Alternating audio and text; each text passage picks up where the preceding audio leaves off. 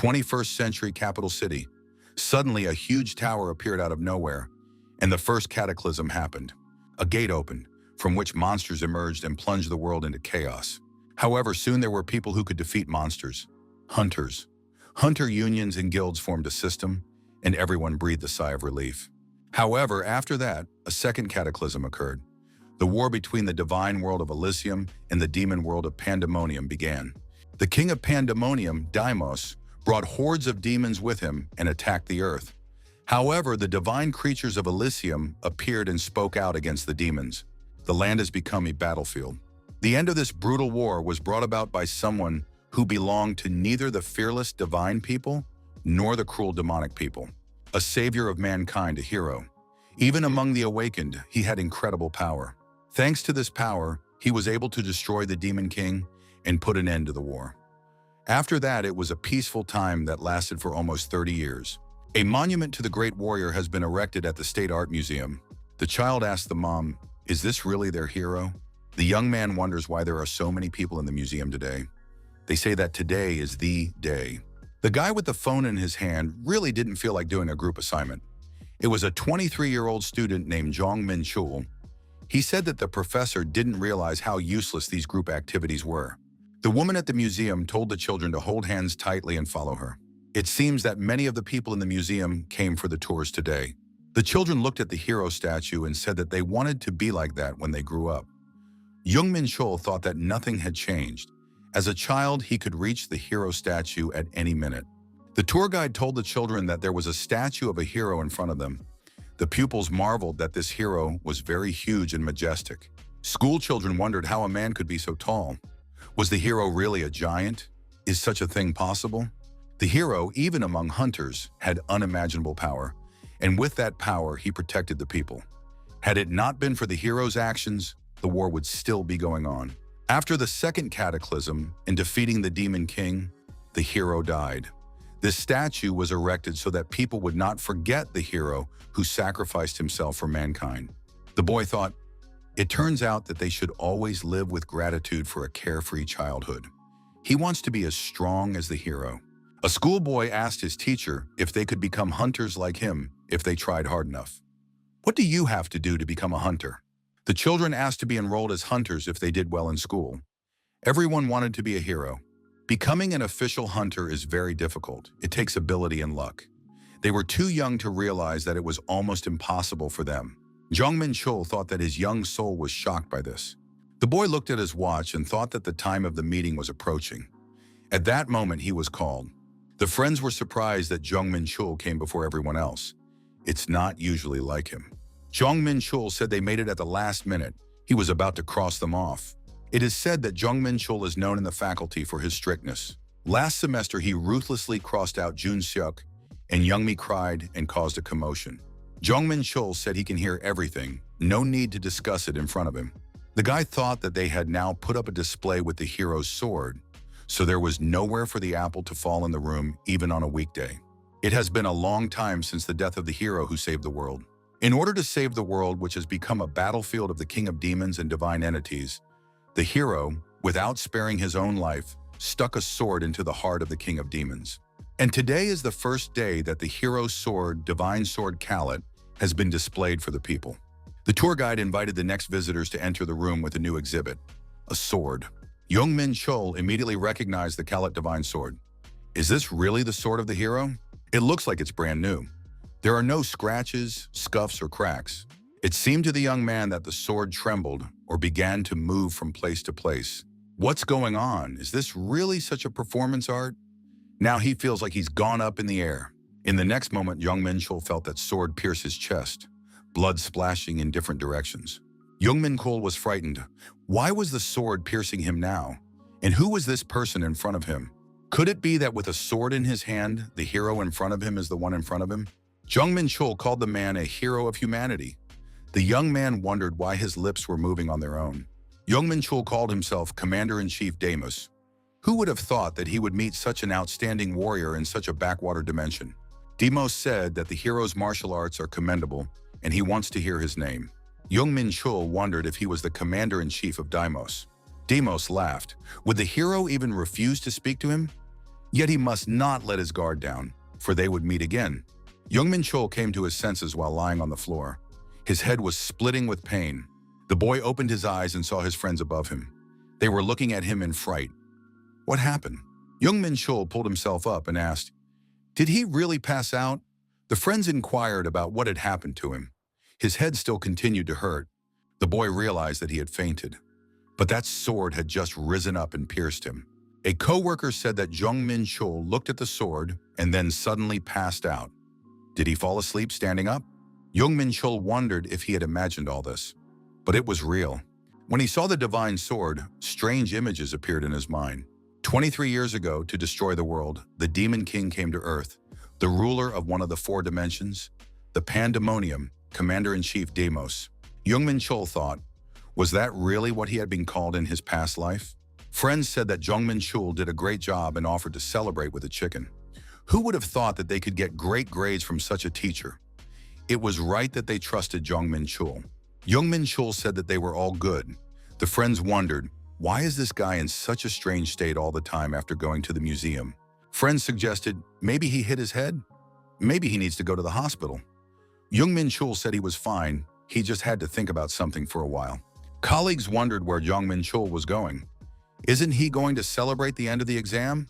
The young man wondered if his friend had given up drinking. It seemed that something had really happened to him. Jong Menchul thought that his mind was a mess right now. He needed to gather his thoughts. After all, he's just an ordinary, humble guy who actually turned out to be the reincarnation of a demon king.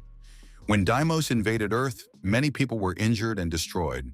All his life he waited, hating him with all his soul. But in the end, this villain turned out to be the one. The young man told his teacher that when he grew up, he would become a hero capable of piercing a demon king with his sword. And these words were spoken by a former demon king. After all, it's ridiculous. Jong Menchul thought that there was no way he could get his old body back, and he himself hadn't gained any special abilities. Why does he need these memories? Plus, there's another question. Why did he, being a demon king, die in the first place?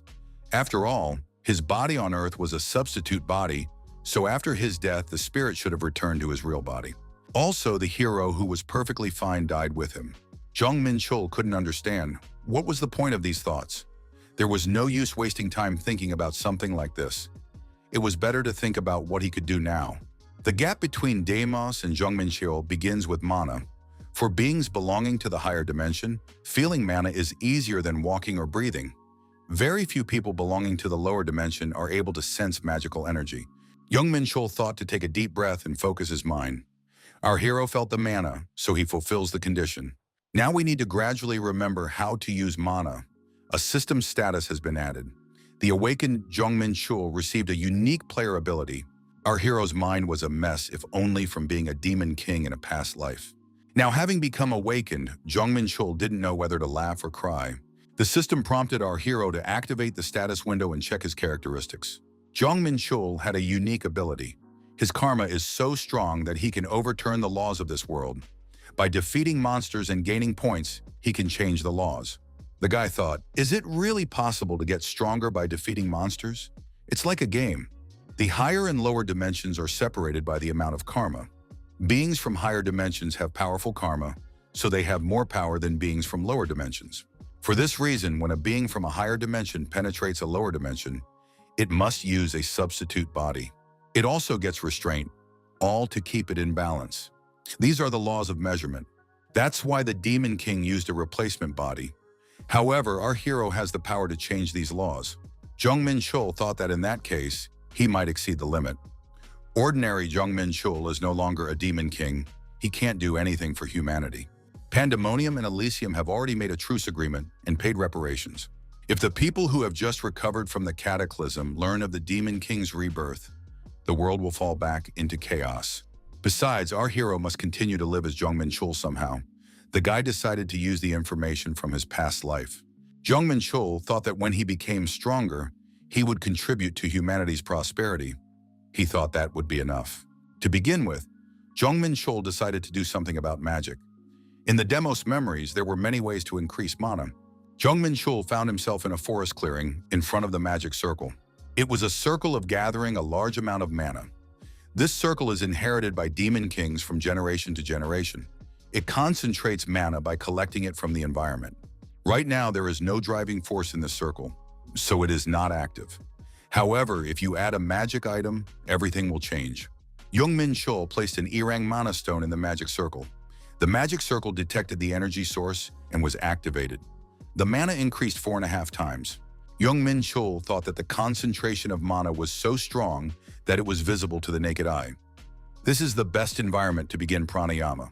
It is necessary to draw in the natural mana with the breath and keep it inside you. This is the basic pranayama that everyone knows about. What our hero has to learn is breathing, which allows us to create a small cosmos in our consciousness by absorbing the energy of the stars.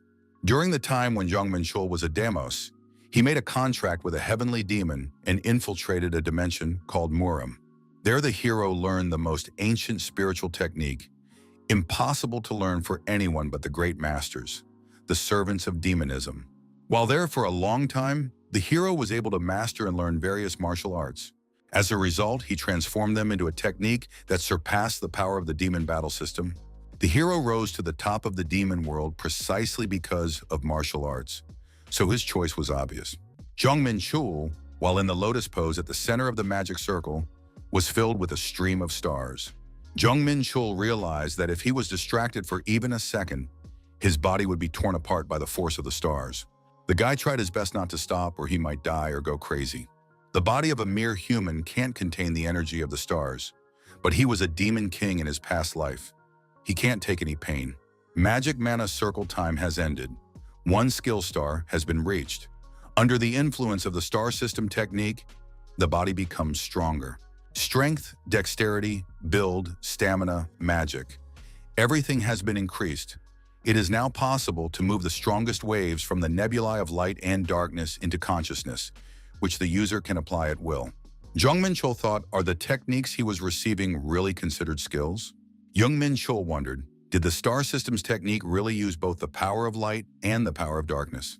The guy thought, after all, if he was a demon in the past, he could only absorb the power of darkness. If a complete star system technique helps one absorb the power of 2 nebulae with his breath, then he could definitely become the strongest in all dimensions this time. Jong Menchul thought that he could handle everything now, and he wouldn't repeat past mistakes. There were a lot of people in front of the Hunter Registration Center, as always. The young man knew that in order to act as a hunter, it was imperative to register with the association. Jong Menchul got his result in hand. What our hero saw on paper seemed to him unfortunate. The smallest value is the E rank. Jong Menchul wondered why this girl standing next to him was embarrassed. Was it because she saw his results? Jong Menchul thought that the association couldn't determine the power of the universe. He only saw magic. The guy said he had one question for the examiner. What do the letters in brackets in the characteristics section mean? The girl answered that they mean the potential abilities of the hunter. Those awakened in towers or gates can improve by defeating monsters. The brackets indicate the limit of this improvement. Jong Menchul thought that normal hunters had a predetermined limit of perfection, but that didn't apply to him. There were hunters who could gain more strength than what the association had determined. The checker said that although the young man was too weak to go to the tower, there were many areas where his abilities would come in handy. The girl told Jong Menchul not to get so upset. Jong Menchul thought the checker was cheering him up, but he wasn't upset at all. Jong Menchul went to the porch and heard that the Sacred Mountain Guild was good at training newcomers. Representatives of various guilds were agitating for hunters to join their ranks. Jong Menchul thought that the callers were working tirelessly to drag the awakened ones to them. They said that they invested a lot in young talents. Jong Menchul thought, do these callers really know that he got an E rank? Jong Menchul realized that to the guild representatives, he was a weak link that any organization would want to shun. Jong Menchul received a new informational message on his phone. The message said about the license exam, 10 days left. Our hero decided to hold off on pumping for the time being. The Hunter License Exam is a randomly selected test that tests combat and survival abilities. With current characteristics, our hero is of course a prime candidate for failure. To pass the exam, it's worth improving your physical fitness to begin with. Under the influence of the star system technique, the physical characteristics increased. He was able to increase his performance by just controlling his breathing. However, it was not easy. He was even considering whether to wait until the exam began. The practical experience was left over from his past life. If he pumped his body enough, he could definitely pass the exam. During the day, the protagonist trained his body and pushed his limits. At night, Jong Menchul honed his star system technique and perfected himself. A week later, turning to the characterization window, the lad was quite pleased. He was inspired by the gleaming numbers. It was his blood, sweat, and tears that had been shed this week. Jong Menchul thought that it was certainly worth it. Next, our hero decided to focus on the nebula of light and darkness. Two opposites collide and form a force, the energy of the universe. In his previous life, the hero could only use dark power. It took him over a year to obtain the second star. Now he had gotten the second star in just 2 weeks and had improved his fitness even more. Now you can master the Fist of the Seven Stars Unknown Vagrant and the Footstep of Sliding Clouds. This is a basic fighting technique consisting of 7 stances and created by many nameless vagabonds. To learn it, you need to raise your inner energy and strengthen the right parts of your body. This technique is easy to combine with other techniques. Plus, it includes pretty basic moves, so it's perfect for him right now. Like star system techniques, the system considers hero techniques to be skills. C-rank Fist is well below star system techniques. Star system technique E6 The Fist of the Unknown Vagrant of the 7 stars is C rank. For a basic combat skill, it is quite sufficient. Jong Menchul thought that if it were his will, he would have learned all the higher martial techniques, but without a base, it could lead to dire consequences. The next thing to do was to study the footsteps of the gliding clouds. This is not the technique that the hero used previously, but in his current form, walking is the most suitable. This walking technique is not able to push back the enemy, but it is good for counterattacks and balance. Jong Menchul decided that now was a good time to practice this. The axis of the sliding clouds had been activated. Jong Menchul wondered if it was the gliding clouds of the first star, but this kind of speed could not be achieved until the 4th star. Besides, the balance was perfect. Are the martial arts he activates using the energy of the universe so much more advanced than the ones he obtained using darkness magic? Jong Menchul approached the huge, lonely tree and decided that it was okay to try it once. Our hero swung and with all his might struck his fist into the trunk of this tree. His fist was covered in blood after the blow, but the tree was no longer the same as before. Jong Menchul was surprised. Did the tree really explode? Even basic martial techniques could do such a thing. Jong Menchul thought that he would easily reach the peaks he stood on in his past life. However, if he attacks with his bare hands even once more, his entire body will collapse. Jong Menchul presented his Awaken 1 registration card at the entrance. The card was validated and our hero was allowed entry. At the entrance, the girl said hello and thanked him for visiting the Interstellar Union branch. What had brought the young man here? An alliance of traders and warriors from different galaxies. It is one of the 3 strongest military forces spanning all dimensions. The trade union sells powers and items to anyone, regardless of dimension or species. Their influence is so high that there is not a single species that has not once used the powers of the Interstellar Union. The trade union is an organization that no one would quarrel with. Dirty traders who cover themselves with a neutral position to rake in huge profits. Jong Menchul told the girl at the entrance that he wanted to meet the head of the department. Jong Menchul said code R. He added that it should be enough to call the head of the department. The staff saw the head of Marton running. Looks like a big deal is coming up. I wonder what's going on there. The head asked our hero, is he really an R-code customer? The branch head said that VIP customers rarely enter their branch. He apologizes for being rude. A young man wants to use the warehouse in the dimensions. The head of the branch looked like an old man, well worn by life, but by dwarf standards, he was still considered young. He was given the helm of the branch head at such a young age. He seems to have outstanding abilities. However, dwarves are all the same. The branch head said that they came to the warehouse in the dimensions. Normally, transactions between dimensions would take a huge amount of time and money, but by creating a warehouse, the Union had made it much easier to make transactions. It was the pride of the Union, absorbing their core technology. Jong Menchul thought that high technology was used here at a high price. So to use it, one had to confirm the identity of a VIP or the head of the Interstellar Union. A total of 24 VIPs are known. Their identities are kept top secret. Even Union members can't recognize our hero's true nature. The protagonist entered the magical imprint of the code R. The identity was confirmed, and our hero entered the warehouse in dimensions. Our hero was left with one item in the warehouse. If he knew he was going to be reborn, he would have left more items here. Is it good luck that he couldn't take the item with him to Earth and just left it here for a while? It looked like it was just a rock lying underfoot in the street. Thanks to our hero, the stone awakened and turned into a black star. The black star discovered its new master. Jong Menchul knew that the black star would be sealed. It's an artifact whose power is determined by the karma of the owner. Right now, his stage of development is lower than that of a demon, so there can't be any accumulated karma. For now, he can only use its basic functions. Jong Menchul activated the appearance changes and a sword appeared in his hand. It was enough to make the hunter's exam simple. For someone who has studied various martial arts, this is the best weapon. Who would have thought that Jong Menchul would become a VIP? This guy, although a VIP, doesn't look like a powerful man. The branch head said that he had seen it with his own eyes. There could be no doubt. However, how come there was a VIP user in the lower dimension? It seems that some being from the higher dimensions did not want to show their essence, but created a substitute body on Earth and hid their power. The head of the branch said that he sensed something grandiose. The interlocutor remarked that the nature of a true merchant does not change. Dwarf said, "If this guy brought money, then he's our client." The girl should observe the situation, but not investigate for now. The interviewee said she would try her best to make sure the information did not leak to other departments. The branch head thanked her and said he was very much looking forward to it. Higher beings watch the land closely after the tower has been penetrated. The head of the branch thought that with the help of this client, he would rise to an even higher position. The day of the hunter exam at the licensed testing center has arrived. He was told to stay in the waiting room until the set time. Jong Menchul saw reporters along his route. However, the reporters were interested in Shin Yu-mi. Is she really taking the hunter's license exam today?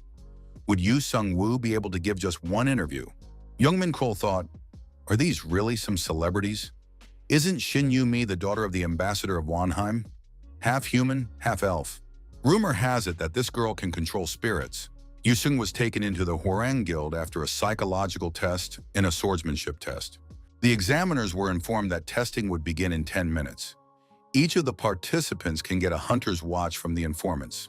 Jong Menchul thought that this was not a natural environment. This area had been created by humans. But why the jungle in particular? How could an exam be held in such a place?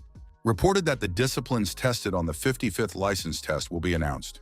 The exact information about the exam was displayed on the hunter's watch that was issued by the guild.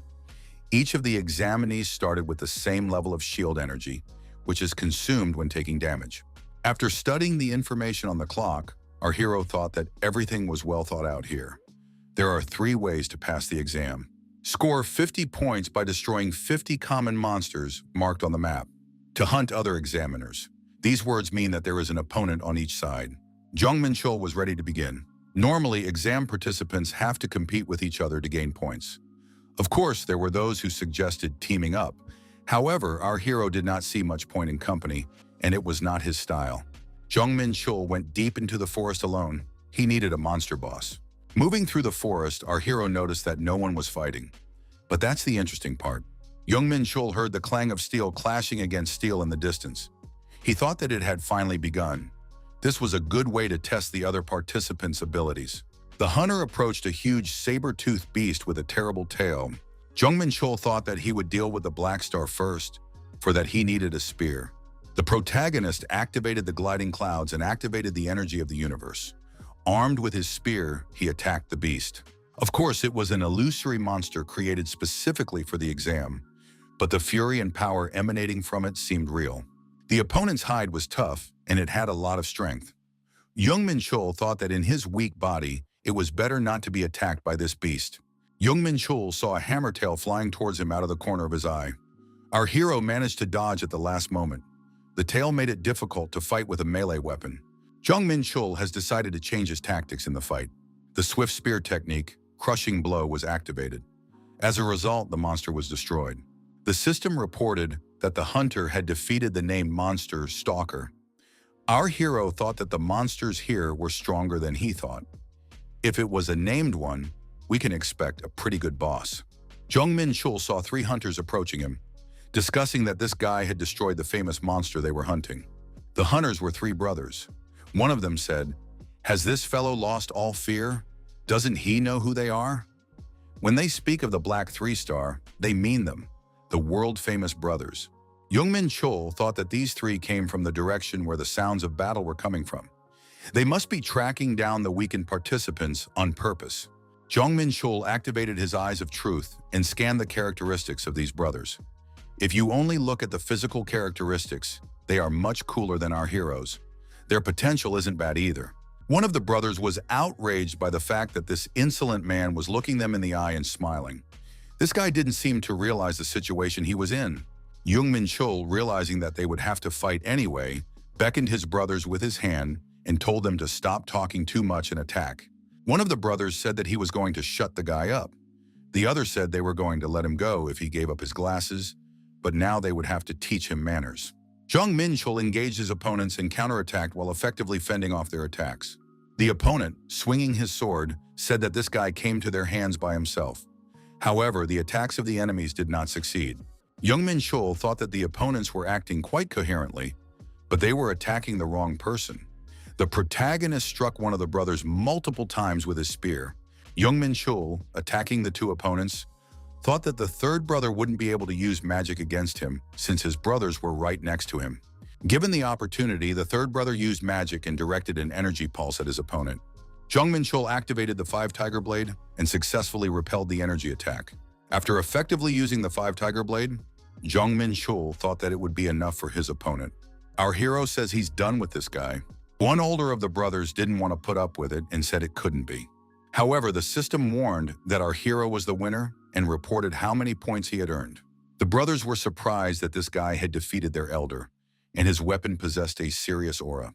Jong Menchul thought that it couldn't be that only one of the brothers had glasses with such abilities. He decided that it was time to finish what he had started, and putting his sword forward, moved towards his opponents. He wondered how many points he would get for these guys. Those watching in the guild broadcasting hall couldn't believe their eyes. Did one of the Black Three Stars already drop out? Those guys were raised by the second most important guild in the country. Who defeated those brothers? I'm sure that handsome Sung Woo did his best. This kid was personally scouted by Mr. Lee Wan-taek, the second-ranked hunter in the country. He's the one who trained and created the best young talent. So even the 3 youths from the Gumsan Guild can't handle him. The girl watching the screen assumed that her guild was winning in this exam. However, everyone saw the guy who got on the monitor screen while beating his brothers. The girl, without raising her eyes, said that this was their beautiful Sun Woo, the pride of the Hwarun Guild. However, it was a completely different person, a hitherto unknown hunter. Who could it be? Those watching the screen were amazed. This guy had already eliminated the 20th hunter. Jong Menchul thought that he didn't want to run into the guys marking the first place, so he walked around the boss area, but he never met them. Now there wasn't much time left. Jong Menchul decided that the exam was more important now, so it was necessary to deal with him first. The guy went to see the boss. There was only one path leading to the boss monster. It was the entrance to the cave. Ahead was a narrow path that only one person would fit on, and at the end was the golem. Jong Menchul wondered, did these guys from the testing center really want someone to defeat such a boss? Evaluating the size of this golem, our hero thought that if he got hit by even one blow, he would immediately drop out of the exam. We can't give him time to recover. You have to continuously deal damage. That's what our hero did with his unique spear. After a series of continuous blows, the system reported that the golem had no damage. The fight continued. Jong Menchul thought that he was overcome with boredom after those non-star brothers, but now he could try to fight properly. Our hero has yet to see the need to use the Blade of the 5 Tigers. Jong Menchul decided that the Black Star would be best for now, and the axe, mountain cleaving technique was activated. The blow was so effective that a crack appeared in the golem. In this case, the size of the crack did not matter. Jong Menchul thought that if it didn't succeed the first time, he could hit it 10 or even 100 times. The protagonist was confident that he would definitely defeat this golem. At some point, our hero noticed that he was being watched. Could it be that another hunter had appeared? The girl was surprised when she saw that she had been overtaken. It was Xing Yu Mi. Her unique ability was the ability to summon spirits. Jong Menchul was upset because he had almost won. Why did she suddenly appear? Jong Menchul thought if this girl with her spirit summoning skill got close to him, he wouldn't be able to counter her and the golem at the same time. But if he attacked Xing Yu Mi first, the golem would recover and the situation would become hopeless. The girl inquired if she wanted to help the hunter defeat this golem. Jong Menchul was surprised after all. He had already almost won. Does she really want to come already? Shin Yumi added that in her opinion, this guy alone would not defeat the golem. Jong Menchul thought if he tried his best, he would be able to capitalize even from such a stalemate. Jong Menchul offered the girl a bet that he could defeat the Blue Guardian by himself in 10 minutes. The girl said that it's obvious that he can't beat him, and why would she want to? What would she gain? Jong Menchul said that if he loses, he will give her all his points. He has more than he can get for defeating the boss. Shin Yumi asked what would happen if the hunter won. Jong Menchul stopped. He hadn't even thought about it. At that moment, Golem began to recover. Jong Menchul got angry. While he was talking, his rival was recovering. The guy yelled that in that case, she would pay for his dinner. Shin Yumi said, as soon as she sees her opponent losing, she will immediately intervene. Jong Menchul replied that he agrees because that won't happen. Shin Yumi wondered why the hunter was talking to her so casually. After all, this was the first time they had met. Jong Menchul said that if she's not happy, she can switch to you with him. After a short time, the system reported that the exam was over. Jong Menchul, resting to the side, saw someone asking for a potion to help contestant number 370. Our hero was tired and was having a hard time. His energy and stamina were at zero. Because the Blue Guardian had regained some of his life while they were talking, he almost lost that bet. Shin Yumi, watching our hero, couldn't believe it. Would she really have to treat him to dinner? This hunter read every attack of the Blue Guardian and attacked in a timely manner without a single mistake. Shin Yumi thought, if she fought this guy, would she be able to win? When she fought Yu Sung-woo, he was fast and strong. But that was it. If they meet again, she's sure she can win. It was announced that the first place winner was Hunter Jong Menchul. Yu Sung-woo was only third. Yu Sung-woo didn't want to speak in front of reporters and said that he wasn't in the mood to talk to anyone. The security service said it was impossible to get an interview right now. They will provide details to the media a little later. Jong Menchul thought that it was necessary to leave quickly before he was noticed. However, it was not possible to leave unnoticed. When our hero opened the doors, everyone shouted that it was him, Jong Menchul, number one. The reporters asked for Hunter Jong Menchul to give them an interview. The guy tried to remember if there were any other doors so he could leave unnoticed. Jong Menchul thought if he stayed here too long, he wouldn't be able to get home either. He said that he had conditions to join the guild. The protagonist raised his hand up and, showing his fingers, said, 5 billion. He would join wherever he was offered that amount. There was silence among the reporters and guild representatives. Someone said, although his skills were great, his characteristics were too low. Why would anyone want a hunter with no development potential? Jong Menchul said he was sorry, but thought he wasn't going to join anything. He can go home now. Who would be willing to give a brazen newcomer that much money? However, someone said that they wanted to pay for this contract.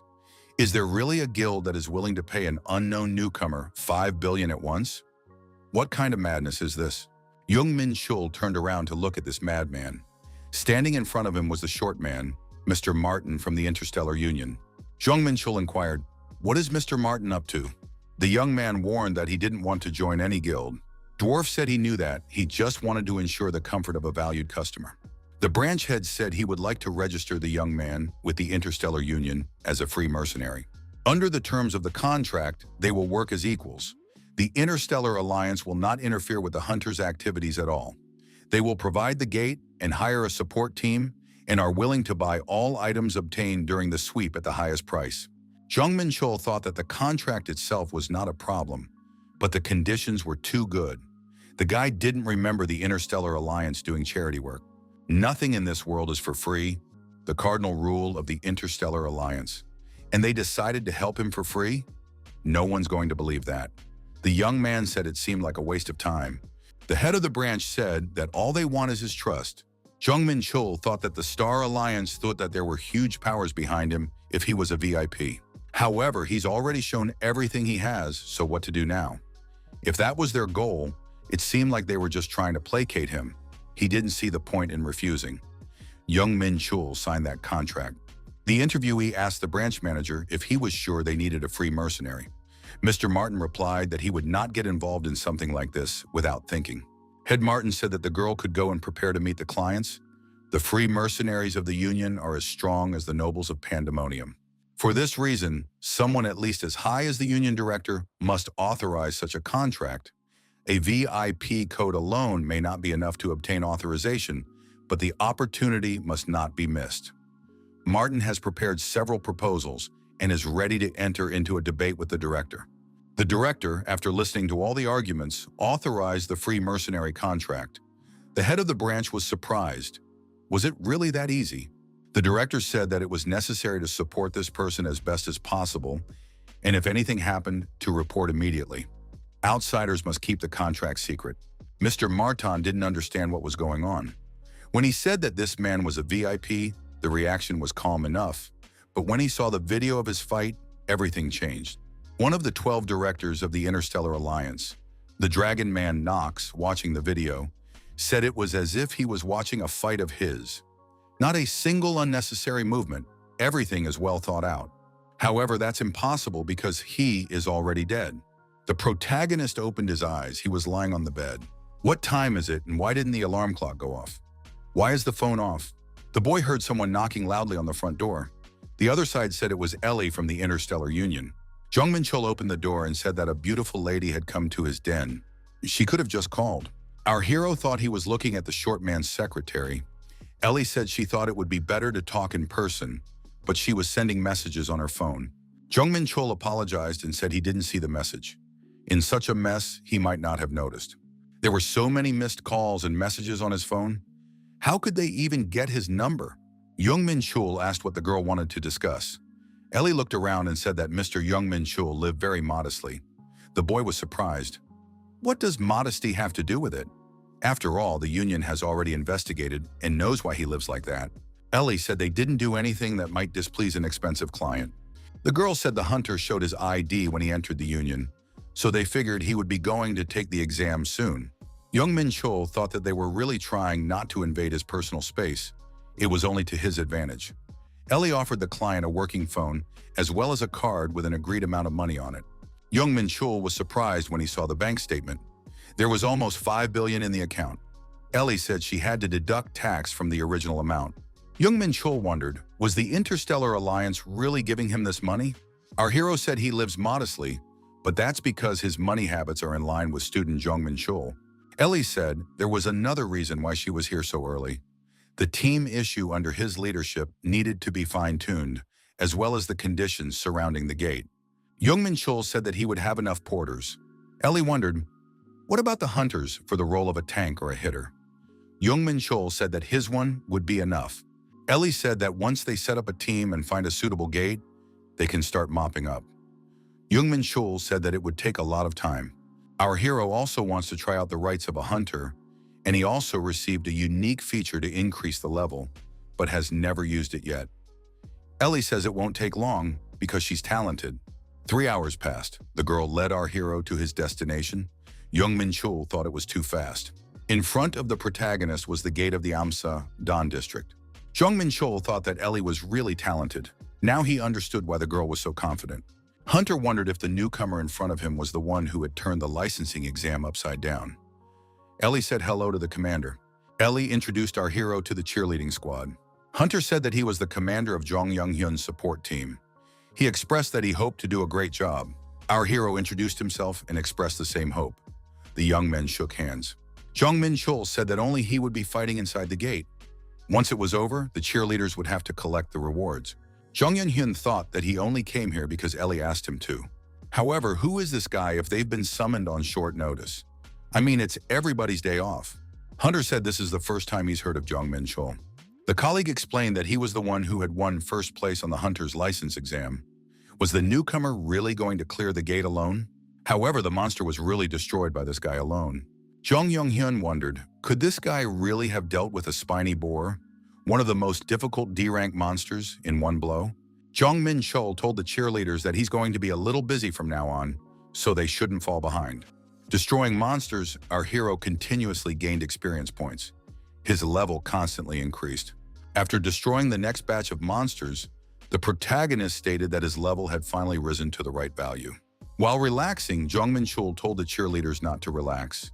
Can't they see that everything around them is scattered? Pointing at the destroyed monsters, our hero told the support group not to slack off. Jong Menchul decided to check the status window, but the accumulated points were not enough. Every time the player level up, he gets free characteristic points. With their help, it is possible to increase the desired characteristic, so the choice is obvious. It is necessary to invest everything in the power of the universe, the source of his power. In just half an hour of hunting, the protagonist was able to increase the energy of the universe by 10%. The guy figured that at this rate, he'd be the strongest in the world in no time. In the dungeon, our hero was attacked by wise monkeys. After the protagonist dealt with these monkeys, he increased his experience and added certain skills. The cheerleader thought that this guy was completely obsessed with fighting. He didn't look like an inexperienced infant, but a warrior who had perfected his skills through countless battles. It's impossible to believe these are the abilities of a guy who only recently became a hunter. Jong Hyung wanted to see how high this guy would fly. Jong Menchul thought, is boss really the only one left? Our hero said that he would go straight to the boss. The support group wouldn't mind, right? Jong Hyun replied that the hunter can do what he thinks is right. The young man wondered what was going on with the commander. Why is Jong Hyun speaking in a low voice? The squad leader replied that they usually investigate the gate for a few days and then go to the boss. Because there's not enough information, you can't rush in and risk your life. Jong Menchul wondered, why would he stall for such a trifling reason? If that was the only reason, he would go right away. A gate can only be considered cleansed when its core has been destroyed. So if you go where the core energy comes from, you can solve this issue. Also, a boss can be found at the core location. The protagonist had indeed met the boss. It was the leader of the wise monkeys, Edamon. The ability of the leader of the wise monkeys is that he can use the ringleader's spells. Jong Hyung told his colleague that Edamon is a strong enemy. It's necessary to take the fight seriously this time. Jong Menchul said that there was no cause for concern, and after preparing his sword, he headed towards the leader of the monkeys.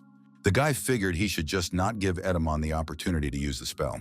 However, the monkey leader used the spell, and the system reported that the hero had entered the zone of the numbness totem. The numbness curse spreads over the body, and dexterity is reduced. Jong Menchul used the flower dagger technique and stabbed his dagger into the head of the wooden statue to cancel the effects of the spell.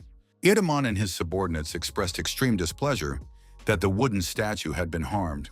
The monkeys attacked our hero but were destroyed. The boy thought that they had lost even when they decided to attack the one who was stronger than them. Edamon was getting angry, and it was clear from the look on his face that this was not going to end well. Edamon stood up to his full height and roared loudly. He was frightening and terrible. Jong Hyung said that the monkey boss has been buffed. He is now much stronger and can't be defeated against the enemy alone. Jong Menchul wondered, what was his cheerleader whispering about behind his back? Our hero activated the Blade of the Five Tigers and prepared to repel the powerful attack. The system reported that the gate sweep was complete. When Ellie returned from the gate, she said that the hunter Jong Menchul had done a good job. He wondered if she had been waiting for him all this time. Ellie admitted that she had been waiting all this time since it was his first gate sweep. Jong Menchul thought that he would like to move on to the next gate as soon as possible. After learning that the next sweep would be in 3 days, our hero said he had something else to do. Jong Menchul asked the girl to put every day on the schedule starting the day after tomorrow. Ellie was surprised because the hunters would clear the gate every 3 or 4 days due to fatigue. Jong Menchul says he's interested in the gear merchant. He thinks he should at least have something to put on himself. The guy thought that during the time of the demos, his whole body was covered in demonic skin, so he didn't pay attention to the attack. But now it's hard without equipment. His whole body is scarred. Ellie said that he would only be able to meet with the Union Master, and she would let him know when the appointment was made. Hunter Jong Menchul was thanked at the Union and told he could come back anytime. Jong Menchul thought that he had spent as much as 4 million on equipment. Our hero had no idea that the master would be the short Martin. He's too suspicious. The head of the branch said he wouldn't disappoint the hunter. So far, his way of doing things had satisfied our hero, but this was different. Jong Menchul was returning home on public transportation. The guy thought it was necessary to get some exercise when he returned. Suddenly, there was an accident on the roadway because many cars had stopped at the intersection. Jong Menchul wondered, is this really an unexpected accident? This is suspicious. Someone shouted that a gate had appeared up ahead. Is there really a gate in the center of the capital? Jong Menchul saw that this gate was black in color. The day before, he had cleaned the blue-colored gate. A huge wolf monster emerged from this gate. There was panic in the street, Everyone was shouting that a monster had appeared and that they had to hide. The monsters kept arriving from the gate and screaming that they needed humans, food. The civilians didn't realize when the association would finally show up and kept scattering in different directions. There was a little girl standing in the middle of the street crying loudly. She was calling for her mom.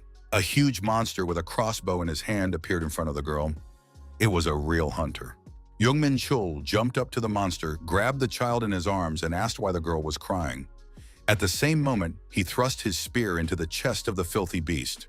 The protagonist said that this monster even felt sorry for using martial arts. He should just die and give up his experience points. The wolf monster was destroyed. Our hero gained 2.5% experience. Jong Menchul thought that this monster's level was low, so he didn't get many points either. The system reported that the energy of the universe was detected in the body of a defeated enemy. The hero can absorb the energy of the universe. The monsters continued to rampage through the streets of the capital, throwing the city into chaos. The hunters came to the defense of the city. Fire lightning was used against the armed monsters. The monsters attacked the hunter with arrows, but the warrior was able to protect himself and his colleague with a shield. D-rank hunter Mi-jun said that there were too many monsters and her mana was running low. D-rank hunter Jong Min-soo said that his shield is running out of strength. These monsters were different in color from the ones coming out of the E-rank gate. They didn't seem to be ordinary. The hunters saw a young man with a spear in his hand, without protection, pounced on the aggressive monsters and began to methodically destroy them. This young man was our hero who said that monsters are free energy. The strange colored monsters couldn't do anything about this hunter. However, the number of monsters continuously decreased. The bodies of the destroyed monsters were lying everywhere.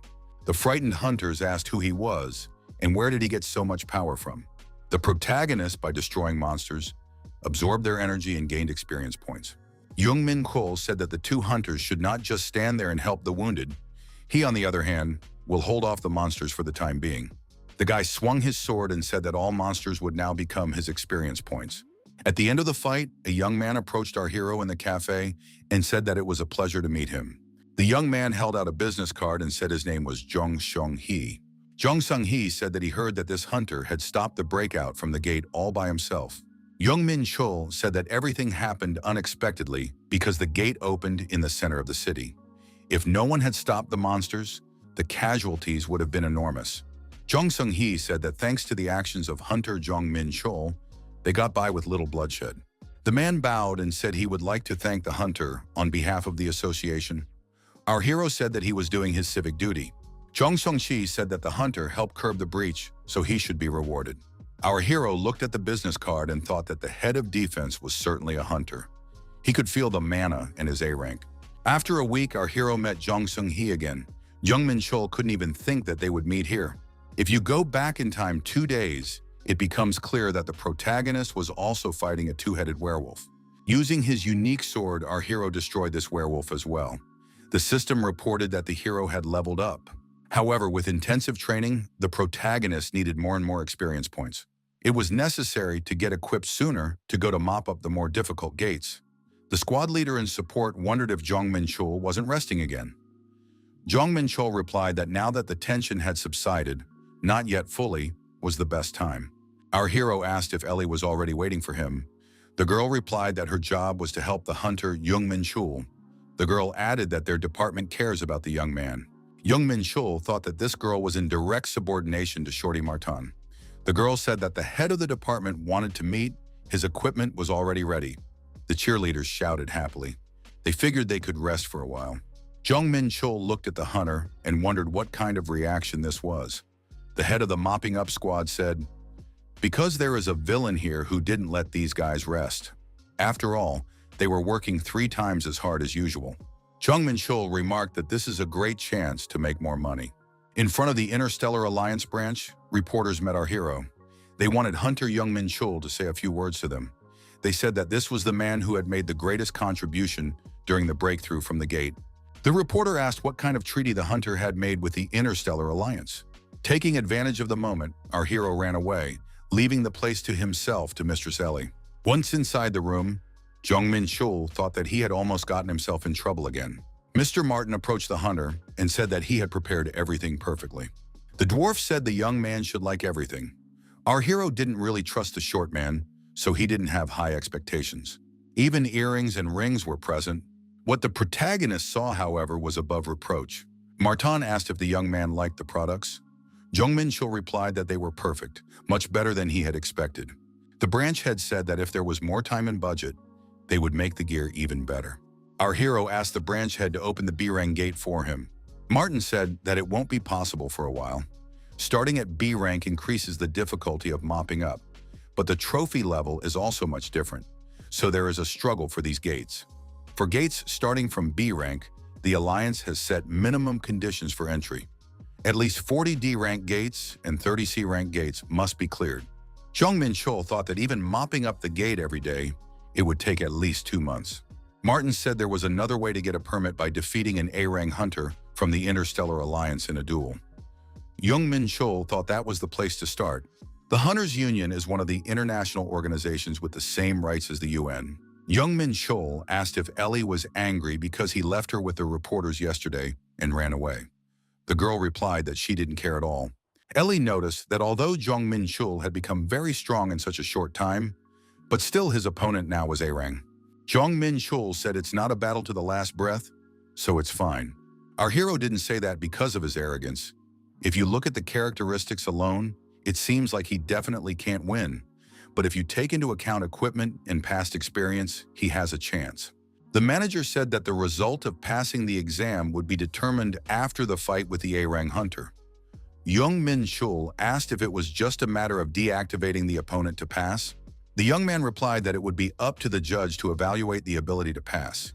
Jong Menchul asked what is the evaluation criterion. The youth said that the criterion is not public, so he can't tell. Ellie suggested that it's basic ability and reaction speed, as well as the ability to act in a critical situation. Those are the main evaluation criteria. They announced that the exam preparations were completed and it was okay to enter. Although it is an exam site, everything is done as it is inside the gate. The head of the association's protection division, A-rank hunter, Jong Sung-hee, said that he had been waiting for the young man. The opponent replied that he was in charge of the qualification examination. Jong Sung-hee expressed his confidence that if Jong Menchul acts like he always does, he will be able to pass the exam without any problems. The protagonist said that in that case, he was ready to begin the hunter qualification exam. Jong Sung-hee said that if one wants to get something, one should give something of equal value in return. Jong Menchul said that this exam would be completely easy for him. Jong Sung-hee approached our hero and said that in that case, the young man would be able to repel his blow. Jong Menchul wondered, how could this guy get so close? Watching the fight through the monitor, Ellie was surprised that hunter Jong Menchul had such abilities and thought he would easily pass the exam. The opponents effectively attacked and repelled attacks. The fight did not reveal a clear favorite. Jong Sung-hee said that he now understands how his opponent alone can hold back the gate. The young man passes. Jong Menchul said for his opponent to attack at full strength. He was surprised. Jong Menchul became like a demon and told Jong Sung-hee to attack at full power or else he would finish him off. The young men stood against each other, and it was a bout that had ceased to be languorous. Jong Sung-hee assumed that there was some kind of misunderstanding. Why did that guy get angry? I mean, he said everything was fine. Jong Menchul said that it wasn't a misunderstanding. If the opponent had attacked at full strength, would he have been able to dodge so easily? After all, Jong Sung-hee's characteristics are 4 times greater than his. Jong Menchul added that considering the difference, he didn't have a chance. However, he is not afraid of losing. Our hero added that now he can't leave a fight at this level if he is underestimated. Jong Menchul warned one last time that his opponent should show him his full strength. Jong Sung-hee said that if his words didn't matter, he was ready to attack. The young man activated the 7 swords. His ability is to freely wield the 7 swords. Jong Menchul said that was the place to start. Jong Menchul, using all his skills, tried to dodge his opponent's attacks. There was no way to attack on his own. Dodging another attack, our hero at first thought he had made a mistake, but his opponent just wanted him to set himself up for the hidden 4th sword. The fact that such a small sword can combine so much power speaks volumes about how strong a hunter Jong Sung-hee is. But with such an ability, why is he only wielding swords? Jong Sung-hee said that his opponent has surprised him more than once in recent weeks. Jong Menchul replied that this is still a flower. The protagonist thought that his opponent was finally starting to take him seriously, even though it seemed to him that they didn't have that much difference in strength. If he can hold out long enough, the opponent is bound to make a mistake. Jong Sung-hee says to Hunter Jong Menchul to keep his guard up. After another attack, our hero was unable to dodge, and flying far back, hit his back against the wall. Jong Sung-hee inquired, "Are they finally done?" The protagonist thought that this attack might have taken away his arm. Jong Sung-hee asked if Jong Menchul was okay.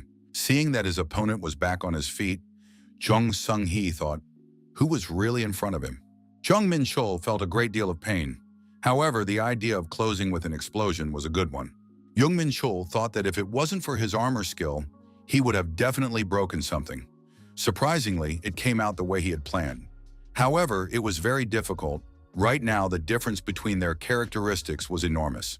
The system reported that the hero had received the demonic sword of 7 stars.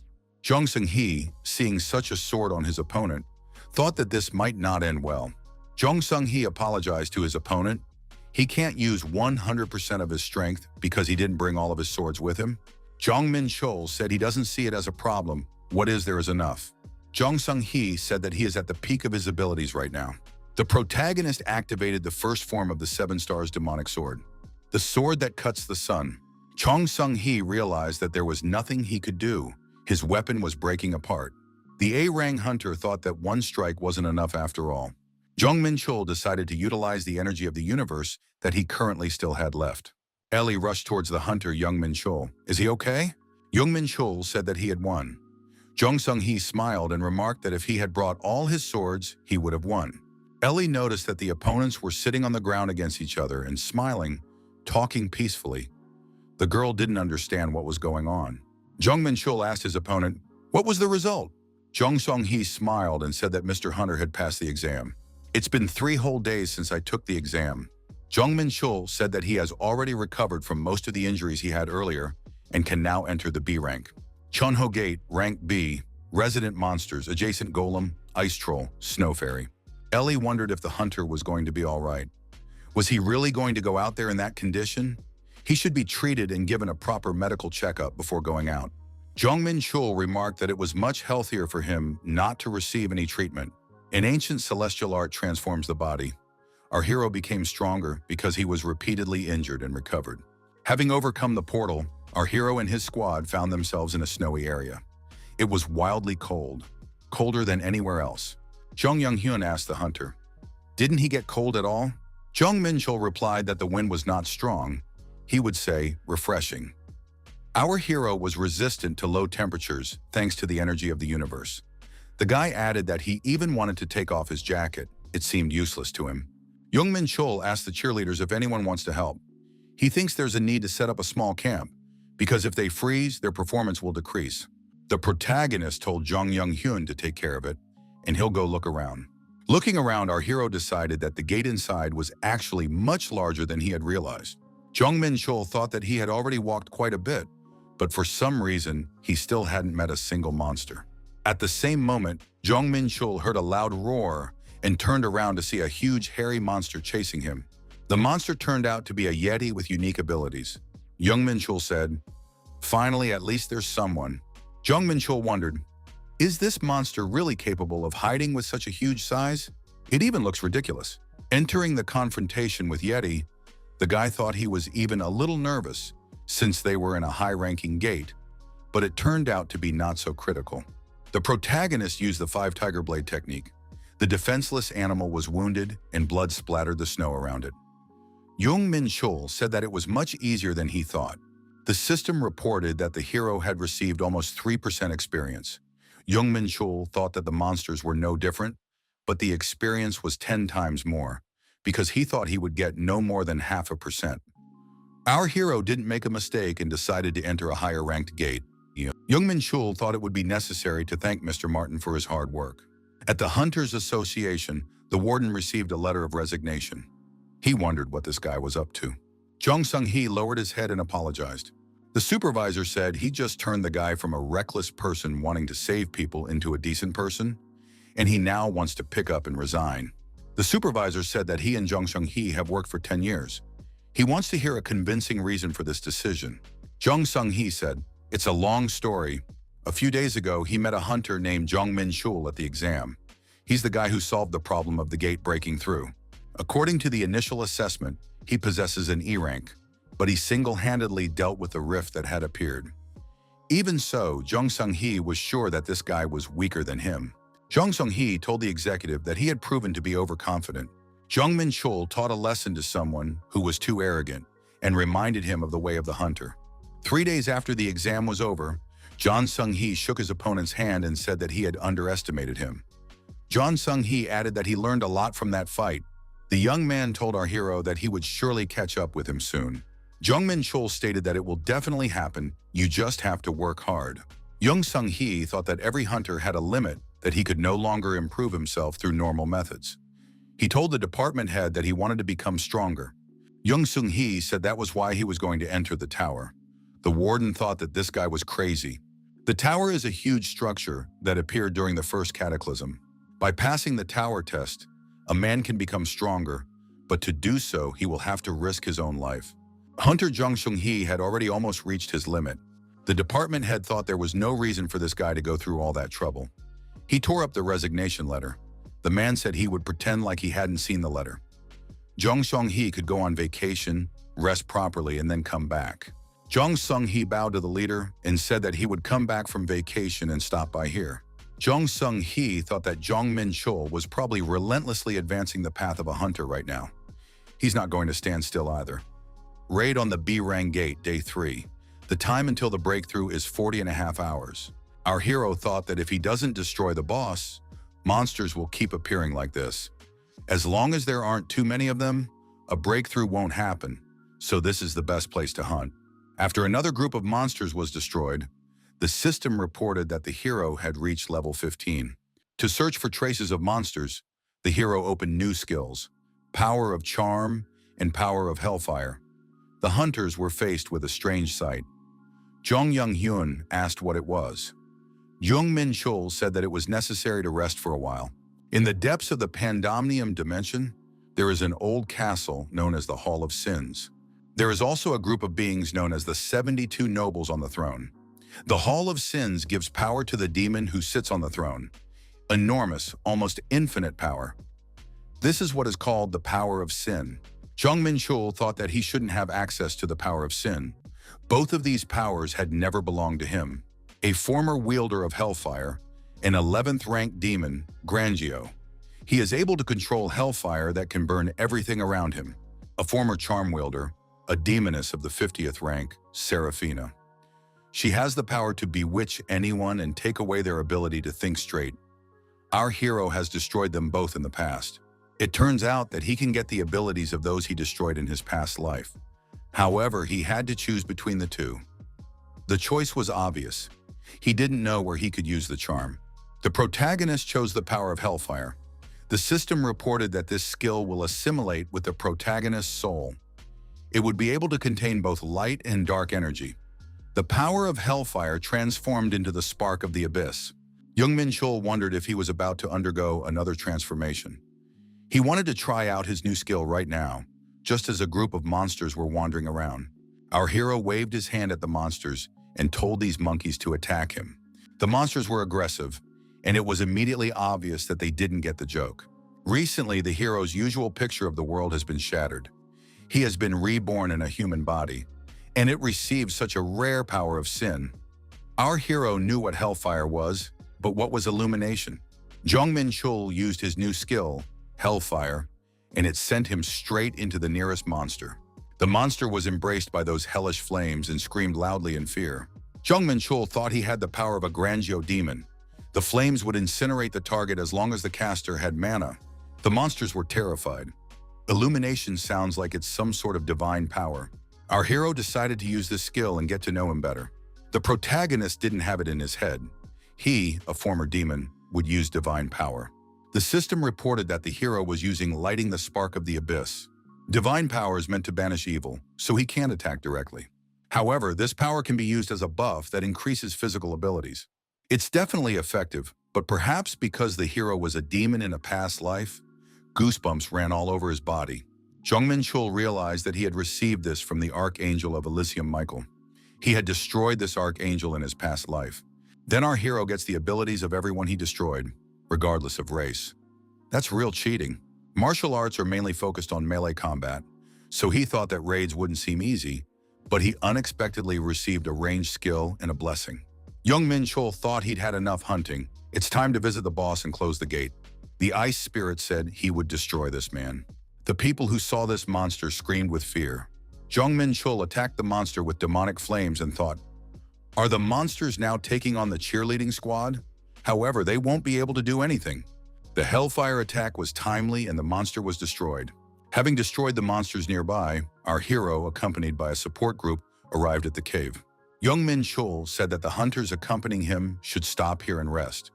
Jong Hyun wondered if the hunter was really going to fight the B-Ring gate boss alone. Jong Menchul stated that he certainly wasn't going to back down. Jong Hyun warned the hunter not to get killed or they would all be in great danger. Our hero entered the cave. As he moved forward, he heard someone ask him, "Is he the only one?" Jong Menchul replied that there was only one opponent in front of him too. The protagonist met the boss monster. It was Bigfoot Chief Nonon. Nonon grinned and summoned his slaves. Aggressive monsters appeared around him. He said he was not alone. Nonon told his subordinates to get rid of the intruder. Jong Menchul replied that this boss called out some weaklings just to keep lying there and doing nothing. The guy stated that he would make the boss regret his decision. Our hero applied the deed of sliding clouds and attacked the monsters using the mountain splitting technique. The protagonist cleared a path and approached the boss monster. The system reported that the hero was using hellfire. Monsters were suffering damage. Another Yeti received a heavy blow with an axe to the head. The monster screamed loudly in pain. Nonon expressed his displeasure, and our hero noticed that finally the boss had decided to join the party. Nonon, flashing his eyes, menacingly said that he would personally destroy this man. Nonon raised his huge paw and intended to crush our hero with it. Jong Menchul managed to evade this attack and jumped on top of the huge Yeti's head. The man asked why this monkey was throwing himself at him so thoughtlessly. Jong Menchul struck with his axe and used a hellfire attack. The monster shouted, "How dare this man do this to him?" Nonon stood up to his full height and raised his hands up. He applied the ice storm. Jong Menchul looked up at his opponent from below and thought that the hellfire wouldn't help him defend himself now. Jong Menchul used the Holy Spark skill and healed all of his wounds. He asked his opponent, "Is this really all he can do?" The monster said again that he would crush this man, and blazing with even more anger, pounced on his opponent. Jong Menchul used the star-slicing blade technique. The monster couldn't do anything in response and screamed loudly. Jong Menchul said he warned, "The monster will regret it." Ellie thanked the hunter for his hard work and offered a refreshing drink. Jong Menchul acknowledged that he had worked hard. Still, it takes a lot of effort to close the B-Rang gate alone. Ellie told her interlocutor that even A-Rang hunters don't go hunting one at a time. The girl made a stern expression and asked, "Doesn't Jong Menchul realize how dangerous this is?" Jong Menchul couldn't tell if Ellie was worried about him or just angry. Our hero stated to the girl that he is not overworked, so she may not worry about him. Ellie clarified that she implied that the Hunters Association would have a problem if something happened to Jong Menchul. It's not a personal interest. Ellie saw Jong Hyun and asked what brought the commander here. The hunter showed the girl the stone and asked if she could look at it. This crystal had fallen off the boss monster's body. Jong Hyun said that he has never seen a crystal like this before and can't analyze it.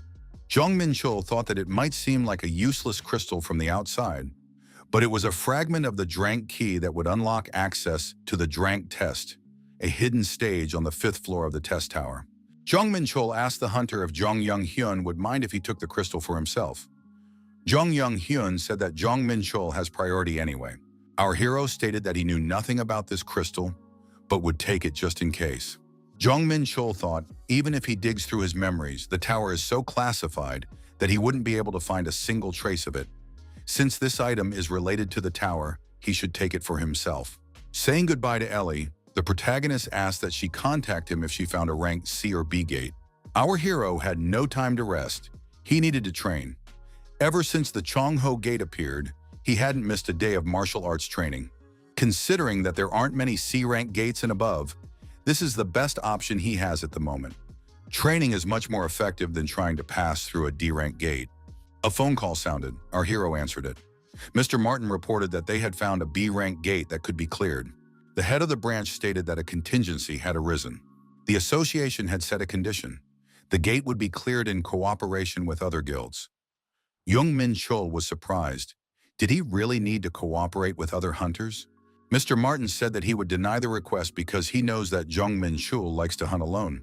Jong Menchul replied that it doesn't matter. He can't miss the opportunity to see other hunters in action. Martin remarked that a tournament could be held. The gate is located in Jeollabuk Province, Jeonju Falbuk. Jong Menchul said it's a huge gate. He has no idea how big the space inside is. Ellie said there are rumors that the dungeon is half the size of Jeonju. That's an unheard of scale, half the size of a city of over 500,000 people.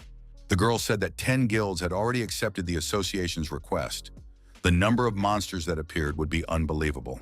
The guilds that were dispersed earlier are now barely preventing a breakout from the gate, meaning that it is completely impossible to resolve this situation. The government and the association want to mop up the gate faster.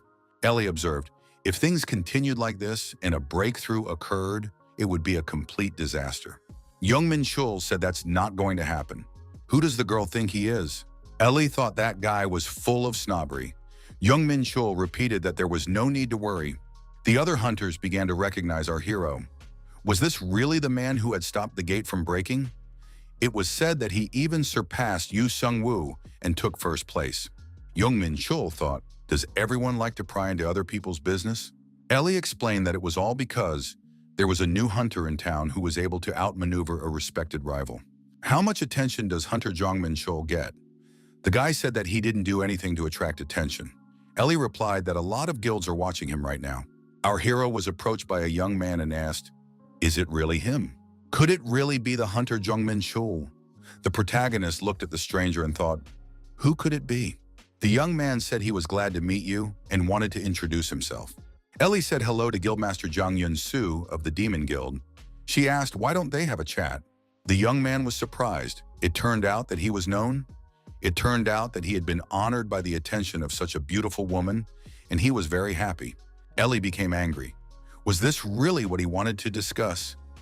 Jong Menchul was surprised that this guy didn't even flinch when he said such nauseating words. Jang Yun-soo said that although he enjoyed spending time with the beauty, he came to talk to the rising star today. Jong Menchul thought that on any other day he would have sent this guy away, but now he feels like he's seen him somewhere before. His scent seems familiar. Our hero activated the eyes of truth. He thought he recognized the scent. Our hero stepped forward and, extending his hand, introduced himself. His opponent said the young man was just like he had heard of him. His confidence is suited to the talent that is needed to secure the future of this nation. The young men shook hands and our hero activated the thought transmission. The young man said that the human form of the demon Verde was quite good. The interlocutor was very surprised. Jong Menchul thought, Jang Yun-soo must be dying to know how he was able to find out. But the thought transmission was stopped. Jong Menchul thought, maybe he should provoke his opponent. Jong Menchul told his assistant that he would inspect the gate alone. Ellie asked what about a support team. Our hero replied that he wanted to check the level of the gate first. As they parted, Jang Yun-soo expressed his confidence that they would meet again soon. As he approached, our hero said he was not interested in men. Jong Menchul teased his opponent. He realized that he couldn't refuse, and the bait was taken. Inside the Palbok gate, the opponents met again. Jang Yun-soo said that hunter Jong Menchul is still hanging around the entrance. The protagonist said he was expecting someone here. The interlocutor asked if they had known each other before. Jong Menchul replied that there was no need to pretend. Our hero thought he could see through the demons. Jang Yun-soo laughed. He was worried that his identity had been revealed, but he didn't think that people would turn out to be so stupid. Jong Menchul asked if his opponent was finished. Jang Yun-soo asked, did Jong Menchul not have a single thought after seeing his strength? Verdi's goblin had outstanding characteristics. He could regenerate thanks to the deterrence effect, and the dark baptism effect allowed him to bypass the restrictions. Our hero wasn't sure if he would have lasted even 10 minutes against this rogue. The reason for his nonchalance was the certainty that he wouldn't lose to the man. Jang Yun-soo said that he will give his opponent a chance if he admits how he revealed his identity. In that case, he would be lenient. Our hero was familiar with this confidence, as he was also a demon in his past life. Jong Menchul thought it was time to use the demon's arrogance against him. Jong Menchul asked his interlocutor, is it really a joke, the demon and mercy? Jang Yun-soo said that he only wanted to painlessly take the hunter's life with the power granted to him by the Supreme, and sealed in his left hand. Jong Menchul told his opponent to keep quiet for a while. If he's so talkative, he must be suffering from high schooler syndrome. Jong Yun-soo lost his temper and shouted, "How dare this person talk to him like that?" Jong Menchul waited for his opponent to strike. Deceiving a demon is the easiest thing in the world. Our hero activated the Hellfire. The opponent was preparing to attack. Jong Yun-soo didn't understand why he was trembling. Could it be that his opponent's flames were dangerous to him? Jong Menchul asked his opponent, did he really just now realize it? Every demon in the pandemonium would recognize the power of sin. Demons have a basic instinct to recognize power. Verdai instinctively realized that the demon in front of him was a higher-level demon. Jong Menchul told his rival that he was the one who created the Flame Era, the father of all sparks, and the symbol of destruction. Jong Menchul told his opponent that the Flame Lord had answered his call. Jong Yun-soo knelt down and told Lord Ifrit that he was Verta Sional of the demon race and would like to request an audience with him. Jong Yun-soo didn't understand. Where would Lord Ifrit come from in such a remote dimension? He was a powerful spirit, but his essence was corrupted, and his quest for power led to becoming a demon. Lord of the Flame Ifrit, his flames are known for their ruthlessness. Jong Menchul told his opponent that by not recognizing the Flame Lord, he had committed a grave crime. May his insolence be washed away by the baptism of fire. Jong Yun-soo thought that his opponent simply wanted to destroy him with fire. Jong Menchul said that he was sorry to deal with his opponent since he was good at using mana, but he still had to make him pay for his insolence. Jong Menchul took pity. If the reason for regret was too good, he would take back his words about the punishment of being baptized with fire if Jong Yun-soo became his servant. Jong Menchul added that by doing so, Jong Yun-soo will atone for his sins and his talent will not be wasted. Hellfire is a force created in the name of destruction. It is in constant motion, so that keeping it in a certain form requires extreme control and concentration. There is a chasm between the races that can't be bridged. If Jong Yun-soo rejects his offer and attacks, then he'll have to ask for help. However, there was no reason for him to refuse to become the assistant of a high-level demon. Jong Menchul wanted his opponent to bite the hook and follow him. Jong Yun-soo said that he knew that a powerful being like Lord Ifrit would see his potential. He is the possessor of a talent recognized by Lord Ifrit. It's frightening to imagine how exceptional he is. Jong Yun-soo added that he was jealous of his greatness. Everyone refused to acknowledge him, but he knew that someone great like Lord Ifrit would realize how special he was. Jong Yun-soo added that he would become a servant. He, Verdai of the demon race, swears on his soul that he will serve Lord Ifrit. Jong Menchul thought, is it worth it? Our hero said that he is known as Jong Menchul here, and it's not necessary to observe formalities in communication. Jong Yun-soo wondered, how could he not formally address the one who occupies the throne? Jong Menchul recalled that not long ago there were no problems in communication. The protagonist asked his interlocutor if there were any other demons who, like him, had come to Earth. Jong Yun-soo said that there are indeed such, and he is willing to spell out everything he knows. According to Verdai's story, 5 demons, including him, came to Earth. They were instructed to build up forces in the country to take over the planet. The dark baptism they received helps to minimize the limitations they have. Although it is unknown who exactly is responsible for developing this kind of dark art, the most likely candidate would be Roslyn, who is in Asmodeus' service. But for a lord of this level or higher, help with restrictions would not be enough. Jong Yun-soo said that among the 5 demons, he was the strongest. Our hero thought that if this guy was the strongest, he would be safe if something went wrong. But if this became known in Elysium, there was a good chance that a serious fight would break out. In the past, Elysium and Pandemonium had competed with each other in the tower that had appeared. With Deimos dead, Pandemonium found it hard to continue the war, and Elysium found it hard to continue a full-scale offensive. Elysium decided that both sides should come to an agreement. Thus, the country where the tower was located became a neutral territory and a third party. But if the demons came here, ignoring the agreement because of the loosening of restrictions, they must have come for the tower itself. Since this race is willing to do anything to gain power, our hero can't just let it go. At any time, there could be a huge fight, so we need to start preparing in advance. Ifrit said he would have his orders. Verdai stated that he would execute any order perfectly. Our hero said that henceforth the interlocutor would be his eyes and ears. Verde wondered, had he really been given such an honor? Jong Menchul said that he wants to receive a report of all intentions, while Jong Yun-soo fulfills Rosalind's mission. Verdai said that he would do anything for the boss's grand plan. It had been 2 weeks since our hero had come here to focus on level pumping, trusting Verdai to get information about the demon's intentions. Beyond the gate was a huge forest with a variety of monsters. The forest troll had exceptional regeneration abilities. The Dark Hood is well versed in sorcery and curses. The Trents are trying to ambush you in the middle of nowhere. All these monsters pose no danger to our hero. Jong Menchul thought that it was all nothing more than experience points for him right now. After examining the situation, the protagonist realized that he had really pumped himself up in just 2 weeks after the incident at Chanho Gate.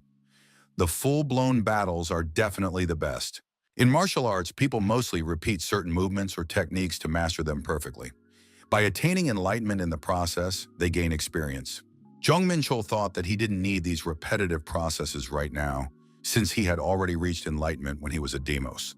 At this point, his body needed full-fledged battles to learn the movements of martial arts and unlock the concepts embedded in them, to understand how the muscles should move in a state of enlightenment. Once complete harmony was achieved, he would finally be able to unleash the full power of martial arts. The armed monster rushed towards the hunter. Jong Menchul grabbed his sword and said that this monster was too noisy. Our hero used the Blade of 5 Tigers. The monster had nothing to counter such a technique. With a deft movement of his hand, the protagonist split the monster in two. The monster was finished. Jong Menchul looked at his weapon and said that it was true blade energy. Previously, our hero could not hold such exorbitant energy, so it dissipated. However, he could now keep the energy of the universe under full control and infuse it into the blade. This was possible due to his increasing understanding of martial arts and increasing control over the energy of the universe over the past 2 weeks. Jong Menchul thought that now his body couldn't keep up with the weapons. More training was needed. From now on, he should not focus on the energy of the universe, but on increasing his physical stamina. He should start by exercising in the morning. Our hero was called out. Jong Menchul looked around and asked who it was. The young man extended his hand and said that it was a pleasure to meet him. He is the head of the 3rd team of the Hwarang Guild, Choi Yu-ding.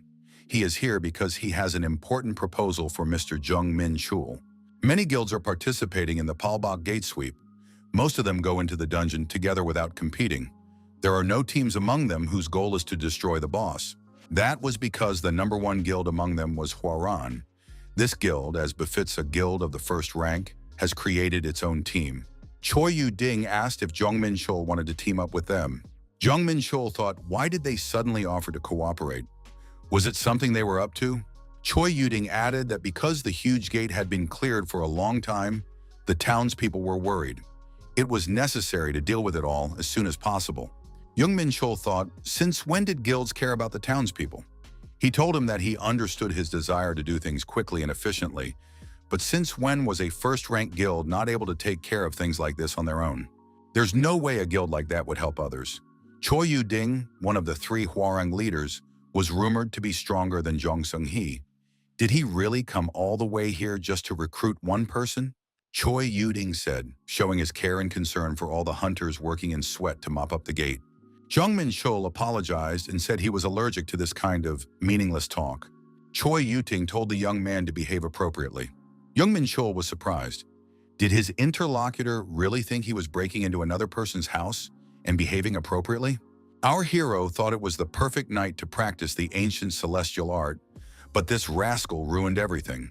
So he decided to tease him, thus forcing him to give away his true purpose. But it didn't work. It was a waste of time. Jong Menchul said he would talk to the association about working together. The interlocutor expressed hope for a positive response. Ellie, upon hearing about the evening's conversation, assumed that they were trying to initiate a rematch between Jong Menchul and Yu Seung-woo. Our hero pretended that he didn't understand what rematch and who he was talking about.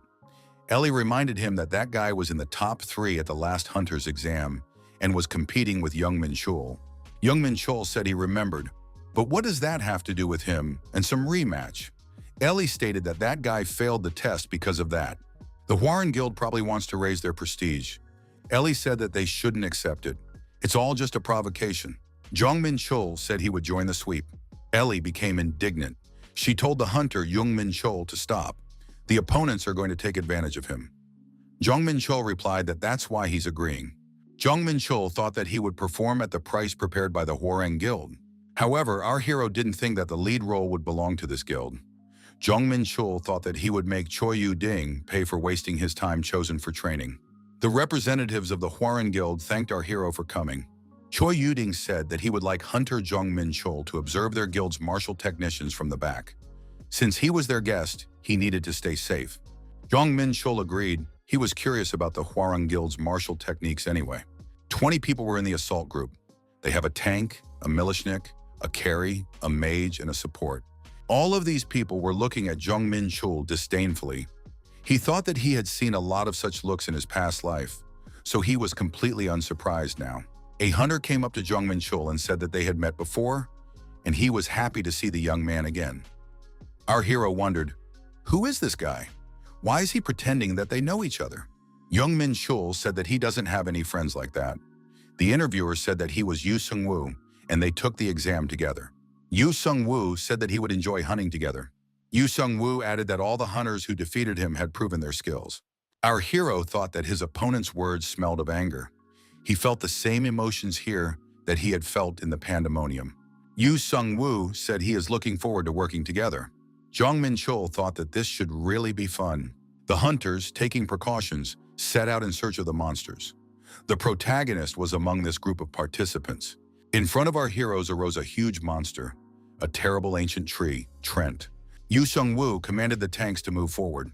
The tanks attacked the monster using indestructible strike and sword of suppression. Windblade, pillar of fire, and flame strike were also used. Jong Menchul thought that the Trent bark had a high resistance to magic. Militia hunters attack first and then mages. Perhaps the Hwarang rookies are a bit lacking compared to the frontline hunters, but still, their technique is like that of professionals. The shockwave and fire lance techniques were applied. What, aren't we getting a shock here? However, Jong Menchul began to yawn. When would this boredom end? The usual methods of attack were not for our hero. Jong Menchul wondered, why was Choi Yu-ding just watching? After all, he could have handled this much faster. Yu Sung-woo entered the battle and applied 10 consecutive sweeps. As a result of the coordinated work of all the guild members, the monster was destroyed. The hunters dismembered it into pieces. Yu Sung-woo asked what Hunter Jong Menchul had to say about it. Our hero replied that it was unbelievable. Yu Sung-woo smiled and said that their guild had just started hunting. Jong Menchul said that he saw the smooth work of the Hwarang Guild rookies. He didn't expect them to fight like that. Our hero thought that Yu Sung-woo definitely stood out from the rest. A hunter fighting the monster said it had high firepower, detection, priority, and banishment. The mage thrust her wand forward and decided to damage the monster with her magical abilities. However, to prevent bloodshed, Jong Menchul protected the girl with himself and stood in front of this huge monster. In the next instant, the protagonist landed a dissecting blow on the monster along its body. The mage girl thanked her savior. Since the other hunters had already taken a lot of damage from the monster, our hero didn't get even half of the expected reward. The leader said that in this gate, the entire mountain is a boss zone. From this point on, the hunters enter the boss monster's territory. You can't let your guard down. Jong Menchul thought that Jong Yu-ding actually had a reason to do nothing. Jong Yu-ding told his deputy Yu Sung-woo that the latter would do his best and not make any mistakes. Yu Sung-woo wasn't sure if Hunter Jong Menchul would have the opportunity to join the battle. Jong Menchul thought that these people had decided to make him extreme and not allow him to join the monster hunt. Our hero intervened in the conversation and reminded the leader that he's been suffering from an allergy to silly conversations lately. Jong Yu-ding said that this young man's talk is quite harsh. After all, they are all teammates. Jong Menchul said that if they had planned it from the beginning, he would have preferred to hunt alone. Jong Menchul, kneading his hands, said that if it came to this, he suggests making a bet. Jong Menchul said that their assault team is up against him alone. Whoever finishes off the monster boss first, unless they're scared, of course. Hunters who heard this suggestion were outraged and surprised. What does this guy allow himself? Jong Menchul added that he wasn't going up against them all and suggested eliminating one. Our hero said that Jong Yu-ding is beyond controversial. The group leader said that this guy's jokes are far-fetched. Does Jong Menchul really think that if he doesn't participate, he can win? Jong Menchul said that he had adjusted to these hunters before. Now it was their turn to adjust to him. Our hero wasn't going to follow every little thing these guys had planned. Yu Seung-woo suggested that the leader accept the offer. Young Yu-ding was surprised. Is there really any point in accepting this bet? Yu Seung-woo noticed that Hunter Jong Menchul ranked first in the exam. He just can't be devoid of overconfidence. Young Yu-ding agreed. However, if Jong Menchul was in danger, then he would get involved. Jong Menchul replied that it wouldn't be necessary. The protagonist knew what he was getting into. After all, he would take care of everything first. Based on what he saw through the eyes of truth, our hero was sure he'd get rid of the boss faster. Now it's a race against time. Looking around, Jong Menchul realized that the Hwarang Guild wasn't chasing after him. Now thinking about it, our hero remembered that the opponents had boots and special equipment. Definitely, they know something about the boss. As we know, this entire mountain is a monster boss territory. However, if the source of this information is Hwarang, they might have intentionally hidden some details or deceived. Our hero didn't know what kind of monster was hiding here, but is it really so powerful that Hwarang is slow to attack? Jong Menchul felt the ground beneath his feet vibrate. What could it mean? Suddenly, a huge monster came out of the ground. It was a sandworm. It roared loudly. Jong Menchul thought that this monster was as huge as a mountain and terribly loud. The protagonist realized that he wouldn't be able to resist it without enhanced demonic defense energy. The worm has no eyes, but it uses the vibrations of the earth to find its target. The monster was very fast and had extremely strong scales and excellent regeneration. It wasn't easy to deal with. Jong Menchul felt that he wouldn't be able to dodge another attack. He would have to take the blow himself. Our hero decided to nullify the opponent's attack with a counterattack and counterattacked. Jong Menchul thought that the Hwarang hunters were still absent. They must be preparing something big. However, by the time they deigned to arrive, there would only be chopped pieces of the worm. Jong Menchul once again delivered a piercing blow with his sword on the sandworm's body. It wasn't very deep, but it was enough. Martial arts weren't all the protagonist had in store. The target was the monster's tough shell. Using great weapons and uncommon skills, our heroes systematically destroyed the boss monster. The hunters at their base felt the ground shake and wondered whether it was an earthquake or a landslide.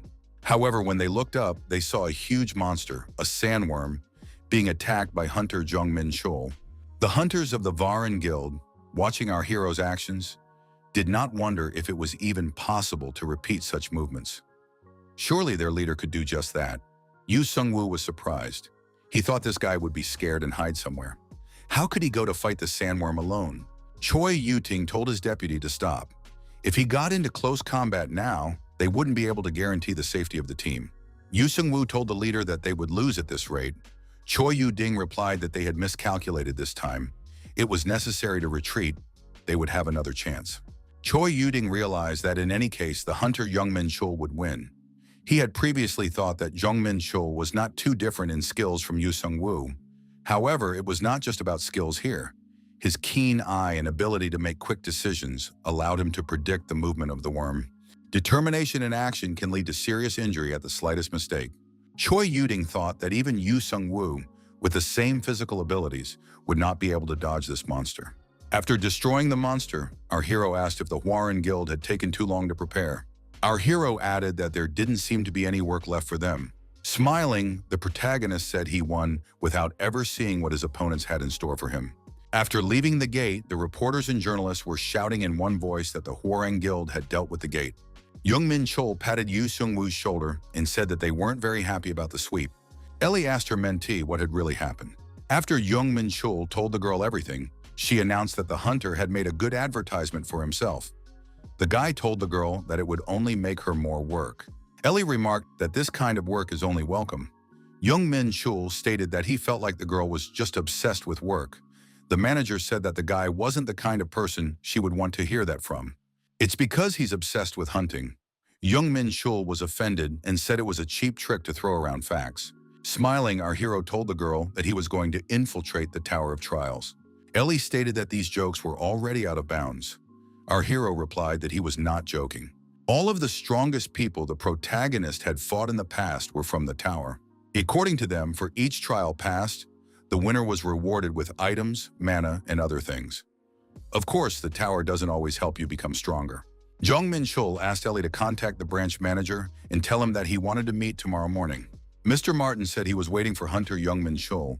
The branch head added that he had heard that the young man was going to the tower, so he gathered the necessary provisions. Shorty added that a competent partner should be one step ahead. A half-ton space bag was prepared. After studying the list, our hero said that Mr. Martin was well prepared. The dwarf said that he was the head of the department and absolutely got here not thanks to a game of poker. Jong Menchul offered to deduct the cost of these provisions from the amount he would receive. Our hero thought that the Interstellar Alliance always tries to pay back twice what they put in. He just doesn't want to have any debts. On the scales with the Alliance, he has to stay on equal footing. Jong Menchul told the branch head that he needed help with something else. Our hero added that he needs a construction expert. He would like to build a training area. This area should be equal to a gate in efficiency. Since our hero can't always train in the gate, he needs a place with a large concentration of mana where he can draw a magic circle. By following all the conditions during training, he will activate this circle, thus increasing the concentration of mana. The branch head wrote everything down. The protagonist said it would take about 700 million coins. The dwarf stated that he could help the hunter with the missing amount. Jong Menchul replied that there was no need to do that. Jong Menchul took the spatial bag, and after saying that he was counting on the guild head, he headed towards the exit. Mr. Martin said he had something he wanted to ask. To enter the tower uninvited, one must be human, right? Jong Menchul thought to himself, because the head of the branch thinks that he is just a clone of a high-ranking astral being. Jong Menchul inquired if the person he was talking to was really interested. The protagonist said to find out the answer, "You have to die." Our hero added, "Mr. Martin only needs to die once." The head of the guild branch wondered, what does that mean? Jong Menchul thought that he would tell the truth after more trust had developed between them. Mr. Martin became frustrated. He realized he wasn't trusted enough yet. The girls looking at our hero decided that he was quite handsome, and somewhere they had seen him before. The young man sitting next to the protagonist was also liked by the girls. Jung Yun-soo told our hero that he was honored to be invited to this meeting. The girls debated whether to ask for phone numbers from these young men. Jong Menchul told his interlocutor that he was very good at using mana for his age. Our hero activated the sound-blocking barrier magic. Jung Yun-soo thanked Hunter Jong Menchul for the compliment. Our hero told his interlocutor not to give him such a nasty smile. Jong Yun-soo said that the guild is currently focused on its expansion. Jong Yun-soo told his master that he could call them loyal servants, guided by the black flame. It hadn't been long since Verde had founded the guild to increase his forces in the country. With his skills and leadership, the organization was able to grow quickly and is now known as New and Prosperous. Jong Menchul thought that the characteristics of the interlocutor were much higher than other people his age. He was talented. Our hero thought that since he had taken on a subordinate, he should make him as useful as possible. He asked Verde if he trusted him. Jong Yun-soo replied that he had sworn on his soul. The protagonist put his hand out in front of his face and told his interlocutor not to move a millimeter in that case, whatever happened. Jong Menchul felt that it was necessary to concentrate. Otherwise, if he got distracted, he might die. The demon clan interacts with mana differently, so our hero can't use dark magic to use Verde. For the same reason, he can't teach him any magic that could make him stronger. The martial arts, however, are another matter. The art of splitting the mind is more of an energy art, closer to Taoist magic than martial arts. It increases the ability to process information by dividing the mind into separate parts. Magic is like calculating a certain formula. If one can perform several simultaneous calculations, then magical efficiency increases exponentially. One who has mastered the art of mind splitting will be able to speed up his magical calculations several times. Jong Yun-soo wondered what kind of magical power Lord Ifrit had given him just now. Jong Menchul replied that it's the art of mind splitting, a magic that helps make magical calculations faster and more efficient. Jong Yun-soo rejoiced. He had never even heard of such a thing. Master had given him such a strong ability. The girls were surprised. One of the boys grabbed the other's head. Had they really gotten into a fight? Our hero didn't want to do it in a public place, but the handoff seemed to go off without a problem. Jong Menchul thought that if someone touched them, it would end in an energy deflection. When someone tampered with someone else's mind, both the infiltrator and the victim were in danger. Our hero, however, was no different. Himself he could trust. Jong Yun-soo asked if they shouldn't have rented a business room or something like that. Jong Menchul replied that it was too expensive. Verde wondered, isn't his master rich? Jong Menchul remembered that he was indeed rich, but he still had one of the habits of student life. The young men decided to end this conversation anyway, because the goal had already been achieved. Jong Menchul told his companion to train hard and bring his art up to 2 stars, and it should be done before their next meeting. Jong Menchul stated that he needs to get to his hometown before he enters the tower. Our hero told the companion that there was no need to follow him all the time. The companion replied that it was the only way he could make Jong Menchul remember that he existed. Plus, it's a chance to stop by to see his parents. The companion was Kim Katai, our hero's childhood friend.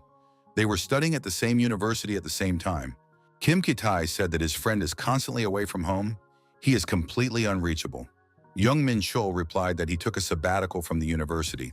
Kim Katai said his friend became famous, so their university friends made a lot of noise to get his contact information. Kim Ki-tae told the interviewer that he talked his mom out of going to the capital because she couldn't reach him. All he had to do was show her an article about her son. She was very surprised. After clearing the gate of Palbok, the young man said that at this rate, he would die alone. Fortunately, he was lucky enough to meet Kim Ki-tae at that time. Thanks to a friend, our hero talked to his mom on the phone. Kim Ki-tae thought it was nice to see the mighty Jong Menchul nervous. Kim Ki-tae thought that friends like him would be a great help. Who else would help him pick out a gift for his parents? The gift was fruit and beef. The young people said goodbye and agreed that they would contact each other again in the future. Jong Menchul thought that not being able to keep in touch due to being busy was just an excuse. He was at fault and admitted it. When memories of his past life came back to our hero, he became obsessed with the need to become stronger and pushed everything that belonged to Jong Menchul aside. For our hero to feel something like that right now is proof of how different he is from that self from a previous life. Because Daimos will never feel anything like that. Jong Menchul thought that he had only been away from home for a few months, but it was as if years had passed. The young man's parents have run a restaurant in the old part of Nambu Market for 20 years. They have many customers because they use the old way of deep frying.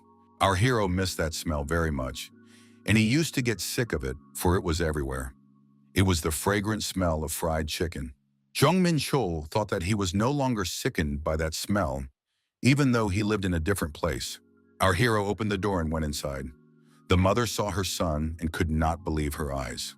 At the woman's surprise cry, her husband came over and saw his son too. Jong Menchul said he was back. The fried chicken with a ruddy golden crust was already ready. The aroma, affecting all 5 senses, filled our hero's nose. Jong Menchul picked up the chicken leg that was glowing from within. Jong Menchul felt with all his body as he took the first bite. The taste of well-cooked and succulent meat made the protagonist feel as if he had ascended to heaven. The flavor was angelic or even demonic. The mother said her son should have given her a heads up that he was coming. She would have cooked something he liked. The father said it was no big deal because there was no chicken like that in the whole capital. After the memory of his past life returned, our hero forgot about his family for a while. Jong Menchul has lived a life of love and care since childhood. His parents were always worried about him. The parents were happy for their son from the bottom of their hearts. Jong Menchul thought that his parents are the ones he wants to protect the most, and the only reason he still exists as Jong Menchul. Jong Menchul told his parents to remember to open their presents. Those gifts were the only things he could give them right now. The father assumed that working as a hunter made a lot of money. His son was all grown up now. The mother said their son is still a child. The woman added that they really appreciate it, but next time don't buy anything. You shouldn't waste money. There was a sign on the door that said it was a day off. The parents said Minjun should be here soon. Jong Menchul wondered why she had to come. The mother wondered, didn't he know? The woman added that the girl helps them in the evenings. Minjun walked into the establishment and said that she was back. The girl saw the boxes of gifts and asked what it was all about. Besides, it's their day off, and the doors closed. Minjun once again asked what was wrong and met her gaze with Jong Menchul. Minjun shouted, "What is he doing here?" Jong Menchul shouted that he wanted to ask the same thing. The brother and sister began to argue loudly with each other and get emotional. The mother told her children not to fight. When will they grow up? The young men immediately told each other that the person they were talking to should grow up. The woman thought that her children seemed to have been enemies in a past life. Jong Menchul thought back to the annoying creeps from the past and couldn't believe that his sister could have been one of them. Minjun looked at the gift boxes and asked where her gift was. Jong Menchul replied that her present wasn't here. The girl said that her favorite brother couldn't leave her without a gift. Jong Menchul replied that he didn't have any sister. The young man took pity on his sister and reported the package with the gift. The girl was very happy. Minjun was happy to see that Dad's favorite chicken was on the table. The man said it was still crispy, he had just fried it. The announcer on TV reported that the huge gate that appeared in Jeonju disappeared after 18 days. The woman told her husband that they had finally closed the gate. The TV reporter went to get more details. The woman said that it was good that nothing bad had happened. The husband replied that if anything happened, he would definitely protect her. The woman blushed with embarrassment and said that there were children present. So what was he saying? Jong Menchul didn't want to close that gate, but it was near his house. Seeing his parents' reaction, he thought that his efforts were not in vain. The announcer on the television reported that the hunters were actively participating in closing the gate under the leadership of one of the 3 leaders of the Huaran Guild, Choi Yu-ding. The announcer added that the raid on Boss will be conducted by hunter Jong Menchul alone this time. The parents were very surprised to hear this information. This time, an alliance was formed between the Varan Guild and the Interstellar Alliance. Minjun also paid attention to the information from the TV. The announcer said that the Huarang Guild had supported this hunter in the boss battle. Everyone listened breathlessly as Hector talked about the exam, the rift, and now the huge gate. They would be eagerly awaiting hunter Jong Menchul's next accomplishments. The reporter finished his report, but there was silence in the room for a while longer. After a while, the woman asked if her son wanted to explain to her what he had said about safety. The hero spent 2 days doing nothing. On the first day, he talked about his adventures and answered his parents' questions, just spending time with them. The second day our hero spent with his childhood friends, was able to have a drink with them thanks to Kim Ki-tae. After arriving in his hometown, the protagonist spent his time as Jong Menchul. The boy wasted no time in reminiscing about his past life. Ever since he remembered everything, he had been running without respite, as if something was chasing him, and now he was finally able to distract himself. It ended with our hero promising himself to become stronger again. He would not be able to defeat those he would have to face with his current strength. To protect those he cares about, he must become stronger, no matter how dangerous. After spending the weekend parting ways on the train platform, the mother told her son not to do anything dangerous. Jong Menchul replied that he wasn't going to do anything dangerous. The woman added that he shouldn't enter any gates again. Jong Menchul replied that it won't happen again. She also asked her son to always be in touch so they wouldn't worry. His parents said they would miss him very much. Minjun says it's time for his brother to get off. The train will soon leave without him. Jong Menchul noticed that his sister was so eager to get rid of him. The girl told her awesome and bestest brother in the world that as the daughter of their parents, she would make up for his absence so he could fuck off. At the destination station, our hero was met by Ellie. The young man said that the girl was, as always, without tardiness. Ellie wondered if the young man was now going to the tower. The young man nodded affirmatively. Jong Menchul said for the girl to call Mr. Marthan and remind him of his request. The young men stood in front of the entrance to the Tower of Trials. Our hero felt a strong energy, not at all like the energy from the gate. Ellie asked if there was anything that hunter Jong Menchul wanted to tell her. Jong Menchul was surprised. Had he forgotten something?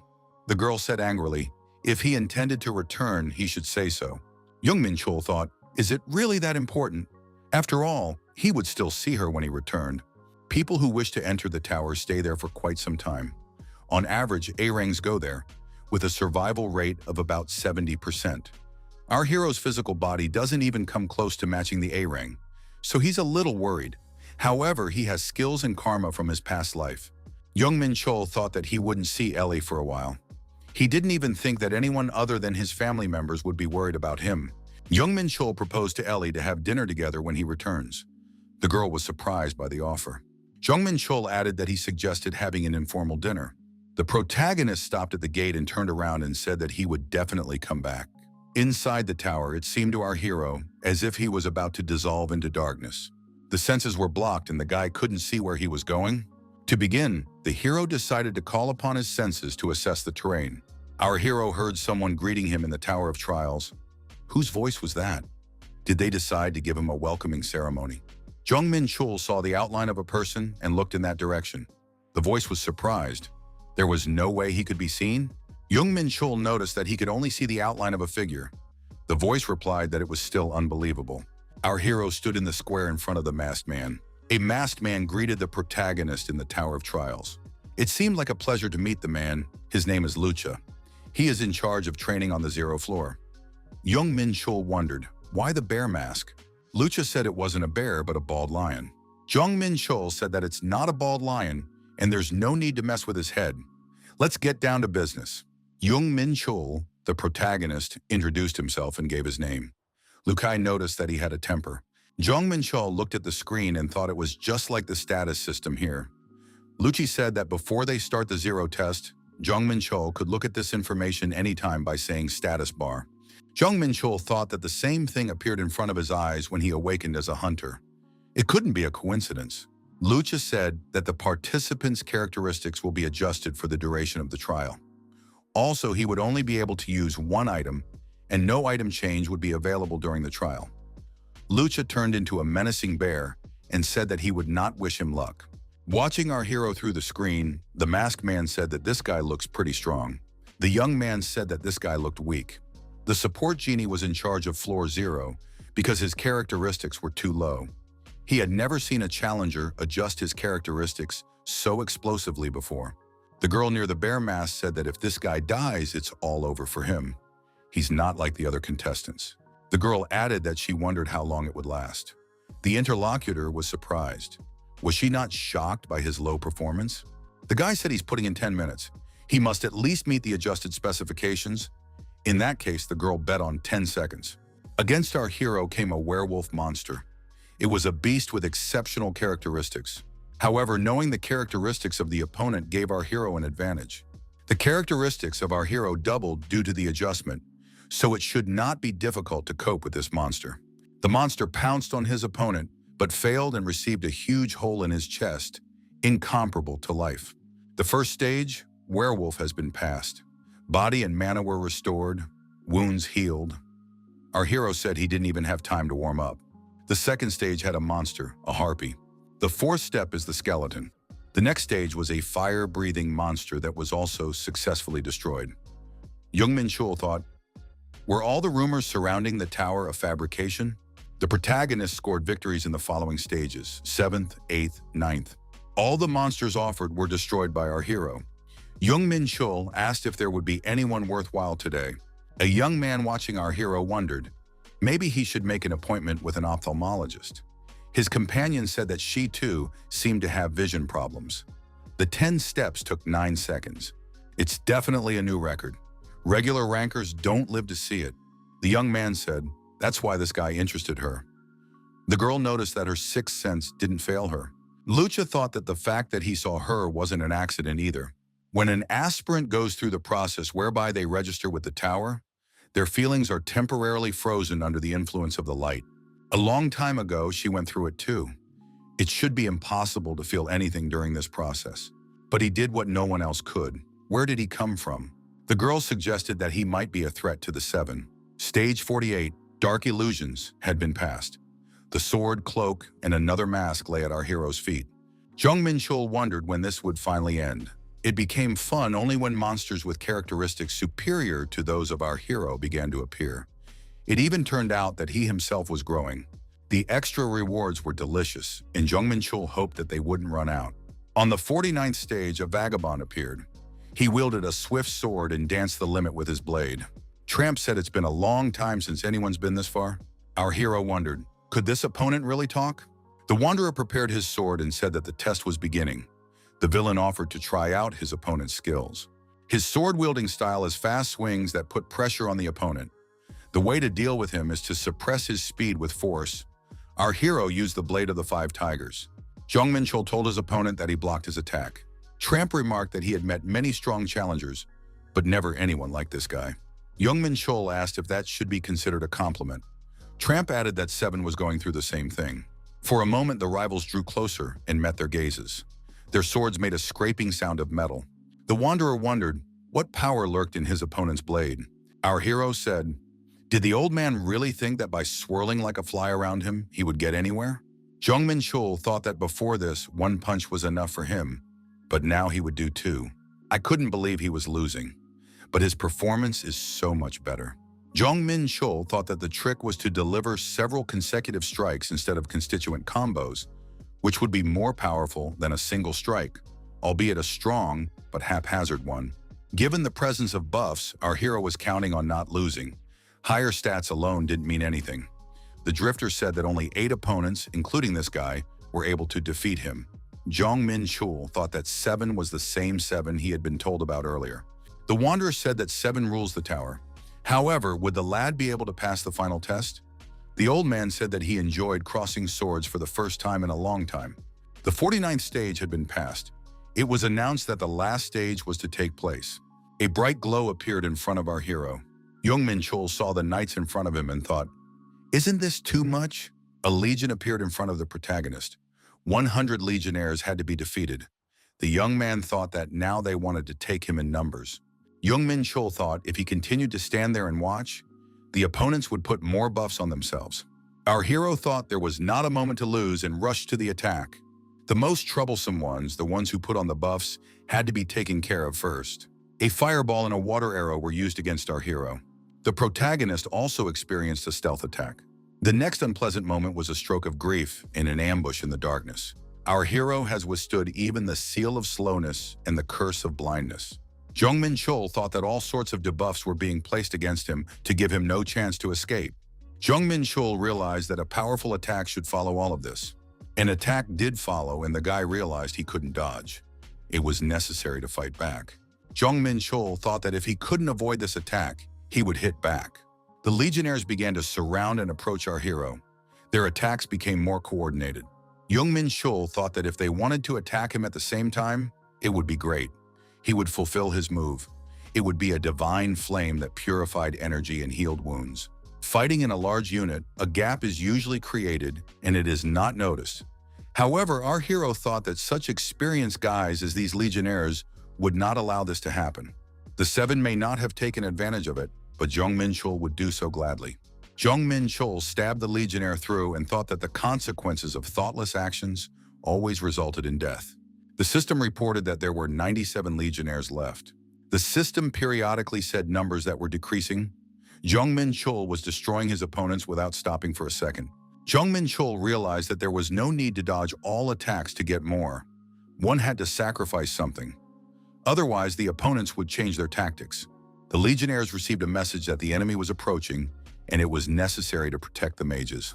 Jong Menchul was surprised at how quickly his opponents could take their positions. A firestorm was used against our hero. The guy managed to bounce away. The legionary's ice spear also failed to reach its target. The legionnaires spread a warning that the enemy was approaching their ranks. However, it was too late to do anything about it, as Jong Menchul had already drawn his sword against the enemy. God of War is an honorable nickname given to a demon who has reached the top in battles. There was so much work that went into earning it. The legionnaires tightly closed their ranks so that the enemy wouldn't get through. Jong Menchul realized that his attack only needed to change a little, and he would destroy the fortress that the legionnaires had created. The legionnaires created a solid shield, an unwavering defense. This action turned the tide of battle in our hero's favor. Jong Menchul came a fair distance away and began to strike the legionnaires' shields with his sword. This attack didn't do any damage, but our hero needed another small gap. Jong Menchul broke through the gap in the defense and penetrated inside. His opponents were too slow. The protagonist approached the high legionnaires and prepared to strike. The system reported that there were 82 legionnaires left. One of the mages was wounded. Now that our hero has dealt with the most troublesome warriors, he needs to aim for the opponent's vital spots. Combat should be much easier now. The legionnaires have been informed that the mages have been destroyed. Now they need a new strategy. The legionnaires were not advancing. Jong Menchul wondered, is 69 against 1 too few? Jong Menchul decided that he would come to them himself and rush to attack. After a fierce battle, the system reported that there was 1 legionnaire left. The surviving legionnaire didn't understand how someone was able to defeat them all. Jong Menchul asked, "What's the big deal?" The protagonist declared that it was time to call it a day and pierced the body of the last legionnaire with his spear. Jong Menchul thought that he had done a good job this time. The system reported that there were 0 legionnaires left. The young man watching the battle through the monitor shouted that this was insane. How could the legion lose? He asked Lucha if she had foreseen this outcome. The girl wondered how she could have foreseen it. Lucha added, Although she was looking forward to this battle, she didn't think this guy would defeat Legion. The Legion is a large troop of highly ranked undead, united in spirit and driven by vengeance. The Legion is like a single monster, suppressing by force, and has never lost before. This time, the Legion lost to Hunter Jong Menchul.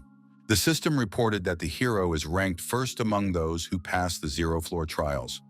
The first place is occupied by Jong Menchul, and the second place is occupied by the Demon King. Jong Menchul thought that they had given themselves a loud name, the Seven. 7 emperors, but none of them are on this list. The system reported that the hero had achieved what no one else had been able to. His name and reputation were being recorded in the tower's history. Jong Menchul also received points that he can use as currency inside the tower. Behind our hero's back, Bear appeared and congratulated him for passing the test. Jong Menchul was startled and jumped aside. How was Lucci able to get close unnoticed? Jong Menchul wondered if it was some unique ability that the tower system had, or the manager himself. Lukai said that the young man looked distressed despite having passed the test. Lucha said that she would give the hunter a reward for passing. At the same moment, a flash appeared in front of the young man. At the sight of the flash, an object appeared. The mythical Stone of Peace. This stone had the power of creation. Jong Menchul wondered, had Lucci really given him the Peace Stone as a reward? The Peace Stone is a gemstone that can create a dimension. However, a stone of this size will not be able to create a dimension, though it still has great power. Lucha said, that's what the reward for passing floor 0 was. Jong Menchul wondered, didn't the tower manager know about the reward? Shouldn't Lucci know everything? Lucci replied that the tower has many secrets, and the tower manager only knows some of them. Jong Menchul said that he knew about the stone. He had his own sources of information. Our hero did not see the need to tell how he knew about the stone. Lucha said that in any case, the hunter is aware that his reward is a very special item, far more valuable than the rewards for all the other floors. There is no reward better than this stone. If this stone is processed properly, one can obtain an artifact of transcendent rank or even mythic rank. Only 15 items belong to the mythical rank. The transcendent rank is lower than the mythical rank, but nevertheless only 100 objects possess it. Jong Menchul said that he didn't need a weapon. Lucci remarked that it was the best way to use the Peace Stone. Jong Menchul said his weapon was enough. Our hero thought of another way to put the stone. The protagonist clenched his fist with force and crumbled the Peace Stone. Lucha wondered, what had the testator just done? He had destroyed such a precious thing. The energy of the universe is equal to the energy of origination. The Peace Stone, in its turn, contains a force equivalent to this very energy. Now our hero is trying to do something that no one has ever thought of before. The protagonist was trying to absorb the Peace Stone. He was absorbing all the energy that the stone was releasing. Lucha stared at the hunter and couldn't understand what was going on. The power of creation contained in the Peace Stone, the hunter placed the world in his mind, a small universe. The system reported that the mastery of the ancient celestial art had increased by 10%. Jong Menchul tried his best, but he still couldn't absorb the Peace Stone completely. By our hero's guess, he only managed to absorb about 1%. That must be his limit right now.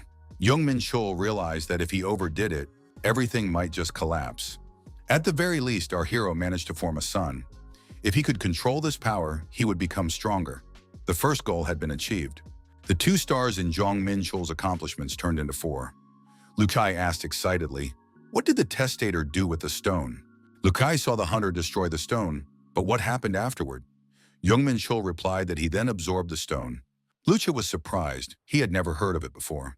How did the hunter come up with that? Jong Menchul replied that it was instinctive. He doesn't know the details himself. The administrators thought it looked like this guy wasn't lying. To get past the 100th floor, he must have something more in store. The protagonist received another stone. He was told that it was a token showing that the administrator was interested in him. The administrator added that he would still need this stone. Jong Menchul, our hero, decided to apply the eyes of truth to find out what it is. It was an item related to some space in the tower. There were still many items he could obtain here, including the shingle fragment. Jong Menchul thought that it was getting more and more interesting. Jong Menchul said he would consider the item as a souvenir and accept it. Now our hero's task was to get to the top of the tower. Our hero had no idea what lay ahead of him. Suddenly, the protagonist found himself in the desert. Wasn't that a bit too sudden? Jong Menchul thought that if he didn't have the energy of the universe, He wouldn't even be able to walk. Suddenly, a monster appeared in front of the hunter. It roared loudly. In the next moment, the guy destroyed that monster and followed through. Jong Menchul wondered, why is Floor Zero a training? Our hero wanted to destroy monsters, not mindlessly move through the desert. Monsters, caught on the path of the protagonist, systematically destroyed. The road was exhausting, and our hero decided to have a snack before moving on. The guy opened a hiking ration and started eating fried rice. It turned out to be better than he thought. Jong Menchul checked the characteristics and wondered, was the following process still only 0.2%? The system reported that the hero was in the desert, and his goal was to survive. It was necessary to find a way to the second floor. Worst of all, the goal is not even to reach 100% of the study, but to find a way to the second floor, which is unknown. Jong Menchul thought that if he was lucky, he could end this quickly, but if not, he would have to hurry up. He saw the men and told them to stop where they stood and not to come any closer. Just in case, our hero prepared a spear. One of the strangers said for this guy to calm down, there's no need to raise the spear. They're here to make a deal. The strangers inquired, didn't this person pass the ground floor not too long ago? Jong Menchul confirmed it. The stranger offered to trade some rations for information on the location of the entrance to the second floor. Jong Menchul wondered why they didn't go to the second floor themselves if they knew where he was. They shouldn't be trusted. The stranger said they would go there too. The man said that if they ended up here, of course they would go to the second floor. They just don't feel like going up there so soon. The man said that in addition to the main quest, there was an additional quest that, once completed, would take you to the next floor of the Tower of Trials. Right now they are just busy passing it. That's why they need to go, to be able to stay longer on the first floor. That's what our hero could believe. Jong Menchul said that it doesn't mean he trusts them anyway. After all, they might give false information just to get rations. The interlocutor said he was willing to provide a map with the information they were able to gather. There are directions on the map to get to the second floor. If you said the word map, you could see the areas that had been explored. Jong Menchul wondered, had there really been such a useful function here all this time? Why didn't the system announce it from the beginning? The stranger thought that the man in front of them was a complete novice and weakling. Looks like the deal will go smoothly. Jong Menchul said that he was given a pretty good offer since he could just restock right before going up to the second floor. Jong Menchul said that he agreed and took out some supplies from the spatial bag. Information was much more useful to him now. The young men sealed the deal and thanked each other. Jong Menchul said that this guy offered him such precious information. Our hero said the keyword, Dikran. The boy wondered, how did this hunter know? Our hero delivered a staggering blow to his opponent. Other strangers shouted, what is this man up to? Is he really targeting us now? Jong Menchul thought that there were real villains in front of him. After all, he has eyes and it's true. Dikran is a bloody key. By using the key, one can escape the ordeal of the nameless altar of God. To activate the feature, you must wash the key with the blood of 100 test subjects. Jong Menchul thought even if these three were trying to hide their bloodlust, it was still too obvious. After all, they were deceiving the other test subjects. The villains tried to attack our hero. However, the protagonist saw it coming and counterattacking, destroyed the villains. Jong Menchul thought that he wasn't doing this for justice, but just punishing those who forgot about the code of military honor. A warrior is supposed to fight, but instead they cheat others. Jong Menchul thought that these rascals deserved to die. Thanks to the card, the protagonist raised his research percentage to 81. The boy thought it was unexpected luck. A staircase appears on the map that leads to the second floor. There was also an altar on the map where you can use the key. Jong Menchul decided that just going up to the second floor would be boring. Looking at the requirements to use the key, the reward must be huge. Our hero needs one more person he expected to meet along the way. However, upon reaching the altar, the protagonist never met anyone. Despite this, our hero destroyed many monsters and gained great experience. To begin with, Jong Menchul decided to get up and look around. After all, the key is just an object to help him escape the ordeal. That means if our hero can pass the test, the key doesn't matter. Jong Menchul found himself in front of an altar. The additional quest, Nameless God Altar, appeared. It is a ferocious altar that was used in the past to summon God through human sacrifice. You must pass the test of the guardian who protects the altar in order to receive the God sacrifice. Jong Menchul thought it was better to pass the test than to make this key. A bright flash appeared in front of our hero. The young man thought that someone had beaten him to it. A guy appeared in front of Jong Menchul, Raoul de Gaudrian, who had melee talent and characteristic magic. Jong Menchul thought that this guy was strong. He was a draconian, hence a dragon man. If he's 100 years old, it means he just became an adult. But his energy is very strong. Jong Menchul thought that he wouldn't be able to defeat this opponent at his current level. Draconians are a race that replaced the blood dragons. Even one who has just become an adult is strong enough to easily defeat a demon. They value honor and strength. They like to fight fair, so in that aspect they are similar. So our hero had a pretty good relationship with them in his past life. Draconians are simple-minded because they love justice, and a bit clumsy because they hate shameless actions.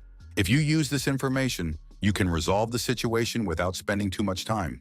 The opponent introduced himself and said he was a descendant of a proud golden race. Our hero introduced himself as a human being. Raoul said he would give the man advice, even though it was their first meeting. The dragon man told his interlocutor not to start the altar test. Raoul added that it was too difficult for an earthling like his opponent.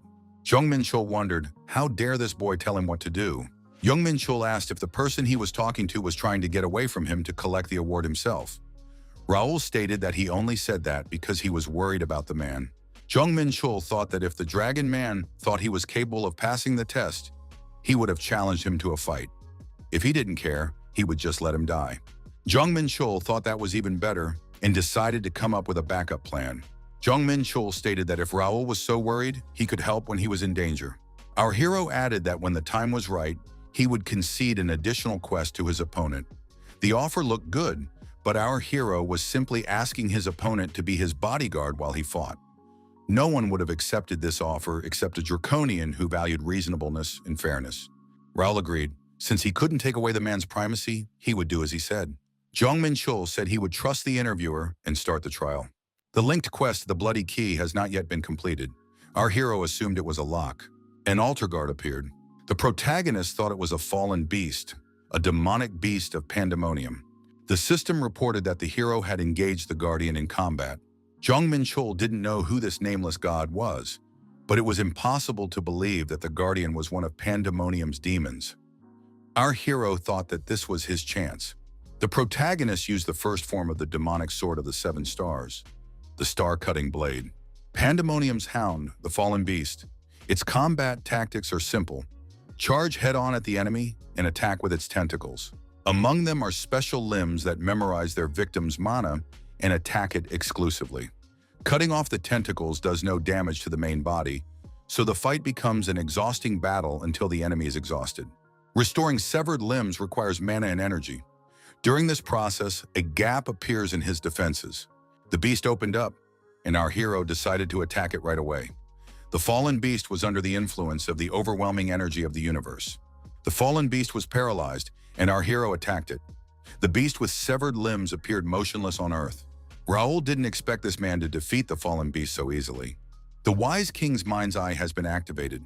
This skill is only available to draconian leaders. The skill allows you to check a creature's mana. Depending on the color and amount, you can tell how strong the mana is. Raoul couldn't believe that this man had defeated a pandemonium hound with such mediocre physical attributes. The draconian thought he needed a heart crystal. Jong Menchul turned around and saw that the pandemonium hound had woken up. Our hero was hoping to destroy this monster with a single blow. Jong Menchul thought, is the second form really his maximum? If our hero hadn't absorbed the peace stone, he would have had a very hard time. Thanks to the stone, his darkness energy more than doubled, and its consumption was reduced by a third. However, due to his mediocre physical characteristics, Jong Menchul cannot use advanced martial arts techniques. In this case, his only option is to destroy the paralyzed fallen beast. Jong Menchul stabbed the monster's head with his sword. A mark appeared on the protagonist's arm. The mark on the back of his palm began to glow, meaning that the young man had unleashed the second level of Black Star power. The Black Star has capabilities comparable to artifacts of mythic rank and can transform into any weapon, its power varying depending on the user's level of progress. Our hero does not know what led to this, but it is a sin not to take such a chance. The stronger Black Star is, the broader his combat capabilities will be, and then he will be able to deal with any trouble that may befall him in the tower. The only problem is the resources needed to reach the full potential of a star. Such resources are not to be found on the first floor. Our hero defeated the Guardian and got experience points and a heart crystal for it. The heart crystal contains a strong, vengeful spirit. Raul asked if it was correct that the man had been given the heart crystal as a reward for completing an additional task. From the look on his face, this guy's barely holding back from taking away the power stone. Why would a guy from the draconian race need a heart crystal? A demon wished to create something similar to the Stone of Peace, and for the sake of it, he ground up many living creatures, combining their lives into this stone. If someone applies it to an artifact or uses it as a catalyst for a spell, they can increase their combat abilities many times over. However, in order to use it safely, the evil energy born of a vengeful spirit must be suppressed. This is why the heart crystal is a welcome artifact for any demon or warrior who specializes in using demonic techniques. Dragons with pure mana will find it quite difficult to use this stone. And yet the draconian still wants the stone, but our hero is not particularly interested in that. Most importantly, Raul needs the heart crystal, and he has it. This guy promised to protect him, so we probably won't attack him sneakily. The draconian thought he really needed that crystal, but couldn't break his word so easily. The protagonist asked his opponent if he wanted the stone. Raul could not believe his eyes and ears. Jong Menchul said that he defended him in front of the altar. The altar was only unharmed because Raul was on an extra mission. The draconian said he didn't have to do anything because no one else came. Jong Menchul said that if Raul was so insistent, he could do him a favor. Jong Menchul said that if it's possible, he would like to visit the dragon world at least once. Earthlings consider this world to be a model fantasy world. Raul wondered if word of their world had even reached the Earth, which was in another dimension. Jong Menchul apologized and said that he was joking. In reality, people don't even realize that dragons exist. Pandemonium and Elysium, information about these worlds is highly classified to prevent other dimensions from interfering in Earthlings' affairs, such as elves, dwarves, and the Interstellar Alliance. Earth representation has severely restricted interracial diplomacy. That's why most of the information about other dimensions is hidden from the public. But our hero's goal lies elsewhere. Raul said that only those who were recognized by the dragon race could enter their world. Our hero knew that it was unrealistically difficult to win the draconian's favor. Jong Menchul asked Raul if it was impossible. After thinking for a while, he replied that there was a way. The protagonist knew Raul's name perfectly well where Goldrian was.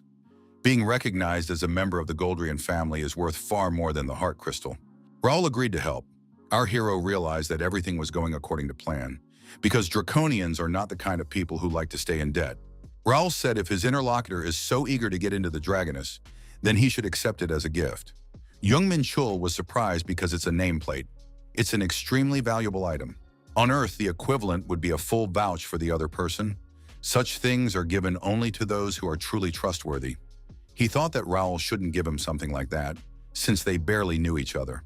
The Draconian said it was his nameplate and would allow entry into the Draconia. Raul added that he is well versed in the power of others. This man has a lot of potential. Jong Menchul thought his knowledge of Draconians and acting skills worked great. Jong Menchul thought that it had been a truly incredible day. He had been able to obtain the heart crystal and had a loyal friend. Going to the second floor, our hero told his interlocutor that he would be very careful with his nameplate. Raul regretted that this was where their paths parted, but he hoped they would meet again soon. The Draconian stayed behind to cleanse and absorb the heart crystal. The system reported that the hero had overcome the test in the hot desert. Now he could proceed to the next trial or return to his dimension. Jong Menchul thought that he had only one way forward.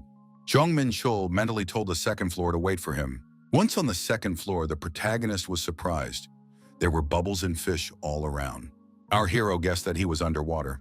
The purpose of the task on the second floor was to search for sea gems. Jong Menchul thought he had just been in the desert, and now he was at the bottom of the sea. Who created this tower in the first place? The system reported that the hero had entered a safe zone. Breathing time wouldn't be wasted in a safe zone. The boy thought he could get plenty of breath here. Our hero had a compass of the abyss. This is a standard item that is given to all players who visited the second floor. It points to the nearest safe zone. Jong Menchul thought that it was always nice to have such useful items. Jong Menchul thought that if the compass was to be believed, this was indeed a safe zone. Our hero wondered, what was that other house in front of him? Jong Menchul walked in and was greeted. The strange creature said that he must be another player who challenged the second floor of the tower. Jong Menchul asked why the person he was talking to thought that. Our hero thought that the creature probably didn't have any special abilities. The creature replied that the guest didn't look like a local. The host said that the person seemed to have quite a few questions, so he could pass through and have a seat. Jong Menchul assumed that the host wouldn't want to share information with him for nothing. The host agreed. He usually charges money for information, but now he's willing to answer questions if the visitor buys something. Jong Menchul said he was willing to buy the cheapest item. Our hero was shown the goods for 5 points. Jong Menchul thought that points were used for trading here. The system reported that the hero had bought a bottle of fresh water at Arlok's store for 5 points. Jong Menchul wondered, had he really been sold water in the sea? Arlok replied that in that case, a person could go and swallow salt water and die of dehydration. Jong Menchul asked if he could get any admonishments from the administrator of that floor. The host said that the person could forget about it. The administrator was too busy. Jong Menchul thought that the first floor administrator looked rather vacant. Surely every receptionist has their own problems. Jong Menchul asked which gems the assignment was about. Arlok replied that the sea abyss is divided into 7 small seas. Jong Menchul realized that this place was called the Sea of Silence. Each of the 7 seas has a different gem, and if someone completes the task on the 2nd floor, the gems will immediately return to their seas. That's all Arlok knows. Jong Menchul thought it was better than nothing. Arlok added that a person would not be able to get the gem simply by coming to where it is. The master of the house added that if the man would give him 500 points, he would tell him how to get these gems and would even narrate one very useful item. Jong Menchul said that he would ask someone else about it. Arlok yelled for the person not to leave and began to lower the cost of information. Jong Menchul thought that he had told him much more than he deserved for his 5 points. Did he really think that he had fallen for some simpleton? First, he should find a local gem and then swim downstream. Jong Menchul thought that the place Arlok was talking about was somewhere nearby. A huge toothy fish swam up to our hero, with a gem dangling in front of its nose. Jong Menchul thought, is this really the gem? The assignment said that the gem must be extracted from the head of the Atlantic udder. If the angler was damaged, the ruby would move to another location. The fish turned around and started swimming away from our hero. The young man thought he should compete in speed with the fish. Under normal circumstances, Jong Menchul would never have caught up to the Udilian. However, now our hero was able to surround his body with holy fire, and his performance increased by 50%. In pursuit of the fish, the protagonist thought he had one trick up his sleeve. Jong Menchul thought it was time to make peace with the forces. The Udil told the man that he would remember him since he was the first player who could run in the water. Jong Menchul was surprised. Can this fish really talk? Jong Menchul suddenly swallowed the water. He thought, if you look closely at the fish, you can see arms and legs. Is it really another waterman? The Udilshchik called for the servants. Fish of prey began to swim up from all sides. Jong Menchul thought, did the Udist really think that some fish could stop him? The dawdler asked the man how he was going to catch him at that height. Jong Menchul thought that this fish was worrying about the wrong thing. Our hero began to sink very sharply into the depths and quickly approached the oodles of water. The young man reached out his hand and was about to grab the crystal. The crystal was in the protagonist's hand, and he thought it was a simple matter. The system reported that the protagonist had passed the ruby test. Udilman said that all the rangeless people he's met have had an extremely difficult time in the water, but this man was completely different. Jong Menchul thought it was kind of boring. The fish said that the man had an extra reward for passing the test so quickly. Jong Menchul asked what it was. The fish replied that he would find out when he collected the rest of the gems. Jong Menchul thought that he might get a reward for fulfilling a special condition.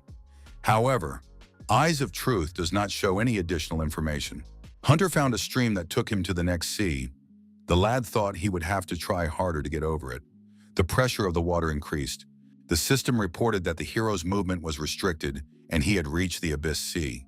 Jong Menchul thought that he was finally able to get out of the first sea. Are there really 6 more areas like this? This sea looked much livelier than the Sea of Silence. The central square was beckoning just today to purchase rare items at a bargain price. Short blades made of swordfish bones for only 3,000 points. They also offered healing potions from alchemists. Our hero thought that the safe zones here were much more crowded. He realized that he had a real village in front of him. The stranger called out to the hunter and asked if this was his first time here. Jong Menchul nodded affirmatively. The man asked the hunter for a moment. Jong Menchul thought, "What more do you need from him?" It was a middle-aged man named Gerard. He said that he seemed to have once again embarrassed himself in front of another hunter. Gerard said that if the conversation had already started, he wanted to offer to show the young man the abyss. It is one of the safest areas in all 7 seas, however. It is rather considered a city. This place is connected to the other 6 seas. If a hunter fails to collect 4 or more gems, he is stuck on the 2nd floor, and the only place he can feel safe is this city. Jong Menchul wondered, it turns out that all these people couldn't complete the task? Gerard confirmed that he couldn't do it either. The interlocutor added that his maximum was 3 gems. He didn't even think of challenging the rest of the trials as they were too difficult for him. Thus, he has been here for 3 years now, helping newcomers and talking about how tough this floor is. Jong Menchul asked where the Central Sea trials were. Gerard wondered if the young man wanted to challenge him right away. Thanks to this sympathetic person, our hero received a lot of valuable information. He can't sit around in this town when he's overflowing with energy. Accompanying our hero, Gerard said he wanted to see the lad pass this test. A brooch appeared on Jong Menchul's chest that allowed him to talk underwater. The test is to survive the maelstrom, but it's not easy. At least you can't die here, though. Jong Menchul wondered, is it really possible to repeat the test many times here? Gerard said that no one promises that the trials of other gems will be as safe. The man offered his interlocutor an outfit to make it easier in the maelstrom. Jong Menchul replied that he didn't need anything. It is necessary to stay in the mana vortex for the specified time.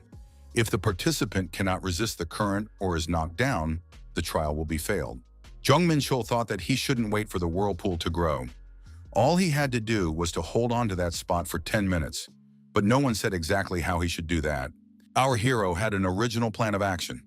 He grabbed his spear and swung. The guy is determined to destroy this maelstrom. Gerard couldn't understand what was going on. Shouldn't the maelstrom be raging right now? He decided to go down and check, but he kept his distance for safety. The young men asked Gerard what he was doing here. He was probably mentoring some newcomer again, wasn't he?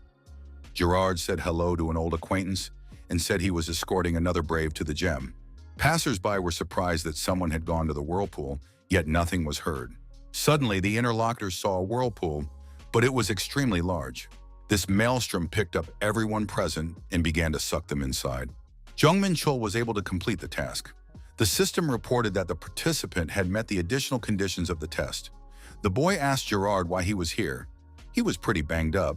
Couldn't he just go back to the city?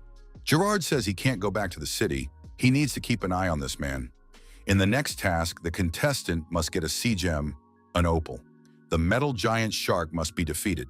A single shark bite is enough to inflict critical wounds. Our hero thought he could use hellfire. Applying his skill, the protagonist began to enjoy the fire show. Gerard wondered, how could fire be underwater? However, the emerald test would be much harder than the previous ones. Jong Menchul asked, is this really the most difficult test? The task requires crossing a volcano. Gerard said that compared to other challenges, this is considered quite easy. The only problem is the lava, which can explode at any moment. After completing this task, Gerard shook our hero's hand and said that it was now safe to move on to the next floor. Jong Menchul said that if he took on this task, he should complete it completely, so he will collect all the gems. Gerard said that in all his 3 years of living here, he had never met anyone like this guy. Where do monsters like that come from? Gerard stated that he would accompany this guy all the way to the end. Jong Menchul wondered, why would Gerard go that far? The man replied that he would like to see with his own eyes how someone is tested. Jong Menchul replied that he was fine with it and expected to help. Among the gems collected were already ruby, garnet, opal, and emerald. After the 5th trial, our hero received a sapphire, and the next was lapis lazuli. In the final challenge, the protagonist is to receive amethyst. Gerard explained that this region is called the Sea of Doom. Jong Menchul remarked that it was a very catchy name. He noticed that almost no one came back from there alive. Jong Menchul asked, but still someone was able to pass the test? Gerard replied that those people were known as the 7 emperors in the tower. Jong Menchul thought that it seemed like they were really strong if they were called emperors. Tower trials test not only strength, but the ability to sense the mana flows around you is what matters most. Jong Menchul told his companion that they would see each other again and set off to complete the task. Ahead was the abyss, the bottom of which is hidden from human sight. Only those who can withstand the pressure of the depths of the sea are worthy of the reward of the challenge. Jong Menchul thought that the name of this sea sounded scary, but in reality it was nothing special. Our hero felt a negative impact on his body. The system reported that the water pressure had increased to level 10. Restrictions were strengthened, mana density increased. A negative status of paralysis was imposed. The protagonist couldn't understand what was happening. Where did this tremendous pressure come from?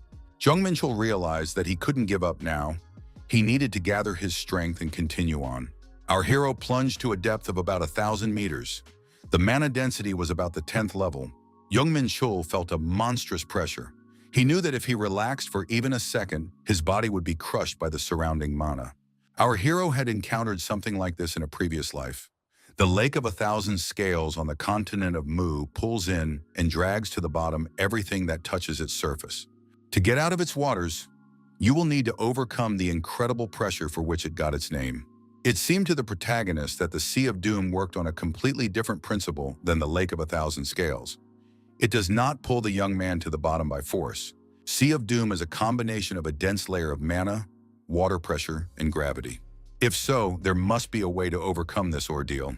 The lower our hero descended, the denser the mana around him became. Jong Menchul thought if he could get into resonance with the surrounding mana and absorb it, he might be able to handle the water pressure as well. For that, he would need to synchronize the chaos energy with that mana. Jong Menchul was surprised. He thought he was in complete control of his chaos energy, but it seemed he was greatly mistaken. Jong Menchul realized that he had to give his best. He has the ability to completely subdue the chaos energy and use it to his advantage. The protagonist saw something unimaginable in front of him. It was the energy of the Peace Stone. The guy thought the raging chaos energy had stabilized. Her purpose has not changed at all. She is still powerful, but now she is at peace. The water pressure increased to the 50th level, and the depth was 5,600 meters. Jong Menchul was surprised. Was this really the bottom of the Sea of Doom? He didn't see anything special about it. Thanks to the synchronization, our hero had become immune to the water pressure, but something was wrong. The boy approached the huge mountain, however. There seemed to be nothing but it here. The system reported that the hero had passed the amethyst test. The Pearl of the Abyss has been increased. The time of passing the trials is the best in the history of the tower. As a reward for the achievement, the hero is given the Rainbow Ring. The ring unlocks the skill, 7-colored blessing. It removes negative effects and restores the user's energy. Jong Menchul was pleasantly surprised. This ring was certainly not as strong as the Blessing of Holy Fire, but it gave the same increase as the Vulcan Oath, only for all 5 characteristics. The Vulcan Oath increased strength by 20%. Our hero thought he had done the right thing by deciding to take the remaining 3 trials. It was an excellent choice. The protagonist heard someone say that it had been a long time since he had seen brave warriors capable of passing all 7 trials of the Sea of Abyss. Jong Menchul was surprised. Who said that? He hadn't seen anyone. Someone said he was here. The voice belonged to him. Our hero lifted his head upward. Had the mountains begun to move? The huge snake said that not everyone alive is capable of overcoming these trials. The young man did very well. The boy thought, what is wrong with this snake? Why is it so huge? But it is because of this that he knows what this creature is. Jormungand. Jormungand is a world serpent that has consumed an entire dimension. He was once one of the 72 lords of Pandemonium. One day, in a fit of rage, he left his throne and has not been heard from since. It was the first time the protagonist had ever met the serpent in person. The serpent was surprised. Does the man really know his name? He is truly an extraordinary man. He sees a demonic soul trapped in an ordinary body. Jong Menchul replied that it's a long story. Our hero inquired why Jormungand was sleeping here. What is a creature from a mythical age doing here, and why has it awakened now? Jong Menchul thought, just don't tell him that he had stumbled upon some secret quest this way. Jormungand replied that he was here because of Covenant C. Jong Menchul thought that it was a very serious thing if the name of the other party was hidden. The serpent said that its only promise was to stay here, so the man's fears were in vain. Jong Menchul thought he was lucky if he didn't have to fight this huge beast. The serpent said that in the past, everyone would immediately rush into battle when they saw the enemy. Jong Menchul wondered if Jormungand was provoking him. The boy thought that in his previous life, he would have fought with this giant without a word. This huge carcass was asking to be kicked. Our hero asked what covenant could keep Jormungand himself here. The serpent replied that he couldn't say. The young man himself knows how covenants work. However, he would make a gift instead. The protagonist received a skin as a gift. He wondered what should he do with it. The serpent replied that it was a cloak made from his scales. If he sealed it, he could create a cloak. Jong Menchul thought that it was much more valuable than rare ore. The scales of a serpent from the mythical era. What a generous serpent. He really loves the creatures of pandemonium. The boy told the serpent that he would never forget his kindness. Jormungand said that his allotted time was at an end. Jong Menchul wondered, why did Jormungand close his eyes? Our hero was amazed. This serpent told him what he wanted and went back to sleep. Jong Menchul thought that he had so many questions for Jormungand, but it was unlikely that he would be able to wake him up. Hunter noticed that there wasn't a single living soul around besides Jormungand. In addition, the mana here is very dense, and the water pressure reaches the 50th level. This place is much better than the gate. Jong Menchul thought that he now had 300 hours under his belt, and he was going to squeeze the most out of them. Our hero returned to town and visited the bar where he met Gerard. The man said, "Why don't you stop hanging around with the newbies?" He bonded with the guy for a couple hours, and now he's crying over his death. Gerard did let a tear fall. The interlocutor said that it was worth forgetting about him, because Gerard had already done his best. Gerard looked up and saw Jong Menchul alive and unharmed in front of him. So he had survived. Our hero asked, "Isn't it too early to write him down as a dead man?" Jong Menchul added that he had a very successful trip. As it turned out, he had spent 12 days in the abyss. He was able to accomplish a lot during that time. Our hero took the time to prepare himself physically and work through his weaknesses. He was also able to refine the martial arts he had used so far and learned several styles, such as the boundless heaven technique and the triple hidden blade technique. In addition, there were doubled characteristics. The protagonist decided that it was now safe to return to Earth. However, there's still need to seal the cape, unleash the second level of the Dark Star, and check if Martin was up to his task. Before that, however, it was worth seeing Gerard for the last time. Gerard admitted that he wasn't sure if the hunter would be able to return alive. The man added that he decided to honor Jong Menchul's memory with a drink in this regard. Gerard once again admitted that he was glad to have the man back. Jong Menchul remarked, "If the person he's talking to is very happy, can't he stop his tears already?" Gerard calmed down and congratulated his interlocutor for completely passing the second floor. He couldn't believe that indeed someone had completed all 3 tests. It was the first time he had ever seen such a person. Jong Menchul, over a mug of beer, thought that in the history of the tower there were no people who had passed these tests so quickly. Gerard said as he watched the young man, he involuntarily remembered his first trip to the tower. So he decided that he would once again defy her trials in spite of all adversity, just like in his best years. Jong Menchul said that he wishes Gerard good luck and will be worried about him. The young people shook hands and agreed to see each other next time on Earth or at the top of the tower. The system reported that the hero had returned to his home dimension. The next time he entered the tower, he would be moved to the 3rd floor. Our hero crossed the gate before which he parted with Ellie. As he looked at the city, the protagonist thought, how long had he been away from Earth? Probably 25 days? A car stopped in front of our hero, and Mr. Martin looked out of it. The short man greeted Jong Menchul, the hunter. With tears in his eyes, the guild branch head said that this hunter managed to return alive. Jong Menchul squinted at the bright light. This wasn't what he had hoped for when he left the tower, the boy thought. Ellie said she's glad that Jong Menchul is safe and sound. Jong Menchul said he couldn't help but come back. They had agreed to have dinner together. Mr. Martin was disappointed. The hunter ignored him but replied to his assistant Ellie. Jong Menchul told the branch head that they were attracting too much attention. He suggested a change of scenery. Mr. Martin said he was fine with it. Jong Menchul asked the head of the guild branch how the construction of the training ground was going. The short man replied that the training ground was ready. Jong Menchul wondered if he had just heard that. He had only made the request a month ago. Martin replied that they started work immediately. The head of the guild's branch said that they didn't approach the matter with their sleeves. After all, he is a serious businessman.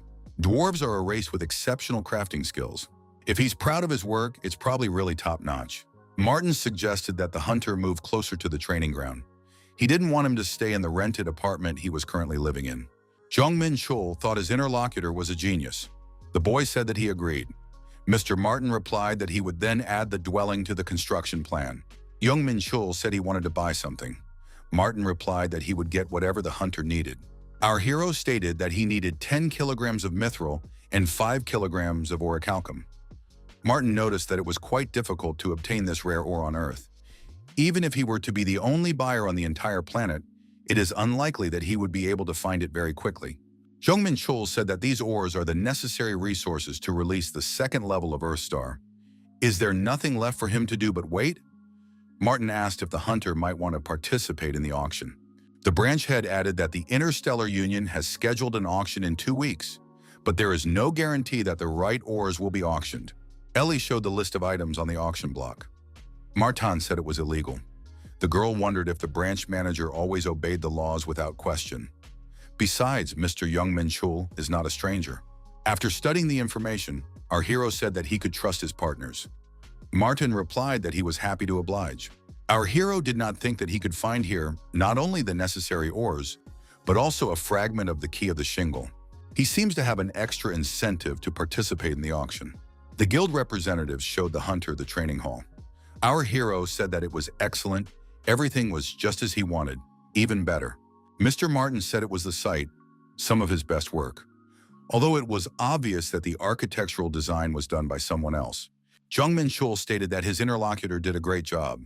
Everything was done at the highest level, from the selection and delivery of materials to the construction of the building with the inscription of magic circles. Such things are extremely difficult even for a dwarf. The boy thought that the head of the guild branch had put a lot of effort into his assignment. Mr. Martin added that this site was not far from their branch, so the hunter can always get to them at a moment's notice. All in all, the site was a success. Prior to the auction, our hero decided not to mop up any gates and just concentrate on training.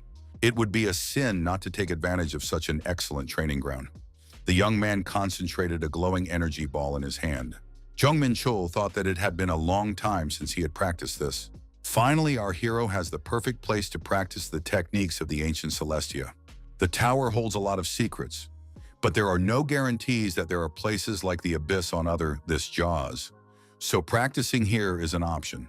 In addition, our hero will not have to rely on the energy of stars or mana crystals because he has found an excellent substitute for them. Thanks to this energy, he can easily relieve his body fatigue, so he doesn't need sleep. In other words, the protagonist can train for days on end. However, the energy seemed familiar to our hero. Could it be dark mana? A squad of hunters approached the portal at the edge of the forest. Verdi said that to this day, his talent remains an unrivaled marvel. He expressed hope that they could at least amuse him. There was a phone call.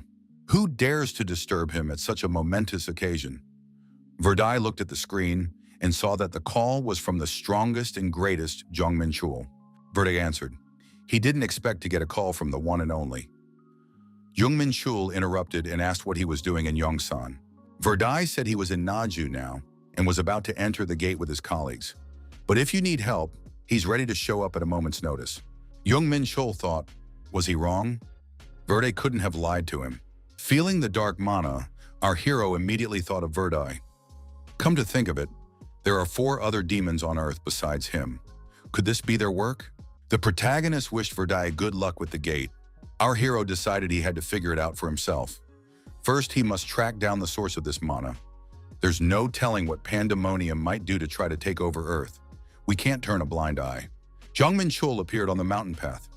Powerful dark mana spreading throughout the mountain. Who are these creatures that are trying to use dark mana right in the middle of the city? Jong Menchul, sensing the danger, instinctively deflected to the side. An arrow flew nearby. Our hero pulled out his dagger and wondered who was shooting arrows at him. The stranger, peering out from behind the ambush, prepared to fire another arrow. The villain thought that this guy wouldn't be able to dodge a second time, so he drew the bowstring. However, the villain did not have time to shoot. Our hero used a hidden hovering blade. The arrow was sliced in 2 by the dagger. The shooter was also injured. Blood was everywhere. Jong Menchul leisurely approached his opponent and asked what he wanted. There was no reply. The villain was destroyed. Our hero thought he knew it. As soon as he saw the arrow, he immediately thought of them. Dark elves are evil by nature and easily come to conflict, so our hero had a strained relationship with them. The dark elves off to the side determined that there was an intruder approaching them from the south. Despite their weakness, they are very proud to be elves.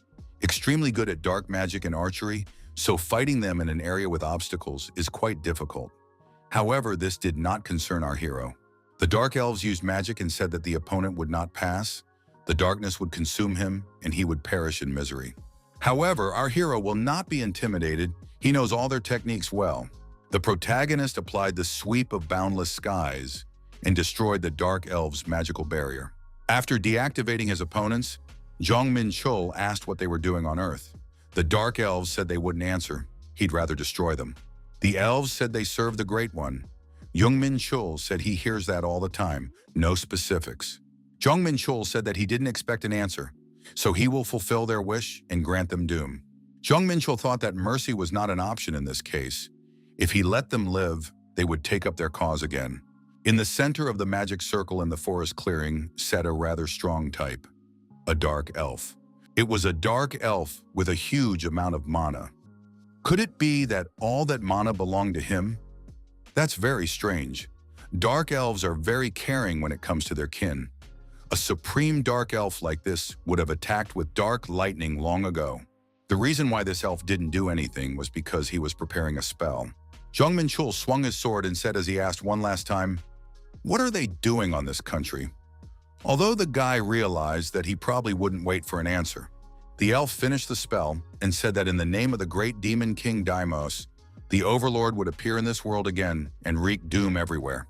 Jong Menchul thought he was clear, so it means they are Deimos minions. Our hero grabbed his opponent's chest and told him that he would not listen to this nonsense. Jong Menchul was surprised. This elf had committed suicide by undermining his mana.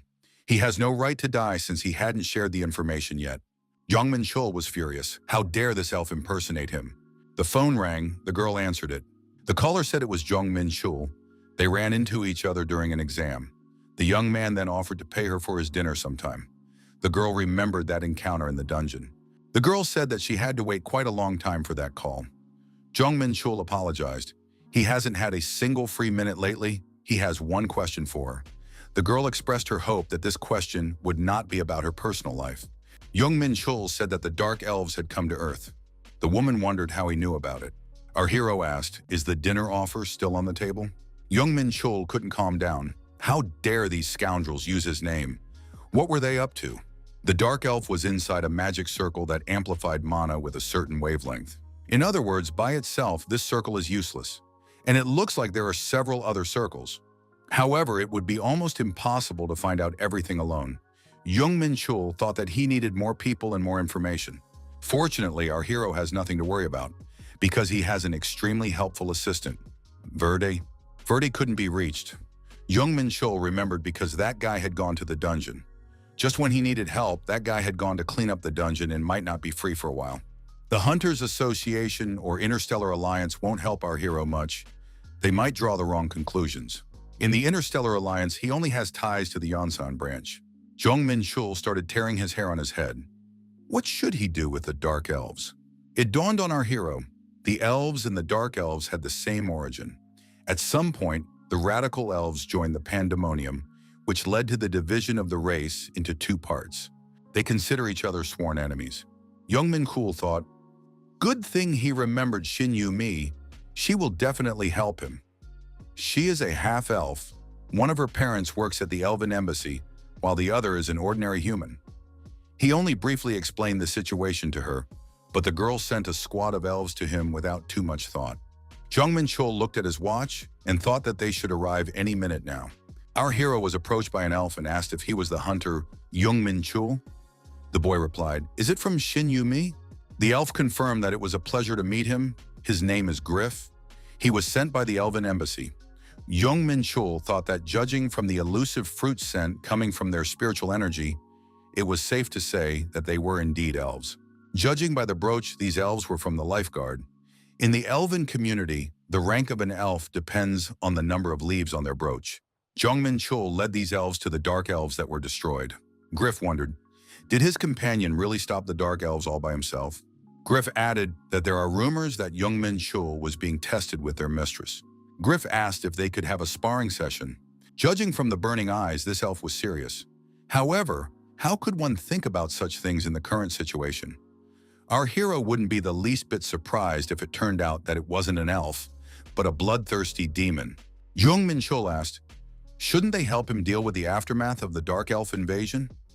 Griff apologized. He instinctively reacted as soon as he felt the powerful energy of his interlocutor. The elves performed all the necessary procedures. The magic circle was subsequently cleared. The elves called upon the spirits to cleanse the place of its filth and restore it to its original appearance. Jong Menchul thought that in such cases, there was no one more useful than elves. They were able to utilize and combine natural magic with spirit magic, thus being able to remove dark mana in an instant. Our hero was introduced to a chaperone. Jong Menchul explained that the young mistress had invited him to the banquet. Our hero thought he would certainly like to talk to Shin Yumi over dinner, but this was a great opportunity. It would be possible to find out the Dark Elves' intention and learn more about the elves. He was determined to destroy anyone who dared to cover themselves in his name, even if he needed to use them. The young men arrived at the Elven embassy. Our hero had a strange feeling. In his previous life, whenever he crossed paths with elves, a fight would immediately break out between them. Because the only elven empire in their dimension, Vanaheim, was on the side of Elysium. No wonder they hated pandemonium. But they have a pretty warm relationship with humans. After the second great cataclysm, the elves began to actively build friendly relations with mankind. Thanks to this, the earth had an extremely favorable impression of the elves. In the past, our hero considered them beautiful, but very weak creatures. Shin Yumi said hello and said that she hadn't seen Hunter Jong Menchul in a long time. Jong Menchul said that this is their second meeting. The girl added that she waited a long time for the young man to make contact with her. Jong Menchul was genuinely surprised. Why did Shin Yumi wait? The girl remarked that she was the kind of person who always repaid her debt. However, it wasn't because of that promise that she had invited the young man here now. Shin Yumi said that her father wanted to meet Hunter Jong Menchul in person. Shin Yumi said that she warns in advance so that the young man won't be surprised to see her father. Jong Menchul replied that it's not often in life that an opportunity like this comes along. The girl remarked that if today's banquet was initiated by her father, her promise still stands. Jong Menchul replied that he agreed. Shin Yumi said that Jong Menchul hasn't changed at all. There isn't a bit of excitement on his face, just like during the battle with the Blue Guardian. Jong Menchul wondered, why would he worry? After all, elves are kind of like humans in some ways. Shin Yumi said that's exactly what she likes about him. The young men entered the room and the girl told her father that she had brought him. The elf asked, so this is the hunter Jong Menchul who discovered the traces of the Dark Elves? The man said that he is the ambassador of Vanaheim and his name is Rarest. Jong Menchul said that he had heard the surname Sillen because it was a side branch of the imperial family. The ambassador was surprised. Is the young man really interested in the culture of the elves? Jong Menchul said that anyone would know that. The elves consider Earth to be an extremely important place. Varus is one of the strongest elves in Vanaheim. Our hero wanted to fight with him to match his strength. Varus said he could see the fire in the young man's eyes, but unfortunately, his wish was not to be realized. Varus told the hunter to take a seat, and his little princess would sit beside him. The ambassador said they were probably all hungry and suggested they continue the conversation after the meal. Our hero thought that they would eat something simple, but it seems that the elves spent a lot of effort on this dinner. However, all the dishes were made exclusively of vegetables. You can't expect anything else from the elves. After dinner, Varus told his daughter that he would like to talk to Hunter Jong Menchul alone. Varus reiterated that it was reported to him that the young man had discovered a troop of dark elves and destroyed them. Jong Menchul said that he was just lucky. Varus remarked that the young man was very lucky. Jong Menchul thought that his tone had changed. He probably wanted to get right to the point. Varus said that this hunter was their benefactor. They knew of the appearance of dark elves on Earth, but could find no trace of them. Dark elves are as strong as B-rank hunters, and it would be extremely difficult for a young man to deal with such an enemy. Varus added that he finds it very suspicious that such a unique hunter has ties to his daughter. After all, the young man had been planning this since the hunter exams, hadn't he? Our hero laughed in response. The man was surprised. What's so funny about that? Jong Menchul asked, do you really think, Mr. Varus, that the whole world revolves around only elves alone? Varus said that he couldn't help but be suspicious of the hunter. Jong Menchul wondered, Does all the suspicion stem from the fact that I couldn't defeat the Dark Elves alone? Varys said he did and activated the spiritual barrier. This skill blocks all mana flows from outside. Even A-rank hunters would have to struggle to break this barrier.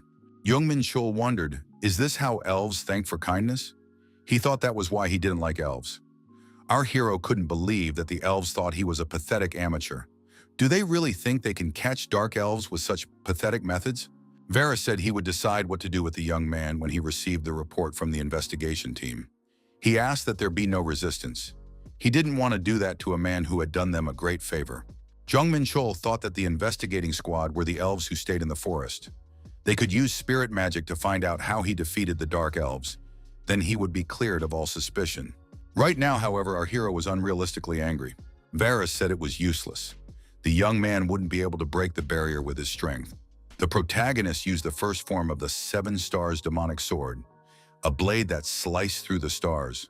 The guy broke the barrier and held his sword forward, asking where were they. Varys apologized and added that he had grossly underestimated his interlocutor. Now it was clear why his interlocutor thought he was weak. It was hard to believe that he could create a blade of spiritual energy in such a situation. Varys admitted that he had not suspected the young man was hiding such power. Jong Menchul said that he wanted to get straight to the point. First, he never hid his strength. It was the interlocutor who didn't believe his words. Jong Menchul thought that he was already busy looking for imposters, so he had no desire to waste his energy on squabbling with elves. Varys said if the young man put his weapon away, he would not threaten him with his blade either. But why did the hunter choose not to fight? Jong Menchul replied that if he wanted to destroy his interlocutor, he would have done it much earlier. Besides, pointing a blade at an ambassador is a serious offense. He wanted to avoid unnecessary interracial conflicts. Jong Menchul added that if Mr. Varys wants to fight, we can have an official duel, then we won't have to take responsibility. The ambassador said it was a joke. Jong Menchul was surprised. He thought that his opponent had found a bad time to joke. The young man asked the ambassador if he was sure he should submit the report right now. Varys replied that it's also about Mr. Jong Menchul, so he has the right to hear the report. The young man said that the goal of the Dark Elves is to awaken the evil imprisoned in the old dimension. Jong Menchul wondered, could it be that the elves were able to figure this out as well, just by studying the magic circle? It seems that they are not as useless as he previously thought. However, the Dark Elves' plans are beyond all limits of reason. The multidimensional universe consists of a huge number of dimensions. Among them, there are both new dimensions that have been born recently and dimensions that have existed for a long time. It would be glorious if the dimensions could live and develop in peace, but there are some that are destined to meet their end. Destroyed worlds are called old dimensions. The ambassador asked the young man if he had a guess as to the identity of this evil. The guy replied that apparently the Dark Elves had sworn allegiance to Deimos, the god of war. Jong Menchul thought it was a mistake, because the Deimos had died long ago. The young man added that it was safe to assume that the Dark Elves were trying to find a way to revive the Deimos. Jong Menchul thought that was a false trail. Deimos is dead, and his reborn version is sitting right here. Varys said they are just crazy. No doubt they are hiding something. We need to report this to Vanaheim and Elysium. The young man added that unfortunately they were unable to figure out the location of the other Dark Elves. It would take about 2 days to complete the ritual. Varys said that if they couldn't find any clues, then it could be assumed that the Dark Elves had succeeded. Varys asked his guest, did he say he could track dark mana? The ambassador added that in that case, couldn't the young man help them? The god of war, that is, the creature known on Earth as the Demon King, may reappear, and help is needed to save this dimension. Jong Menchul thought, it seems like the ambassador finally realized what he was dealing with. The only one who can find the Dark Elves quickly is him, and if he wanted to get rid of the imposters, he would have to work together with the elves. Jong Menchul wondered if they cared so much about the Dark Elves. Why did the ambassador threaten him earlier? Jong Menchul said that he had memorized well how elves thanked for the good done. Jong Menchul headed for the exit. The ambassador asked the hunter to forget about the misunderstanding that happened. Our hero said that he was a rather petty person, so he was unlikely to forget it so immediately. Varys took our hero by the hand and said that the fate of all mankind depended on it. Jong Menchul said that in order to heal a wounded heart, you have to pay a hefty price. Varys said that he was willing to handle the situation. Jong Menchul stopped and advised him not to forget his promise, Our hero thought that in such situations, one should be able to make the best of it. In his hands, our hero had a check, in which it was only necessary to write the amount. The guy was ready to take everything he could from them. The elves first noticed the dark energy about a month ago. They were barely able to get on the trail of the dark elves, and that was only because of him. Unfortunately, the ritual is almost complete. Both sides were doing obscure things, so they're on equal footing, but even so, our hero wasn't going to forgive the dark elves. First of all, we need to find dark mana. If our hero had the time, he would personally interrupt each of them, but the deadline is looming. The protagonist had no choice but to use a new technique, a mana control method he had learned in the Sea of Doom. It was a synchronization. Our hero has activated the dark powers and said they will be his eyes. He must find the signals sent by the dark mana. And even if the hunter has to search the entire capital, he will surely find the dark elves. This procedure wasn't easy. The guy almost died while searching for the dark elves. As soon as he threw more chaos energy into the atmosphere to expand the search area, he started to feel like his brain was about to explode. Jong Menchul had spotted about 10 suspicious spots. All of these spots had about the same amount of mana, so he couldn't find the main magic circle.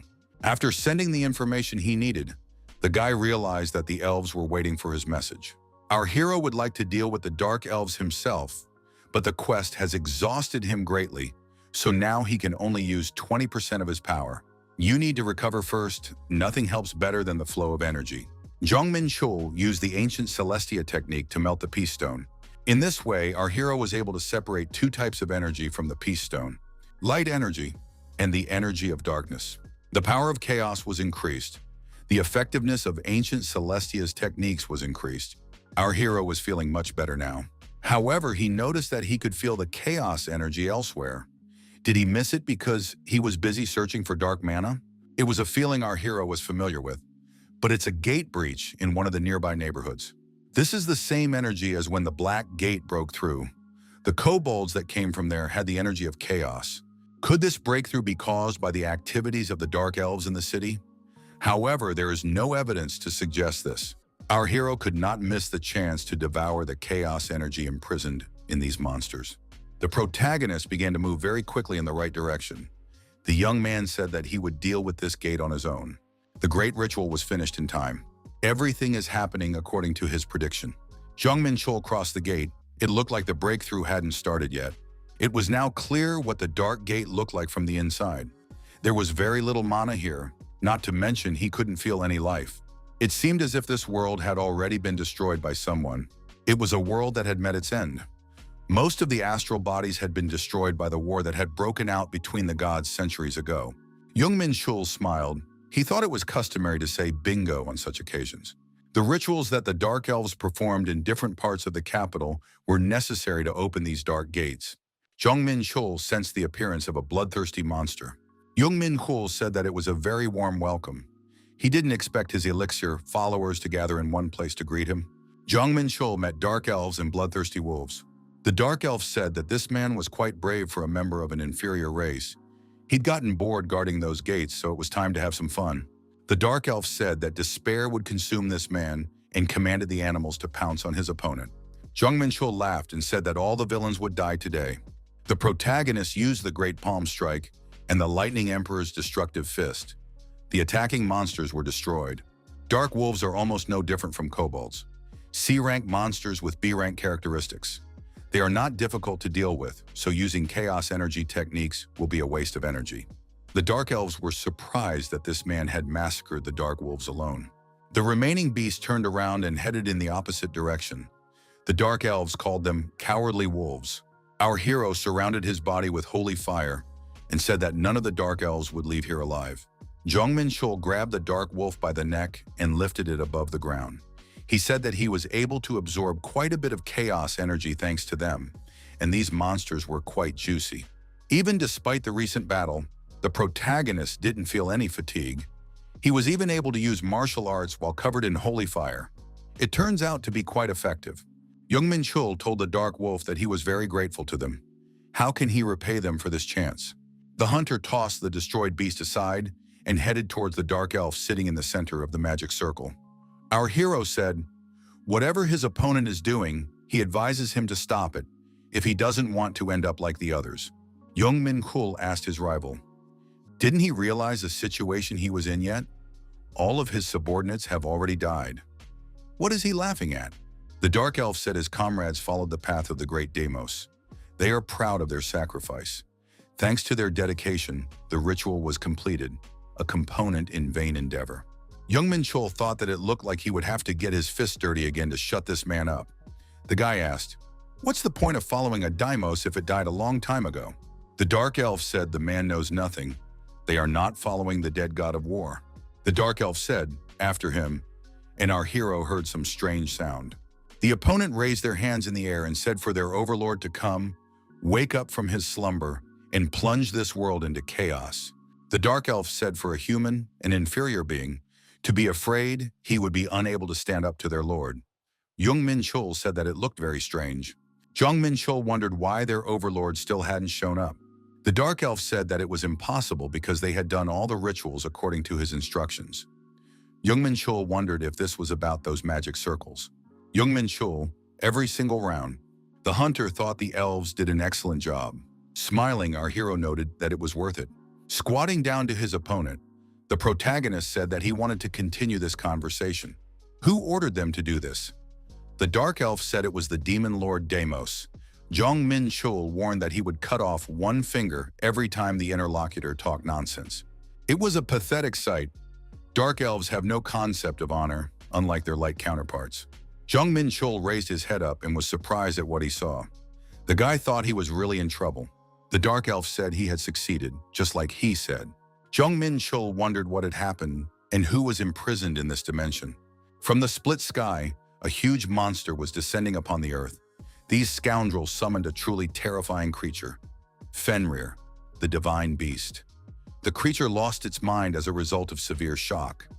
It was a monster of the mythical age, a devourer of the gods, Fenrir, a beast with black fur and mad green eyes, a monster of the mythical era and the brother of Yorgomon, a destroyer of the gods who eradicated the Aesir as punishment for their crime, and a harbinger of chaos who destroyed more than one dimension. The Dark Elf rushed towards the monster and said that he was the one who awakened the great Fenrir. The Dark Elf held his hands up and said to the destroyer of gods to plunge this world into the abyss. Fenrir roared, swung his paw, and the Dark Elf was destroyed.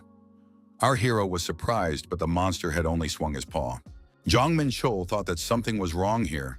This attack was completely illogical, not to mention its power. Was Fenrir weakened because of the summoning to another dimension that occurred despite the destruction of all the strengthening magic circles? Judging by the look and expression on his face, the protagonist realized that Fenrir was about to attack him now. The boy realized that he would have to fight because he was too far away from the gate. It was a strong enemy that our hero never expected to meet here. His opponent is a slave, going by his own instincts and bloodlust. This is going to be an interesting development. Jong Menchul thought that he had a good chance of winning because he is Jong Menchul and the god of war Deimos. Our hero swung his sword and said that this Fenrir would get it from him now. The protagonist considered himself to be the strongest fighter in the entire universe, both past and present. Jong Menchul executed an attack using the Great Palm Strike. The guy realized that he was going to have a hard time. Due to the difference between his attack power and Fenrir's defenses, the holds were nearly damage-free. The young man became angry and used the blade of the 5 tigers. Fenrir was still impenetrable. The protagonist thought that because of the thick fur, his attacks never reached flesh. He realized that if he got hit by his opponent, he would be in trouble. He decided to ignore the weak damage, trying not to get hit by fatal blows and to attack only in between the attacks of his opponent. Fenrir attacked his opponent and did nothing to defend himself. Jong Menchul thought, does this beast think that he won't hit him back? Our hero used Hellfire. Most of his power is sealed, but even so, he remains a monster of the mythical age. Even the Hellfire didn't do any significant damage to him. The monster attacked our hero with a breath attack. Jong Menchul couldn't believe that his opponent had decided to use such a powerful technique. Jong Menchul decided that he would not sit idly by. If one punch doesn't work, he'll just throw a few more in a row. Jong Menchul swung his sword and once again attacked his opponent. As a result of another attack, our hero was able to cut through the opponent's mech. It is necessary to continue attacking him, resembling drops of water destroying the stone. Jong Menchul used the Lightning Emperor's destructive fist. The monster was very strong. Our hero had about half of his total energy left. Jong Menchul was fighting an opponent who could send him to the other world at any moment. The guy thought that this was what a real battle should be like. Suddenly, the sky split open and the monster roared loudly. A world that had met its end. Most of the astral bodies had been destroyed by the war that broke out between the gods centuries ago. The boy thought, had they fought too fiercely? The monster continued to growl loudly. Jong Menchul thought that the world was beginning to collapse. Was it really because of the energy released by their attacks? However, as if that wasn't enough, Fenrir keeps attacking all the time. Our hero weakens him blow by blow, but not enough to destroy him. The protagonist thought his chaos energy was about to run out. Jong Menchul found himself witnessing Fenrir destroying the ground beneath him. Does the opponent really want to restrict his movement? The more Fenrir attacks, the less time they have left. His actions become more and more deliberate, and he gradually regains his sanity.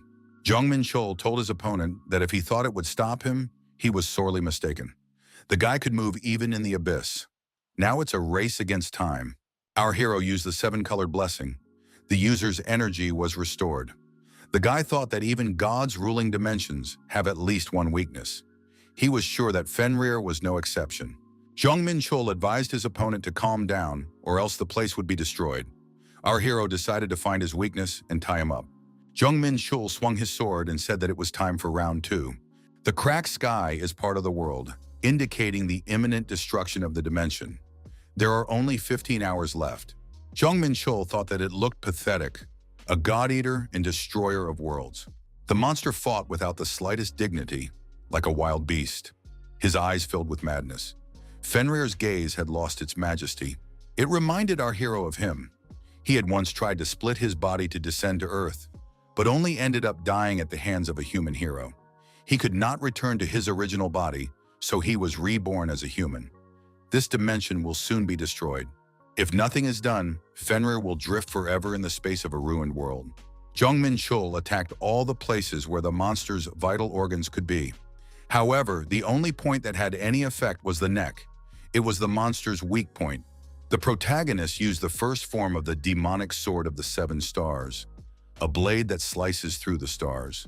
Our hero was right. There is something stuck in the monster's body. That is its weakness.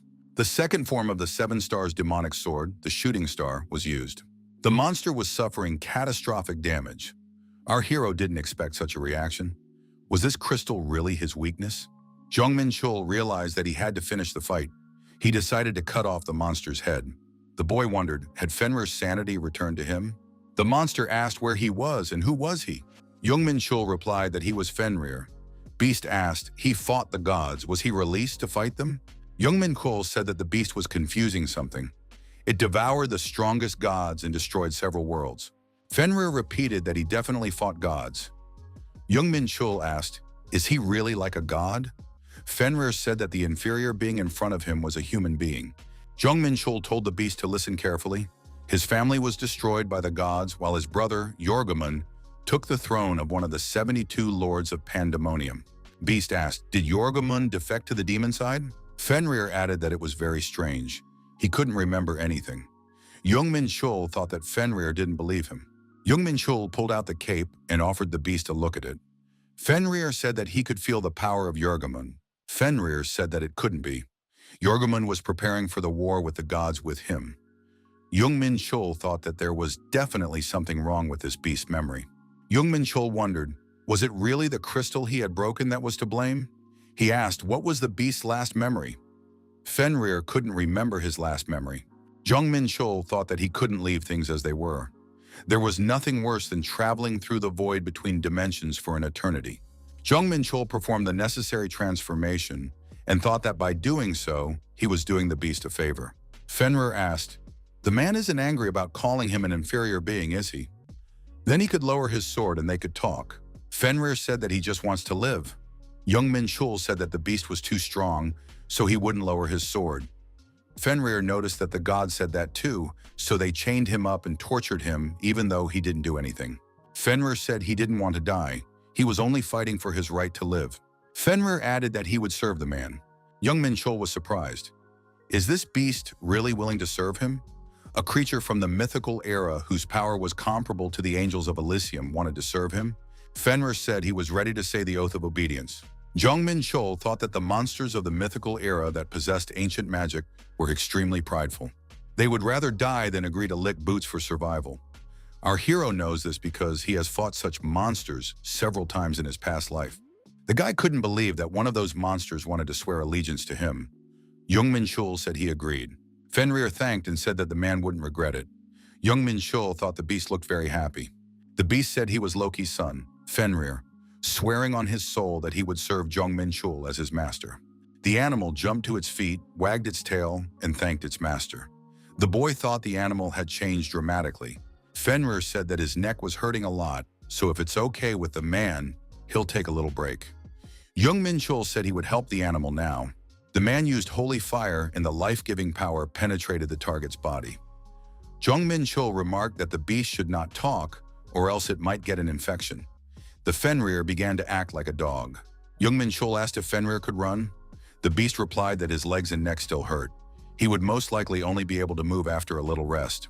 The man said they needed to get out of here, or they wouldn't get a one-way ticket. There was a little over 5 minutes left before the destruction. Fenrir said he can't run.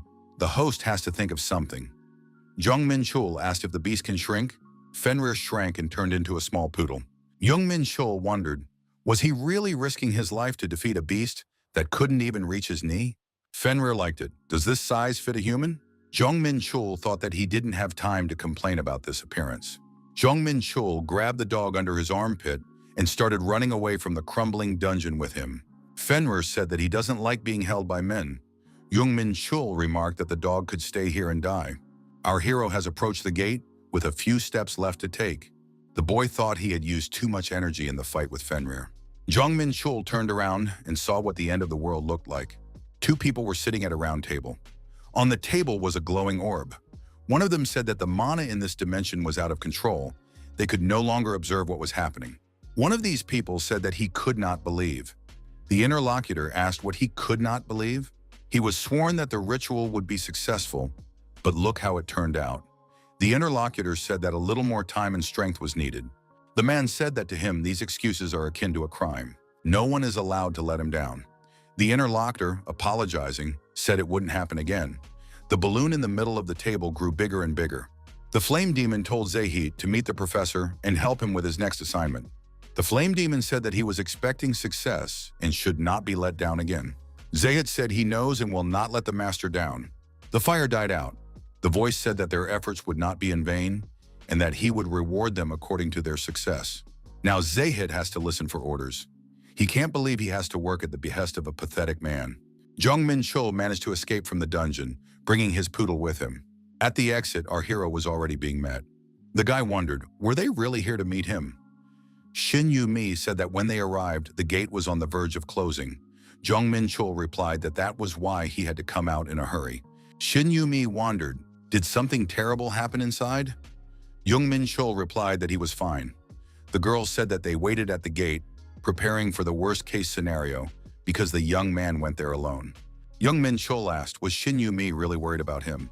The girl wanted to say that his demise would bring a lot of trouble to her father. Shin Yu-mi asked if the Dark Elves were trying to resurrect the Demon Lord through a ritual. Jong Menchul replied that he didn't think so. The girl asked, then what was their purpose? Jong Menchul said he didn't know. The ritual failed because of the destruction of the strengthening magic circles. The guy figured he wasn't taking on trouble if he told them about Fenrir. Shin Yu-mi said that anyway, she can't even imagine what they would have faced if the hunter hadn't helped. Jong Menchul said that if they wanted to thank him, they could give out a decent reward. Shin Yu-mi looked at the poodle and asked, is it a puppy? Jong Menchul replied that it was a puppy. Jong Menchul thought that the girl shouldn't recognize him as Fenrir. Shin Yu-mi wondered if the hunter had taken the puppy with him to the gate. The boy replied that he had picked up the animal on his way here. Jong Menchul added that he thought he had been abandoned by his owners, as he couldn't leave this defenseless animal on the street. The puppy rumbled and thought that no one had abandoned him. Shin Yu-mi asked, what was the hunter thinking when he took this puppy with him? He shouldn't have done that even if his skills allowed him to protect the animal. After the gate closed, representatives of the Elven Embassy began searching for traces of the Dark Elves, but found nothing. And yet they managed to capture a few criminals while destroying the reinforcing magic circles. The rest fled the battlefield and covered their tracks as if they were never there. The ambassador, Rarest, personally asked our hero for help. Our hero absorbed the chaos energy of the creatures from the Dark Gate and also found evidence that the Dark Elves served non-demos. And finally, our hero picked up Fenrir. What good can the elves offer him? Jong Menchul said that he had done enough, so he had to refuse the ambassador. Varys replied that they really shouldn't rely on the hunter's help all the time. Jong Menchul expressed his hope that he would be rewarded properly for all his exploits. The ambassador said that the young man would not be disappointed in the city. Guy asked to be notified if the ambassador learned the identity of whoever was behind the Dark Elves. If our hero finds out that the Dark Elves worship not him, there is no doubt that someone else is behind them. Once the protagonist learns the identity of this demon, he will destroy it with his own hands.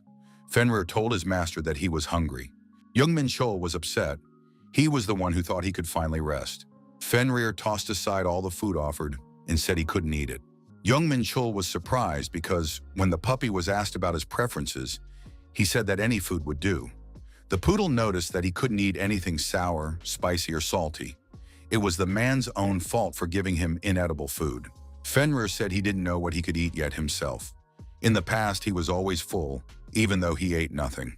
Jong Menchul thought he shouldn't forget that this isn't an ordinary poodle, but the God-Eater Fenrir.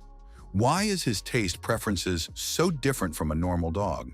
Shouldn't he be fed like a werewolf? Jong Menchul thought that she was the only person who could help him with this. Ellie grabbed the poodle in her arms and said he was cute. Our hero didn't know this girl had such a side to her. Ellie asked what kind of family he was from. Fenrir thought he didn't know. He has lost his memories, so he can't even accept his true appearance. Ellie assumed that this dog came from a very ancient family. He smelled of power. Not even the noble families had such an odor. Ellie said that the hunter really surprised her when he called and asked about the werewolf diet. She couldn't even believe her ears. She is also a werewolf dog. She thought the hunter called her because he knew about it. Jong Menchul wondered, is Ellie really a werewolf? Ellie asked, what's his name? Poodle answered Fenrir. Jong Menchul answered Pengu. Due to his memory loss, the dog has developed mythomania, so he tells everyone he is Fenrir. Ellie even cried when she heard the diagnosis. Jong Menchul thought the dog was not happy with what he heard, but he can't stop wagging his tail because he was hugged by the girl. He doesn't look like Jorgenmund at all. Jong Menchul thought to himself. So Ellie wouldn't let herself be fooled. Even though he looks like a poodle, he's actually a monster that's been around for over 1,000 years. Our hero never left the feeling that he had lost to some dog. The youngsters went to the Interstellar Alliance office and visited a local restaurant. Poodle had lunch and said it was very tasty. Jong Menchul thought he had come here to find food for Pengu. However, he didn't expect the girl to give him ruby meat for 200,000 coins. The monsters of the mythical era were very fussy. He could do with ordinary noodles or canned food. Ellie asked the hunter when they would see each other again. Jong Menchul was surprised because they haven't broken up yet. Ellie reminded herself, hadn't the hunter said he'd buy her lunch? She didn't think it was about a business meeting like this. Ellie said she had been watching the young man for a long time. The girl added that Jong Menchul doesn't know how to hide excitement, just like right now. Jong Menchul thought that she had figured him out. Jong Menchul admitted that he had forgotten about his promise. Ellie, smiling, said that she wouldn't order anything expensive. Mr. Martin appeared nearby. He shouted that he didn't know that hunter Jong Menchul had arrived. Martin asked if he could join them. Jong Menchul said he was fine with it. Jong Menchul asked if Mr. Martin was sure he should drink. After all, he is the head of the department. Mr. Martin said that beer was like sweetened water for dwarves. At Mr. Martin's office, our hero said he needed the help of the head of the branch. Jong Menchul pulled out the cape and asked if Martin could glamorize it. Mr. Martin said this item looks incredibly valuable. Where did the hunter get it? Jong Menchul replied that he got it from the tower. After examining the cape, the guild branch head said that this item was blocking his recognition skill. It would be difficult to enchant this item. However, what is it? The protagonist said it was a cape made from the scales of the world serpent. Martin said in surprise that it was the first time he had ever touched something so valuable. Jong Menchul interjected, so Mr. Martin can't do anything? The dwarf said that probably only his teacher could handle this request. Jong Menchul asked if Mr. Martin could find someone to take on this order. The short man replied that he knew a few craftsmen who would be interested in it. Jong Menchul held out a dagger to Mr. Martin and said that he wanted him to make 10 of them. Martin said it's an interesting dagger. Its shape and center of gravity placement are great. Is it meant to be thrown? It was the Dark Star, a triple hidden blade. Jong Menchul said that he planned to tie strong threads to his hands to be able to attract to himself. Martin then recommended using some sort of arachne in such a case. The triple hidden blade technique was an art that required the use of 10 daggers, so it was better to collect the entire set. A call rang out. The short man said he was getting a call from a man who was building a training ground. It must be work-related. Talking on the phone, Mr. Martin told Hunter he had been asked about a magic circle drawn on the training ground. The guild branch head added that as soon as his partner saw the magic circle, she immediately became eager to meet Mr. Hunter. Jong Menchul wondered why she would do that. Martin said she wanted to buy the formula for this magic circle. A red-haired girl appeared in the guild room. She said that she was interested in the magic circle. The girl introduced herself. Her name is Heron Linswood. She's the head of the Linswood Construction Company. Our hero also introduced himself. Looking at the girl, he thought she was a dwarf, and she had a very interesting way of speaking.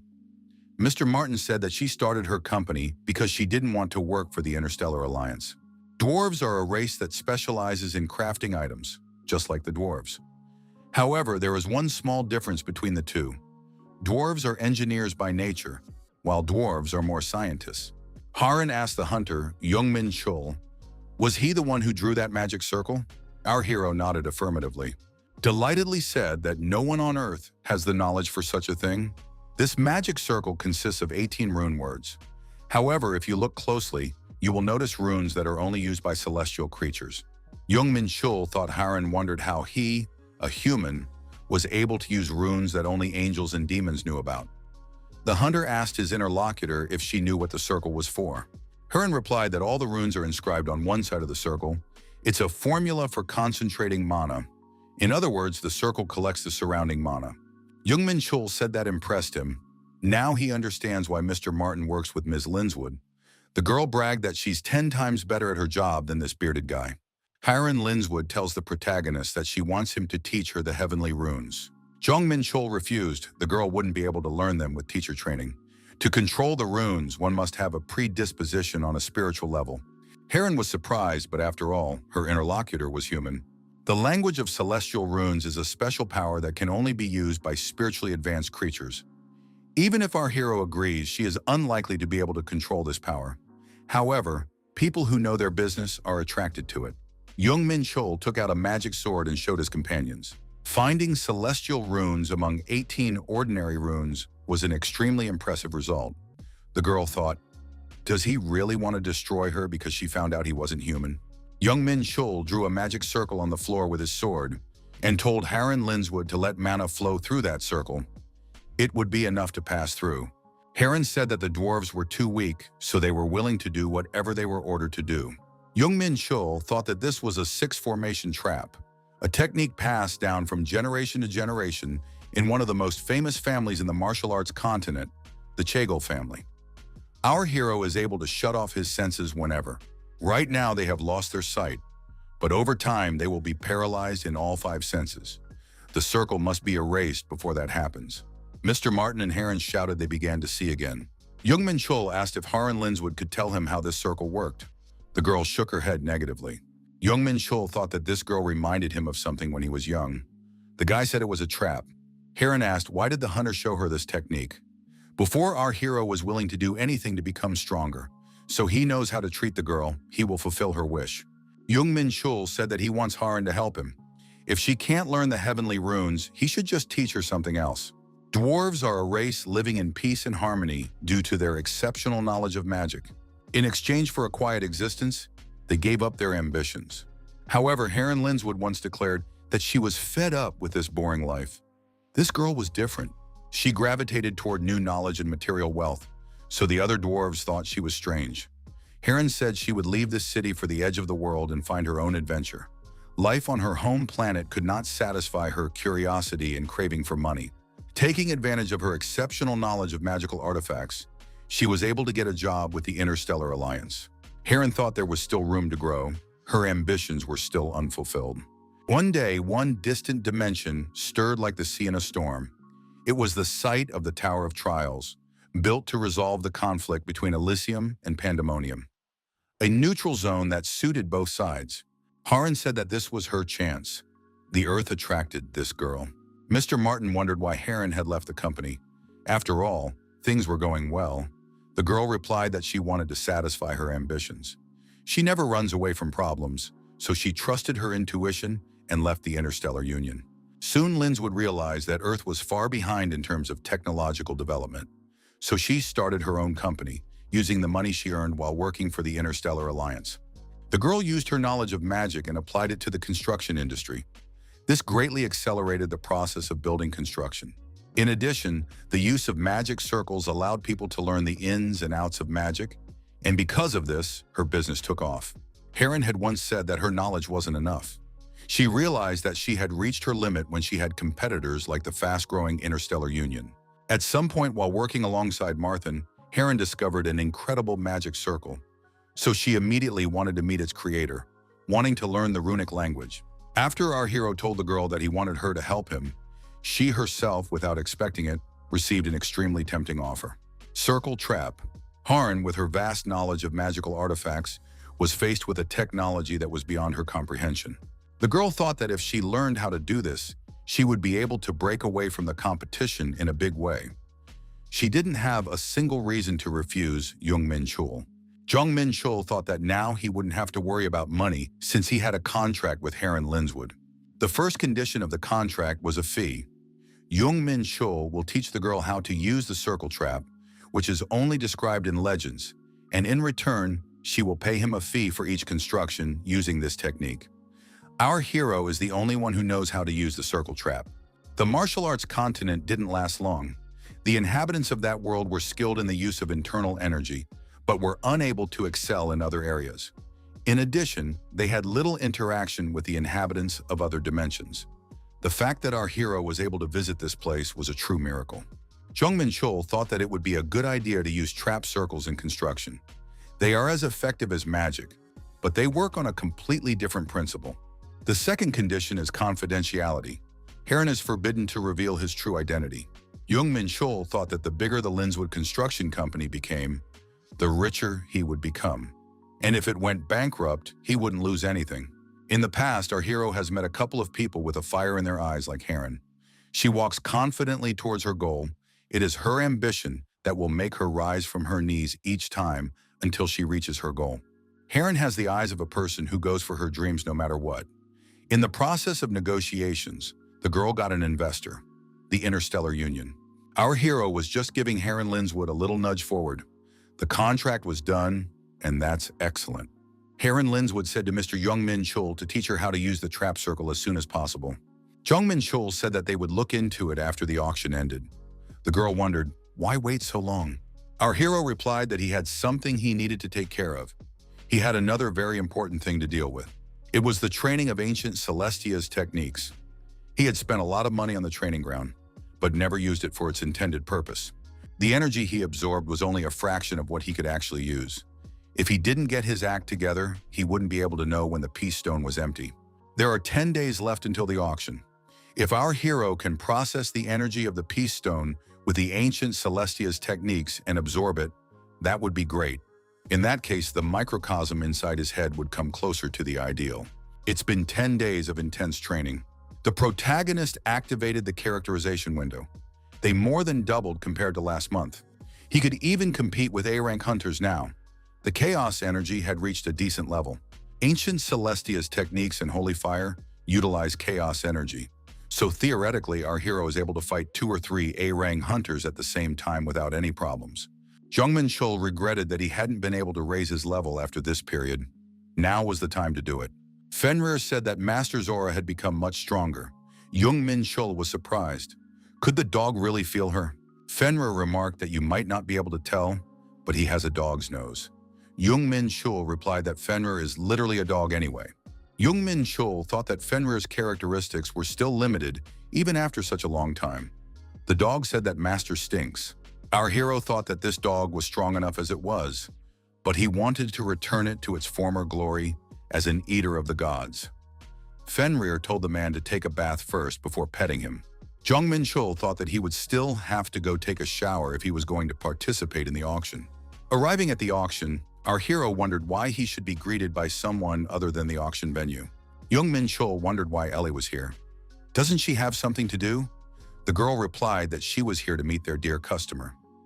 Jong Menchul noticed that Ellie was as beautiful as ever today. Jong Menchul thought that the girl looked above and beyond, completely different than usual. Ellie wondered, the hunter isn't going to go to the auction wearing that, right? Jong Menchul asked, what's wrong? He feels like he's dressed rather formally. Ellie said that the auction will include some of the most famous personalities of this world. Hunter can't go in that. The girl won't let anyone look down on their business partner.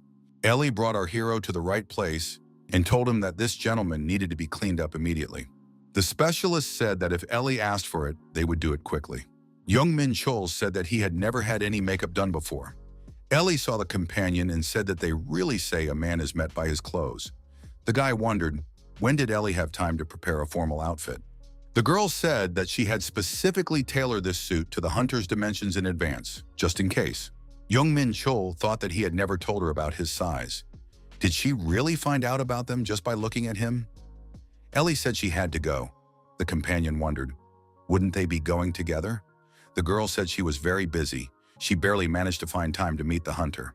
Jong Menchul thought that it wasn't surprising. The auction was being organized by the Yongsan branch of the Interstellar Union. As a direct subordinate of Mr. Martin, she must be very busy.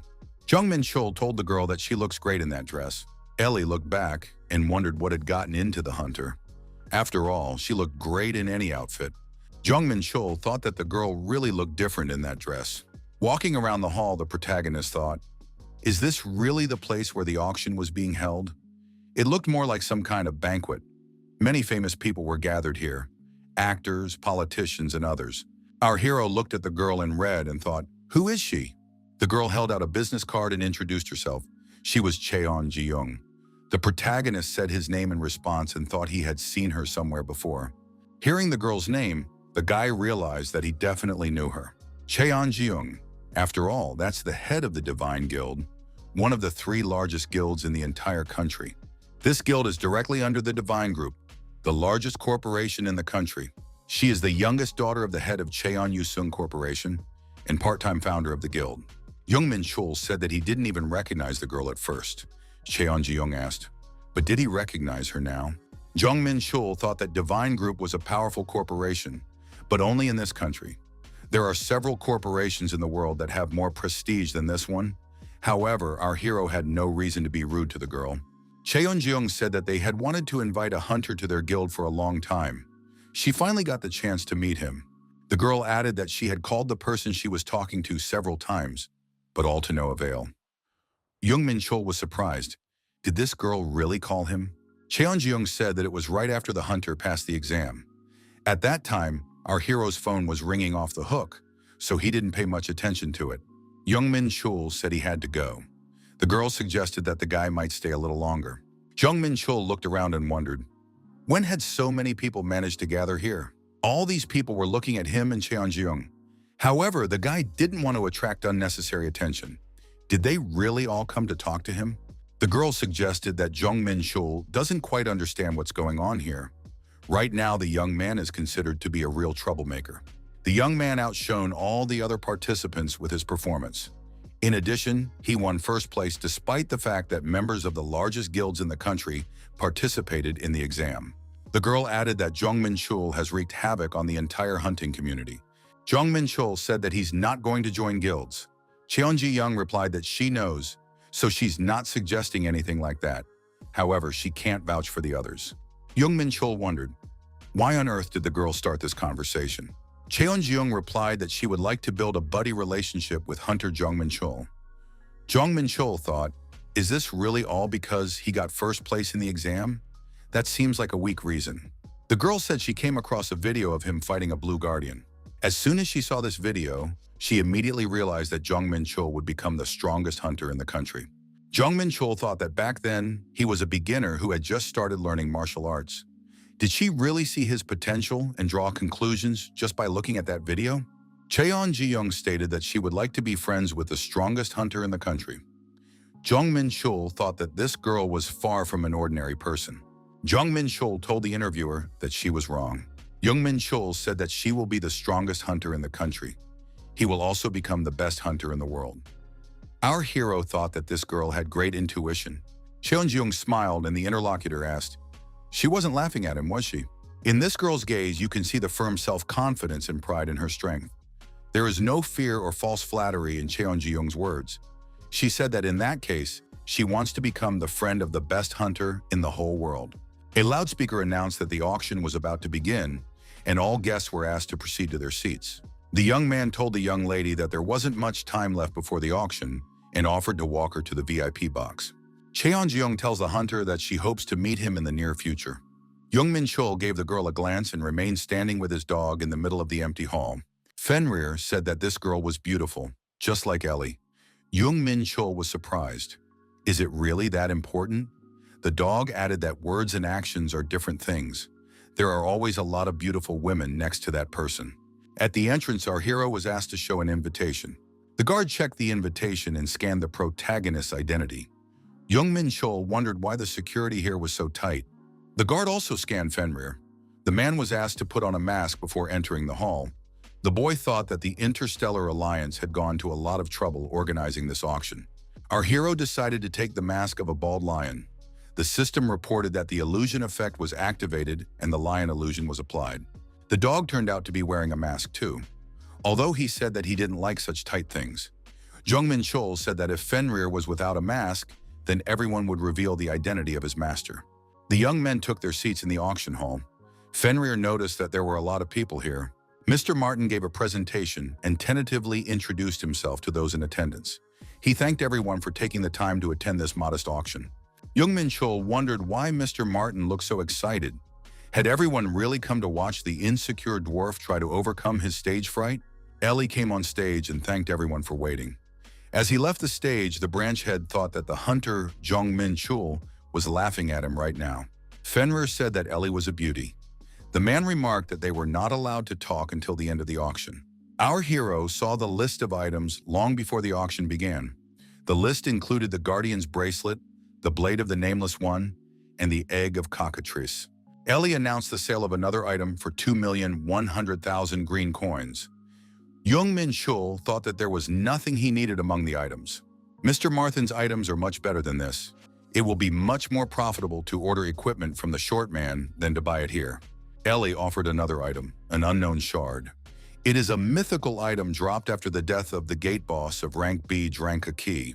Without having eyes of truth, no one would be able to discern the true value of the key, so it was unlikely that anyone would want to buy it.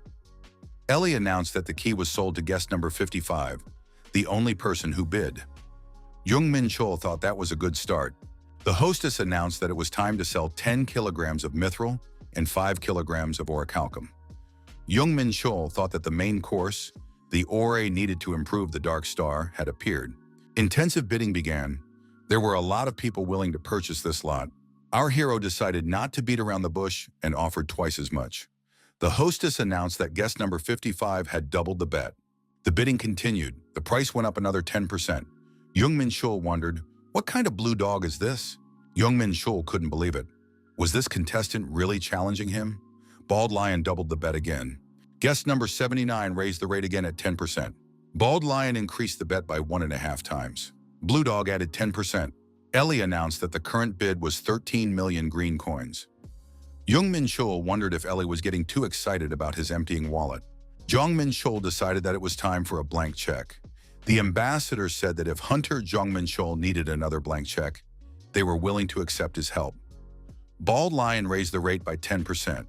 The hostess announced that the lot had been sold to guest number 55. Jong Menchul thought that this blue dog should have given up much earlier. Our hero has purchased all the items he needs. The auction can be considered a success. It reminded our hero of the times when he used to get his hands on whatever he wanted. The auction was fun, but now the guy would like to pick up his purchases. A stranger approached the young man and gave his name, Alfred Graf. He asked if Jong Menchul had some time. Jong Menchul apologized and said he had business to attend to. Alfred Graf said he needed mithril and orichalcum, which the hunter bought. Jong Menchul was surprised. How did this person know that he was the one who bought them? The foreigner stated that he knew everything. Mr. Jong Menchul bought mithril and orichalcum. Mr. Jong Menchul thought, is this really the guy with the blue dog mask? Alfred Graf said that he loves dogs. Jong Menchul asked if he was a blue dog. It still seemed strange to our hero. The masks were covered with illusion magic. Even his eyes of truth couldn't get through it. Who was he if he could see his name through the mask? After applying the eyes of truth, the protagonist realized that before him was an angel with divine magic. One of his skills was black baptism. The young man asked why Hyun was here. While on the roof of the building on the helipad, our hero asked, in a month's time, the interlocutor will have 20 million green coins, so he wants to buy back the ore with this money? Jong Menchul realized that this person's main goal was to obtain mithril and orichalcum. Alfred Graf said that the hunter would be incredibly rich in a month. Jong Menchul couldn't understand why this man needed these metals so urgently. It was also interesting to know where he got his black baptism from. The protagonist felt the same energy from his interlocutor as from Verdi, but did not see the mark of a fallen man. Most likely he was still an angel. However, it was clear that someone was behind this man. It was necessary to find out what the motives were. Jong Menchul asked if the interlocutor could use translation magic. His manner of speech is very annoying. Graf said he already uses that magic. He can't understand anything without it. Jong Menchul wondered, wasn't this a basic spell for angels? At the same moment, the interlocutor glowed. How does a person know his true identity? Alfred Graf stated that he must know the answer to this question. Fenrir asked the host, will they fight?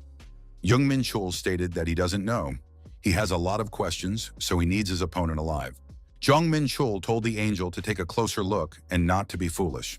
Holy fire gives life and draws away all infirmities.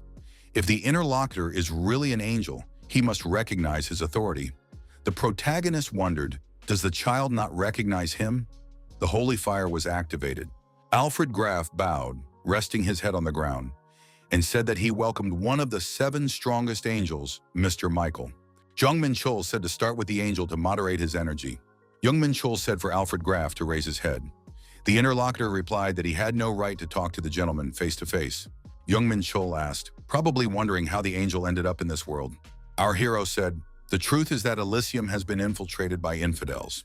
The proof is in the Baptist energy of this angel. Graf said that he followed the instructions of his superiors, so he doesn't know anything about baptism. Jong Menchul asked who bestowed black baptism on the interlocutor and sent him to Earth. The angel replied that it was one of the pillars, Edel. Our hero has never heard of him. No wonder, he's a lowly 6th rank after all. Jong Menchul asked, why did the angel come here too? Graf said that he had heard that a ritual was going to be performed. That was why he needed mithril and orichalcum. The protagonist thought it was suspicious. Dark elves and angels doing some kind of ritual. Jong Menchul thought that this was too massive a job for 6th rank angels. Whoever was behind all of this must be no lower than the level of the monarchs of Pandemonium. Anyway, this guy doesn't know anything. Like Verde, Alfred Graf is just a pawn. A voodoo doll commands him from the shadows. Jong Menchul told his interlocutor that when trouble comes, there are people who try to corner the lamb. The holy fire has been activated. It's up to our hero to win this angel over to his side. Alfred Graf felt warm, the master forgiving his sins. Jong Menchul said he had an assignment for Angel to be his undercover agent in Elysium. The protagonist thought that today he had met someone he could finally trust. Alfred Graf became an undercover agent. Alfred Graf said that even if his body was covered in fire, he would follow his master's orders. He would do anything to justify his trust. Thanks to the angel's gullibility, our hero was able to roughly understand the situation. In this regard, he instructed to find out the details of the ritual.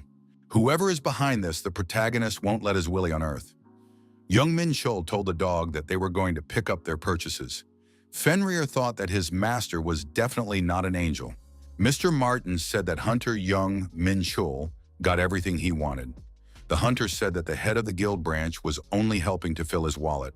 Mr. Martin wondered how the hunter had managed to get a blank check. It actually had Veracillin's signature on it. Jong Menchul replied that it was a secret. Our hero took the glove of the Black Star. He had waited a long time for this moment.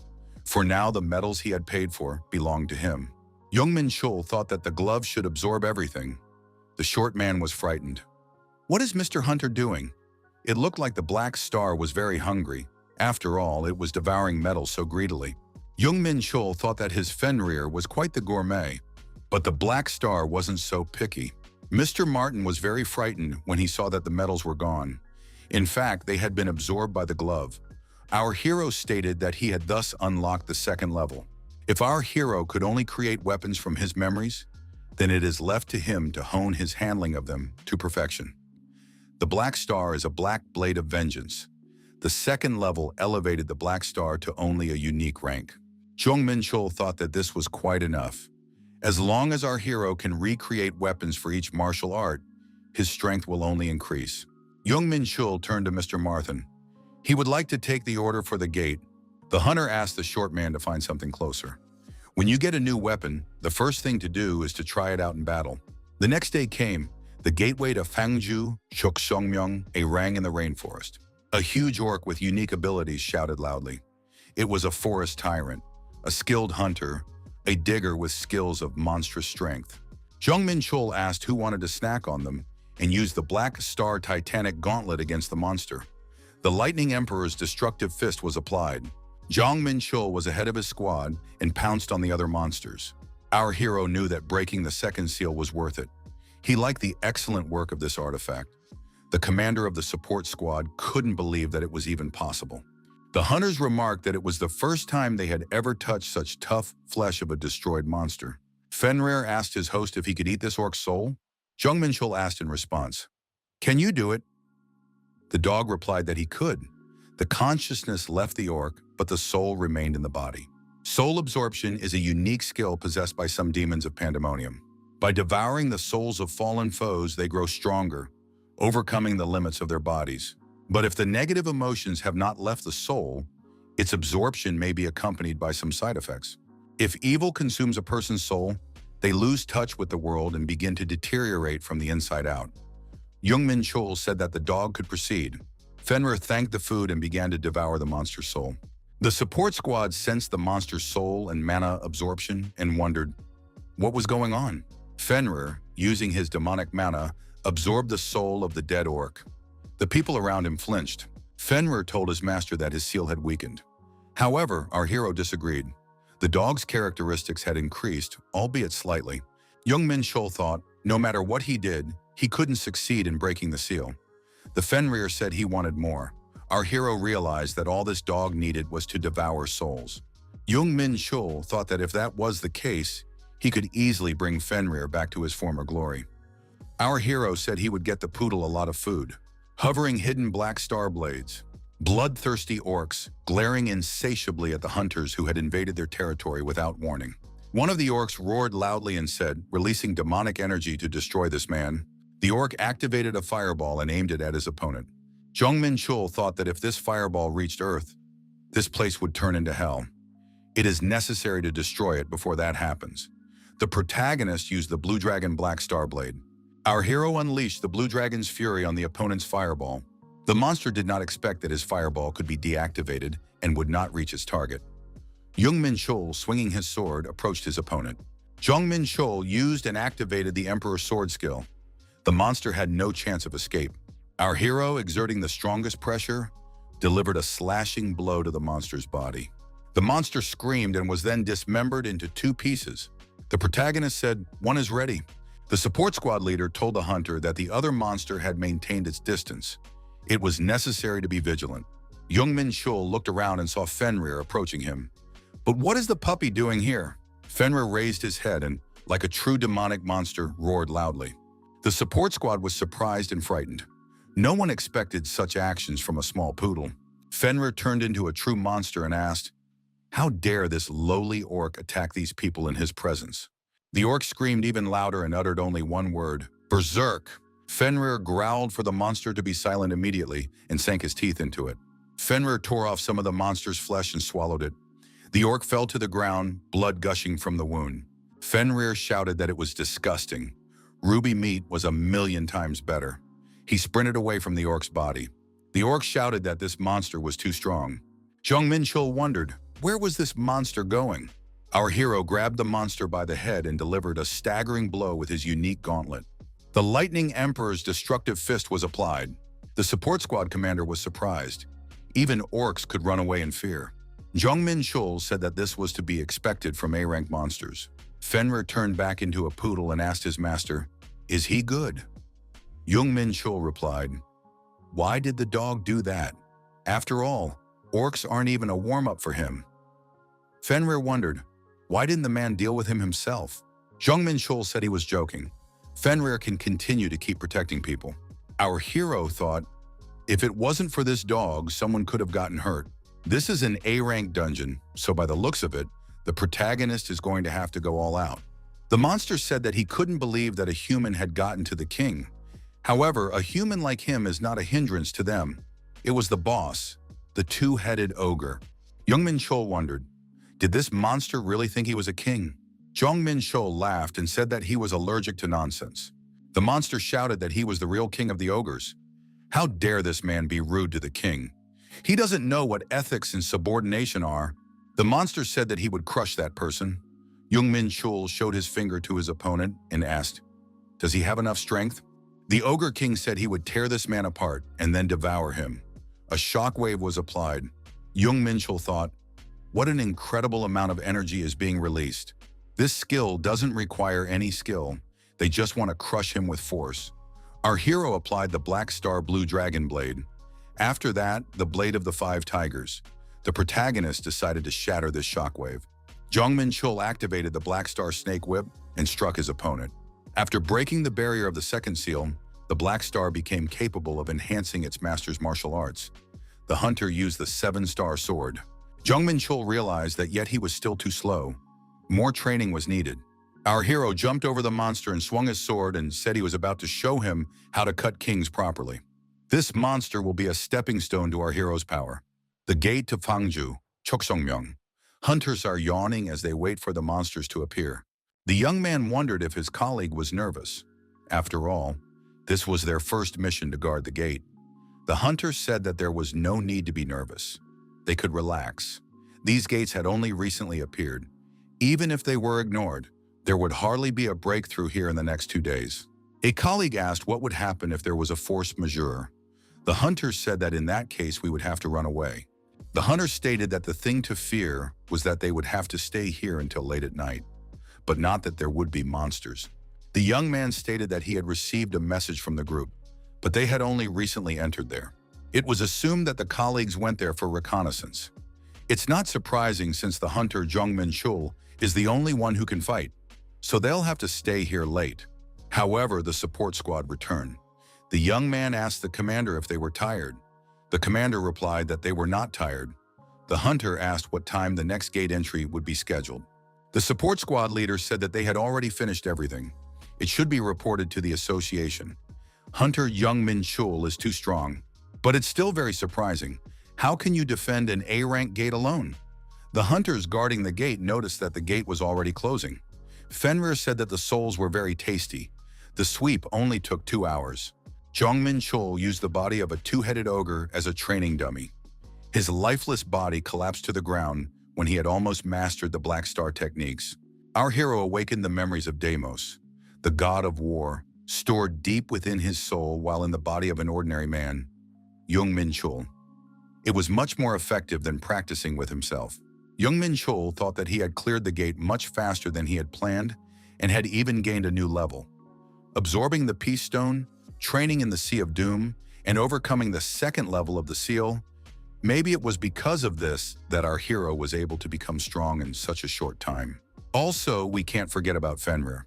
You could concentrate on the monsters because the dog was protecting the people behind our hero. Jong Menchul thought that he might even be able to push it a bit. Ellie told the hunter that she found another gate for him to enter tomorrow. Jong Menchul said he could count on her. Ellie asked if the hunter was really grateful to her. Why wouldn't he do something special for her? Jong Menchul replied that he would think about it. A phone call rang. Jong Menchul answered and said he was listening. The call was from Haran. The girl said that a small and weak dwarf was on the wire. Haran said that the auction was long over. Why didn't the young man call her earlier? Our hero remembered that he had promised to teach her how to use the trap circles. Jong Menchul apologized and offered to meet later at his house. Ellie wondered, Had Mr. Hunter forgotten about the promise he had made to Miss Linswood? Our hero finished with the gate sweep in the afternoon. He met with Harren in the evening to teach her a new technique. Since she would need to learn the meaning of each word to use the circle effectively, he wrote them in a language Harren would understand, swapped them around a bit, and then told her about the circle. The girl said that it was incredible. Jong Menchul asked if she could do it again. Harren said that she is a professional. Our hero decided to alternate between clearing A and B rank gates. The B rank gates gave much less experience, but he couldn't do anything about it as there was a struggle among the hunters for the right to clear the A rank gates. Our hero didn't give himself a day's rest. The protagonist already has enough chaos energy, so now he needs to train his body. Jong Menchul decided to distribute bonus characteristic points into strength and agility. He had almost reached level 30. Jong Menchul told the dog that he was leaving the boys to him. Fenrir replied that he would not let them down and would honor his trust. The gate to Puyo, Guamyong. The hunters were in an open area, so the protagonist had no fear of being caught off guard. Members of the Vulcan tribe lived in this gate. The Vulcan tribe are the original inhabitants of the Vulcan dimension. They are naturally strong, so they often came into conflict with demons who also like to fight. In his past life, our hero often hired them as mercenaries to fight in wars between dimensions. Jong Menchul said he thought he could meet some real warriors here. What a pity, the Vulcan asked. Is this hunter trying to insult them? Jong Menchul thought that these were not the real warriors of the Vulcan tribe, but ordinary puppets protecting the core of the gate. The guy said that if that was the case, they should show what they could do. The puppets were much weaker than the originals. Jong Menchul used the Titanic Black Star Glove against the advancing Vulcans. The Vulcan leader said that he would make the man regret his words. The battle cry of the Vulcan warriors sounded. Considering that it was fake, it sounded pretty good. The Vulcans didn't stand a chance against Black Star's Titanic Gauntlet. Jong Menchul said that it doesn't give the opponent the right to be called a Vulcan warrior. He needs to become twice as strong to catch up to the original. The system reported that the hero had received the long-awaited 30th level. On the 15th level, the guy had a pleasant bonus, so he thought that the 30th level would also please him with something unusual, and he was right. To search for traces of souls, the power inside the hero was awakened. Demoness Seraphina's power is the ability to bewitch anyone and take away the ability to think straight. The former owner of the charm is a demoness of the 55th rank, Seraphina. A former lord of the undead, a demon of the 15th rank, Zarin. The demon Zarin is able to summon the undead by placing a crystal in the victim's body. Zarin was a master of necromancy. Our hero always found his methods tasteless because the necromancers always stood behind him, raising more and more dead. Still, this ability is far more useful in combat than some sort of seduction. The power has been transformed this time as well. The hero is now able to grant immortality. When a being who has been granted immortality dies, its body and soul are absorbed to rise as the living dead. Jong Menchul thought that the power of immortality could only be used on living beings, so he wouldn't be able to test it right now. Our hero decided to start with the Army of Light and activated the appropriate option. Angels appeared in front of the protagonist and greeted the Lord. Jong Menchul thought, are there really chicken wings again? The guy couldn't recall Elysium having guys like this. They look like angels, but their energy is much different. Judging by their characteristics, they're much stronger than Vulcan warriors, roughly on par with orcs. I'd like to know how useful they are in real combat. Jong Menchul saw the Vulcans approaching and thought they were just in time. The hunter showed the angels a squad of Vulcans and said they needed to be dealt with. The angels said they must return in victory. The enemy will now see the justice of the light. Punishment will come down on them from heaven. Jong Menchul thought that these warriors were real weaklings who were nothing. However, the Vulcans were destroyed. The wounded angels said that they were willing to continue to do whatever the Lord ordered. Jong Menchul thought, is this some kind of joke? Not only do they fly poorly, but they fight by just swinging their sword from side to side. Jong Menchul realized that they had won, but with such characteristics, it was possible to do so without a single injury. Jong Menchul said for the angels to line up. The guy didn't understand what he should do with these angels yet. Jong Menchul said that these guys simply don't know how to use their power. None of them have found a worthy use for the increased mobility and high performance. Jong Menchul said that's half of it. Do they even realize that a sword is a weapon? Weapons are designed to stab or pierce your enemies, not waving them from side to side. Jong Menchul said that treating these weaklings with magic was a waste of his powers. Our hero used holy fire, and the angel's wounds were healed. The protagonist saw no point in summoning these angels to join the fight. It would be much easier for him to fight alone, because they could evolve. But with such worthless knowledge, they were unlikely to learn anything. One of the angels apologized for his impertinence and said he wanted to object. The angel stated to the master that they are not weak. Jong Menchul remarked that the battle between the angels and the monsters had convinced him otherwise. Had their pride been hurt? The angel added that they only fought badly because they were suddenly called up. Jong Menchul moved closer to the interlocutor and told him to attack. The boy added that the angel should fight him. He would realize through experience that he was wrong. Jong Menchul said that it was his master's order. He should attack with whatever he can. Our hero felt that he just had to teach these guys a lesson. After the failed attack, the angel thought that after all, he was much faster and stronger than the Lord. But none of his attacks ever reached the target. Jong Menchul noticed that his opponent's movements were too predictable. The protagonist put his sword to the angel's face and said that this is what failure to use the power given to them leads to. Hunter said these angels are an exact replica of grouse-winged wimps. He's too disappointed. Jong Menchul thought that these four could become stronger if they practiced, but he wasn't willing to put up with their hubris. Jong Menchul wondered, are they really refusing to admit defeat? One of the young men said that his sword was meant to protect the Lord. He realized how weak he was. However, he only wanted to ask the hunter for one thing, to teach him how to swordplay. The other angels expressed the same wish. Jong Menchul thought, did these guys really get over their pride? It's even interesting. There's no way the angels would have given up so easily. Jong Menchul stated that he can't do that right now. The opponent said that he is asking and is willing to do anything. Our hero stated that they should concentrate on the enemies in the gate. Even if he does, it will only be after the gate is cleared. Jong Menchul told the dog that these angels would be his subordinates. The departing protagonist is told by one of the angels that they can't follow the commands of some insignificant being. The master is the only one who can order them around. Jong Menchul says to let Fenrir show his superiority. Poodle turned into a huge monster and asked the angels to repeat what they had just said. The angels immediately swore allegiance to Fenrir. To use the power of eternity, the target must be a living being. So he grants the monster eternity, and when it dies, it will become the living dead. Jong Menchul saw the Vulcans and said there was someone to try it on. Our hero used the power of eternity and attacked the Vulcan. Now upon its death, he will be able to use the living dead. After striking his opponent, Jong Menchul said that he would die and then rise again afterward. The system has reported the target dead. The creature's abilities and the karma of its soul will be taken into account when it is reborn as undead. The Vulcan reborn and greeted the Lord. It was an immortal warrior capable of absorbing life force.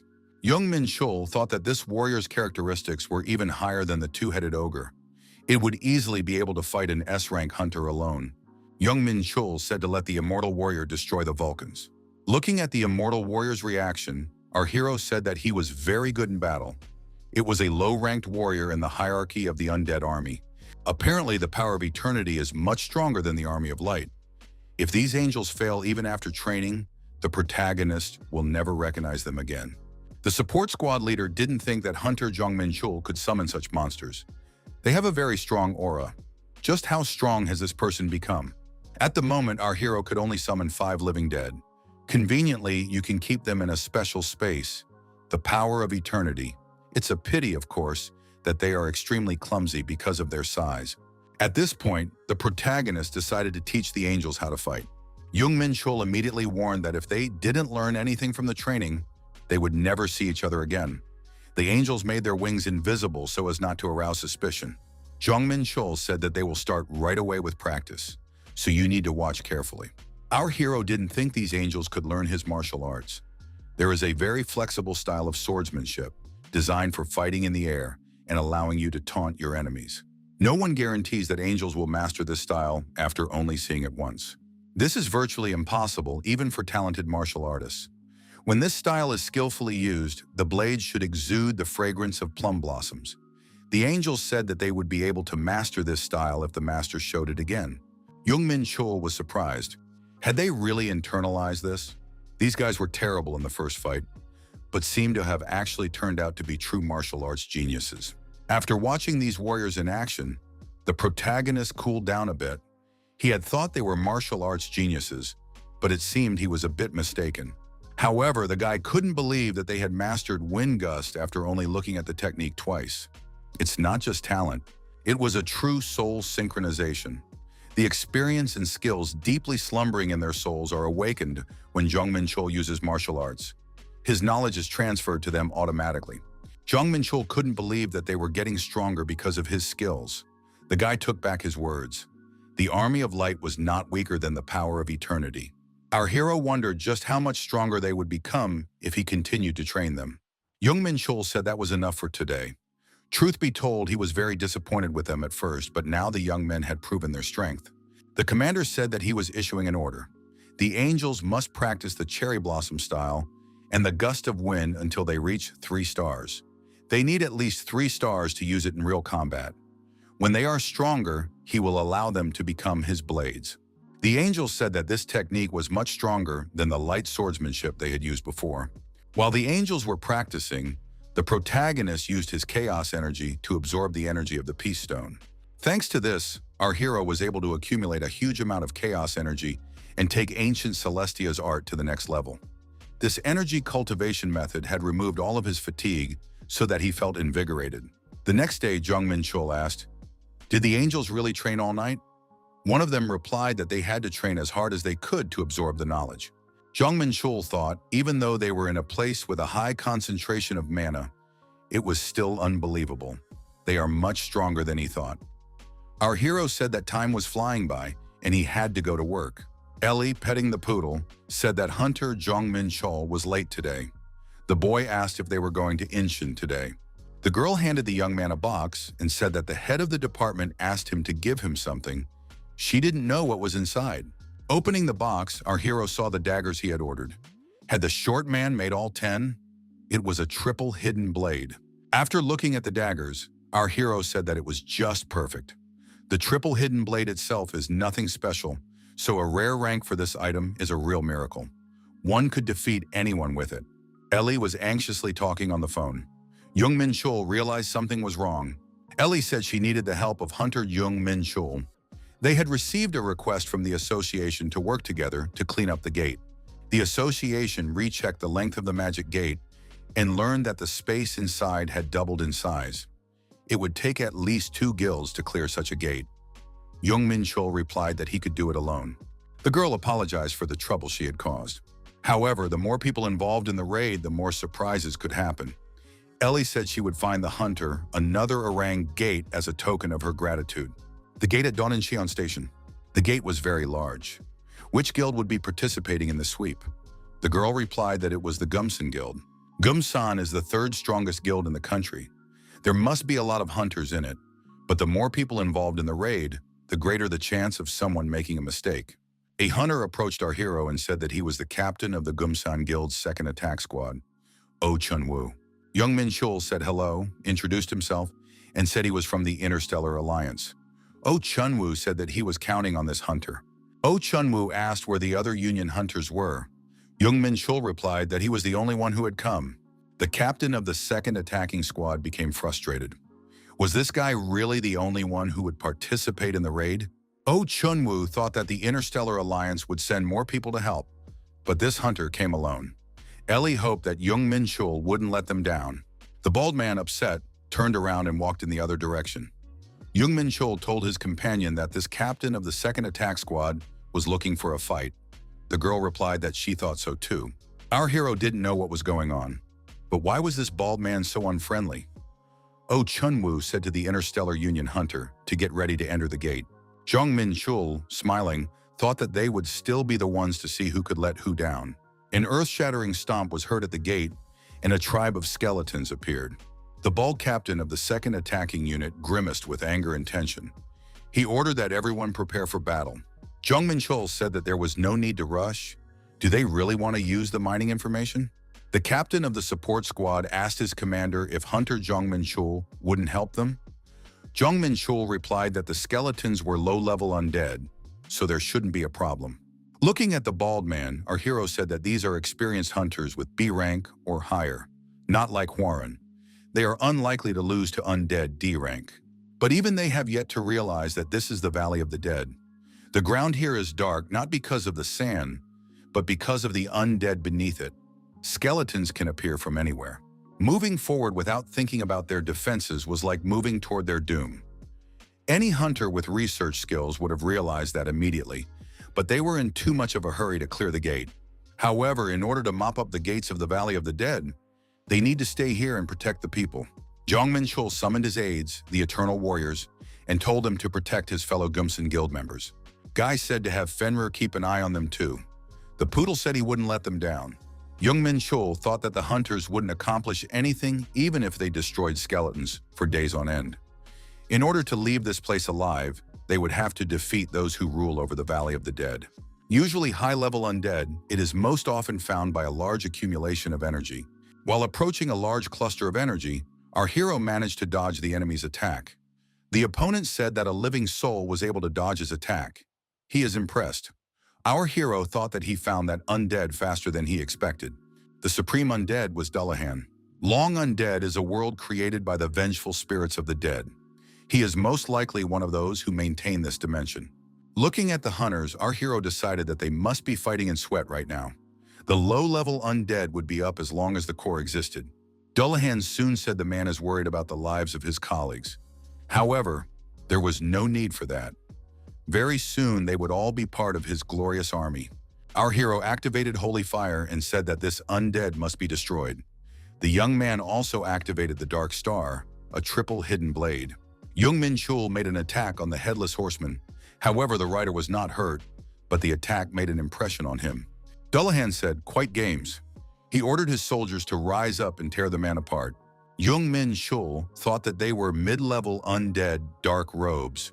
They specialize in magic, meaning he wouldn't be able to fight them in close combat. The guy said if they tore him apart, then Dullahan wouldn't be able to raise him as an undead.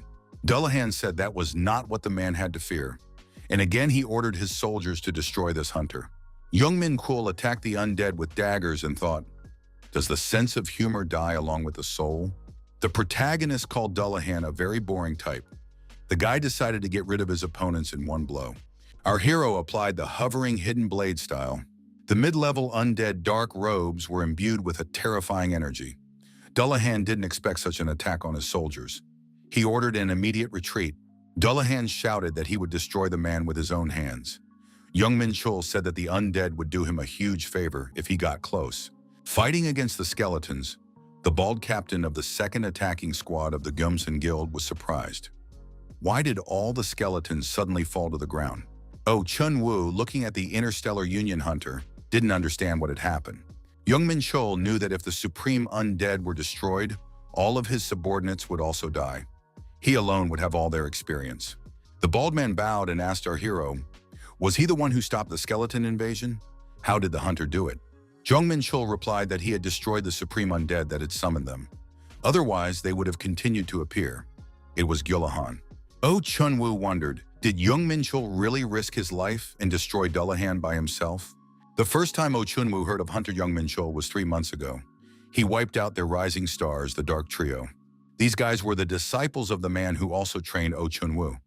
Baldy afterward wanted to show Jong Menchul how scary Gumsan Guild members were in anger. Back then, he thought that Hunter Jong Menchul was an arrogant rookie who mocked his teacher. Oh Chun-Woo realized that he was wrong. Hunter Jong Menchul is truly a noble man. Oh Chun-Woo thought that they had rushed into battle without any strategy, putting themselves in danger. So Jong Menchul took the risk to save them. Jong Menchul told his interlocutor if he thought it was dangerous, he should just watch from afar. Baldy thought that Jong Menchul was very concerned about them. That's a very honorable hunter. He's a real hero. Oh Chun-Woo told his colleagues to show Hunter Jong Menchul how strong they were. Jong Menchul wondered, why did they suddenly get excited? Could it be that after learning the secret of this gate, they wanted to take his precious monsters? They should have left them to fight the skeletons for a while longer. The monster said that a living soul is very brave if it came to him alone. Jong Menchul attacked the monster with his sword and said that he talks a lot. It was the ultimate undead, the Soul Eater. It was destroyed in just one blow. This action was repeated several times, our hero destroying the higher undead with a single blow. Thus he destroyed 4 cores. Jong Menchul thought that there was only one monster left. The boy felt the energy of the dead begin to gather in one place. The last core was beginning to form. A huge monster unlike any other appeared in front of our hero. The last monster is the creature. Jong Menchul had encountered it several times in his past life, but this nasty carcass is hard to get used to. The creature is a merged dead man, possessing a touch of rot and the breath of doom. Baldy said to the hunter, Jong Menchul, to leave immediately. They won't be able to handle it, so they need to call for reinforcements. Jong Menchul said for the other hunters to leave and hide. He will destroy this monster alone. Our hero added, so that the bald man would not interfere. Holy fire neutralizes the effect of negative energy. The monster said for a living soul to join them, they crave warm blood and flesh. Jong Menchul thought that this monster was definitely strong, but that didn't mean he would let others destroy his monster. The reward after destroying this piece of meat will be incredible. Oh, Chun Wu thought that hunter Jong Menchul was fighting alone to protect them. A creature is a monster born from the fusion of several vengeful spirits and their dead bodies. It would take at least 10 dead people with consciousness to control this body. The monster screamed that he would destroy a living soul and it would become part of them. In other words, it's a bunch of dead people controlling one body. Possessing tremendous power, they are unable to unleash its full potential. Our hero used holy firepower, Emperor's sword, pressure, and the sweep of the boundless heavens. Jong Menchul activated the hellfire and directed it towards his opponent. Memories of a past life did not fail our hero. It was indeed a single body with several souls controlling it. The more body parts he cut off, the weaker the monster would become. If you cauterize the severed limbs with hellfire, he won't be able to regenerate them even if he had such a skill. Our hero only has to worry about the opponent's strength, which exceeds 600 points. If the protagonist does not get hit and continues to cut off limbs, the monster will quickly lose its characteristics. After destroying the monster, our hero thought that he was very tired. Thanks to Fenrir, he has experience in fighting big monsters, but the battle was still not easy. Our hero had to use the Rainbow Ring skill, and he had already run out of all the chaos energy.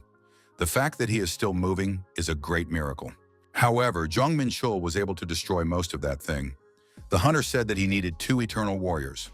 Jong Menchul told his subordinates, the eternal warriors, that he was leaving this monster on them. The eternal warriors pounced on the monster, saying that the Lord had ordered its destruction as well.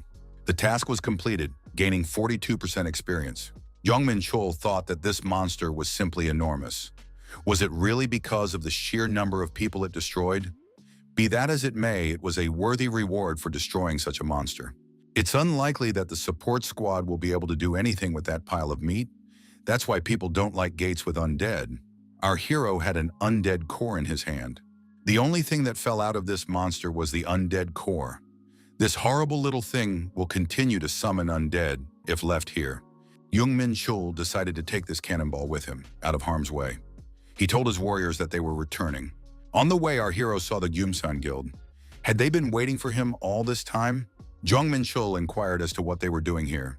Oh, Chun Wu replied that they were waiting for the hunter because they had something to say. He apologized for being rude when they first met. He was very wrong. The bald hunter bowed and thanked Jong Menchul for saving his squad by taking the risk.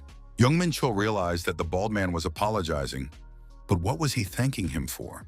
After mopping up the gate, our hero had to take 2 blows of fate. Ellie said that the support squad had asked for a short break. Besides, there was a real war going on in the gate market right now. Therefore, she couldn't find a gate for tomorrow. Heron said it would be her first time incorporating circle trap technology into a building, so she wouldn't be able to see the hunter today. Jong Menchul thought he was free until tomorrow. Shouldn't he spend that time practicing? The angels congratulated their master on his return. Jong Menchul told them to keep practicing.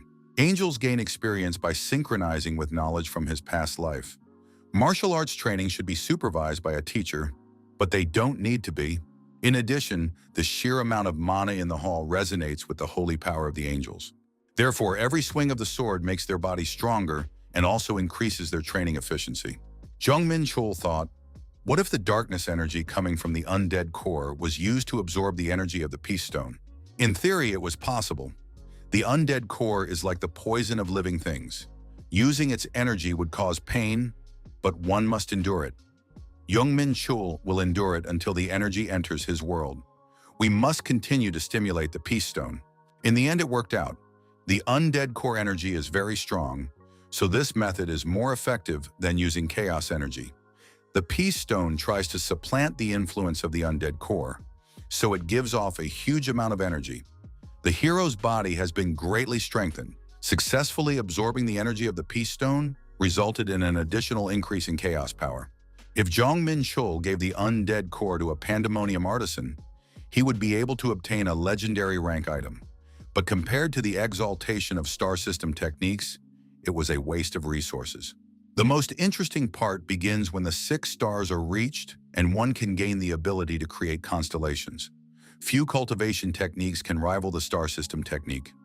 Constellations are the main reason why the star system technique is better than all the others.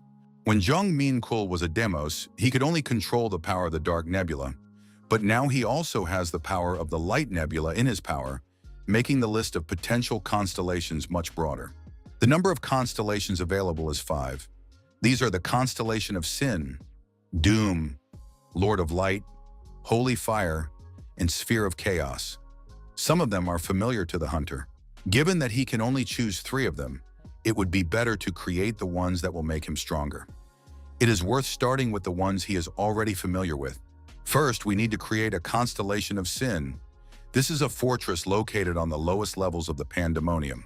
Next, the Constellation of Holy Fire is created. It is a constellation that has the blessing of Michael, the divine protector of the Holy Fire. And finally, the Constellation of Spheres of Chaos. The hero decided to choose it because this constellation belongs to the power of chaos, in which he is most interested. However, the hero failed to form the constellation of the Chaos Sphere the first time. It's because he used the Dark Nebula's energy. Maybe we should merge the 2 stars. Jong Menchul decided to try again, and the result was the same. What's the reason? How can he do it? Jong Menchul thought that maybe he should create another constellation, but he didn't want to just give up. Our hero decided to use a method he hadn't tried yet. The Peace Stone Sun is not used in any constellation. Maybe we should place it between the 2 nebulae and merge them? Jong Menchul didn't know if it would work out or not, but he should try. From Light Nebula to Dark Nebula, all that was left was to unite using the Sun. The system reported that the constellation of the Chaos Sphere was formed in the star system technique, resonating with the energies of the nebulae and the achievements of the hero's soul. The constellation of the Chaos Sphere has been transformed into the constellation of Infinite Conjunction. It unites 2 opposing nebulae by means of the Chaos Sphere. Apparently, the Sphere of Chaos is the son of the Peace Stone, so Jong Menchul acted wrongly from the beginning. However, because of this, he was able to create a stronger constellation. Our hero is now able to utilize advanced sword energy. He is beyond the peak of martial arts skill, between an ascended being and a creator of dimensions. The angels congratulated the gentleman on receiving the blessing. Jong Menchul smiled, waved his hand, and told them to go back to practicing. Fenrir approached his master and said that he was hungry and needed to be fed. Jong Menchul was surprised because the dog had recently eaten. Fenrir recalled that the last time he was fed was 24 hours ago. Jong Menchul was surprised. Does it really take that long to create constellations? There was a phone call. Our hero answered it. The caller said that he had already called many times. Jong Menchul asked if he had tracked down the Dark Elves. The caller replied that he hadn't yet. Verdai added that the Elven Embassy was handling it, so he wasn't aware of it. Jong Menchul was surprised. Why would he call him in that case?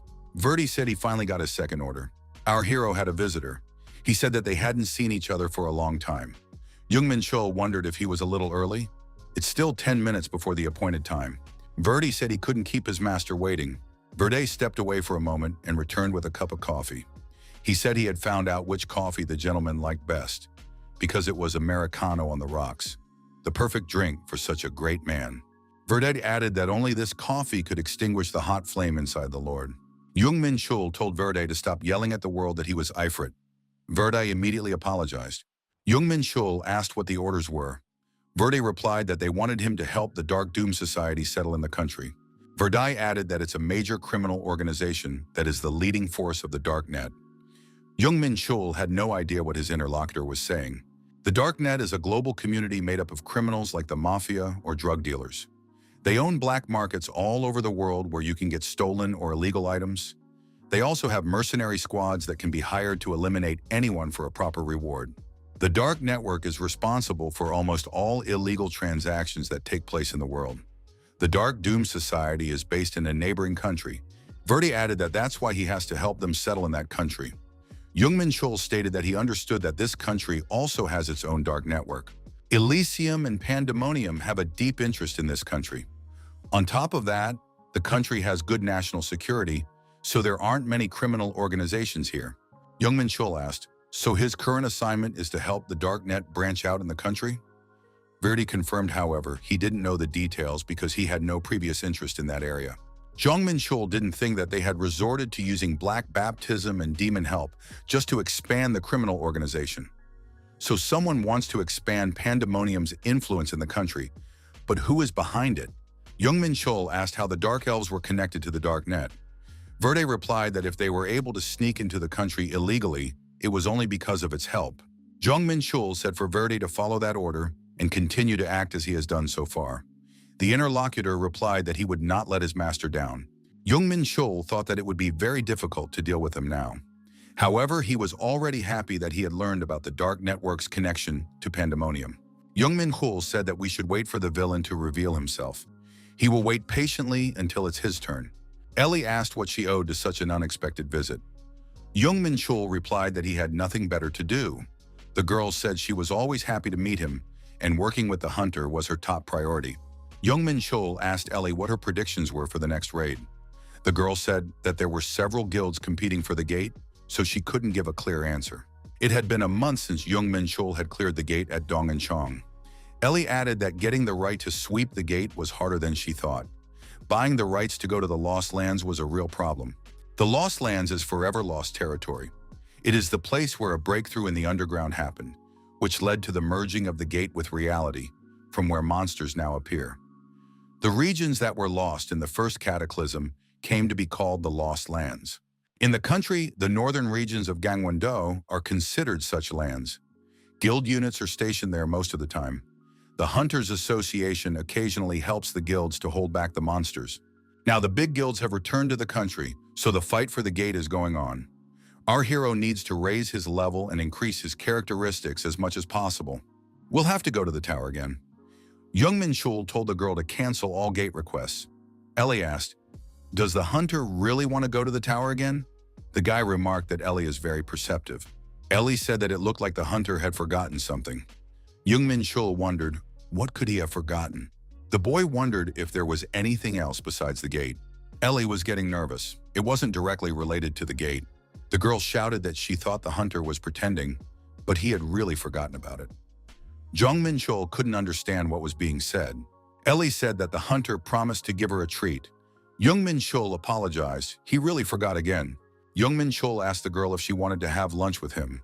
Ellie snorted and said, doesn't she have anything else to do? Hunter asked when Ellie would be free. He could wait. The girl replied that she was very busy today, so she would be free closer to nightfall. Would that satisfy the young man? Jong Menchul asked her to call when she's free. He lives nearby anyway. The most important thing is that she calls until he falls asleep. The young people met at a restaurant. Ellie said that the food here was really good. Jong Menchul thought that was to be expected. Jong Menchul thought that he only saw this girl as serious during work. In her free time, she was completely different. Looking at the companion, our hero thought that she looked so happy, as if she had acquired all the riches of the world. Also, the girl took Jong Menchul to a GOP-chan. He was the one who was supposed to treat her. He didn't know that trait of hers yet. Looking at Ellie, the protagonist wondered, when did she have time to eat everything? The girl said that the food here was really good. Jong Menchul could tell by how quickly she ate everything. Ellie wondered how Jong Menchul knew about this place. After all, he must be a VIP here. Jong Menchul thought that his companion knew him as the reincarnation of one of the higher beings. Our hero used a VIP code to gain access to a warehouse in the dimensions. That's why Mr. Martin and Ellie don't consider him an ordinary person. Maybe they're right. All he's doing right now is playing that role. Jong Menchul was an ordinary student until he was pierced by the divine sword Kalat. 6 months ago, Jong Menchul awakened memories of his past life. Since that day, his life has changed a lot. Daimos, Jong Menchul, each of them is our hero. The protagonist thought if he continued to play, he would cease to be himself. The guy told his companion he may be a VIP, but he still wants to live an ordinary life. Hunter decided to clear things up here and now. Jong Menchul said that he is always extremely serious when working with Ellie or Mr. Martin. He is very grateful to them for all the help they have given. They are very valuable partners. Jong Menchul didn't want the girl to think his life was a game. The young man said that everything could burn and he should take his mind off the conversation and start eating. Ellie said that the head of the department asked her to pass on his apologies for not being able to say goodbye this time. She inquired when the hunter would return from the tower. Jong Menchul replied that it would be soon. Jong Menchul thought that Pandemonium and Elysium were up to something, so he shouldn't be missing for too long. Ellie thanked the hunter for taking their relationship seriously. Jong Menchul thought it was her response to his words yesterday. However, after all, they are partners. Parting with the girl, our hero said they would see each other soon and waved his hand. Jong Menchul can no longer pretend he doesn't know anything. He needs strength to secure his life from unstoppable circumstances. Our hero must become stronger to protect the people he cares about. The demon wondered, "Tower of Trials, what the hell is that?" The dark elf replied that it was a treasure trove of secrets, where many powerful beings from his past dimension had gone. The tower is connected to other worlds. It challenges strong warriors from different dimensions, offering to climb to the top. Each floor contains a special challenge. Whoever can overcome all difficulties will be richly rewarded. Demon said, "That sounds pretty interesting." The trials were so severe that people died in the course of completing them.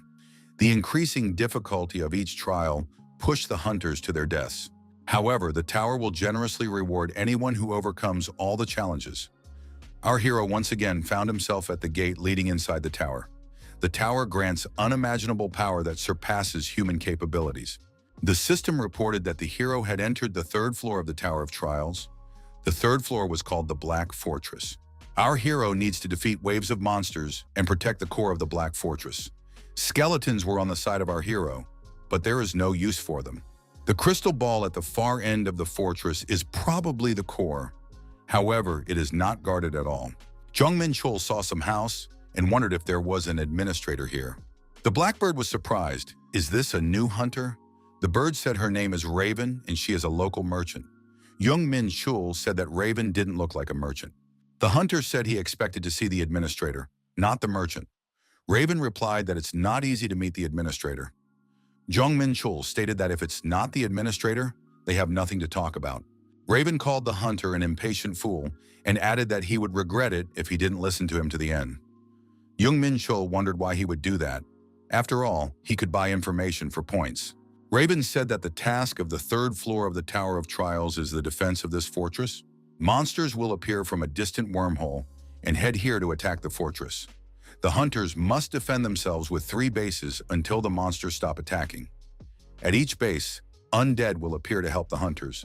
The hunter is able to move between bases after each wave of monsters if they have not been destroyed. It is worth noting that each base has a different strength, so you should keep a close eye on this. The hunter can use points to subdue bases and fortresses, but it will cost 10 points per fix. Raven added that the hunter would have to use the goggles anyway. The boy knew it would be difficult, but did he really have to go through this ordeal alone? Are there no other hunters around? Raven said that the man was very perceptive. The truth was that the test could be completed by a group of 5 people. Jong Menchul thought that the merchant had purposely left out the other hunters at the beginning in order to get as many points as possible. Jong Menchul asked how he could get a group together to take the test. Raven said that about 12 hours ago, one group had completed the test, so he was the only one on this floor. Jong Menchul thought that he couldn't waste people's time for the group. Raven said that he has a special merchandise meant for those who want to go through the trials alone. Jong Menchul said that he wouldn't buy that item. Raven was surprised. A hunter isn't going to go through the trials like that, is he? The merchant said that it was too irresponsible. Jong Menchul said that if he didn't try it, he wouldn't even know about it. Jong Menchul called for the help of the Eternal Warriors. Jong Menchul stated that they didn't have much time. Raven was surprised. Our hero sent part of the warriors to the first base, another part to the second. Jong Menchul realized that the missing group could be replaced by something else, such as these Eternal Warriors. The test of the third floor of the tower had begun. The first wave of attacking monsters was on its way. The protagonist was ready for the encounter. Our hero has already fought such trolls at the gate in the Palbok area. Good thing the protagonist picked the most destroyed base. It's unlikely those skeletons will be able to stop even one troll. The only useful thing here is the ballista. The trolls, when wounded, said it hurt. However, the ballista won't do anything to them because they have very fast regeneration. Our hero didn't want to spend points to boost his ballista, so he'll have to deal with everything on his own. Thanks to the infinite link constellation, he no longer has to worry about wasting energy. Jong Menchul drew his sword and descended from the fortress wall and confronted the trolls, destroying them in one fell swoop. Jong Menchul thought that these trolls had at least a B rank, but he was cutting their flesh like a butter knife. At this rate, he would really be able to handle everything alone. The hero moved to second base to avoid wasting time. The troll attacking the base shouted that it would blow the hunter's head off. However, the Eternal Warriors entered the battle and consumed the lives of these trolls.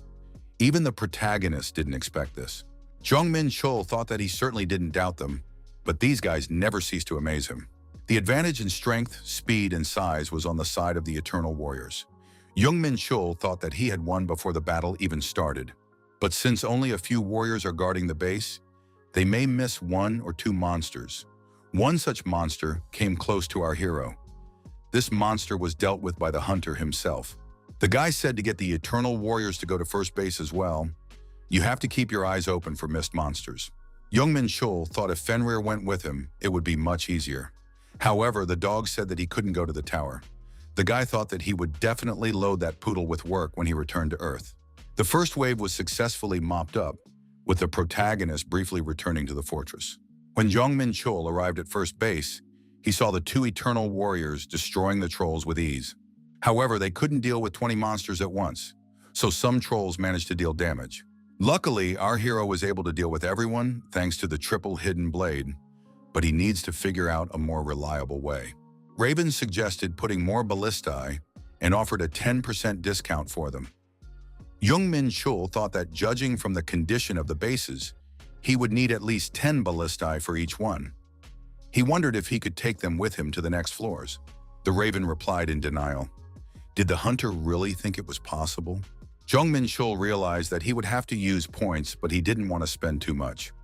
Ballistae won't be able to defeat all the monsters. Does he really need them that much? Maybe he'll be able to find something more worthwhile. Our hero remembered the administrator, a bald lion, saying that you never know when he might come in handy. Jong Menchul told the Raven that someone had given him one useful thing.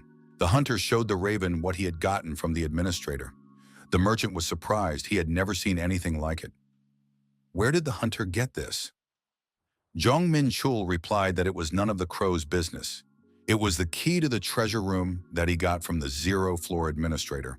If you use it, you might be able to find something worthwhile. If you use the token in a certain place, you can get a valuable item. The token began to glow and pointed the beam in a certain direction. Raven said that the beam led to a wormhole. Is the treasure room really in the wormhole? Could it be that if one went there, one could destroy all the monsters at once? Raven told the hunter not to even think about it. The merchant added that the hunter would not be able to clear the wormhole. Raven added that this hunter wasn't the only one who had thought about it. However, no one had ever been able to do it before. The wormhole is guarded by a powerful monster, much stronger than all the monsters attacking the fortress. No one will escape his punishment, even if they try to escape and return to the fortress. Jong Menchul thought if he couldn't destroy this monster, the trial would be failed. Our hero told the crow that he wanted to give it a try. A normal hunter would have gone back to base, but he's not like that. The protagonist thought it would be foolish not to go to the wormhole with the key to the treasure. Treasure always goes hand in hand with danger. As he approached a certain spot, the hunter thought he had reached the wormhole. Our hero heard himself being told not to take a step further. Jong Menchul said, and he was wondering what kind of strong monster was guarding the wormhole. The monster was Jingshi. He said that the hunter was very observant. Jingshi were destroyed bodies with a special necromancy skill. In the martial arts continent, they were controlled with skills, medicines, and spells. Jingshi asked, is the hunter from the martial arts continent? Jong Menchul replied that no, but something connected him to that continent. Our hero thought that judging from the color of his reddened skin, this is a blood Jingshi from the blood cult. Blood Jingshi were a horror that terrorized the entire continent. To create them, people used the bodies of destroyed martial artists, treated with special tinctures and human blood. These Zhangshi are very powerful, considering it takes at least 10 lives to resurrect them. They were the main weapon of the blood cult. Zhangshi asked if he and the hunters shared the same homeland. Jong Menchul thought that it was no wonder Raven had discouraged him so much. Jong Menchul was surprised that this monster's characteristics were higher than the maddened Fenrir. Our hero knew that someone was guarding the wormhole, but he never thought it would be a bloody Zhangshi with a mind of his own. The monster replied that it was part of the contract. Jong Menchul said that fate itself had tied them together, but Zhangshi was unlikely to let him pass, right? Zhangshi replied that it was impossible. The monster drew a line and told the hunter not to cross that line, for he was a blood Zhangshi. Zhangshi added that he didn't want to spill the blood of innocence. Jong Menchul thought that the monster in front of him was a very cocky monster. Jong Menchul wondered, why is his opponent talking like he can beat him? Then he shouldn't go forward because the monster is sure of his victory. Zhangshi added that it was not worth depriving his precious life in such a place.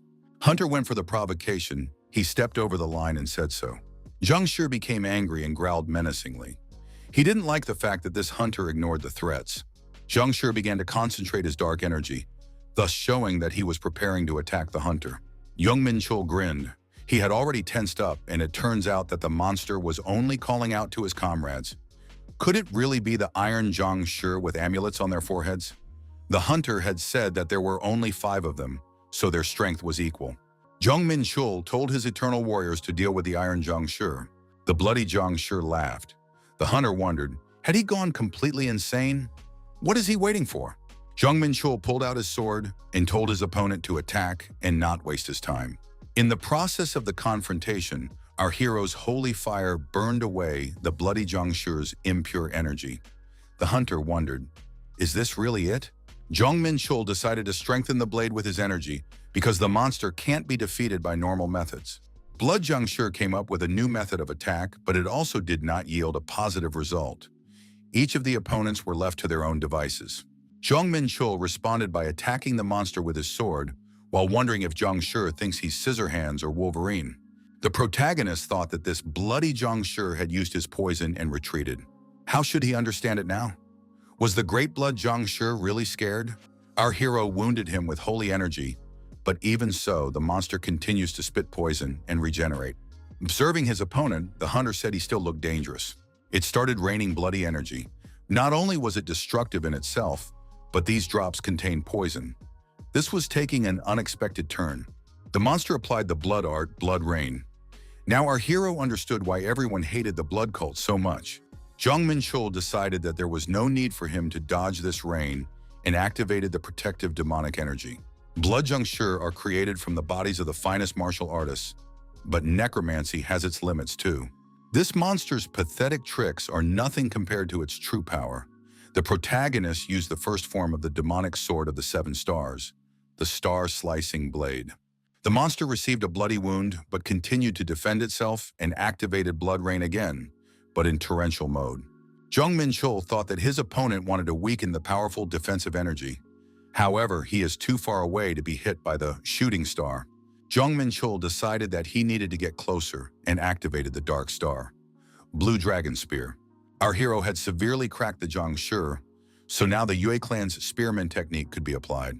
Blood Zhangshi laughed. Our hero activated the Hell Flame. Jong Menchul said that the opponent shouldn't have relied on his regeneration so much. If martial arts doesn't work, our hero just uses power. Jong Menchul thought, no matter how strong the blood Zhangshi was, it was still vulnerable on the inside, so it's possible to burn him from the inside out. Just because he couldn't feel pain didn't mean his body would be able to survive it. Jong Menchul approached the monster and saw it burning from the inside out. Our hero thought it was nice. Gaining experience here was much more efficient than in the gate. He knew he had made the right choice by going to the tower. Jong Menchul thought about how things were with the Iron Zhangshi. Iron Zhangshi with amulets on their foreheads tried to oppose our hero's eternal warriors. The eternal warrior swung his axe and said the lowly dead man before him. Jong Menchul was surprised that his eternal warriors had never destroyed a single Iron Zhangshi. The protagonist thought that he wouldn't be able to grant eternity to the Zhangshi since they had already died. Also, it wouldn't be easy to swat them since they were very fast. On the other hand, Iron Zhangshi couldn't harm eternal warriors since they needed to pierce through thick armor to do so. In other words, it's a battle of the shields. At this rate, they'll never finish. It's time to intervene. Our hero stepped in and restored order. He said that the Iron Jong was finished. Jong Menchul said to have the Eternal Warriors guard this place, though he didn't think there could be anyone else hiding here. Taking out the token, the protagonist wondered what awaited him inside. Could it be the treasury on the third floor? At last, he would find out what she harbored within her. The fragment of Oron has been found.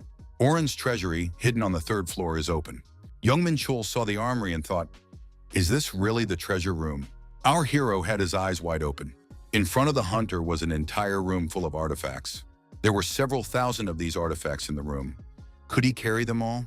The system reported that the hunter could only select one item from Oron's treasury. As soon as he touches an item, it will be considered selected. In this case, the protagonist decided not to choose an item at random. If they wanted to give him a random item, they would have just given him some box.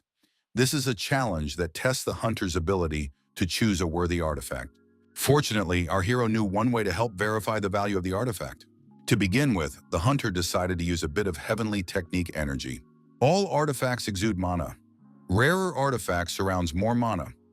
All you have to do is find the artifact that drains the most mana. The first sorting resulted in 189 items being selected. The hunter thought that was quite a lot. Now he uses the eyes of truth to go through each of them. The following were selected: a replica of the legendary Infernal Sword of Annihilation, a replica of the legendary Spear of Fate, and a replica of the legendary Book of the Dead. The protagonist has less than a minute to choose a target, but there are a lot of weapons used by angels and demons. Jong Menchul stopped in front of the armor. Was this really the item he was looking for? A transcendent rank? It was a shadow of the Origins armor. Part of the damage received is transferred to the user as mana. Available skills: regeneration of form. This armor has a huge protective value. In addition, thanks to the skill, it is able to convert the received damage into mana. It also has a self-healing skill and a shape-shifting skill. Jong Menchul thought that theoretically it was indestructible armor. Changing the shape would allow anyone to wear it. It looks so unremarkable that it would be hard to find without the eyes of truth. Jong Menchul thought that it wouldn't be easy to wear the armor like this, so he should change its shape. After changing the shape of the armor, our hero thought it was perfect. It would be much easier for a martial artist to wear such equipment than heavy armor. Jong Menchul thought as he dealt with the blood Jong guarding the wormhole and found an unexpectedly good item. All that's left is to wait for a new wave of enemies to appear. Raven, looking at the door, wondered how the upstart was doing. The merchant thought that he hadn't seen any death notice yet. Most likely this hunter had just decided to give up. It's no wonder, as the blood Jong is an extremely difficult opponent. Its skin can block any aura as well as any spell below rank 5. If this upstart has any brains at all, he won't fight the blood Jong. It's been a long time, but this hunter is still missing. It is almost impossible to defend 3 bases alone, so he has to use points. Raven thought he was tired of sitting in one place, so he decided to fly around a bit. From a bird's eye view, the Raven saw an unexpected picture. Could it be that all 3 bases were in order? The merchant didn't see any traces of the battle. Did this guy really defeat Jong?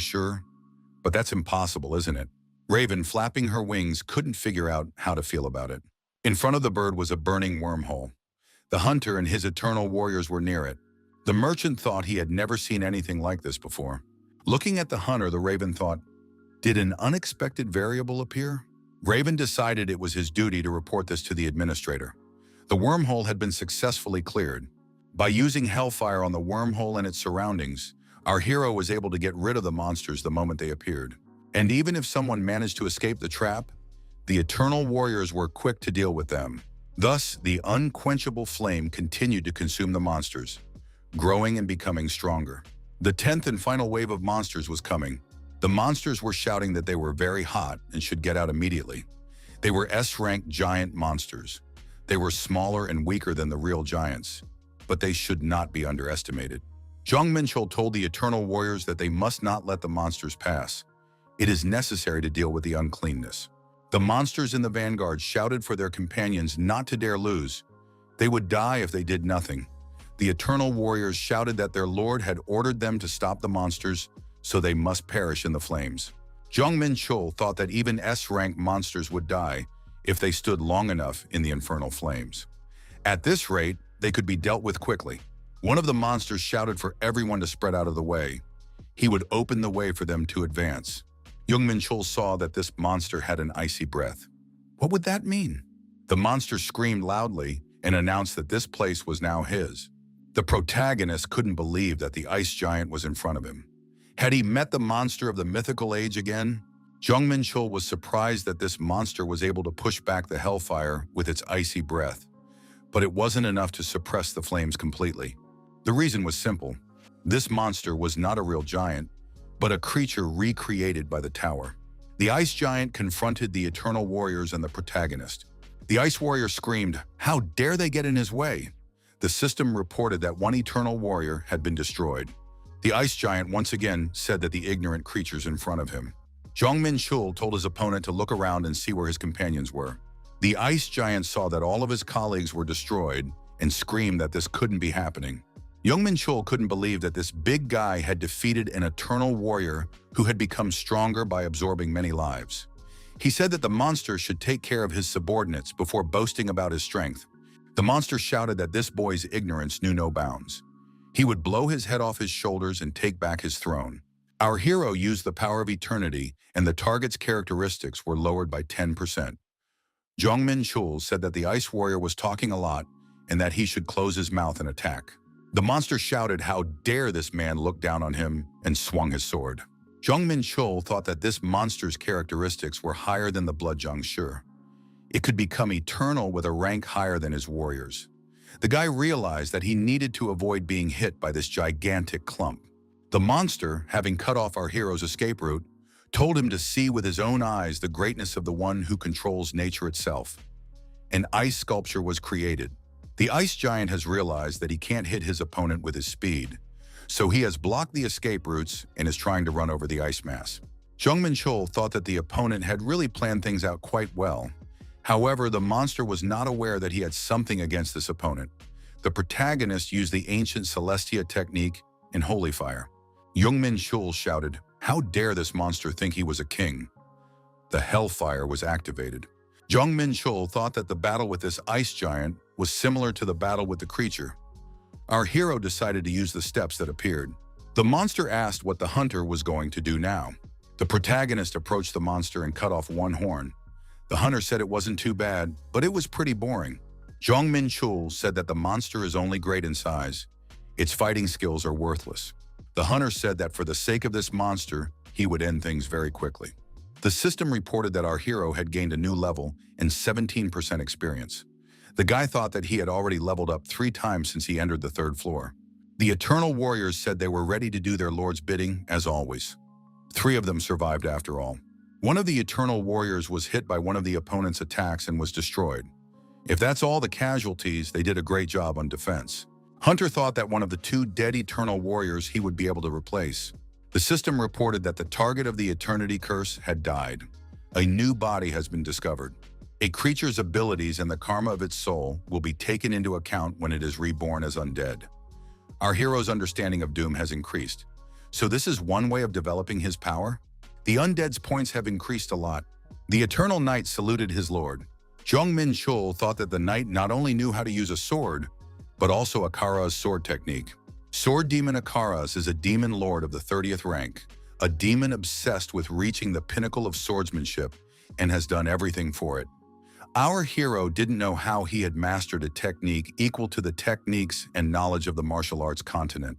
The knight said that he could change his size according to the lord's wishes. Jong Menchul thought that this knight would make a good partner for sparring with the angels. The system reported that the hunter had successfully completed the defense of the 3rd floor Black Fortress. Jong Menchul decided that it was time to count the reward. The protagonist got a lot of points and an elixir as a reward. Could this be the elixir he is thinking of? The source of eternity is located somewhere in Elysium. An elixir is a potion made from the water of this spring, mixed with a variety of miraculous medicines and blessings. Jong Menchul thought that he should save the elixir until there was truly a need. Jong Menchul decided to himself that he had completed the 3rd floor completely. Now it was time to go 1 floor higher. His next challenge awaited him. Climbing up to the 4th floor, our hero couldn't believe that there are only gray brick walls. It's a very boring place. The protagonist was waiting for another quest, a test of adversity. It is necessary to pass through the corridor filled with traps, safe and sound. Since there was only one direction, our hero decided that he would definitely not get lost. The administrator congratulated the hunter on safely passing the third-floor test. Administrator Rand apologized for catching the young man off guard. Jong Menchul thought that he still couldn't see the information about the administrator. He still had a long way to go. Jong Menchul said that the administrators definitely like to tease the others. The interviewer said he wanted to introduce himself. The masked man bowed and said he was the administrator in charge of floors 1 through 5. His name is Rand. Jong Menchul thought that this Rand was pretending to introduce himself, but he himself cast some magic on him with his gaze. Rand explained that the 0th-floor administrator had said that a rookie hunter was someone to look up to. Jong Menchul was surprised. Was that really the only reason why his interlocutor appeared here? Jong Menchul thought that his opponent must think he didn't understand anything if he didn't say anything. The hunter remained silent only because the magic was harmless. However, he would make the administrator regret what he had done. The protagonist thought that dodging the traps wouldn't be easy, since they don't show bloodthirstiness. He would only be able to get through this place if he used all 5 of his senses. Our hero used gravity-enhancing magic because he saw a trap below. Jong Menchul felt that his sword was stopped and he wouldn't be able to lean on it. This area was currently under the protection of the tower system. The system reported that the hunter would not be able to pass the test using brute force. It was necessary to move along the path indicated for the test. Jong Menchul couldn't believe that the walls were also given the functions of the system. Climbing out of the crack in the floor, the protagonist thought the 3rd floor was too easy. The organizers want him to stay relaxed. If our hero hadn't used the enhanced demonic defense energy, he would have definitely died. Did those spikes half pierce the enhanced demonic defense energy? Jong Menchul was determined that he wouldn't let himself get caught again. The guy had applied Celestia's ancient techniques and holy fire to full power and would remain vigilant at all times. Exposed to a new trap, our hero said it's getting ridiculous. Jong Menchul didn't realize how much longer this would last. All of the hunter's senses were strained to the limit because of the emergency situation he found himself in. The hero received the 6th sense specialty. Jong Menchul was surprised. His senses were already more subtle than those who had awakened the 6th sense. The peculiarity interacts with what the hero has already achieved. The 6th sense is transformed into a super sense. Administrator Rand used clairvoyance. Rand thought that the hunter was a completely different person from the one who had come in here. His characteristics were at least twice as high as most A-rankers could reach. Even after awakening your 6th sense, it's impossible to avoid all the traps as if you know where they are beforehand. What kind of magic is that? Administrator Rand asked the Raven if he was the one who reported this challenger. Raven confirmed and noted that this player had not broken any rules during the challenge. Administrator Rand didn't expect anything like this when the 0th floor administrator told him about this hunter. Administrator Rand thought that perhaps this person would reach the rainbow level on par with the 7 emperors. Rand refused to believe that he had imagined how an earthling with no rank could reach the rainbow level. Rand looked at the screen and heard the hunter address him. Had the man spoken to him through the screen? But it couldn't be. Jong Menchul pointed his finger at the camera and told the receptionist not to avert his eyes because he was talking to him. It is known about the phenomenon when one's whole life flies before one's eyes before death. It is a phenomenon when a person is able to look at his entire life from the outside in a short period of time while in danger. The phenomenon is based on the brain going through all the information gathered so far to find a way to avoid this danger. But an ordinary person would not be able to withstand such a strain on the mind, infinitely amplified for a long time. However, the super sense is capable of artificially pushing the boundaries of the user's mind. Therefore, he who applies it is able to bring himself into a similar state. Thanks to the awakening of the super sense, the hero is able to slow down his sense of time to the limit. It is automatically activated when extreme danger is detected. The user can also activate it himself. Normally, a super sense is something that only a demon lord or archangel can awaken. Jong Menchul couldn't believe that he would gain the ability he needed to surpass his past self. Thus, he was now able to slow down time to 1,000th of a thousandth and react accordingly. The sense of time seems endless, and the hero can analyze any approaching danger. This means that the hunter will no longer have a problem passing this test. Jong Menchul said that the test tower is the best. The protagonist made it to the exit. Our hero was able to get through it all without any problems thanks to his super sense. He'll make it to the 5th floor if he keeps going. However, before that, it's worth finding out why someone would break the rules for him. Jong Menchul saw that Administrator Rand was now watching him with clairvoyance. This was a violation of the tower's rules. Jong Menchul told the receptionist that it was time for them to talk. The receptionist who appeared was thanked by our hero for his time, even though he must be very busy. Jong Menchul told the administrator that he received a rule violation notice. Did Rand have a good time? The administrator realized that the young man had just discovered that he had appeared behind him, unlike last time. The hunter said that an admin meeting with a player and secretly using clairvoyance was a violation of the rules. Rand wondered, how did the hunter know that? The administrator asked how the hunter from downstairs knew about it. Jong Menchul said that this is not the interviewer's concern. He should say how he is going to make up for the inconvenience. Jong Menchul added that administrators are not allowed to interfere with players' trials. Rand said the hunter will get punished according to the rules. Jong Menchul thought the administrator must be curious how he knew about the tower's rules. The system just told him about them when this administrator looked at him with clairvoyance. Jong Menchul told his interlocutor that information about secret places or keys that unlock such places would be useful to him. Administrator Rand thought that this hunter seems to be using them. However, compared to what he could be reported for breaking the rules, it's insignificant. Rand gave our hero the scroll and said that he never thought he would have to give this to anyone. Jong Menchul thought that the 0th floor administrator had already given him the map and the key to Oren's treasure room. That kind of compensation wasn't against the rules. The administrator said that he couldn't tell the hunter where to use it. However, this was expected for our hero, but it can't be a problem because he has eyes of truth. In Jong Menchul's hands, the ancient Pian scriptures turned out to be in his hands. On the 9th floor of the Tower of Trials, there is a very ancient temple where a forgotten god was worshipped. In order to unravel the hidden secrets of the temple, it will be necessary to recognize the cipher inscribed in the ancient scriptures. The administrator couldn't even imagine being threatened by a player like Jong Menchul. He was in a lose-lose situation after talking to that hunter. Jong Menchul said that either way their deal is done. As they parted ways, Jong Menchul told the receptionist that it was extremely unpleasant to meet him. He hoped that they wouldn't see each other in the future. Rand said that he hoped they wouldn't see each other in the future. Jong Menchul decided that he needed to go up to the 5th floor, but he was surprised. The Tower of Trials was right in front of him. The hunter was surprised. Did he really choose to go back to the ground? However, there was no such thing, and the mana in the atmosphere was at least twice as dense as on Earth. This isn't Earth. Test Tower, 5th floor, air garden. Every 5th floor of the tower is connected to an aerial garden where large-scale residential complexes are located. There are no trials here, and various players settle down here to live their lives. They stop here to take a break and gather information and team up with other players to traverse the next floor. Jong Menchul saw a group of people. It must be the other players, right? The protagonist felt some kind of magic flowing through his body.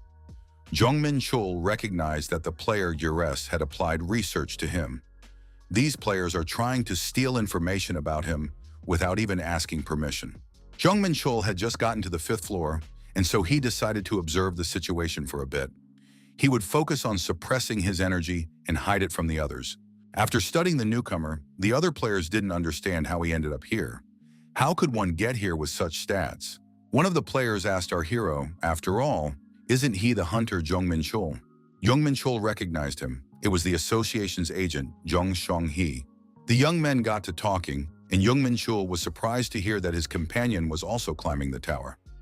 Jong Sung-hee said that the fact that the hunter still remembered him was a great honor. Jong Menchul told the interviewer that these guys just checked the information about him with magic. Is that normal here? Jong Sung-hee said that they look at the characteristics of all the players who come to the 5th floor for the first time to see if they should be recruited. Jong Menchul was surprised. Does everyone here really wear glasses? The interlocutor replied that it is an item used for inspection. It allows you to see the characteristics of another person. There are many amazing items in this tower. Jong Menchul said that he didn't like it at all. Jong Sung-hee warned that there have been some changes in the tower, and the competition is a bit high now. Jong Sung-hee said that everyone is excited about the appearance of the incredible rookie. It is said that he dryly broke the record of the 7 emperors in the training trial. Rumor has it that he defeated the secret boss of the first floor single-handedly. He also collected all the gems in the abyss on the second floor in record time. Jong Sung-hee said that's why everyone wants to recruit this rookie. Jong Menchul thought he was the one who did all of this, right? Since Jong Sung-hee arrived on the 5th floor before Jong Menchul, they decided that he would show everything since they happened to meet. The young people visited the Leaf in the Wind Tea House. Jong Sung-hee said that they used glasses as currency inside the tower. The interlocutor said that it was full of new and amazing items. Jong Menchul agreed. He felt as if he had entered a new dimension. Jong Sung-hee asked how Jong Menchul passed the zero-floor test. Jong Menchul started coughing in response. The interlocutor said he shouldn't worry so much. The zero-floor tests are passed by everyone. Jong Menchul thought, did this guy ask him that on purpose? After all, the zero-floor trial was considered to be passed regardless of whether or not the monster was defeated. Jong Menchul asked, when did Jong Sung-hee realize that? The guy replied that he guessed it when he saw that the first place on floor 0 was taken by Hunter Jong Menchul. Judging from the reaction, Jong Sung-hee assumed that his interlocutor had broken the record. Our hero thought that he was fooled by Jong Sung-hee's appearance. Jong Menchul said that this guy better work as a tour guide and not ask too many questions, or he'll have to pay for his jokes. Jong Sung-hee decided to talk about the air garden, and he had a crystal ball in his hand. The crystal ball turned out to be a holographic map. The air garden was divided into 4 zones. The city looked quite large on the map. The population here is about 100,000. Jong Menchul wondered, how could so many hunters refuse to climb the tower? Jong Sung-hee showed the item and said that it was a return stone. When someone feels like they can't make it through a level, you can use this stone and return to the 5th floor. Each stone costs 10,000 points, but that's cheap considering it can save a life. Everyone is also given the option to return to the 5th floor after clearing a new level. This place has become something of a base, and the population has grown as well. A community is a group of players who get together and conquer a tower. It's kind of like a guild by Earth standards. The largest communities are led by the 7 emperors. They are the strongest among the players at the moment. The only thing they want is to climb to the top of the tower. Recently, though, their progress has slowed down a lot due to the fact that they are competing with each other. The community is trying to win over strong newcomers like Jong Menchul, who are climbing to the 5th floor to increase their strength. Jong Menchul asked if Jong Sung-hee also wanted to recruit him when he heard about him from the community. Jong Sung-hee said that his community was connected to the association. He was tasked to recruit all the former colleagues because of the association, so that's why he was waiting there. Jong Sung-hee handed the holographic map to his interlocutor. Jong Menchul wondered, why is this guy being so generous with him? Jong Sung-hee replied that Jong Menchul was the one who inspired him to make the decision. Jong Sung-hee said that he was climbing to the top because of Jong Menchul. Jong Menchul was surprised since this is only their second meeting. Jong Menchul thought that even a brief encounter could be fateful. Our hero didn't stress about the places he occupied when he started to conquer the tower. Now he thinks it was a mistake. Jong Menchul didn't think that there would be public announcements of places and achievements on the 5th floor. The protagonist couldn't believe that it made so many people take notice of him. In any case, what the hero had just heard was the blacksmiths being mentioned. Jong Menchul thought he was in the right place. The blacksmiths in the Western Air Garden were everywhere. This place was smaller, but it reminded the hero of the Pandemonium's armory. There might be someone in this place skilled enough to seal Jorgemund's cloak. Based on Mr. Martin's words, it would have to be an experienced blacksmith, at least of the maestro's level. In that case, our hero decided it would be best to go into the tallest building. The young man was greeted at the entrance. The guy thought the place looked like it belonged to an interstellar alliance.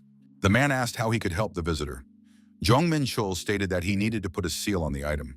Jong Menchul inquired if there was a maestro-level artist in here. The man thought that this earthling was checking him out. He asked, did the visitor belong to any community? After receiving a negative answer, the man thought that the man in front of him was indeed a regular player. He said that they were not accepting new orders as the order queue was full at the moment. The guy was asked to fill out an order form in case someone was available. Jong Menchul asked the dwarf what his name was. The man replied that he was Arten Hammerden. Jong Menchul showed the snakeskin cape and said that this item should be sealed. Folding the cape back up, the protagonist said that if it couldn't be done here, he would have to go elsewhere. Arten Hammerden told the visitor to wait. Jong Menchul thought that he wasn't going to entrust his belongings to someone who could determine their prices, but couldn't recognize a valued customer. Hammerden continued to wave his arms and asked that the visitor not leave. Jong Menchul thought that there must be more than one maestro-level artisan in this place. If there really was one, then we could return to the Bark Forge. A quick look around was enough to realize that the standards of the other forges were also quite high. Even the goods on display outside were already quite difficult to find on Earth. However, finding a craftsman who was extremely skillful was really difficult. Our hero had seen many master-level artisans, but had yet to see any maestro-level ones. Looking around, the protagonist thought that the sounds of hammering coming from the neighboring room were rather steady. Could such a run-down forge, somewhere in the back of the neighborhood, be making such a sound? The weapons outside didn't impress the protagonist either. It's already considered quite high quality even among unique items, but its functions are limited. Is it really all about lack of maintenance? The blacksmith who threw it out intentionally reduced its functionality. Jong Menchul walked to the next room and asked who did it. Jong Menchul told the blacksmith that he wanted to place an order. The blacksmith was Hakan Toria, a maestro-level Vulcan. The blacksmith asked, "The visitor saw the items displayed in front of his store before he decided to place his order, right? The visitor certainly doesn't know much about quality weapons." Jong Menchul didn't think that someone of Maestro's level should express himself like that. He probably has his own circumstances. Smith stated that he would not be held liable if the customer was not satisfied with the final product. Upon seeing the cape, the blacksmith asked where the hunter had gotten it from. Jong Menchul replied that he didn't think the blacksmith should know about it. The maestro stated that this cape is almost ready. What needs to be done to it? This artifact can only be completed by the application of a seal. The customer would like the blacksmith to engrave the seal for him. Jong Menchul thought, is this blacksmith having doubts? After all, this is a material that any blacksmith would give his life to work with. Our hero said that if the person he's talking to isn't sure he can handle it, you can just turn the job down. He'll go to a bigger place like Bark Forge. The maestro shouted that he would fulfill the order. Could one be so fickle? Jong Menchul made an advance payment. The blacksmith was surprised. Didn't the hunter have any hesitation about such a large sum? Jong Menchul replied that now it was an official transaction. Everything had to be done to the highest level. Saying goodbye until the next day, the young men introduced themselves to each other. Jong Menchul warned that he would be back tomorrow as they had agreed. The blacksmith told the hunter that he looked like a rookie who had just climbed to the 5th floor. Jong Menchul wondered, was it really that obvious? Hakan added that he just wants to warn that there are all sorts of vermin swirling around. Jong Menchul said that there is no need to worry, he is capable of standing up for himself. The boy added that he thanked him for his concern. Maestro noticed that it was not what the hunter thought. Jong Menchul took a few steps and stopped between the buildings. The young man said it was okay to come out. The dwarf looked out from behind the wall and said, "This hunter has quite a keen eye for a newcomer." Jong Menchul asked the dwarf, "His name was Artin Hammerden, wasn't it?" The protagonist thought so. Something must have happened after he showed this man the Yorgaman cape. It turns out that this dwarf was following him. People appeared in front of our hero. One of them said that it was an incredible coincidence to meet a hunter in this nook. Jong Menchul wondered, is it really a coincidence? Jong Menchul pulled out his knives and said that he wasn't that naive. The villains were attacked and got what they deserved from the protagonist. Hammerden was frightened. What had this hunter just done? Jong Menchul said that he wanted to finish them all off with his first strike, but each of them turned out to have good instincts. It seems that only 3 of them were able to be eliminated. The villain was angry at the dwarf. Why did he say it was a newcomer? The 5 barely avoided being hit in vital places. After assessing the assailants, our hero said that there appeared to be about 20 men among them, including the wounded. When our hero showed Hammerden the cape, an idea came to him. He knew it would be fun if something happened. Jong Menchul thought that now he could personally deal with this dwarf. One of the forwards asked Beirut about the rookie's performance. Beirut replied that, from what the glasses say, his rank is about B or B+. The stranger stated that they had a bold newcomer in front of them. The villain asked, does this hunter dare to behave like this despite knowing they are wild wolves? The leader of this group was Vice Captain Croden. Jong Menchul wondered, are these guys some kind of celebrity community? Hammerden shouted from above that Croden should take the cape from this hunter. Croden responded by telling the yard to be quiet. It doesn't look like this guy's a rookie.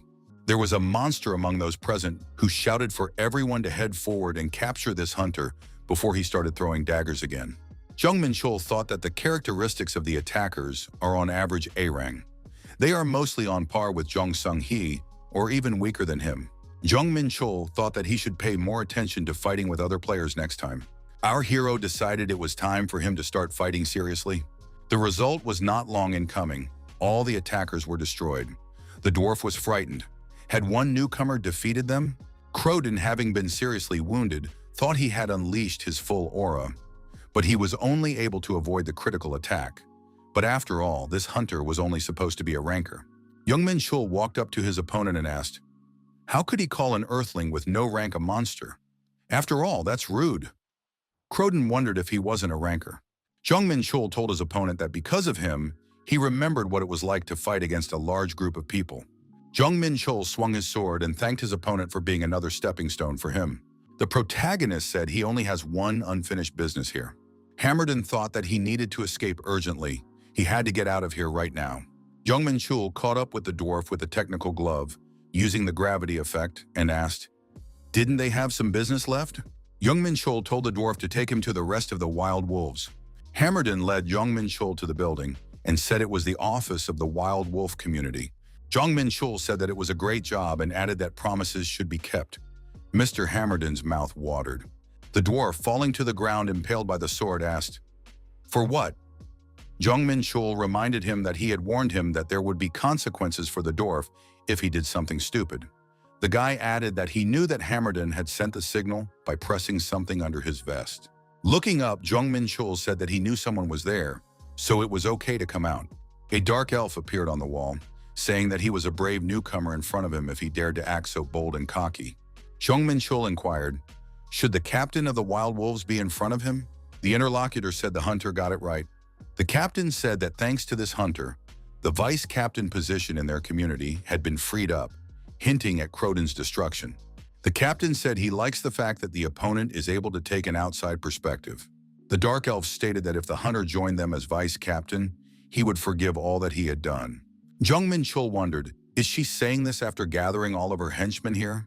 Our hero wondered how a dragon's head could fit on a snake's body. The captain said that apparently the newcomer needed to be taught a harsh lesson. However, the attacks of the wild wolf community did not reach the target. Jong Menchul thought that attacks without aura were not a threat to him. Our hero activated the enhanced defense energy. Jong Menchul decided to summon the Eternal Warriors for help and called out to them. The protagonist told the knight in charge to lead the Eternal Warriors and slay the opponents. The Eternal Warriors, led by the knight, proceeded to execute the order and pounced on the wild wolves. How dare these wretches stand in the way of their lord? Jong Menchul, nudging his sword, approached the captain of the wild wolves. The captain of the wild wolves shouted that this hunter was behaving severely unscrupulous for a rookie. Jong Menchul told the wild wolf captain that he could also be quite good at dark sword techniques. The dark elf inquired, was the martial arts dimension player in front of her? Jong Menchul replied that he was from the ground. The captain of the wild wolves didn't believe it and said that the hunter was cheating. She released the dark spirits. The protagonist took out a spear made from the unicorn horn of the dark star. It was a very powerful weapon. Jong Menchul told his rival that she keeps putting all sorts of little things on him. The captain of the wild wolves summoned Mangas, and the monster swallowed our hero. At last, this hunter was trapped.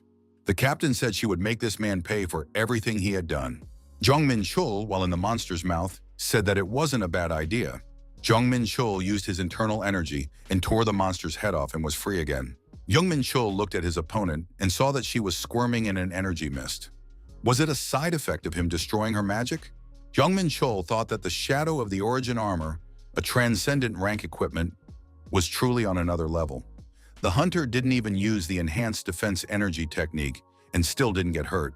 The captain of the wild wolves shouted at the insolent newcomer in front of her. Jong Menchul was approaching his opponent with his sword in his hand. He thought that he could just ignore the little things like magic bullets as he advanced. Our hero jumped up and, swinging his sword, said it was time to put an end to this. Jong Menchul asked the blacksmith if he had finished preparing for the seal. Hakan said that the hunter had come just in time. The blacksmith said that there was a strong smell of blood coming from the hunter. Jong Menchul replied that he was dealing with the villains who had been bothering him since the evening. Jong Menchul thought that he had finished off all the wild wolves to avoid the consequences. Dealing with everyone who escaped from the battlefield took him an entire month. It was always better to take care of those who might hold a grudge. Haken said that it was necessary to sprinkle the cape with blood to complete the seal. Jong Menchul thanked the blacksmith for doing a good job. Haken stated that he too had learned a lot from working on it. Jong Menchul made a cut on his finger and dripped blood onto the cape. The magic seal began to interact with the energy of the cape's owner. The protagonist's karma was engraved on Jorgemun's cape. The shape of the cape was transformed according to the wishes of the owner. Jong Menchul thought she had incredible physical defense and complete immunity to poisons. And the skills didn't fail. Jong Menchul added as expected of a transcendent rank. Our hero thought that he wouldn't forget the serpent's generosity. Jong Menchul thought that he only had one concern left on the 5th floor. Our hero still had those things from the Jongho Gate and the auction.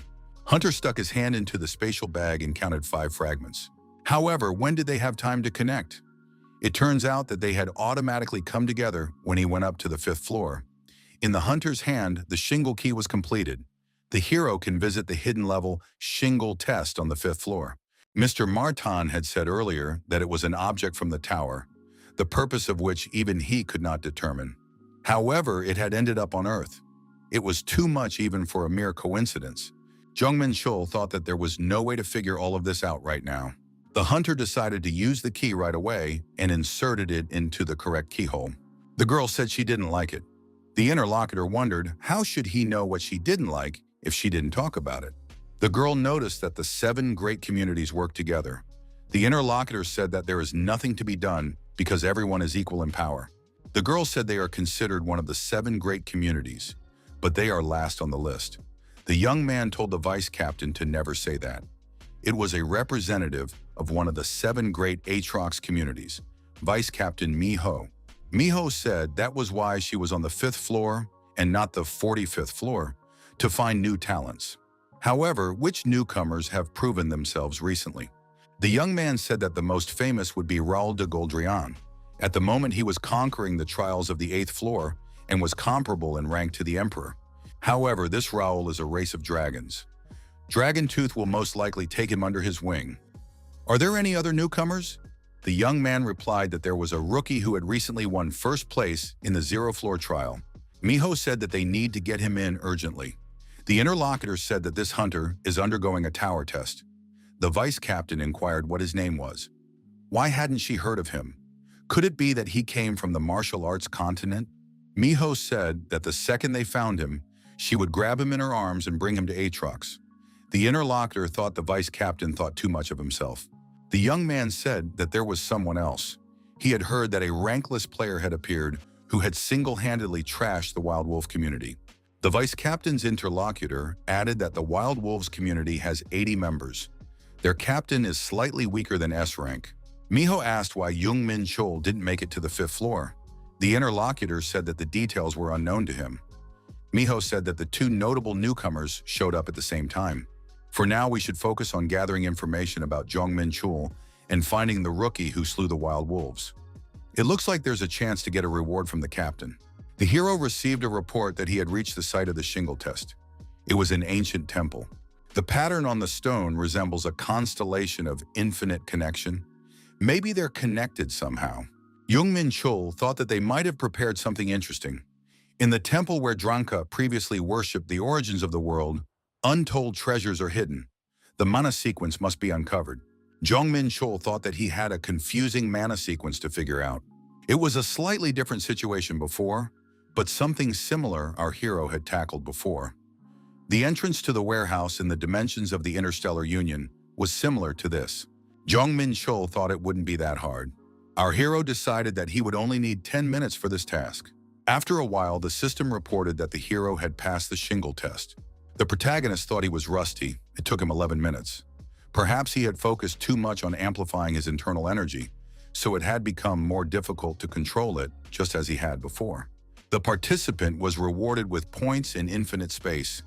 It turns out that the personal dimension is only for him. It holds twice as much stuff as the storage bag Mr. Martin gave him. It's much better because he can store more things in it and he won't have to carry anything himself. Jong Menchul said that he would spend the 100,000 points he had just received to expand. After that, the weight limit in infinite space was doubled. Our hero wondered, was this not the end of the ordeal? Turns out there's something engraved on this stone. The guy has never seen these symbols before. They are ancient writings. However, the hero is unable to decipher what is written, as the skill is not developed enough. Jong Menchul wondered, is the text really that high level? If he couldn't decipher the text now, he would have to take the stone with him. The system has told the hero to select the correct type of item. It couldn't be moved inside infinite space. Jong Menchul thought that there was no way to take the stone since it was part of the quest. Jong Menchul decides to copy the text if he can't take it with him. One day he's sure to figure it out. The sealing of Yorgamun's cloak has been completed.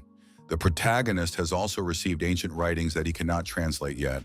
The young man thought he had gotten a lot out of the 5th floor. Jong Menchul thought that he would like to immediately start conquering the 6th floor, but there was too little time left for that. The real difficulty starts on the 6th floor. The venues get much larger and the difficulty increases dramatically, so it usually takes at least half a year to get through. Right now, the actions of the Black Doom Society and the Angels must be kept in mind, so he can't give so much time to conquering the tower. Jong Menchul realized that he had to protect what was his. He couldn't let Elysium or Pandemonium rule his territory. Our hero decided to return to his world. It had been a week since Jong Menchul had returned from the tower. Verdi and Tanyel bring news of what's going on. In Pandemonium, the Black Doom Society, a major underground family from a neighboring country, operates in secret to strengthen their roots in this country. In Elise, they are gathering materials for a certain ritual. They had to postpone the ritual because of problems with the supply of mithril and orichalcum. So far, neither side has taken drastic action. Our hero has started to figure out how to notice energy flows. It's very cool that after creating a constellation of infinite connection, he can increase the chaos energy by simply practicing breathing meditations. Jong Menchul taught the angels sword-wielding techniques, concentration techniques, even the mystical technique of Purple Dawn. The peak martial art of the sect with Peak Hua, the mystical technique of Purple Dawn. Angels possessing the attribute of light are perfectly suited to this technique as it possesses extreme yang energy. Jong Menchul was satisfied with teaching them the martial arts of the Mount Hua sect. When they got a little more pumped up, he would be able to use them in real battles. The phone rang. Ellie was on the line. The girl said that they had just received an emergency request to raid the gate. Jong Menchul heard that it was a rank S gate, but what was so special about it? Ellie said that this gate still hasn't been in the news. Plus, it was Jong Menchul who was requested. Jong Menchul saw the young men and said that he didn't expect to meet in this way. The girl said that it would be fine if their meeting happened under better circumstances. It was Cheon Ji-young from the Gods Guild. Ellie had told the hunter something before he came here. It would be fine if the information about the S-rank gate was already all over the internet, and she wasn't sure why Jong Menchul had been requested in the first place. Our hero said that he would like to hear the details of what was happening first. Cheon Ji-young explained that 2 squads of their guild had entered the A-rank gate, after which they had mutated. Their rank had increased to S. The girl added that that was how it happened. They have become a gateway that must be destroyed. They have become a kill zone from which you can only escape by closing the gate after passing through. Moreover, the maximum number of hunters that can enter is 5. Their main squad is currently busy raiding other gates, so they can't send proper reinforcements.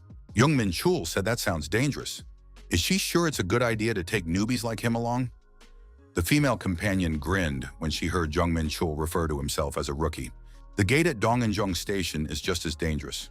She only takes people she's sure of with her. One look at the gate sweep report is more than enough to find a reason to hire this hunter.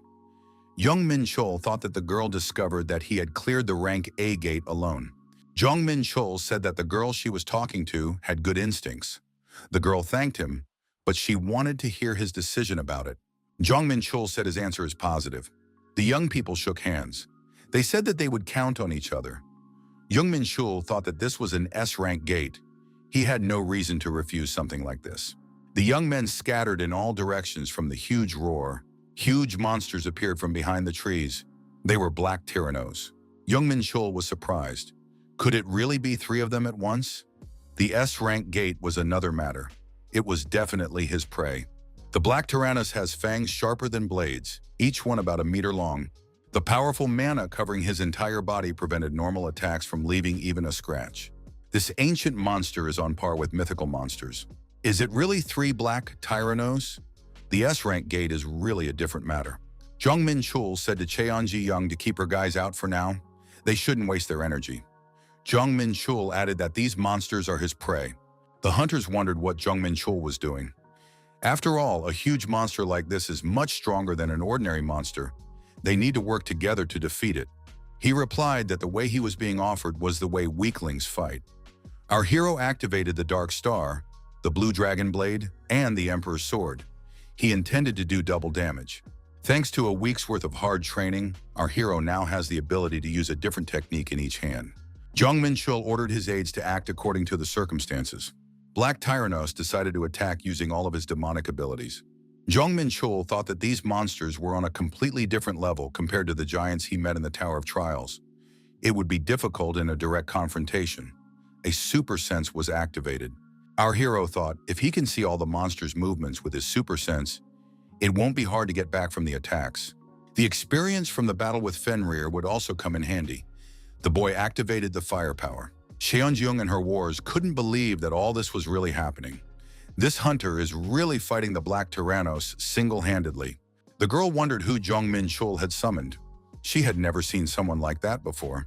Cheon-ji-young couldn't believe that this guy was dealing with monsters without her guild.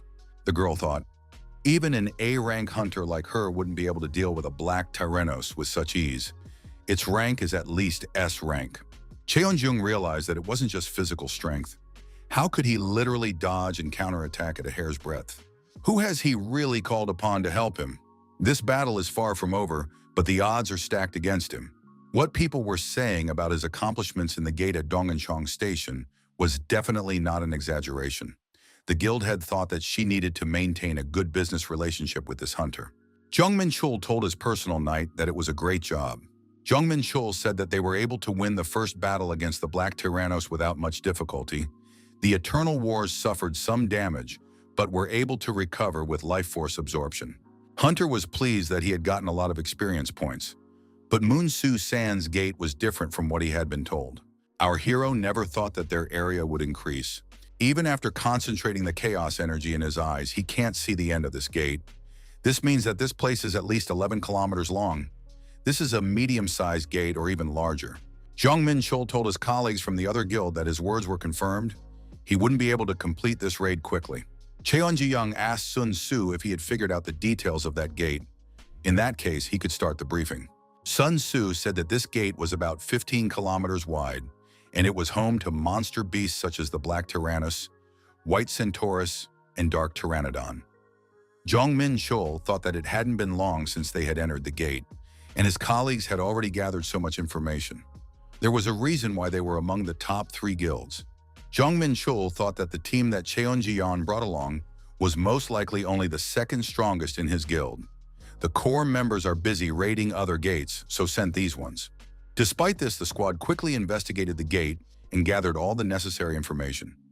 Ji-young's men have analyzed the monster's strengths and weaknesses and are preparing special equipment that will work against them. This is what real professionals look like. There is something to learn from them. Cheon-ji-young suggested that if that was the case, their exploration of the area would slow down. Jong Menchul intervened in the conversation and said that he could solve the problem. He had a trump card up his sleeve. The guy figured if he was hired, he'd throw them a free favor. The protagonist said he had guys useful in these situations. The angels expressed their homage to the Lord. The hero applied the army of light and summoned the angels. They asked that the Lord would give an order and they would carry it out even at the cost of their lives. Jong Menchul thought that he was making them train very hard. The angels were so eager to act that they were even a little pity for them. The power of the holy fire went through Finesse' body. He said he could feel the power building up in his body.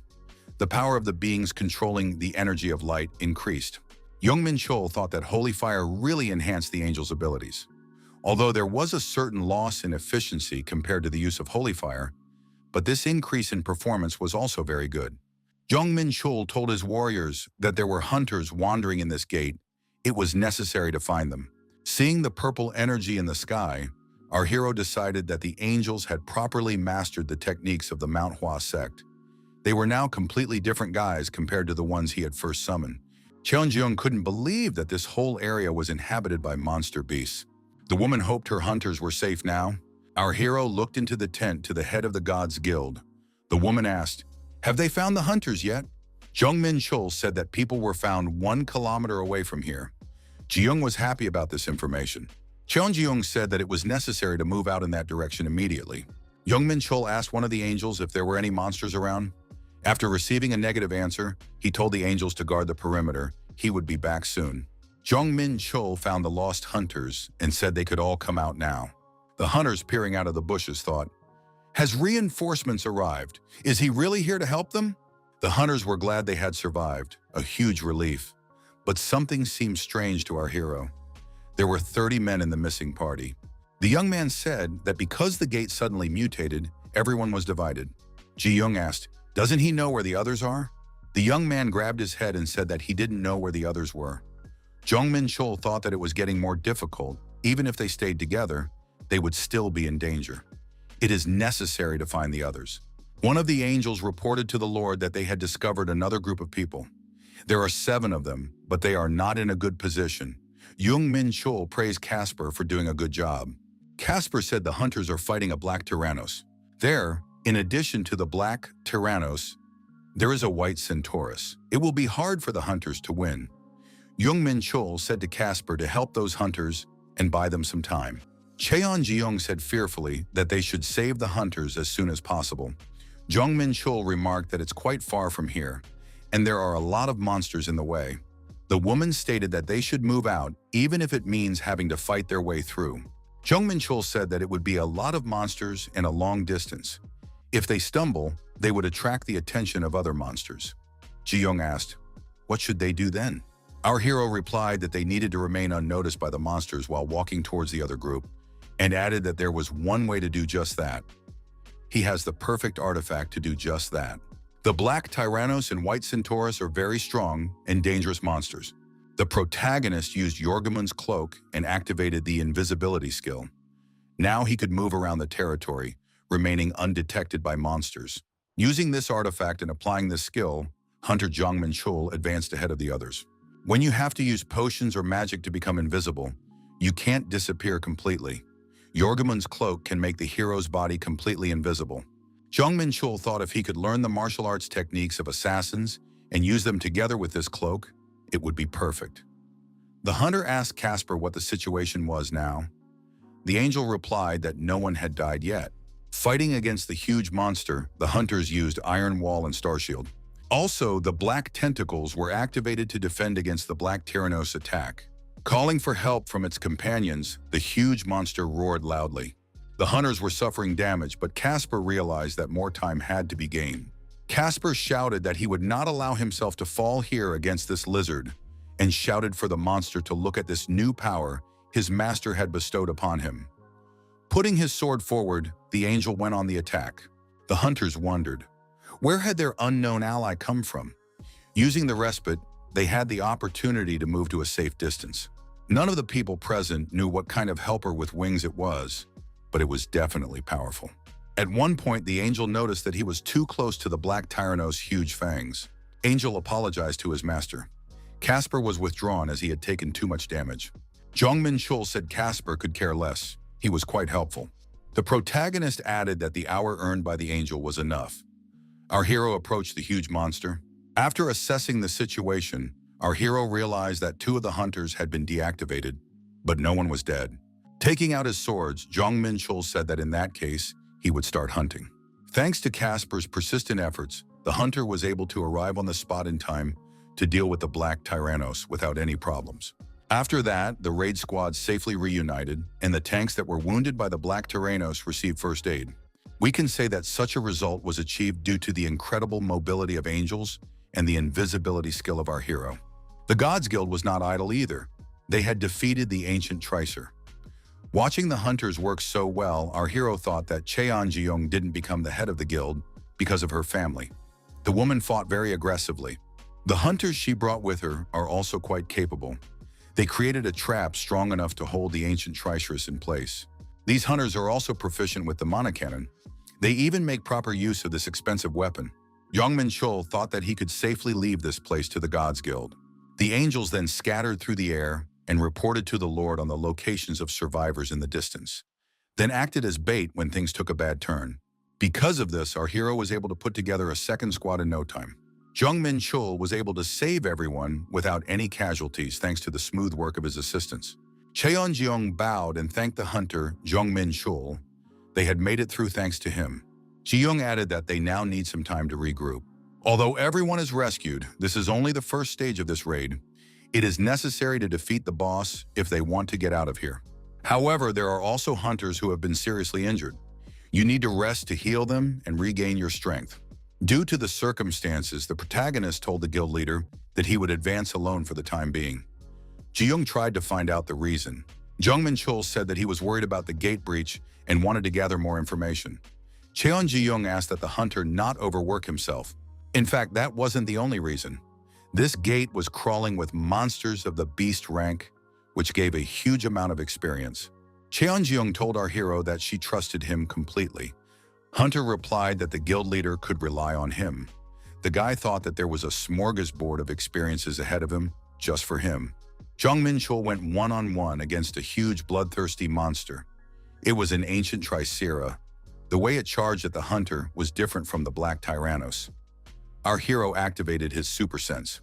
Jong Menchul was able to slip away from the huge monster's attack without much difficulty. The hunter used the hovering hidden blade and attacked the monster. The monster was dealt double damage by using Blue Dragon Blade and Emperor's Sword. After destroying the huge monster, the hunter said that this monster was also doing well. Jong Menchul thought that it was time to stop warming up, and it was necessary to take decisive action. Jong Menchul called upon his aides, angels, and eternal warriors. Hunter asked one of the angels, for all but him had been recalled during the rescue operation. In that case, he could go now to scout the surrounding area. Jong Menchul thought it was time for him to roll up his sleeves too, because it was time for the real hunt. 4 days have passed since our hero entered the gate. Thanks to the coordinated work with the team, many high-level monsters have been destroyed. During each vacation, the protagonist went out alone into the rainforest to hunt monsters. He was able to convince the Guild of Gods to let him act on his own. His argument was that if they ignored the increase in the number of monsters, the mana inside the gate would also exponentially increase, causing the gate to shatter, so they would need to hunt monsters from time to time. The hunters of the Gods Guild were simply amazed that he continued, even though the prey could no longer be harvested. Perhaps it was because they prioritized safety. After all, they were hunting for money. Jong Menchul thought that this was an interesting misunderstanding. Because of this, he hunted alone and raised his level 5 times. Somehow, our hero got level 43 and put all of his characterization points into strength and agility. His chaos power would increase naturally because of the constellation of infinite connection. Now that Jong Menchul is close to the 45th level, he thinks that he will soon be able to awaken the third power. Cheon-jeong walked up to our hero and asked, "Did the hunter just come back?" The woman added that she was fortunate to meet him. She just had something to discuss. Ji-young said that she's going to attack the main monster tomorrow. Brave heroes always take a detour. Right now, a group of hunters were moving towards the main monster using a secret route. Jong Menchul sensed that the main monster, the Devilosaurus, was up ahead. There was an incredible energy reeking from there. Ji-young ordered the hunters to take their positions. One of the hunters, a mage by vocation, took out an orb and began to activate his magical powers. Ji-young said that now no one outside would be able to know what was going on here. Jong Menchul wondered, "Is it really magic that blocks detection?" Ji-young said she can't give details, it's their trade secret. Creating illusions, blocking detection, and being able to lower the characteristics of a certain target were things the guild had prepared thoroughly over the past 4 days. The protagonist thought that these hunters led by Ji-young were quite skillful. Jong Menchul couldn't even believe that he could see such a high efficiency per power-up, even though the Celestia runic writing wasn't used. This was something that one of the 3 greatest guilds was truly capable of. The main monster protecting the core of the gate was down in the crevice.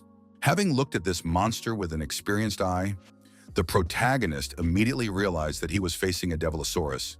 It was huge, almost as big as 2 Black Tyrannos. The monster noticed it had been detected and raised its head and roared loudly. The staff mage couldn't believe that the monster was still so powerful, even after increasing the resistance with magic items. The hunters were exposed to the roar of the Devilosaurus. They were in an abnormal state, experiencing fear, and they had a decrease in performance. Jong Menchul thought that it was probably an amplified version of the Black Tyrannos roar. At this level, the monster's characteristics are slightly higher than the ice giants. We can also conclude that its characteristics are skewed to the physical side. The monster possessed such skills as fire breath, earthquake, and earth-shattering. Jung said to have the healers apply a blessing spell. Jong Menchul noticed that the hunters had already raised their defenses. They would definitely not be a burden to him now. Jong Menchul thought that he wasn't the type to slow down for the sake of these hunters. Our hero used the ancient celestial technique, Holy Fire, and advanced first. The young man said that he should be supported if possible. He felt that he should lead this battle. Jong Menchul activated the power of eternity. The monster didn't expect such an attack at the beginning of the battle. The power of eternity was placed on the target. If the hero could defeat the marked target, it could create an eternal warrior. Formidably inquired who dared disturb his sleep, for he was a descendant of a great family. Jong Menchul said he was seeing a misunderstanding, an illusion created by the gate in front of him. Our hero called for an army of light. The angels prepared to attack and greeted their master before doing so. The hero summoned the army created by the power of eternity. The knight and his warriors saluted the overlord. Eternal warriors and angels were given a target and orders to attack it. The Devilosaurus screamed, "How dare this insolent pest attack me?" Ji-young ordered her magicians to take decisive action. The mages activated a large-scale containment circle in a unified impulse. The monster found himself bound hand and foot by magical chains. He screamed that these bugs couldn't handle him. Jong Menchul saw the magic circle prepared for this boss raid and said that the Gods Guild was really quite good. Jong Menchul thought that if the guild was so prepared, it would be strange if they lost. The monster wondered, how dare these insolent bugs injure him? The Devilosaurus activated the creation of ancient soldiers, and his army of assistants was ready for action. Jong Menchul said that it makes things a little difficult, but they will not back down from achieving their goal. The Gods Guild activated cold wind shots. The monster army didn't expect such an intense attack. Jong Menchul thought that his colleagues had used a magic turret. Did they really prepare this as well? With this, the ancient soldiers shouldn't be a problem. Jong Menchul saw the change in the monster's facial expression and thought that it was an indication of the coming fire breath. Jong Menchul commanded the Eternal Knight to organize an attack at the monster's head. The basics of Akara's sword technique were applied. The monster was kicked in the teeth. However, the Devilosaur had time to use fire breath. Thanks to the fact that our hero had anticipated this attack, everyone escaped its harmful effects. Jong Menchul was glad that the hunters were able to dodge it. The monster's mana was so powerful that the earth was melting and boiling under its effects. Even this monster wouldn't be able to use this attack twice in a row. Jong Menchul said that it was their chance while the monster's mana was recovering. However, the monster went on a berserk rampage. The protagonist commanded everyone to retreat immediately. Jong Menchul commanded the Eternal Warriors to block the monster. The monster rushed at the Eternal Warriors and shouted that he would destroy them. Jong Menchul was astonished. This monster had massacred the Eternal Warrior with a single blow. However, the fact that he had become a berserker meant that he was cornered. Our hero called on the angels to help him. The angels, spreading their wings and thrusting their swords forward, said that the naive monster beast was about to pay the price. The system reported that Angel Rafid had been hit hard and was recalled. The longer the monster's berserk state lasts, the more its defense drops. Jong Menchul thought that it was time to unleash all of his combat power. Cheonjung ordered the hunters to take battle positions and concentrate all their firepower. Jong Menchul towered over the boss monster and used his demonic power to prepare for a decisive attack. The Dark Star Sword of 7 Stars was activated. The hunters watched this attack with bated breath and couldn't believe their eyes. Jong Menchul used the Meteor Strike. The raid on the S-Rank gate was over. How could the guild leader recruit such a hunter? Who was this hunter Jong Menchul anyway? The Devilosaurus had been defeated and destroyed. The system reported that the hero had discovered a new body. His awareness of doom increased. The head of the guild called out to our hero. The guy thought that he almost took the Devilosaurus as a new body for the power of eternity. He must divide the spoils with the Guild of Gods. Jong Menchul thought that he even helped in the raid on the boss. You can't have them cursing him. The system reported that the hero decided not to use the Devilosaurus as a body. Jong Menchul approached the head of the Angel Guild, Cheon-ji-young, and asked what was wrong. Ji-young said that without his help in this raid, they wouldn't have gotten out of here unscathed. so she decided to give 50% of all the loot from this raid to hunter Jong Menchul. The woman added that this is what the hunter deserves. Since the Guild of Gods owns the permission to raid this gate, they decide how to distribute the loot. Not to mention that our hero is in a difficult situation where he can't carry the loot without the help of the support team. Ji-young expressed her hope that they can maintain a good relationship in the future. One of the guild hunters continued to examine the insides of the destroyed monster. The hunter took out the crystals from the monster and said that the guild leader should take a look at it. The hunter said that he discovered it when he was cutting up the Divilosaurus. Ji-young noticed that it was hard to tell what it was at a glance. It is probably an ancient crystal and a stone of souls. Ancient secrets are gathered in the ancient crystal. It can be used to endow items with ancient power and then amplify them. Soul Stone is a sealing stone that absorbs a creature's soul. The ancient crystal is the necessary ingredient to unleash the third step of the Dark Star, and the Soul Stone is perfect for the poodle. Ji-young looked at the hunter, Jong Menchul, and thought that he needed those stones. Judging from the results in this raid, he might be an S-class hunter. It was better to keep their friendship strong. Ji-young told a co-worker that he seemed to need those stones. Jong Menchul thought that he should get these stones even if he had to pay for them. He realized that the guild leader had caught on to his intentions, so he would most likely want something in return. Ji-young said that in that case, the hunter could just take those stones. The woman added that this is a personal reward. She will pay the cost of these items from her own pocket. Jong Menchul thought that Ji-young was very generous. Jong Menchul thought that he would definitely try to help this woman in the future. Hunter told himself that they still don't know how much these stones are worth. Ji-young thought that was enough to strengthen their friendship. Moon Susan's gate raid was successfully completed. When they returned after completing the raid, people were waiting outside the gate. Apart from the association workers, it was mostly the people of the God Guild. They grabbed the returning hunters in their arms, creating a festive atmosphere. Our hero immediately went to the training ground. Fenrir wondered where his master had gone without him for so long. Jong Menchul wondered why the dog was so nervous since it wasn't the first time. The poodle said that it was very bored after the little white suddenly disappeared. Fenrir added that he felt homesick when he realized he was alone.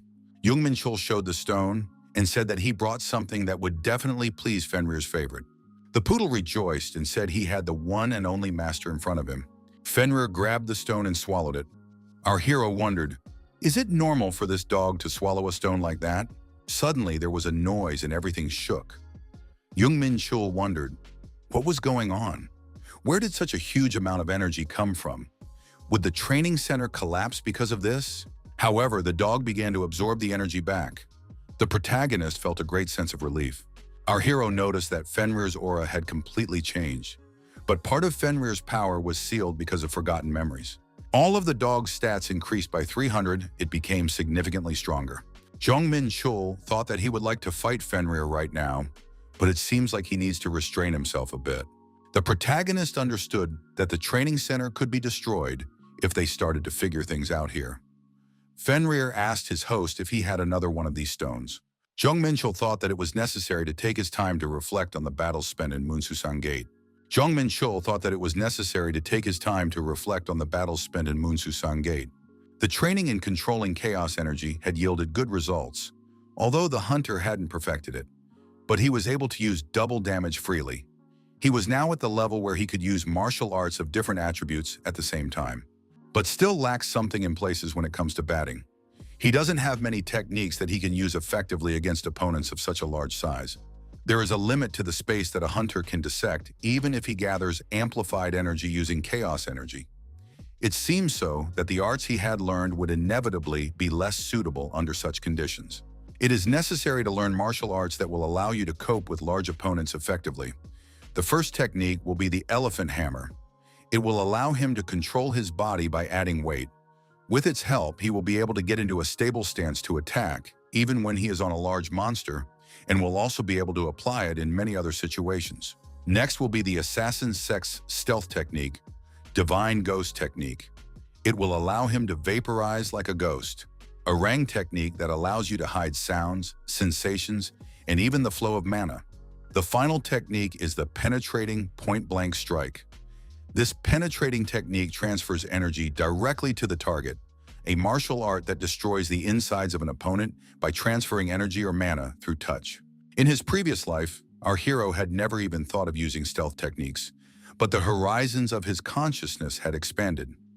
Although this way of thinking is unusual, it is not bad. Jong Menchul thought that now that he had learned the fighting techniques he needed to refine them so that he could apply them in real combat. Jong Menchul had delayed practicing again. It was already morning. There was a call from Cheon Ji-young. The girl said that she had just transferred half of the profits from the previous raid's loot. However, a lot went to tax because the hunter's rank hadn't been updated. Jong Menchul wondered, do guild heads personally notify people about such things? In this case, the tax amounted to 20%. The amount transferred was billions of coins. It turns out that the tax is not insignificant. What's with the rank upgrade? Jong Menchul decided to find out right away, since he wasn't familiar with such things. Jong Menchul dialed up Ellie and asked her what a rank upgrade was. The girl said that the hunter makes her work even though her workday hasn't started yet. However, she is always happy to get a call from Jong Menchul. Ellie said that a hunter had never been promoted after passing the hunter exam. Jong Menchul wondered, wasn't it the same as getting a raid permit like before? Ellie said that getting a permit is a test conducted to see if a hunter can survive a high-risk gate. Ranks are grades assigned to hunters. A rank won't go up just for mopping up a gate. The girl said that the hunter didn't raise his rank separately after the exam, so he has an E rank.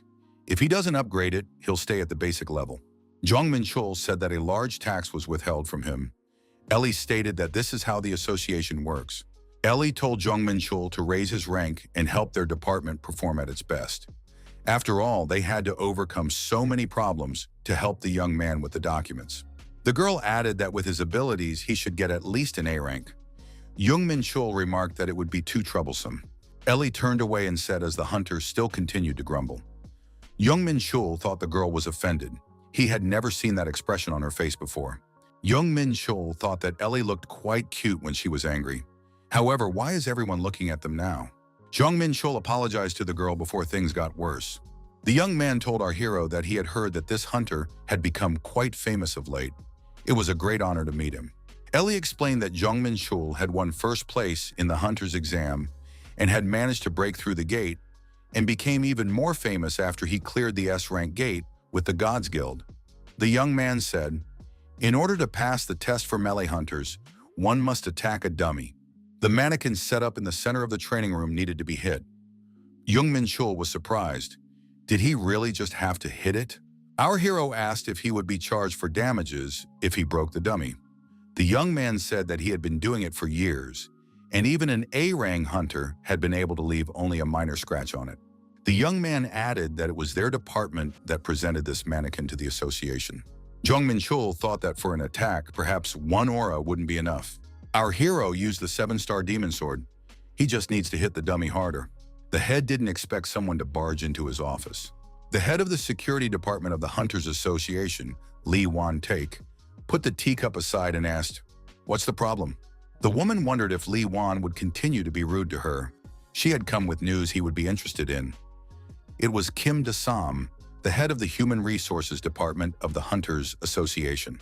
Lee Wan-taek thought that Kim Da-sam was an Alpha-era hunter who had awakened at the same time as him during the first great cataclysm. They have been friends for a long time. This woman is an honest person, so her reactions to things are usually highly exaggerated. She is likely to make a big deal out of it again to make fun of him. The woman said there was an uproar in the rank renewal department. The test dummy was completely destroyed. Lee Wan-taek wondered, how is this possible? The test dummy presented by the Interstellar Alliance was chopped in half. Lee Wan-taek asked how many times he had been destroyed before. The woman replied that it had been 5 times, including this one. In order to destroy a dummy, you need to create at least a perfect blade of aura. The achievement, in addition, requires going beyond powerful mana alone, in addition to needing the power gained by enlightenment.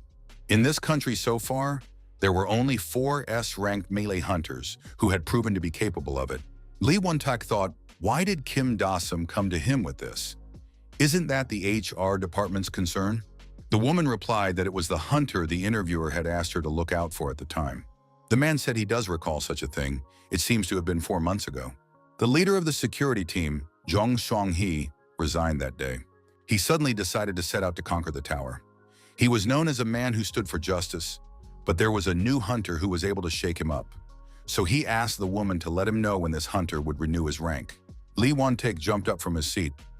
"Is this hunter's name Jong Menchul?" Kim Da-sum said it was a newcomer that a co-worker asked her to keep an eye on.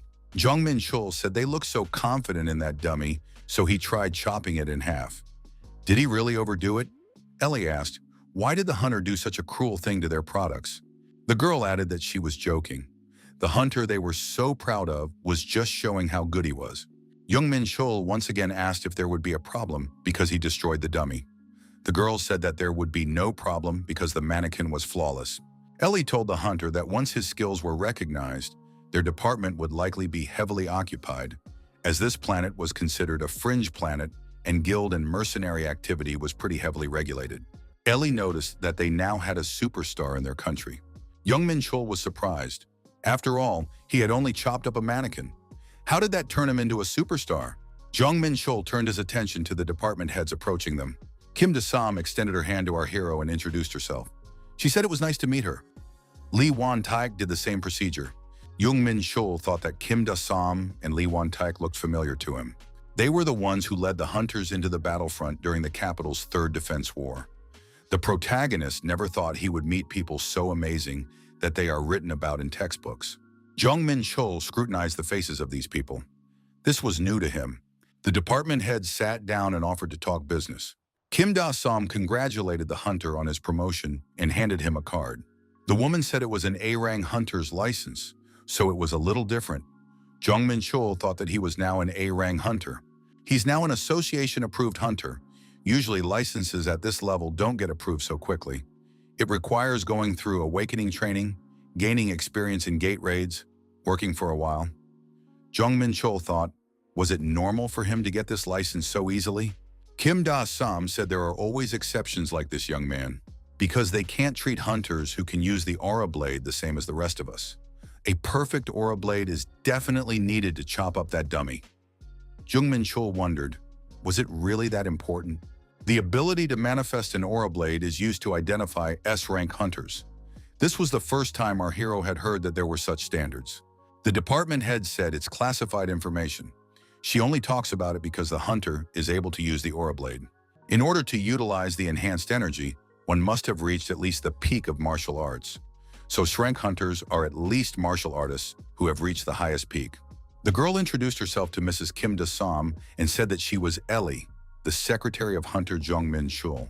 Ellie clarified, would the rank of their free mercenary, Hunter Jong Menchul, be upgraded to S?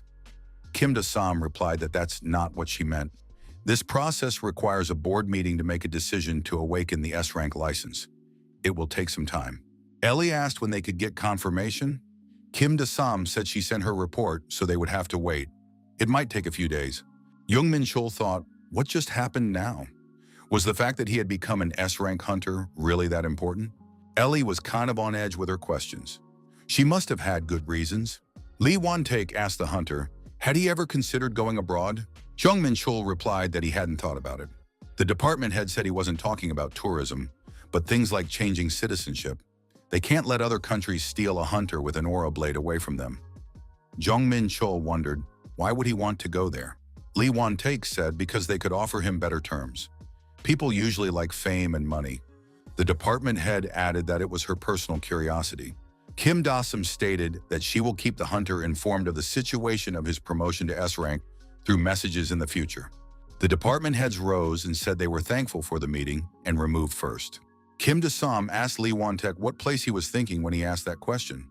The man apologized and said that he just wanted to make sure. Lee Won-taek explains that Sung-hee, that guy with a bad sense of justice who conquers the tower, left the department because of this hunter.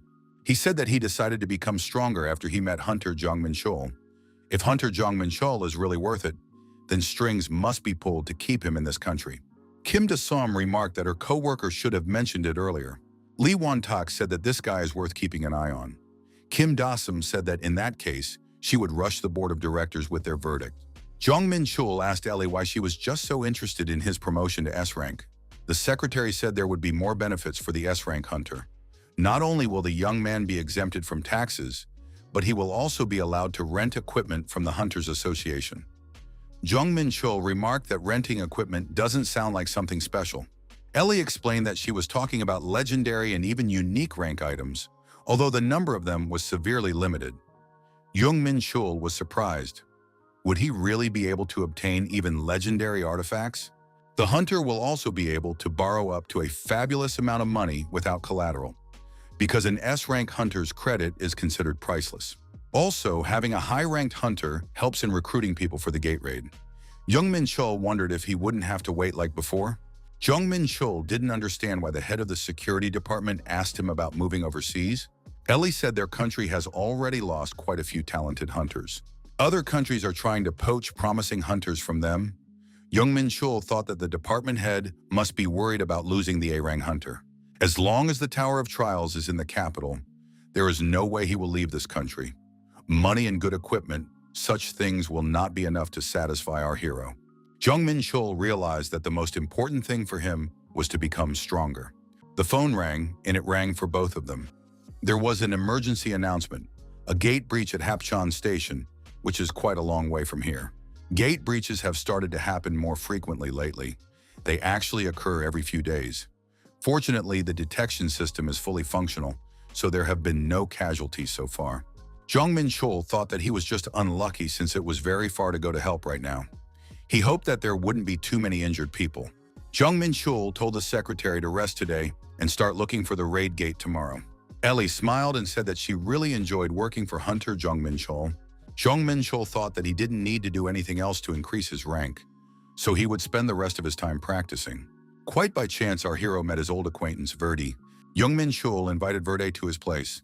The dog rejoiced when he saw that his master had returned. Verdi was scared. What kind of small creature is this small creature at Mr. Jong Menchul's place? Jong Menchul said that this small creature would be taller than Verdi. Verdi stated that he is the #1 subordinate for Mr. Jong Menchul. Jong Menchul said that he may not be like that if he doesn't want to be. Verdi said he was flattered and couldn't refuse the honorary position given to him. Verdi and Fenrir said hello, introduced themselves, and greeted each other. Jong Menchul thought, does Verdi really like being first? Jong Menchul asked subordinate #1 what events had happened since the last meeting. Verdi said that the Black Doom Society had begun to take action. Jong Menchul thought that the villains of the pandemonium had finally shown their tail. Verdi recalled the recent incidents of gate breaches. Apparently, these increasing incidents are unnatural. Verdi handed our hero the document and said he had discovered it while he was helping the Black Doom Society. Jong Menchul looked at the map and said that Verdi should explain. What's impressive about this place? Assistant #1 said that the black circles circled the buildings and land acquired by the Black Doom Society, and the red circles marked the gate breaches that had occurred. Jong Menchul thought that many areas overlapped. Were the breaches really created artificially? Verdi said he figured it out by applying his excellent deduction. After all that's expected of subordinate #1.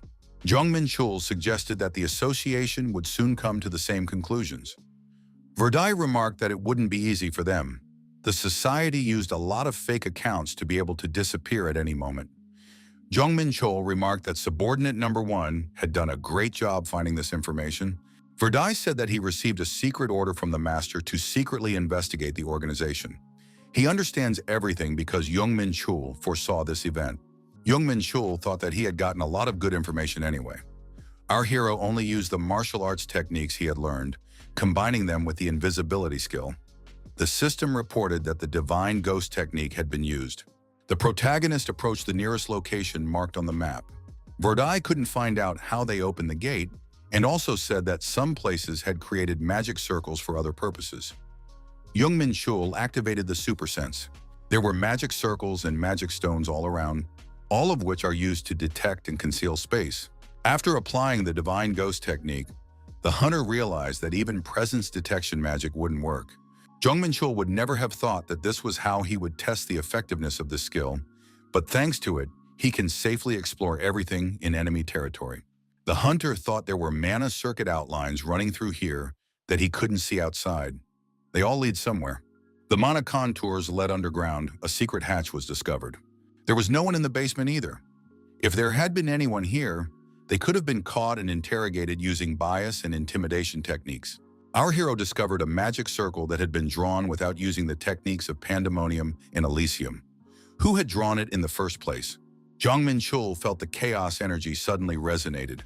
What was that? Our hero was at the center of the resonance. The resonance energy responds to being in the center of the magic circle. Jong Menchul decided that he needed to check everything thoroughly and used his unique abilities. The magic circle reacts to chaos energy. A fragment of chaos appeared before the protagonist's eyes. It was a crystal created from the condensed energy flowing out of the tower. This chaos energy reminded our hero of the time when the monsters that came out of the Black Gate also possessed the same chaos energy. Jong Menchul thought, what was the hidden connection between this place and the Black Gate? Our hero thought that there is someone else, besides him, who knows how to control the energy of chaos. Chaos is a source of energy created by combining two energies of dark and light constellations. Neither the demons of Pandemonium nor the angels of Elysium know about it. Where is the man who can harness the condensed energy of chaos? The system reported that the hero had absorbed the chaos energy, and now he possessed the ancient Celestia technique. I was surprised. Could this be absorbed too? Jong Menchul now had a completely different view of the magic circle. It wasn't created to break through the gate. Its purpose was to gather the tower's energy and create a fragment. Jong Menchul thought that he could take advantage of this, but first he needed to get out of here. Based on the document Verdi took out, there are at least 10 magic circles in the capital, and that's quite a lot. In that basement, the magic circle reacted to his chaos energy and automatically produced a part of the crystal. It seems that all magic circles must simultaneously produce crystals at a certain time. As our hero has learned from aid number 1, these guys have also drawn some magic circles in the countryside. Is it really their plan to send the whole country into chaos and to produce a lot of chaos fragments from these magic circles in the process? Jong Menchul thought that if he intercepted them, he could raise his chaos power significantly. However, he needs some helpers. Our hero thought he'd have to deal with the magic circles creating gate breaches in the province. But he only has one body, so it will be hard to deal with them alone. Our hero couldn't start breaking the magic circles in advance to avoid alerting them. However, if we let it go to waste, then gate breaches will cause casualties. The protagonist couldn't let the ordinary citizens become innocent victims of all this, so the shortage of capable fighters would have to be made up for. Jong Menchul made his first ever international call. Our hero said that he hadn't talked to secret prosecutor Tanyel in a long time. Jong Menchul immediately warned the interlocutor that the walls had ears. Hunter said he was calling in what he had orders to do. Tanyel stated that Mr. Jong Menchul can rely on him. He is gladly willing to sacrifice his life if that is what it takes to complete the task. After listening to all the instructions, Tanyel replied that he would carry out that order. Jong Menchul said that traces of demonic creatures inside the country have recently been discovered. All the angels must be mobilized to stop them.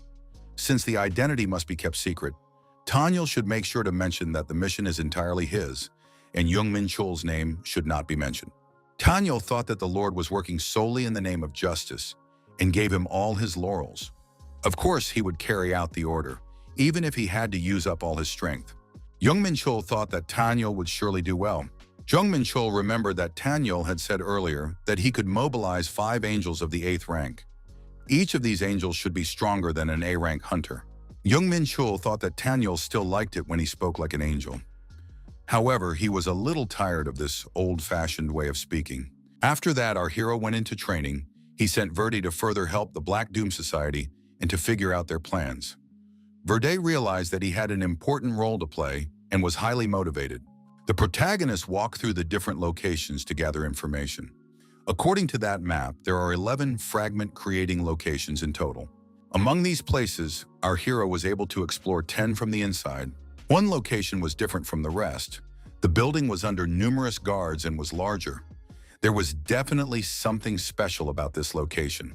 Jong Menchul thought that things would get complicated if they sensed his presence, so there was no point in risking sneaking in. The place should be dealt with if they started acting suspiciously. A few days passed. Fenrir asked his host when the real mess would start. Jong Menchul noticed that Verdi had sent him a message. An emergency had been declared, with gate breaches happening all over the country. Breakouts occur in all buildings in areas that have been bought out by the Black Doom community. Losses must be avoided. Our hero advanced to the mission and said that the operation Abduction of Chaos Fragments had begun. The plan was simple. Invisibility and Divine Ghost Technique were activated. Fenrir and Jong Menchul should collect all the chaos fragments.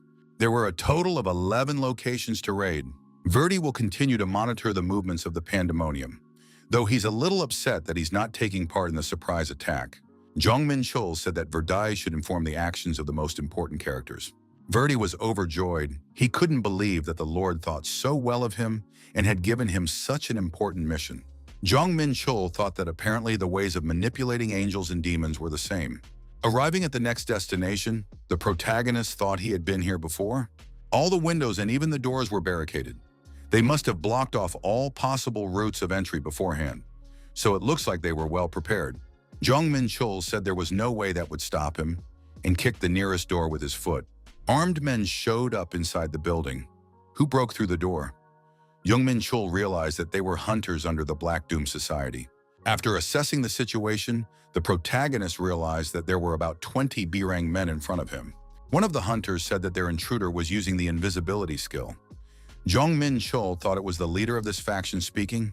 His senses are pretty sharp. Jong Menchul turned off the invisibility skill and asked, "Is everyone here from those who protect this place?" The leader was surprised. "Did only one person arrive?" The villain asked, "How dare he break out here? Doesn't he know who they are? He's definitely a daredevil if he came in here." Jong Menchul thought that this Black Doom Society relaxed when they saw that he was unarmed. The leader grabbed his sword and said that if this man didn't walk in here by accident, they wouldn't let him leave here alive. Jong Menchul laughed. Was this villain really going to do otherwise? The villain ordered his subordinates to attack and added that he would not be left with a wet spot. The fire spear, acid arrow were used against our hero. The villain said he turned out to be a weakling, so they destroyed him. However, when the smoke cleared, everyone saw that the opponent was alive and well. Jong Menchul thought that these attacks didn't even need to be repelled.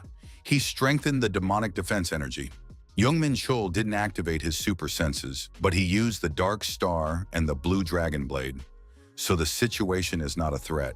The protagonist responsibly stated that he would quickly put an end to it. The enemies were destroyed very quickly. The wounded leader, kneeling and bleeding, asked who was this stranger.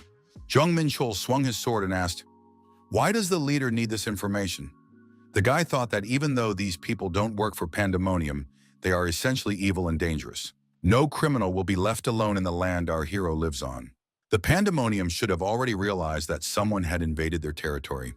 Jong Menchul thought that he shouldn't leave witnesses and waste time with interrogations. The protagonist's main task was to find and obtain the crystal. Jong Menchul saw the crystal and said that it was very huge. Jong Menchul decided that it would be better to reach the rest of the locations first and absorb this stone later. The crystal would be lonely if he absorbed it alone. The item was placed in infinite space. Jong Menchul saw that cracks suddenly started to spread across the building. The magic circle automatically activated the self-destruct function.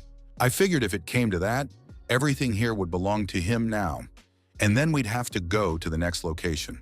Jong Menchul thought to himself, how well was Fenrir doing? After all, he had been assigned 3 locations. The villains couldn't understand what was happening. After all, in front of them just a moment ago was a small mongrel dog. Where did this monster dog come from? Fenrir gritted his teeth and said with glittering eyes that all these bandits would soon be dead men. The professor said he knew his interlocutor's theory was correct. It is a fragment of chaos created from the condensation of the tower's energy. Now you can create a magic circle using the knowledge and materials from the Pandemonium. Also gate hacking circles, challenge reinforcement circles, and more. Now that all the possibilities are open, you can complete your exploration. Zay had told the professor that now was not the time to stand in amazement. The young man said that all the gate hacking circles that had been deployed outside the capital had been destroyed. The professor said all the gates must be B-ring. There's no way they could be destroyed so easily. The young man said he detected the stench of those chicken-winged rascals. The professor wondered how these angels were able to find the circles. He added that in such a case, it was necessary to start the next stage a little earlier than planned. Creating the chaos fragments was only an intermediate step. It looks like the next step will have to be taken sooner than expected. 3 people turned to Zekitsan. Their 5th magic circle was attacked and destroyed by the enemies. The 3rd circle was also attacked. Sehit shouted in anger, "What are they saying? Don't they even have information about the number of enemies? Reported loss of communication with the second and fourth circle. The professor said we need to raise the alert level immediately. It's not good if the angels have interfered. The professor said he was leaving. Zahit wondered. Wouldn't he stay to observe the process of completing the chaos fragment? The man stated that the environment was not very conducive to that. Zahit asked, then at least he wasn't going to take the fragment? The professor said that the fragment was just holding back the energy. If you use teleportation, it would all evaporate. The professor said he was leaving a fragment on Zahit. It's needed for their master's next plan. Zahit was sure that if the Lord had not been favorable to him, he would have died long ago. He always blames his work on him. Zahit was again reported as having trespassers. The fight is happening right above them right now. Yet there's only one intruder. Where are these angels getting their information from? Zahit was angry. How dare this rascal barge in here even though he was here? The commander said that one must not let one's guard down, even if there is only one enemy. The fighters reported that they had gotten rid of the enemy. However, someone said that this enemy is still alive. We must prepare for the second round. Jong Menchul asked, was it really quite tense for his opponent? Our hero disengaged from half of them as fast as he could, but it seems that rumors of their attacks had already spread. Before, when Jong Menchul came here, there were quite a few guards, and now there are even more. But they're still small B-rank hunters. They can't do anything. After all, no orcs, even united, can defeat the dragon.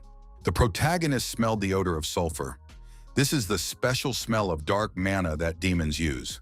If there's a demon, this could be their main camp. Then our hero has come to the right place.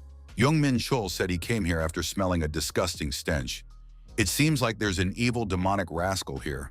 If he takes over this place, there's a chance that he can prevent the rest of the magic circle from getting information about the attacks.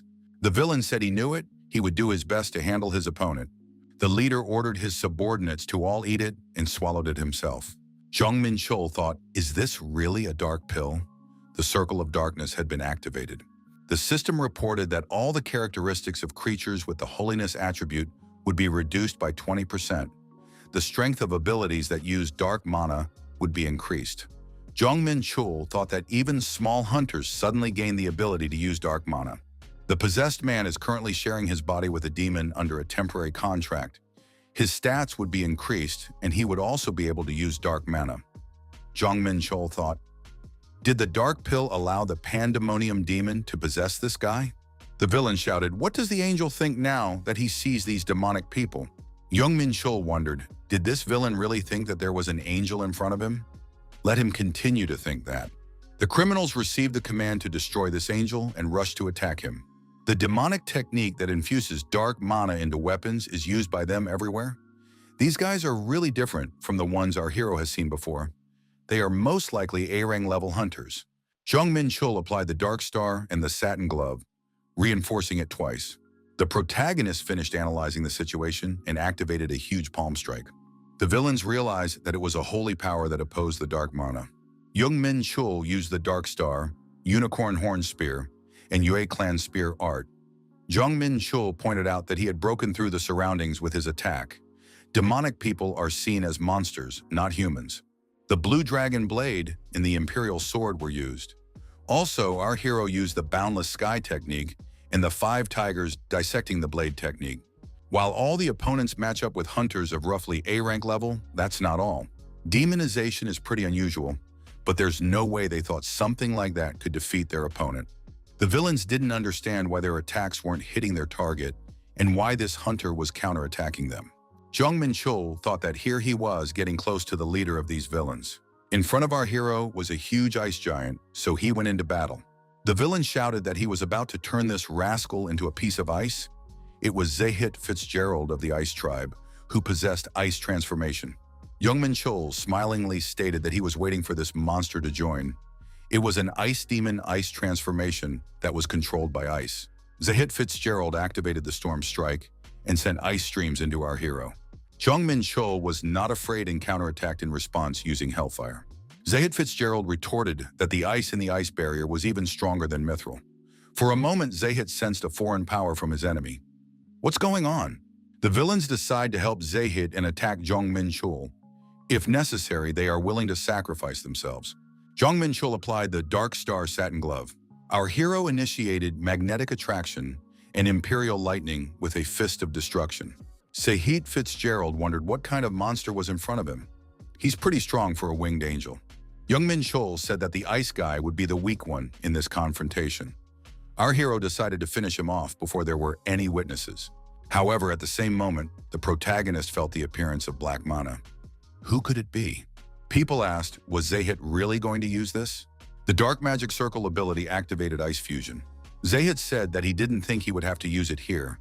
Jong Menchul felt that his opponent had become even stronger thanks to the ice energy. The effect of the Ice Fusion and the demon's powers merged together. Sahit said it couldn't be helped if it was necessary for the Lord's plans. Sahit Fitzgerald said to have his opponent look at this.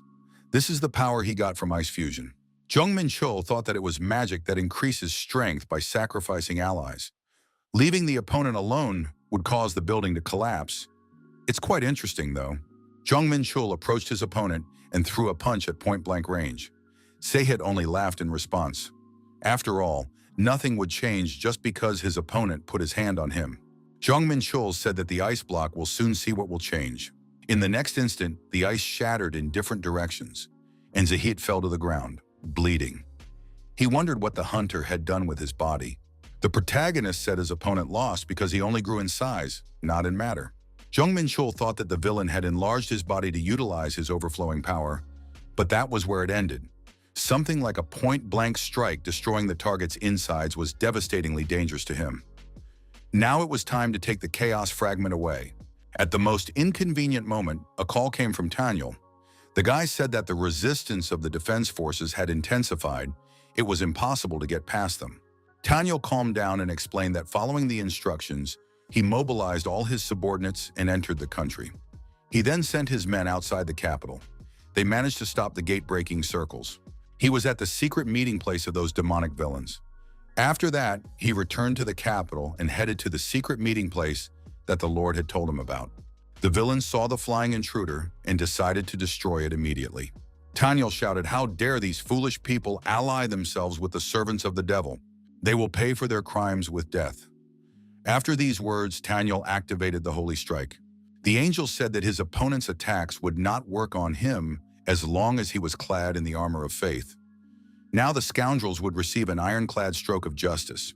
Suddenly, however, Tanyel found himself captured by the black hand of his opponents. The opponent, using his magical powers, asked, "What kind of gross intruder is this?" The opponent was Verde. He was working undercover and was in the role of a demon. Performing his duties, he asked how this angel dared to enter so recklessly where he was. Tanyel gathered his strength and shouted loudly for an almighty force to protect him. Tanyel added that this insidious demon is quite powerful. Verde said he never expected this angel to be here. "Should I report it to the master?" Verde thought that Elysium and the angels were their enemies. Verde activated the mind-splitting art and decided that he would get rid of this angel on his own. Attacking the angel, Verde used Soul Spear, Black Hand, Labola's Claw, and Weakening Beam. Tanyel thought that this demon is unusual. He is strong and different from the demons he has fought. I wonder who it serves. Fending off the angel's attack, Verde thought it wasn't bad, but it wouldn't work on him. He would use this angel to revive Deimos. Verde thought he would win, all thanks to Ifrit's blessings. However, Verde suddenly changed his expression and tensed up. Demon child. Tanyel didn't understand what was going on. Why was this demon suddenly acting strange? Angel didn't know what was going on, but decided this was his chance. Tanyel thought he should report it to Michael and turned and flew away. Finishing the conversation, Tanyel added that he was forced to retreat. Jong Menchul said that Tanyel's life was more important. Jong Menchul thought that Verde was doing a better job than expected. To prove that the information he gave Tanyel was correct, our hero specifically sent him to where Verde was. Verde, too, can meet an enemy of roughly his own level. He'll also get praise for stopping the ambush while other places were looted. The important thing is that he was able to drive Tanyel away, so he successfully used the art of mind-splitting. If Verde sneaks into high office at Pandemonium, he might be able to find out what Black Baptism is. Jong Menchul thought that it was time to collect his reward after all. Our hero looked at the number of crystals he had gotten in this location. Is it really over? Jong Menchul thought that he already had enough chaos, which was essentially an elixir. Fenrir raised his voice and let his master know he was nearby. Fenrir told the boss that he had taken care of what was asked of him. In a moment, the poodle turned into a huge monster dog. Fenrir opened his mouth and crystals fell out. The protagonist did not expect this. Why did the dog keep them inside him? Fenrir said he had more stuff. Jong Menchul thought that next time he should give the dog a sack. 9 of the 10 fragments of chaos created in Pandemonium are now in our hero's hands. The chaos fragment condensed the tower's energy, turning into a huge chunk of energy. Jong Menchul began to absorb all that condensed energy. Jong Menchul felt filled up. The chaos power and chaos energy were greatly increased. The protagonist received a huge stat boost, making him as strong as the martial artists of the revolutionary realm. At this level, our hero is capable of defeating even a mid-rank demon. Jong Menchul said that he would soon be able to try to transform his body. After 2 days in the VIP room, Verde thanked Mr. Jong Menchul for allowing him to become stronger again. It's an accomplishment to be the only demon protecting a fragment of chaos from the angels. For that, he was praised in Pandemonium. Verde was rewarded with the elixir Flesh of Darkness, which increases the demon's power many times over. Daniel, too, was recognized for his work in figuring out Pandemonium's plans and quickly foiling them. He was elevated to the rank of power among the angels. Jong Menchul told Verdi that he was not the one who gave him the core of darkness. Verdi replied that if it wasn't for the Lord's blessing, he wouldn't have been able to drive the angels away. Jong Menchul asked because Verdi said he heard someone's voice during the battle, right? Verdi said that Asmodeus praised him for his personal contribution. A lot of effort was put into creating fragments of chaos this time around. Asmodeus is a demon of the 8th rank, the monarch of corruption. He was once a glorified seraphim in heaven, but succumbed to the temptation of power and turned into a vicious archangel. Since he's good at plotting, politics, and building forces, they had a pretty bad relationship in a past life. Could the man behind Black Baptism be Asmodeus? Our hero found these marks on Daniel as well, but doesn't understand why this happened. Jong Menchul asked if there was any more news about Asmodeus and his men. Verdi replied that the reason why Rosalina moved is also because of Asmodeus. Verdi added that the fragment of chaos he was defending would be taken to Kasong. Jong Menchul praised Verdi and told him to keep doing what he was doing before. Asmodeus and his entourage will try to use the chaos fragment somewhere, which means there's someone who knows how to control the power of chaos. But they'll send the chaos fragment to Kasong. That's the Lost Land, so it's off limits. Interstellar Alliance. Mr. Martin got excited and said that he hadn't seen Hunter Jong Menchul in a long time. Jong Menchul said that the short man looked quite cheerful. The head of the guild branch said that they had gotten a lot of business thanks to this hunter. Martin said they are getting new contracts, investors, better commerce, and all of that is critical. Jong Menchul wondered, isn't that problematic when there's a lot of work? Martin replied that only then can they make a lot of money. The head of the guild branch said that they were willing to endure any hardship to become stronger. Mr. Martin asked how they could help the hunter this time. Jong Menchul asked if he could go to the Lost Lands. Dwarf replied that it would require approval from the association, but they could get everything organized in a few days. Martin added that it was because he knew the value of that hunter's name. Jong Menchul thought that the guild branch head's flattery skills were improving every day. Mr. Martin remembered that he had something to say to the hunter. The head of the guild's branch said that they wanted to hire the young man to model for their merchandise. They even set a date for the shoot already. Jong Menchul thought it was a joke. Martin said that Jong Menchul will become the 7th S-ranked hunter of the country, and they need to do it before that happens. Jong Menchul said that he wants to answer the call first. Jong Menchul inquired over the phone if the schedule had been changed. Jong Menchul told the head of the guild branch and his secretary that he had to go back because he had urgent business to attend to. He reminded them that he was interested in the Lost Land permit. Colleagues wondered what could have interested this hunter so much. It's been hours. Kun-san. The young man walked into the family restaurant and told his mom that he was back. Jong Menchul asked his mom where his father and sister were. The woman replied that she heard that there were a lot of people gathered there. Mom said that Dad went to pick up Minjun, but she never heard back from them. The young man said he would be back soon and ran away quickly. Jong Menchul thought that it could be dangerous if he didn't hurry up. It wasn't like this hadn't happened before. Our hero's father stood in front of his daughter and said that she still doesn't want to become a hunter. They must be released. Guild representatives offered to join their ranks. Minjun didn't understand what she should do. Why are they all following her? The girl saw her brother. Jong Menchul asked, does it really feel like a market to them? Jong Menchul walked over to his father and sister and asked the guild representatives why they were making all this drama. Our hero heard that his sister was going to go to the Hunter Registration Center, so he was going to bring her back. But there were too many guild scouts here, harassing those who hadn't passed the Hunter test yet. The protagonist thought it was inexcusable to do such a thing to an ordinary person who didn't know anything yet. Jong Menchul was angry at the agents and told them to all disappear from here immediately. One of the agents said he was just about to discuss the matter with someone from the family. Jong Menchul was not ceremonious. He activated a foot strike against the ground. Elephant hammer. A shockwave spread around. Our hero looked at this agent and said he could go on now. However, there was no one willing to continue, and all the agents began to scatter in different directions. Jong Menchul said that they analyzed the situation correctly. Our hero told the terrified agent that he could seek compensation from the Interstellar Union for damage to property and pavement. Jong Menchul looked at his relatives and said it was time to go home. Their mom was waiting. The guild branch head was nervous. He felt like they were about to receive a huge payment for repairing something. Jong Menchul told his sister that he thought about it when several guilds tried to recruit her. But is it a good thing?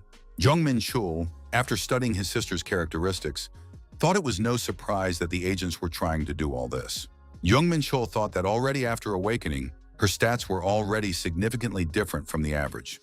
That means that she would be able to become an S-rank hunter once she fully awakens. Jong Menchul thought that it wasn't even his sister's stats that mattered the most. There was only one man with that ability, the one our hero fought 23 years ago. That was Hero. Strangely, Jong Menchul thought about it again. In his previous life, he had fallen down when the hero's blow pierced his heart. And even when the hero was tired and injured, he was not in a life-threatening condition. History books say he died with Deimos. Our hero reincarnated on Earth. It can't be that his sister, Minjun, is the reincarnation of that hero. Jong Menchul, reflecting on this situation, thought it was just a coincidence. How can there be a reincarnation of a demon king and a hero in the same family? It's so stupid that it's not even funny. The mother asked her son, if Minjun became a hunter, could he help her find a good guild? Jong Menchul wondered, did sis really say she wanted to become a hunter? Mother replied that Minjun viewed it in a positive light. Our hero wondered if the parents wanted to try to stop Minjun. The guy thought it was natural for them to be so worried about their daughter since they didn't know her potential yet. The woman said that Minjun is as stubborn as her brother. She won't listen to them even if they try to stop her. Jong Menchul thought that Minjun is his sister anyway, and it's right to take care of her. Jong Menchul thought that the inter-union would not do that. If Minjun communicated with them, they might suspect who he was. It wouldn't work that way. There must be a guild that he has some sort of relationship with. A guild where he has a lot of acquaintances. Our hero realized that he would be contacting Cheon-jeong from the Gods Guild. Jong Menchul told his parents that he had one guild in mind and would try to contact it. Cheon-jeong, after chatting with our hero, said that she had no reason not to take his sister. After all, she has the potential of an S-rank hunter. The conversation with the guild head went pretty well, and Minjun will be able to continue to grow within the Divine Guild. The next day came. The young man told his mother that he was on his way out. He had urgent business to attend to. Minjun thanked her brother and said that the next time she met him, she would be as strong as him. Jong Menchul wondered, does his sister really want to catch up with him? He prepared to slap the girl. The guy said she would be contacted by the Gods Guild, but she would have to train for 1,000,000 years to catch up with him. Jong Menchul decides to forget about the hero for the time being, because he himself doesn't know the reason why he reincarnated on Earth yet. And there was no guarantee that the hero had reincarnated either. Minjun rubbed her bruised forehead and said that she wouldn't let it go and would fight back against her brother in the future. In the Interstellar Alliance, our hero finally met with Heron and asked her to help analyze the magic circle. The girl liked it and said it was worth her time to research it. Our hero also invested the gate money in a construction company. Jong Menchul asked the guild branch head how everything went. Mr. Martin said that the entry permit has finally been received. The hunter can go to the Lost Lands right now. Jong Menchul said he had the Lost Lands right on his course. Up ahead was Paju, the United Bridge. The Lost Lands is a long stretch of land near the ceasefire site. It can only be entered from the side of the United Bridge in Paju. The north side of the Lost Lands is also connected to Kaesong. Barricades and soldiers, security here is very tightly controlled. This means that the Black Doom Society has already received permission from the government to pass through this area. Our hero wondered what they had time to do with the chaos fragment. Jong Menchul asked his co-workers why they were following him. Mr. Martin and Ellie only smiled in response. The girls said that they were here to help Jong Menchul in the monster hunt. Jong Menchul was surprised. Why is that all of a sudden? Our hero recognized that the raids have an expert in disposing of monster remains and a specialist in tracking them. Did these two really decide to take on these functions? The colleagues unanimously confirmed it. On the way to the Lost Lands, Ellie and Martin caught up with our hero. Ellie said she is exceptional when it comes to tracking. Martin said that they had hired replacement officers to fulfill their duties, back when the hunter had asked them to help with preparations for the raid. Jong Menchul realized that these two were originally going to chase him. The guy thought it might be for the best if they were close by. While our hero asked for this raid under the pretext of hunting monsters, he was actually going on an expedition to find the Black Doom Society. The poodle caught up with our heroes and announced that he would follow them further. A fragment of chaos was at stake, so the protagonist couldn't take any outsiders with him. Jong Menchul thought, what kind of expression would Ellie have on her face right now if she found out that she had a mythical creature in her arms? It would probably be better for her not to know about it after all. The expedition approached the Lost Lands. The whole atmosphere changed as soon as they passed the Unification Bridge. Everything looked very desolate. Ellie asked where they were moving to first. Jong Menchul replied that they were heading to Kaesong for now. Our hero remembered that the Black Doom Society was headed to Kaesong. The roads were badly damaged, and Jong Menchul wondered if he should send angels to scout for them. However, they would probably be noticed because they were too conspicuous. Ellie caught the hunter's attention and told him to look in that direction. It looked like someone had passed through here a few days ago. The grass looked a little wrinkled. Jong Menchul wondered, could Ellie really tell from something like this? If these footprints are recent, it's definitely Black Society. Hunter asked if Ellie could follow these tracks. The girl said there were a lot of them. Jong Menchul noticed that he had asked the association to send him a tracker. Ellie turned out to be one.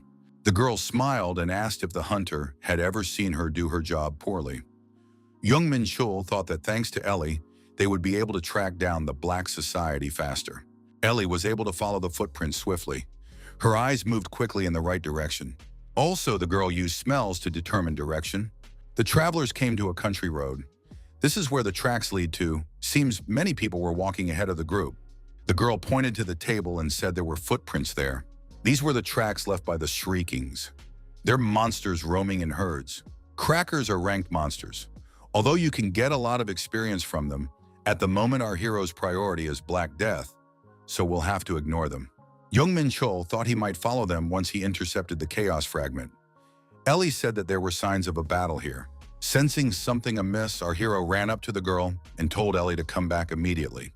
Mr. Martin came rushing towards our hero with his sword drawn. He asked if Jong Menchul, the hunter, was okay. No, the dog was not behind him either. Jong Menchul said that there was no need to panic so much. He was fine. The enhanced demonic defense energy was activated. Jong Menchul told the dog to protect the two. The protagonist readied his sword and told everyone to get behind him. Since the attack was not directed at him and his super sense was not activated, Jong Menchul thought, had he relaxed too much? Our hero used the 7-star demonic sword, the first form. Jong Menchul thought that they were not being attacked by the Skrakings, but by the Ents hiding among the trees. He assumed that they wouldn't be able to avoid meeting the monsters as long as they moved. Our hero said to get his helpers out. You need to use your powers to protect these two. Ellie wondered, if all these wars are going to protect them, then what will happen to Jong Menchul? Our hero said he would be fine. The protagonist told the girl that he would be nearby, so they could follow in his footsteps. The Lost Lands is a place where reality and the gateway mixed, and now it was monster territory. Ellie wondered if the poodle was going to fight too. The dog replied that he would protect the beauty. When they passed through this area, it was no longer a question of just following the trail. Jong Menchul said he sees signs of battle here too. Seeing the bloodthirsty monsters, our hero said that he would suppress everything here with his power. Using the detection energy of the ancient heavenly art, he would defeat all the monsters nearby beforehand. Mr. Martin will collect useful monster body parts. He is truly skilled, as a craftsman of Meister rank should be. Ellie said she found it. She sees a residential area. The travelers arrived in Kaesong. Jong Menchul held out a vial of liquid and told everyone to drink it. Mr. Martin noticed that they weren't even injured. So why would they need to drink something so expensive? Jong Menchul said for them to just drink it. He wouldn't need it anymore anyway. The travelers decided to take a break before entering Kaesong. Jong Menchul thought that he was able to get here with their help, but in such a way that they wouldn't realize what was really going on. Jong Menchul told the companions that the people they were following were a Black Doom society. Hunter added that they may have a connection to Pandemonium. Ellie says they have nothing to worry about since they have Hunter Jong Menchul with them. Mr. Martin believed that our hero was a bifurcated body of a high-ranking spirit, and if he got into trouble, he would simply leave that body and return to his main body to make him anxious. Ellie says they can't let him go in there alone. Hunter trusts them, so he told the truth. Jong Menchul thought that he could see trust in the girl's eyes. Jong Menchul said that he would never leave those two. Trust is something he never got in his past life. Jong Menchul told his companions that he was very touched by their support, even though he could have handled it himself. Hunter asked the girl to see if anyone lived here. The guy thought it would be a little tough in this uniform. Ellie asked if the hunter had forgotten. She was partly of the dog race. Jong Menchul, his companions, and the Eternal Wars entered Kaesong. It's an abandoned city, but even now there are still people living in the ruined buildings. They are usually skinny people with eyes full of anger. Ellie said they were extremely cautious, so it would be pretty hard to get any information from the locals. Jong Menchul asked Mr. Martin, "How does Ellie keep track of everything here?" Ellie said the tracks led downward. At the bottom was Kaesong Harbor. The black boat in the harbor belonged to the Black Doom. They raised their flag in the open. Jong Menchul wondered if there was no one hiding near the harbor. Ellie said that everyone was on the boat. Jong Menchul thought that at least 10 of them were in the Lost Lands, but were they all on the boat? Jong Menchul called for the Army of Light. He said it was necessary to deal with everyone who escapes. The Eternal Warriors have been ordered to block all land routes. Fenrir was ordered to protect Mr. Martin and Ellie. Our hero decided it was time to deal with them. The enemies on the dark boat spotted the advance and sounded the alarm, flares. Watching the hunter battle, Ellie declared that he was winning. Poodle said it was like he was watching an adult and child battle. He did the same thing when they entered the city, humiliating the hunter who fought alone against the monsters. It's hard to believe that Jong Menchul doesn't just defeat his enemies with brute force, and his every move is calculated effortlessly. Hunter Jong Menchul is indeed a skillful fighter. The warriors of the Black Doom squad decided to run away. They themselves wouldn't be able to defeat this hunter. Jong Menchul didn't agree to let them go and asked where on earth they were going. Jong Menchul told the angels to deal with the fugitives. The retreating soldiers were surprised to see an invocation that simultaneously contained holy and destructive energy. Jong Menchul told his warriors that it was a good job. Our hero told his subordinates to hold back those still alive. The enemies wanted this hunter on their side no matter what. Mr. Martin, watching this man's work, wanted to understand who he was. This hunter, Jong Menchul. Ellie said with a wink that he was just a hunter named Jong Menchul. The head of the guild branch said that the girl is still as naive as ever. Ellie told her boss that even if this hunter is so powerful, isn't it good that he trusts them? Mr. Martin, the poodle, and Ellie continued to watch the hunter work. The protagonist took everyone on that boat prisoner, and indeed there turned out to be some. There was also a fragment of chaos. Our hero found only magic amplification catalysts and emergency rations, and signs that much had been moved elsewhere. Based on this, it looks like the ship is designed to send supplies to someone. Jong Menchul approached one of the captives and said that if he answered the questions, he would be spared his life. The captive stated that the Black Doom Society would never submit to this hunter. After these words, the power of the immortal was applied on the target. Jong Menchul told the Eternal Knight to cut off the captive's head. After complying with the order, the captive became another of our hero's eternal warriors and swore allegiance to him. Jong Menchul told the other prisoners that their accomplice's soul was now trapped in this body. He has now left the cradle of reincarnation and is doomed to suffer forever. The captured villains were terribly frightened. The captives began to beg the hunter not to destroy them. Jong Menchul thought his threats worked great. He told his opponents that he liked their active reactions. It was time to tell everything they knew. In a situation where their souls and lives were on the line, the members of the Black Death Society said it all. Jong Menchul recognized the reason why these people were here. They came here for supplies. Among the supplies were many catalysts and rations. All of these items were intended for those possessing the Chaos Fragment. And those guys already took those supplies a few days ago. Remarkably, they only took a fraction of what was on the ship. That's because they were only able to take a small portion of the chaos fragment. Since our heroes stole most of it, they won't need to use so many catalysts anymore. The captives also gave a highly unexpected response about the openly raised flag of the Black Doom Society. General Kim Muk-wan of the northern region rules Hwanghae-do province. Since the Black Doom Society has ties to him, they raised this flag so he knows who it is. Jong Menchul told Mr. Marthan that they would bring these guys back as soon as they were done here. Shorty wondered if the hunter was going to spare them. Jong Menchul said he had promised them that he would. Jong Menchul thought that although he had gotten more information than expected, he was a little worried that they had already taken the supplies 2 days ago. The guy thought that he might not have enough time. However, would Ellie with her tracking skills be able to catch up with them? Martin stated that they needed to clear the area. After all, when the battle began, the opponents were launching flares. Given the light's range of 10 kilometers, they probably have other competitors in that range. Jong Menchul decided that in such a case he had no time to waste and needed to start searching. Fenrir asked, "Does he need to fight too?" Jong Menchul replied that they should make it all worth their effort. The dog stated that he wanted something tasty. Following Martin's advice, the hunter sent the angel to scout a 10-kilometer radius. The goal was to find the source of the chaos frequency radiating from the chaos fragment they now had. The angels reported that they had found a place with the same frequency. It was a mountain just north of the city. Jong Menchul told his companions to wait for him there with the angels. Our hero thought that a direct confrontation with their main headquarters might lead to unforeseen circumstances. It's hard to fight if there's danger, so it's best to keep things to a minimum. Based on reports, their arrival is imminent. Jong Menchul saw the lightning over the mountains and wondered, since when did this come here? A chill instantly ran through him. Jong Menchul noticed the enormous power of this phenomenon. The entire space was saturated with dark demon mana. The protagonist activated heightened senses. This attack was definitely the work of ghost magic. It was the scoundrels from the Black Society who dared to slip in here. Jong Menchul realized that they had brought demons here with them. Our hero was asked if he's the one who minded his own business, right? Jong Menchul? Asmodeus ordered his limbs to be torn apart. The Dark Elf said that the wretch feared doom. Since he had come here himself, he shouldn't blame them. For a moment, it seemed to our hero that the demons had come here spontaneously. These demons possessing human bodies were just like the ones they had fought before. Hanji Yonlira possessed the ability of dark magic. It was a human demon. The only difference is that she's S rank, so she has reached the level of a lower demon.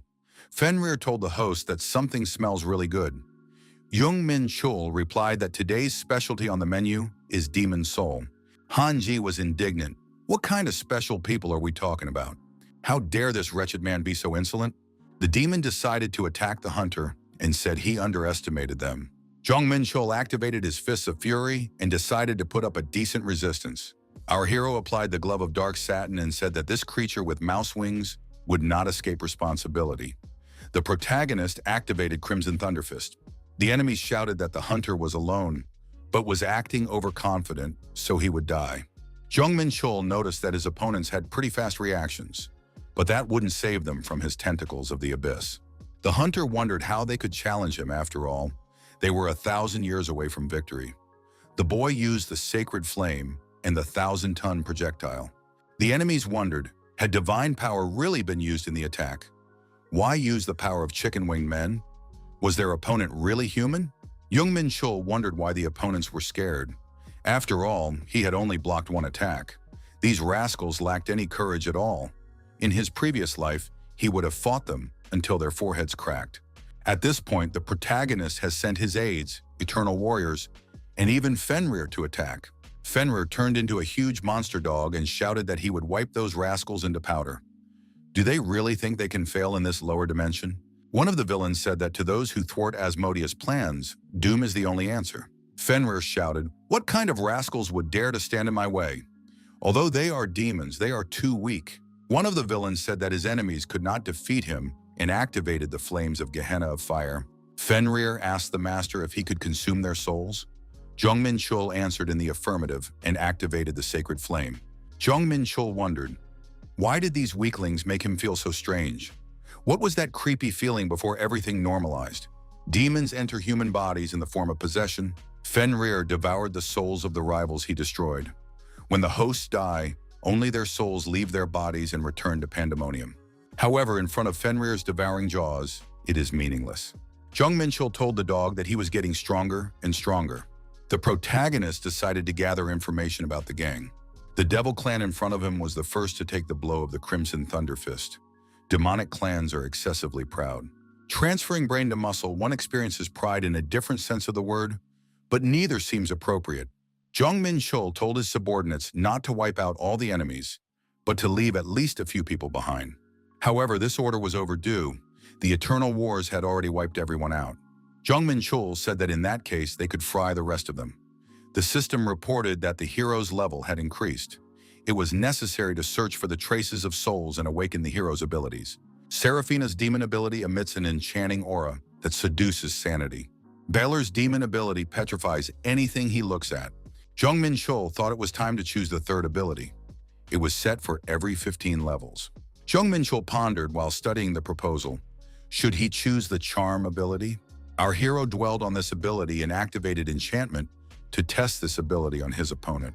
However, the power of enchantment mostly only works on the opposite sex from the caster. However, the Clan of Doom has no definite gender. The system reported that the power of enchantment had penetrated the mind of the demon Cartham. Jong Menchul realized that this ability was working. Even though the opponents look human on the outside, they are still demons on the inside. It's time for us to have an honest conversation. Cartham had no chance to defend himself against the protagonist's ability. His mind was numbed. Cartham came to his senses and asked where he was. Who is this captivatingly handsome man? Our hero asked the subject what his name was and how old was he. The unfortunate man replied that his name was Cartham, and he was a proud member of the Clan of Doom. He is 586 years old. Han Ji Young Lyra shouted for Cartham not to say anything. What is that rascal doing? Jong Menchul said to let Fenrir swallow the bat-winged villainous. Fenrir followed the order and said that it was very tasty. Jong Menchul remarked that one mouthful would be enough for conversation. Our hero noticed that the power of enchantment had worked perfectly on his opponent and asked if he wanted to tell everything he knew. Have they tried to free themselves from the limitations of the lower dimensions in any way? Cartham replied that research into circumventing those limitations was almost complete, and that the method involved the use of chaos shards. Jong Menchul asked how long does the obsession last? After that time is up, do they return to their true body? Cartham replied that the obsession dissipates in 3 days. After that, they return to pandemonium. Jong Menchul asked, what are they going to do about this obsession? The opponent replied that by taking possession of this dimension and descending into it, they intended to join forces with Northern General Kim Muk-won and turn the capital into a sea of fire. Jong Menchul thought that they were targeting the capital city and even went as far as cooperating with the Northern Armed Forces. But why the capital city? Those demons from Pandemonium have been plotting to reduce the capital to ashes for a long time. Looks like they've got their sights set on the tower after all. The chaos shards must have accumulated from the energy flowing out of the tower. If that's the case, there are still questions. Jong Menchul said that invading the capital with inferior demons is quite difficult. How did they prepare for it, and who invented the possession ritual? Cartham replied that even before the ritual was completed, they encountered interference. So the original target for the possession was medium demons, and the ritual itself was devised by a man known as the Professor. Cartham added that he didn't know anything else. Jong Menchul realized that he now needed to get busy looking for this professor. Jong Menchul wished Fenrir a pleasant appetite.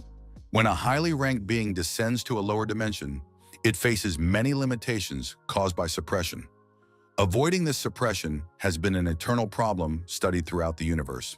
The solution to this puzzle, which appeared about 30 years ago, was found by man. Who was he, this professor? Ellie and Martin, who had appeared nearby, immediately ran up to our hero.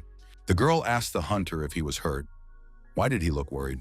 Jong Menchul said that that gorgeous mountain over there collapsed and chaos reigned, but he's perfectly fine. He's doing fine. The moment Fenrir absorbed Cartham, the black pillar on top of the mountain also disappeared. Nothing was left behind. Seeing that no trace was left, our hero thought it might have been a one-time ritual. Ellie wondered, did Hunter Jong Menchul really decide to use cologne? The girl pulled back and said that she just smelled a pleasant scent, but she didn't have any back thoughts. Jong Menchul realized that the charm effect had worked on Ellie as well. The power of fascination works in such a way that it is constantly activated unless it is consciously suppressed. Martin said with satisfaction that Hunter Jong Menchul was unharmed. The protagonist briefly told his companions everything. This information is necessary for a proactive reaction to future events. Martin wondered, had they really planned such a thing in the pandemonium? This was not something to be taken lightly. Shorty said that if the hunter hadn't taken care of the black crystal beforehand, dozens of middle demons would have been summoned. It might seem like a minor problem, but it was actually difficult to guarantee victory over even 3 or more medium demons. If dozens of these guys joined forces with the northern region's armed forces and launched a surprise attack, the capital would undoubtedly suffer huge damage. It's a good thing our hero took care of the scum of the underworld beforehand. Jong Menchul told Martin to buy up all the lands marked on the map. The villains set up their magic circles in those areas.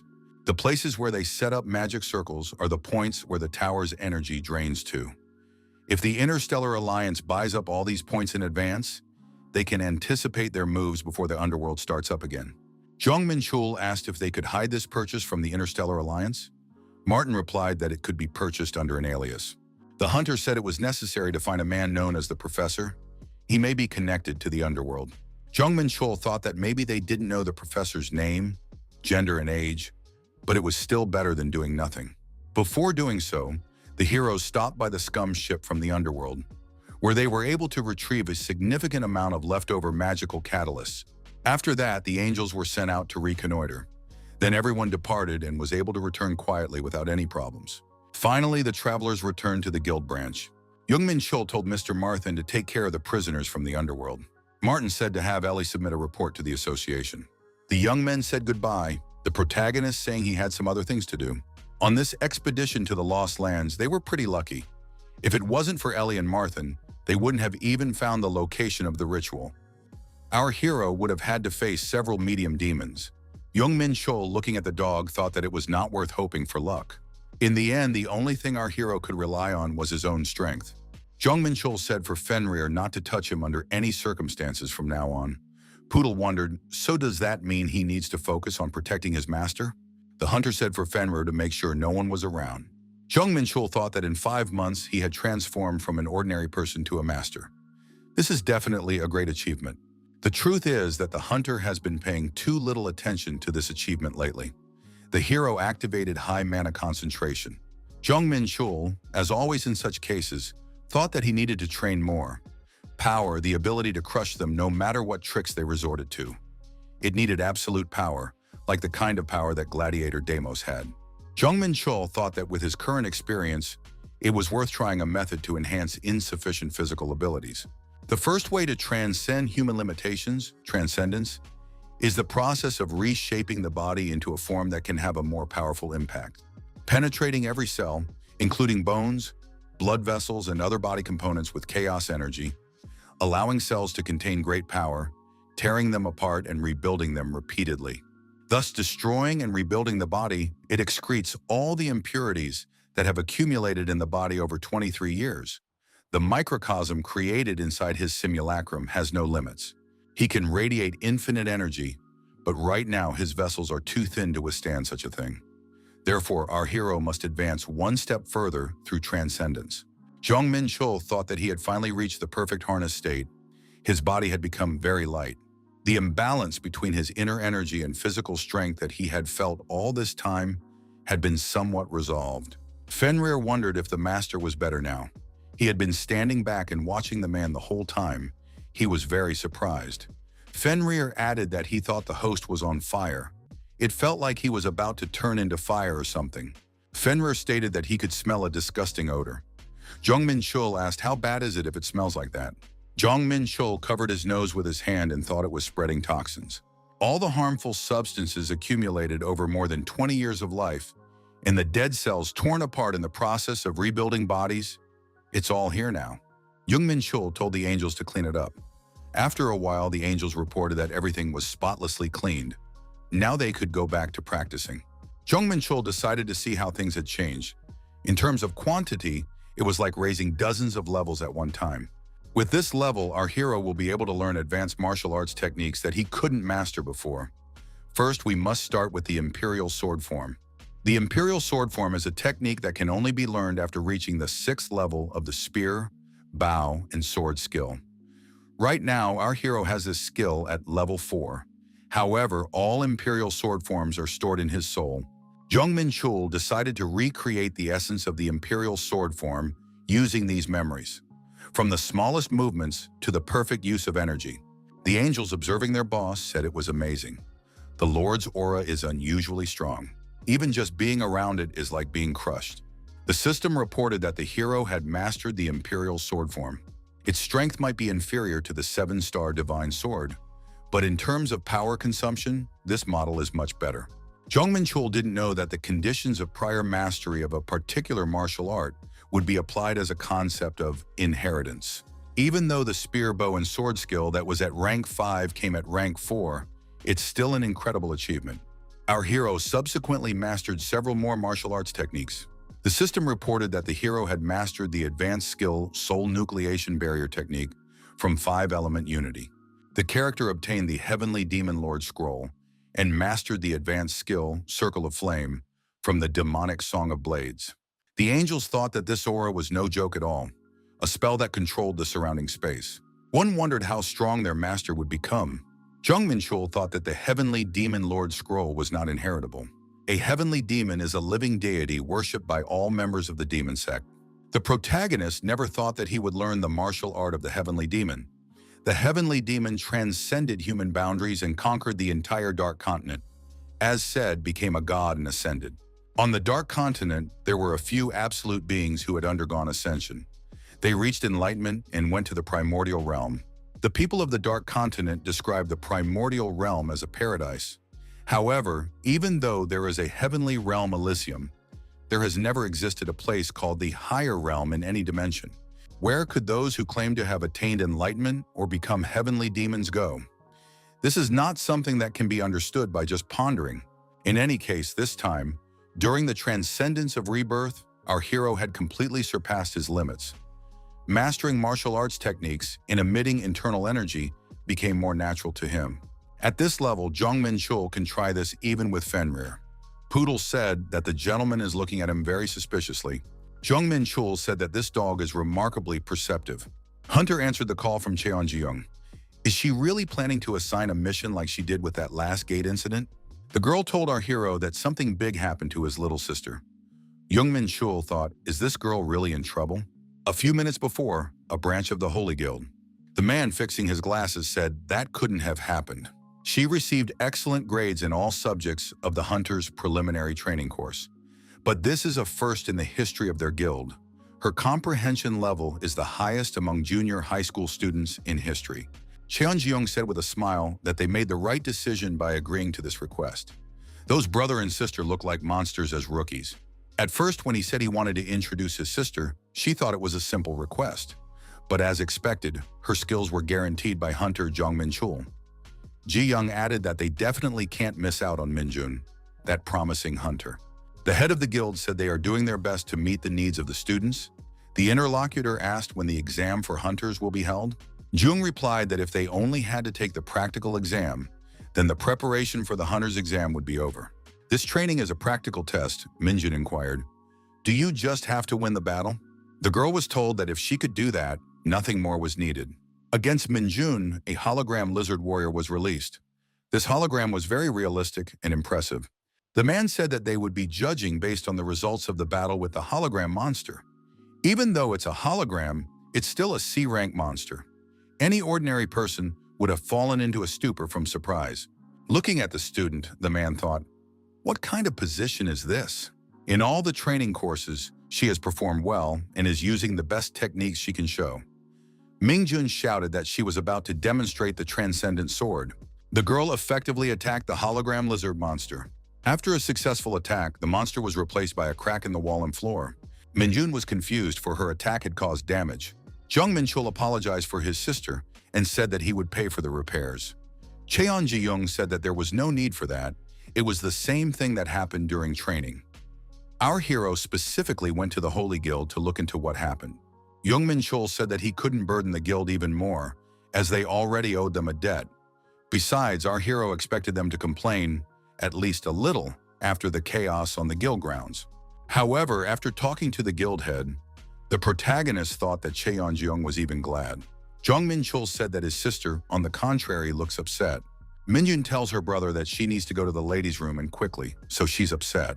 Jeong and Jong Menchul thought that Minjun really looked very tense. Cheon-jeong said that she has a request for Hunter Jong Menchul. Cheon-jeong said that she really wants Minjun's apprentice to study in their guild. Didn't they say that this building was built to withstand the attacks of even A-class hunters?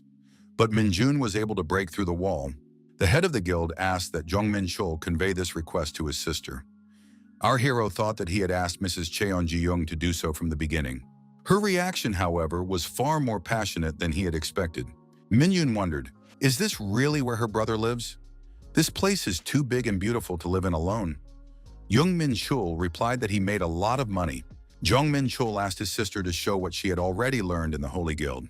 The guy added that he should check to see if his sister was studying diligently. Minjun said she was ready, but her brother might regret it later. The instructors said she had outstanding talent. Jong Menchul said that he won't regret anything since he's an A-class hunter. The brother said his sister should obey her elders. Our hero thought that the traces of destruction in the wall of the Holy Guild building were definitely left by the transcendent sword. He needs to find out if Minjun is really the reincarnation of the hero. Minjun confronted and told Jong Menchul not to underestimate her, just because she's his sister. Our hero thought that this girl was fast and strong. She immediately covered her entire body with magical armor. She undoubtedly has an impressive talent. Her combat sense is also incredible. There's not a shadow of a doubt about that. That she moves so boldly, even though it's only been a short time since her awakening, is astounding. Minjun has a truly fearless fighting style, uninhibited by her wounds. She is so similar to the hero that she can be perceived as either a descendant of the hero or a reincarnation of him. Minjun used the power of the 7 sons of Nanagi technique. It was amazing. Jong Menchul activated his demonic fist and asked his sister, who recently wanted to destroy this building. Minjun applied her aura fist and said, does he really think he can bully his little sister? After a fierce fight, Minjun was lying on her back on the floor.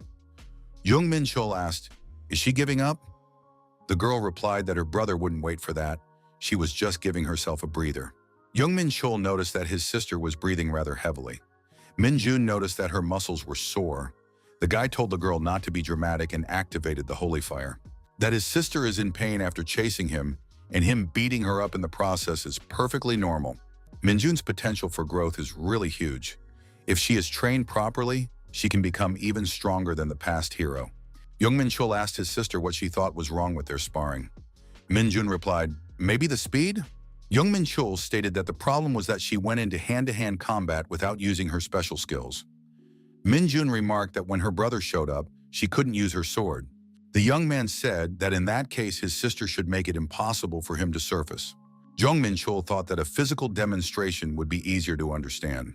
However, he is trying to train someone who might be the reincarnation of someone who destroyed him in a past life. Minjun prepared for the attack and said that this time, brothers should be better prepared. Looking at his sister approaching, the boy thought she was trying to trick him with her movements. That's not a bad idea. However, if she were his little sister or a hero from his past life, she still has a lot to learn. He's not going to cut her any slack in her education. Jong Menchul asked the girl, is it different from what you expected? Minjun wondered, how did he know where I would attack from? Jong Menchul replied that he read her muscle movement and mana flow. Jong Menchul added that fighting without being able to read the opponent is pointless. Even the strongest attack would only make sense if it hit the target. The girl asked her brother to teach her this method. Jong Menchul was surprised. Does she really want it for free? Minjun was surprised that her brother was putting such conditions. The guy remarked that even siblings need to make deals sometimes. Jong Menchul said to make his sister promise him something, that no matter what happens, she won't destroy him. Minjun was surprised. Is brother really saying this seriously? He should stop joking around and just state his terms? Jong Menchul still remembered clearly the moment when the hero's sword pierced his heart. He doesn't want to experience something like that again. He doesn't mind training a new hero, but he has to provide some safety measures first. Minjun was startled. Her brother looks very serious. Of course, the girl promised. Jong Menchul told her to put some blood on her thumb. The young men made contact with their bloody fingers. Minjun promised that she would never hurt her brother. Afterward, the girl wondered, is that really the end of it? There was nothing special about it. The protagonist thought the contract was done. As Minjun grew, the force binding the contract would only increase, making it harder to break. Jong Menchul suggested that they continue practicing. Jong Menchul said that his sister should undress first. The guy told his sister not to think anything wrong. If he was going to teach her how to use her inner power, then her mom had to be purified first. The process of affecting the girl's mana took place in the center of the magic circle. Jong Menchul said that he was going to teach her martial arts. Martial arts are not a skill of this world, so the instructors wouldn't teach it to her. The first would be the method of manipulating mana. They will learn the law of the heart. Jong Menchul said that he's going to pour his energy into his sister, so she has to memorize how it will feel. The protagonist was pouring his chaos energy into Minjun's back. Soon it would begin to flow through her veins according to the laws of martial arts. The martial art that the protagonist is about to teach his sister is the Shaolin monk's law of the heart of inner qi, also known as the qi vibration system. This martial art surpasses even the heavenly demon art with its ascension. The qi collected with this system is always pure, stable, and cannot be shaken under any circumstances. The study of the law of the heart alone can already strengthen the bones, skin, and make the muscles strong. It is said that by attaining a certain level of mastery of it, one can become as strong as a Vajra. It is safe to say that this law of the heart is most compatible with the Ming-Zhong fighting style. Ideally, one would also know the contents of the text in the Shaolin Temple.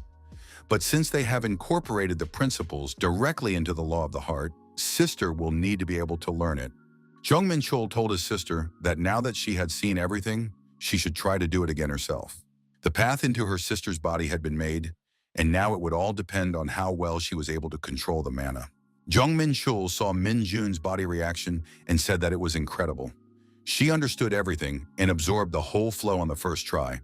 She is much more talented than Verdai. Minjun realized that her senses had sharpened and her body was overflowing with power. Was this really what martial arts was all about? The girl told her brother that it was just incredible. Jong Menchul reminded her not to forget about the qi absorption system. Minjun suggested sparring again. The girl said that she seemed to understand everything. Jong Menchul thought that his sister was bursting with enthusiasm. Several hours had passed.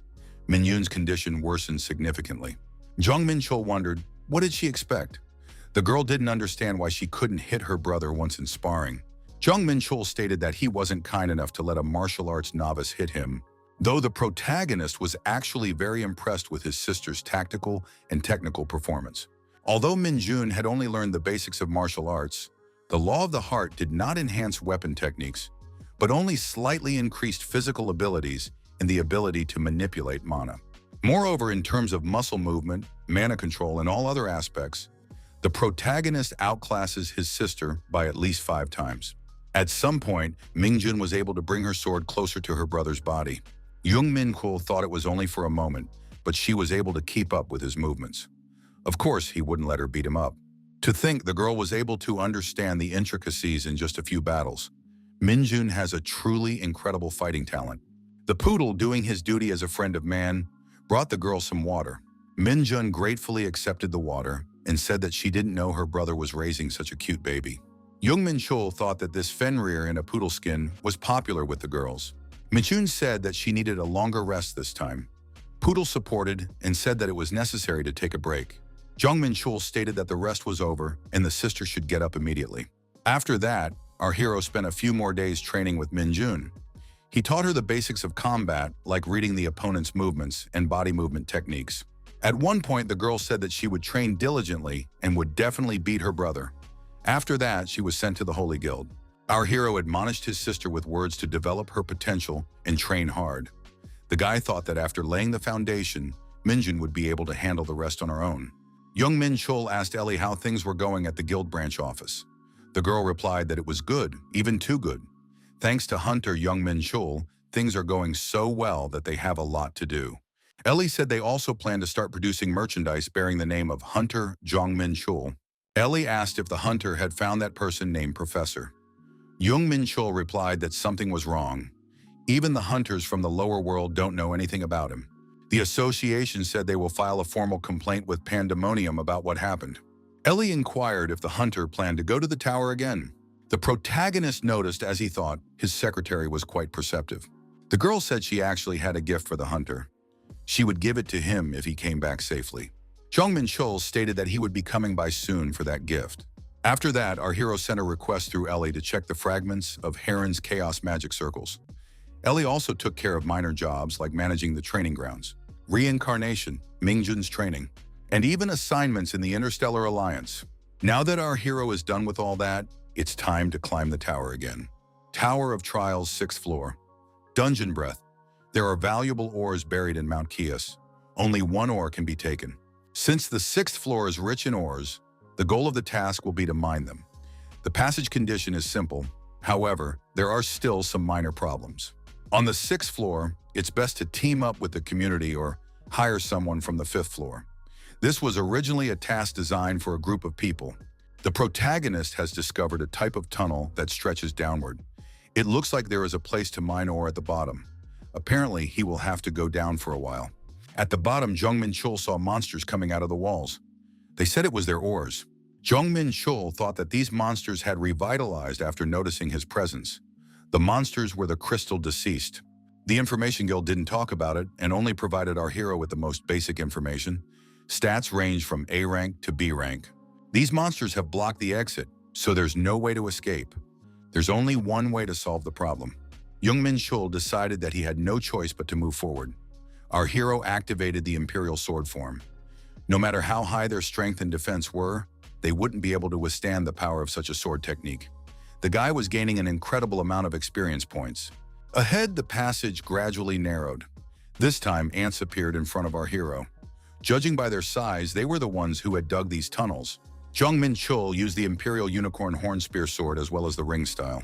After the attacks made, the protagonist thought it was more effective than hunting at the gate. Jong Menchul was almost at the target. It was mine 67B. An iron and copper can be mined here. Looking around, our hero thought, is this really the place of mining? But how do you even mine ore here? The system told me that to mine ore, you have to touch the wall with your hand. But don't you need tools like picks to do that? It was amazing that the ore was extracted that way. You can't use one of your hands while mining. Looking ahead, our hero realized that the passage was different from the one he came from. Jong Menchul saw the strangers and decided that it was even possible to meet other people here. The guy thought to check the condition of his weapon. The stranger approached our hero and asked, is it possible that you challenge the 6th floor by yourself? Jong Menchul replied, isn't it obvious? Jong Menchul was surprised. Do they really mean to say that people like me should always remain vigilant? A colleague told Mithrang that it was time for them to leave. Mithrang replied that they were all tired, so it would be a good idea to take a break. Mithrang lay down on the ground and said that he was so tired that he could not even move. The other people thought that Mithrang had reactivated his useless chatter. Jong Menchul thought that these people had decided to keep an eye on him while he was mining. Is this really a good intention, or is there some ulterior motive here? Jong Menchul asked Mithrang if his loot would reset to 0 if he took his hand away from the wall. Mithrang replied that in that case, the timer would stop. The system informed our hero that the mining was complete, and 17.5 kilograms of iron ore had been obtained. Jong Menchul thought that each mine had its own limit on spoils. If the test was completed after returning with the loot, it would be surprisingly easy. Mithrang said that if a hunter came here alone, it was best not to be greedy and just go back. The lower it is, the more dangerous it is. Jong Menchul inquired, so the lower you go down, the higher quality ore you can get? As they left that part of the dungeon, Mithrang and his colleagues said that if they were lucky, they would meet again. Jong Menchul realized that those people had decided to go lower. Although this challenge has a low difficulty level, if you want to get a big reward, you'll have to take a risk. This is a high-risk, high-reward challenge. Jong Menchul summoned his eternal knight and said that from now on, he trusted him to cover him from the back. Our hero realized that he wouldn't be able to contain his greed. Jong Menchul wrapped a chain around himself and decided that he would first learn the earth chain martial art, Black Star. Wu Yun is a martial artist of their demonic sect. In the past, Wu Yun was imprisoned in the Heavenly Abode prison for a long time. His body was bound by iron chains. He couldn't move even a finger of his hand freely, but he studied the martial arts in his head. Wu Yun was very clever, and he figured out how he could use the chains that bound him to his advantage. This is how the art of the Golden Land Heaven Destroyer was born. Lightning-fast knife-throwing techniques are not suitable for battles with crystal dead men and ants encountered on the 6th floor. Hellfire can't be used in enclosed spaces like caves. Therefore, the only true option is to learn the art of the Golden Earth Heaven Destroyer. The Eternal Knight reported that no one had approached this place while the Lord was training. Our hero decides to go lower. He will try to go in a different direction from the one in which the group of people went. The crystal deceased said this man would not be able to take the ore. Waving the chain, our hero decided to get straight to the point. The Eternal Knight, while striking the monsters, told them not to get in their way. Jong Menchul thought that he was now safely protected. Jong Menchul thought that if he continued to descend at this pace, he would reach the lowest floor. On the way, our hero met ant soldiers and variations of altered dead. The lower they go down, the more variations of monsters they meet. However, for our hero, all the monsters were just good old experience points. Rare ores can only be found by going lower and lower. Our hero decided to go down to the lowest floor in order to pass the test flawlessly. The system reported that the hero had entered the deepest part of Mount Kias. The senses were dulled. The protagonist thought that the magic of the mountain affected a person's senses. They're not going to make the descent easy. Jong Menchul thought that he should stop the disturbance of his senses with the Chaos Shield. Jong Menchul realized that there was only a short walk to the next mine. However, he was stopped. The warrior said that Gehenna's territory begins next. It is forbidden for outsiders to mine ore here.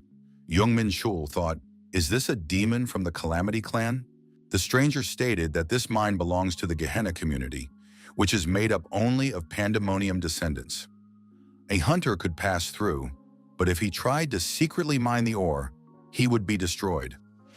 This stranger looked like a recently ascended demon.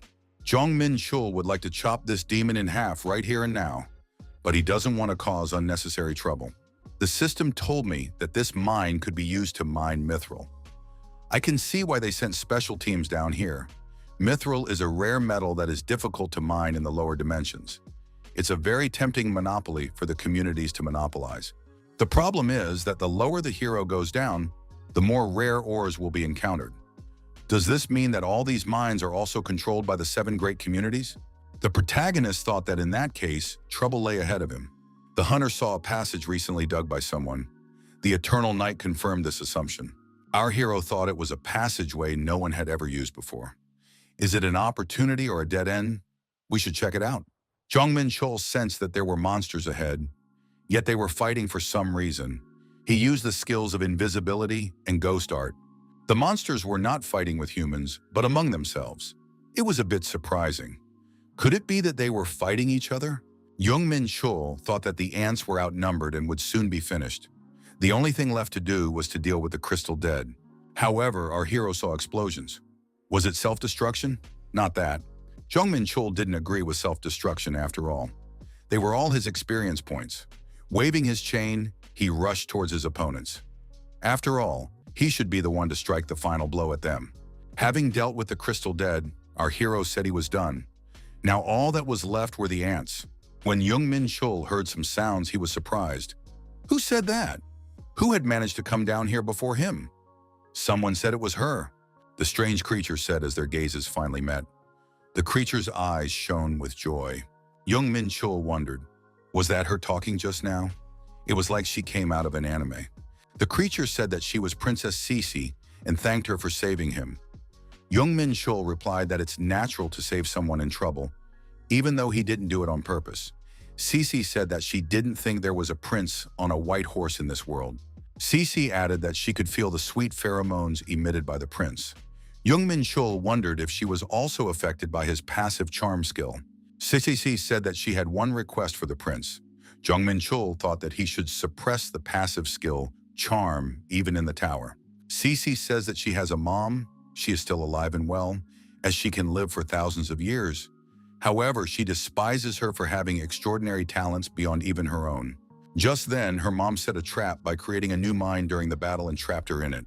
Cece asked that the prince help her escape from this floor. Our hero has been given the secret mission of the 6th floor of Exodus. The 6th floor is under the full control of the Ant Queen. In order to create a new colony, the princess will have to escape from Mount Hias. You have to help Princess Cece steal the adamantium hidden in the heart of the Ant Empire and escape from Mount Hias. Adamantium is a rare mineral that can compete with orichalcum, which our hero bought earlier at an auction. While orichalcum is known as the strongest metal in the universe, adamantium is known for its sensitivity to mana.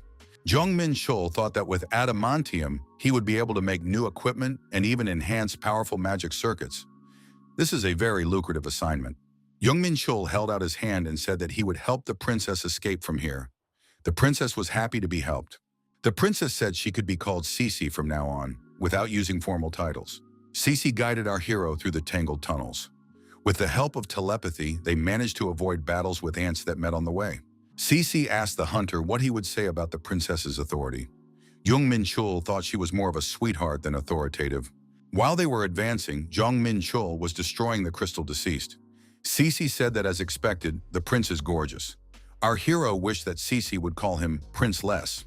The deeper Jong Menchul descended into Mount Hias, the more difficult and costly it became for him to stop the dulling of his senses. Hunter asked if it didn't bother Cece. The princess said she didn't know what she was talking about. Jong Menchul thought that punishments like dulling the senses didn't apply to ants. He thought it was unfair. For others, just coming down here would already be an achievement. Jong Menchul asked if there were many people who were able to climb to the deepest part of the mountain.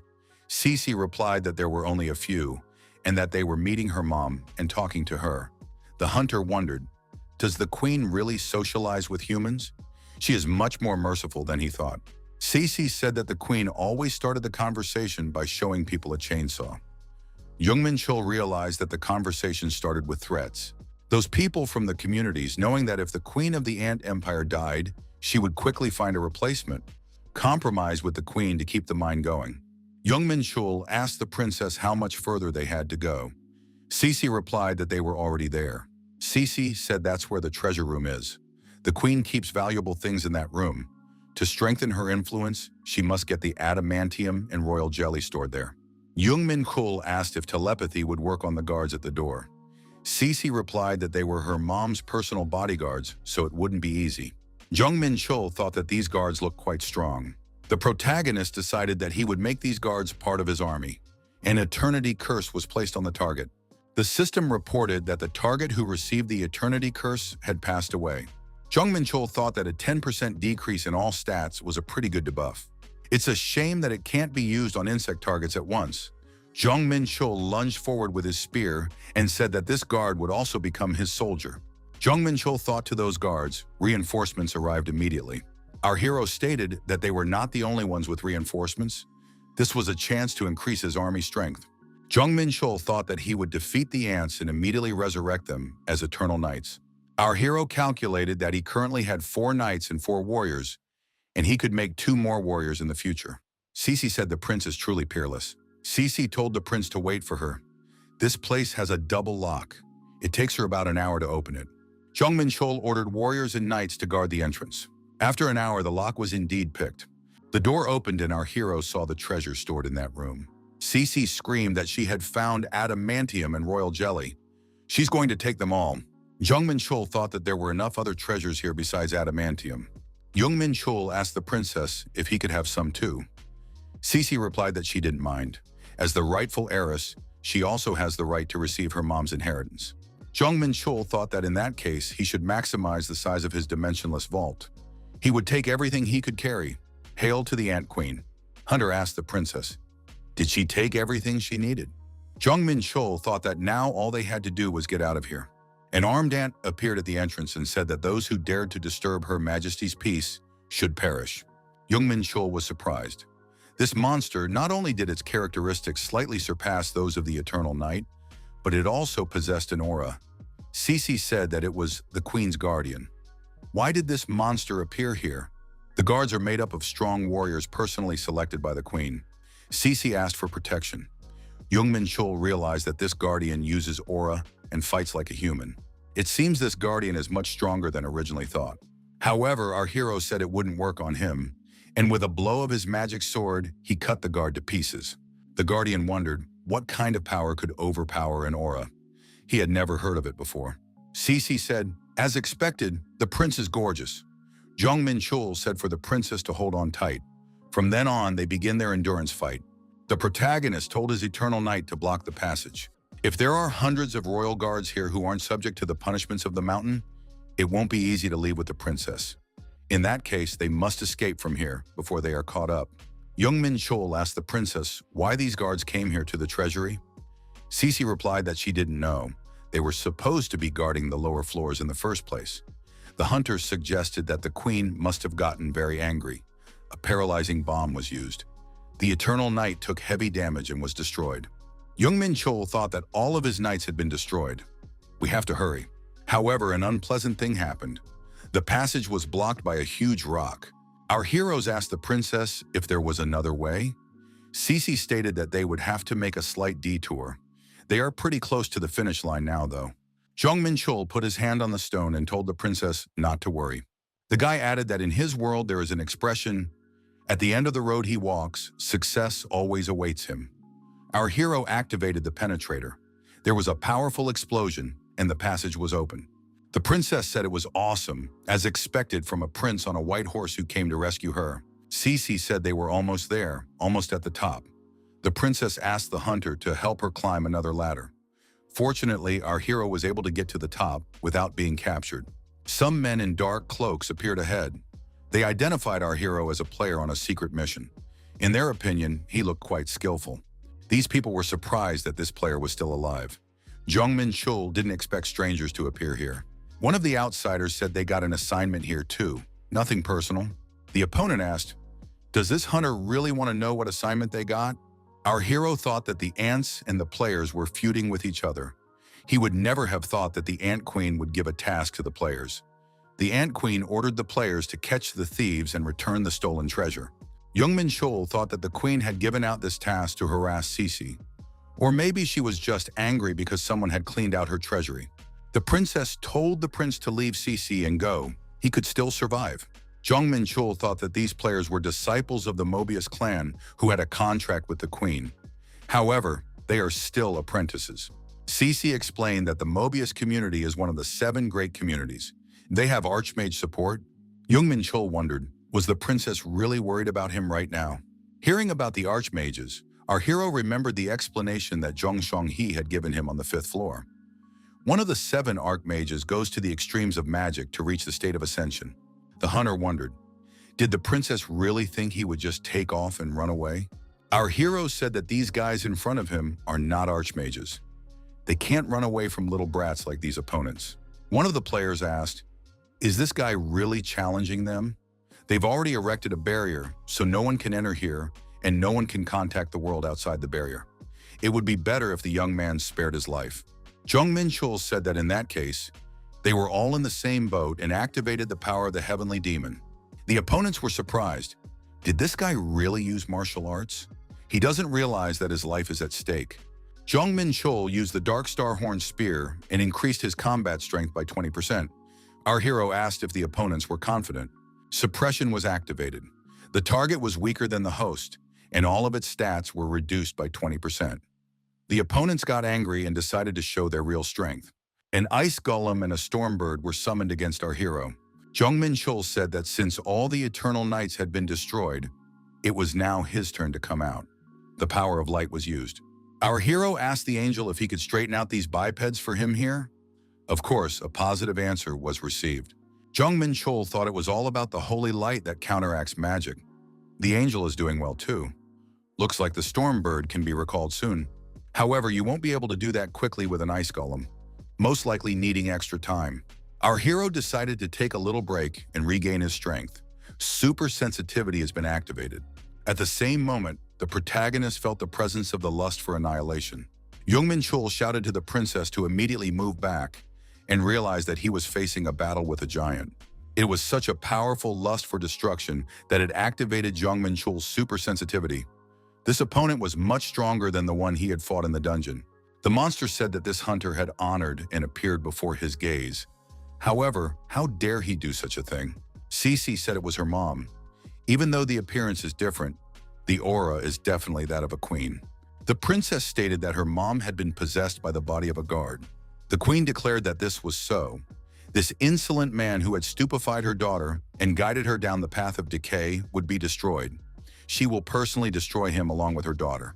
Jong Menchul said that he can't let that happen. He has personal obligations. Jong Menchul tells the princess that he'll handle it himself. It's not that simple. Cece replied that she knew, but she also had a trump card up her sleeve. The princess summoned a huge monster to her aid. The princess monster that Cece has been possessed by has a battle with the guardian that the queen has been possessed by. Cece said he'd take care of the queen, and the prince would deal with the others in the meantime. The queen said, "How dare Cece attack me? Today I will beat out that nasty temper." Jong Menchul thought that the rumors about Cece's talent were not exaggerated. She had become strong enough to stand up to the queen. Jong Menchul says to make sure Cece holds on a little longer. He'll be back soon. The protagonist realized that there was no more time to lose. It is necessary to deal with these magicians as soon as possible and go to the queen. Jong Menchul saw the fog appear and thought that it was also suppressing his vision. Are the magicians up to something? One of the mages said they had underestimated this kid, who only made it to the 6th floor. We'll have to use that power. A colleague told Alvis to be careful. It's too dangerous. Alvis stated that if this continued, they could be destroyed. He's created a barrier and they can't get out of here. There's got to be a way to defeat him here. A report has appeared that the tower system has detected an outside force. A being possessing the divine essence of outside has been detected inside the tower. Jong Menchul wondered, how could this be possible? Outside interference has been detected. Administrator confirmation is required. If the administrator does not intervene, the divine entity will be automatically eliminated in 10 minutes. Thor, the god of thunder, appeared. Thor asked if he had summoned him. Jong Menchul thought, to summon a god into his own body, he must have the blood of the thunder god in his blood. It's unbelievable. He is indeed worthy of the title of god. He is of the highest class in soul power. Jong Menchul thought that it was still a pathetic parody of a true miracle.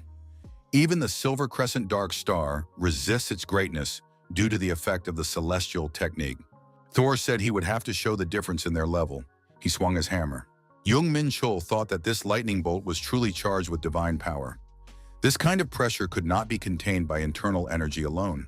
Thor wondered, had he really withstood a lightning strike amplified by divine power? Thor said that it wasn't bad for a mere mortal. Jong Menchul thought that with the avatar skill, he could only use a small part of his true power. But even that small portion far surpassed anything he had encountered so far. If this keeps up, he won't be able to last 10 minutes. Our hero used the blessing of the rainbow. Thor was surprised. Did this wretched descendant decide to challenge him with his own power? Thor was surprised. So this power could affect even him. Jong Menchul used the Heaven Lord step and suppression power. Thor said, "Does this man still not get it? These pathetic tricks won't work on him. Is this really all he can do?" However, no matter what, Jong Menchul attacked Thor. The latter responded by asking, "How dare that person do such a thing?" Jong Menchul said that he had a special skill for such an opponent. Our hero took out his dagger and activated the built-in skill of the Jormungand's cloak. It was time to rewrite the myths. Ragnarok. The war started by Loki's children to overthrow the tyranny of the gods. The war started by Fenrir and his brother and sister. Twilight of the gods. The stories of this war are well known on Earth as well. According to the myths, Thor, poisoned by Jormungand's poison, walked only 10 steps before he died. Though he didn't actually die, the other gods saved him. Jong Menchul asked Thor how he liked his skill. Jormungand's poison. Thor swung his hammer and told his opponent not to make him laugh. Did Jong Menchul really think that some pathetic mortal could defeat him? Jong Menchul thought that such an attack was worthy of the strongest god. Our hero said that even Thor becomes weak when the poison penetrates his body. The single lightning technique was used. Thor shouted, "This can't be happening." Jong Menchul noted that it was a job well done. The mages were frightened. Was Alvis defeated? The deity had lost to a pathetic upstart from the lower floors. The mage shouted that this man would pay with his life for daring to defy his master. The surviving mage decides that he needs to escape. However, due to the barrier, he cannot use the return stone. Jong Menchul was delighted. He had not defeated a true deity, but merely an avatar of it. But he had gained an incredible amount of experience. Without this Jormungand's cloak, he wouldn't have succeeded. Not only was there someone in the tower who could accept divine power, without this cloak obtained on the second floor, there would be no victory. Also 10 lightning blades given away to create a distraction. At least they had served their purpose. It was a shame to part with them. Anyway, I'm done with these Mobiuses. All that remained was to deal with the Ant Queen. However, the Ant Queen was losing to her opponent. Cece in monster form said her poison was merciless, even to her own mother. It's time to end this. Jong Menchul appeared not far away and said that Cece did well. She held up pretty well. Jong Menchul asked the queen, "Is he not the curly-haired man she expected?" Our hero thought that the queen, who had taken over the body of a guard, was a dangerous rival. However, it is necessary to finish off this enemy with one blow. The protagonist used the Heaven Lord step and single lightning technique. Cece said that when the queen is instilled into the body of a guardian, she feels pain just like her host. The princess added that her mom had likely already passed out from painful shock. Jong Menchul said that it was necessary to leave this floor. The hidden task Exodus was completed. Our hero saw that the adamantium counted as mind ore too. Jong Menchul asked the princess, "Does it bother her that the queen is suffering?" Cece didn't answer but inquired who the glorious knights were.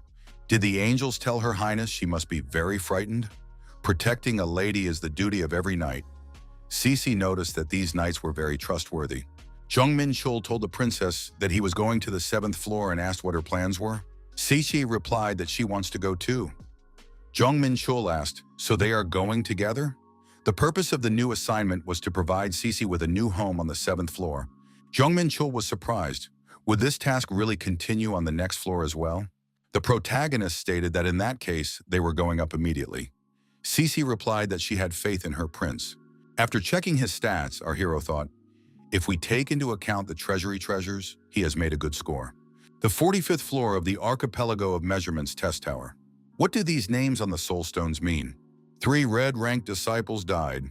According to the traces of their souls, they were last seen on the 6th floor. They went to Mount Hyas to mine mithril.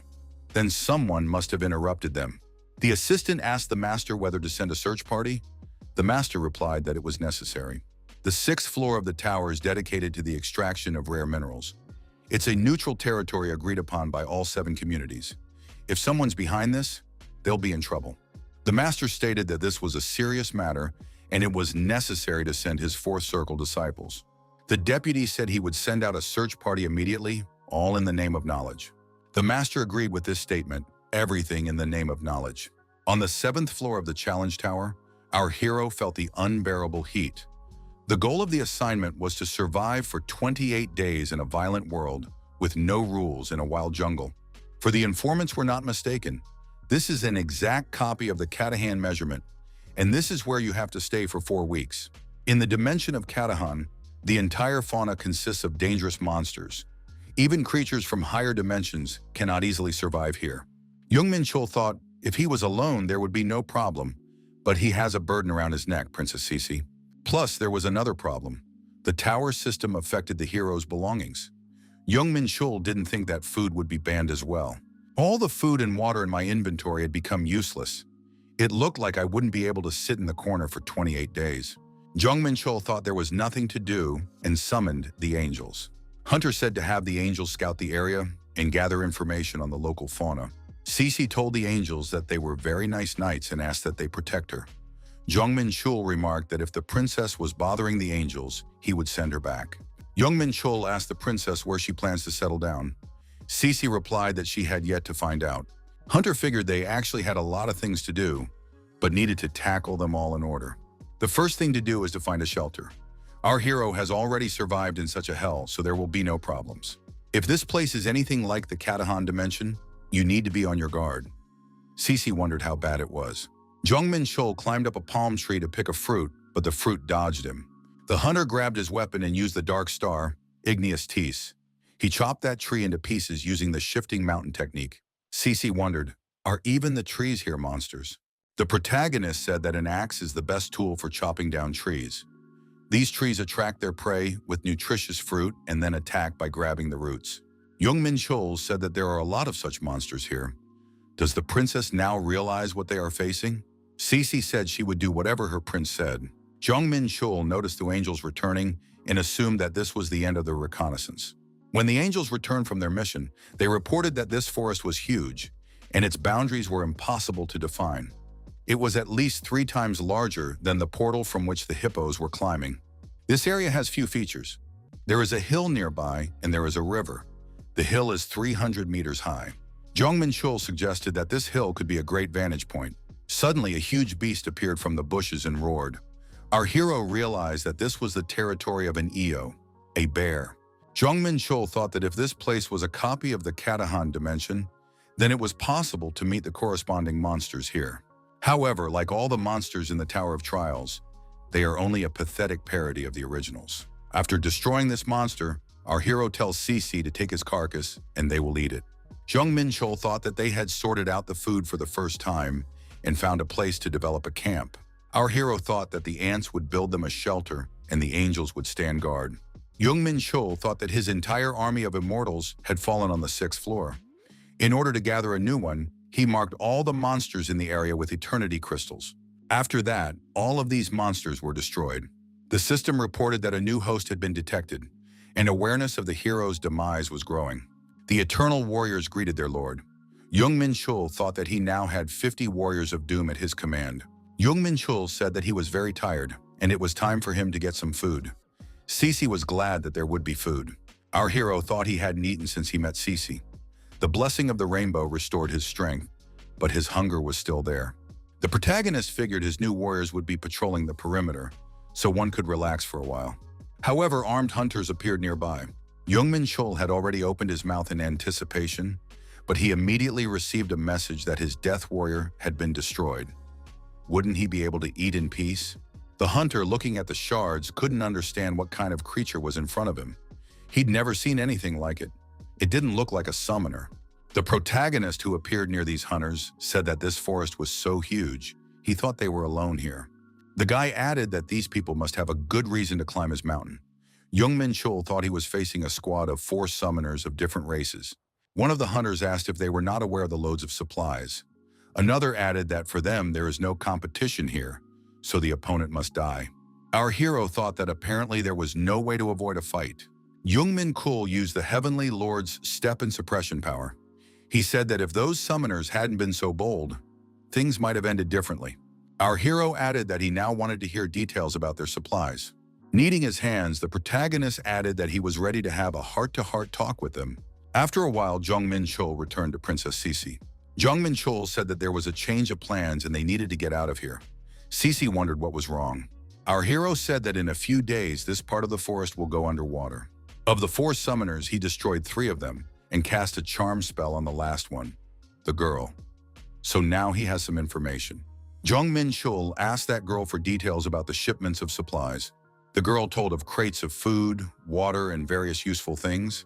A signal was detected that a cargo would be dropped here.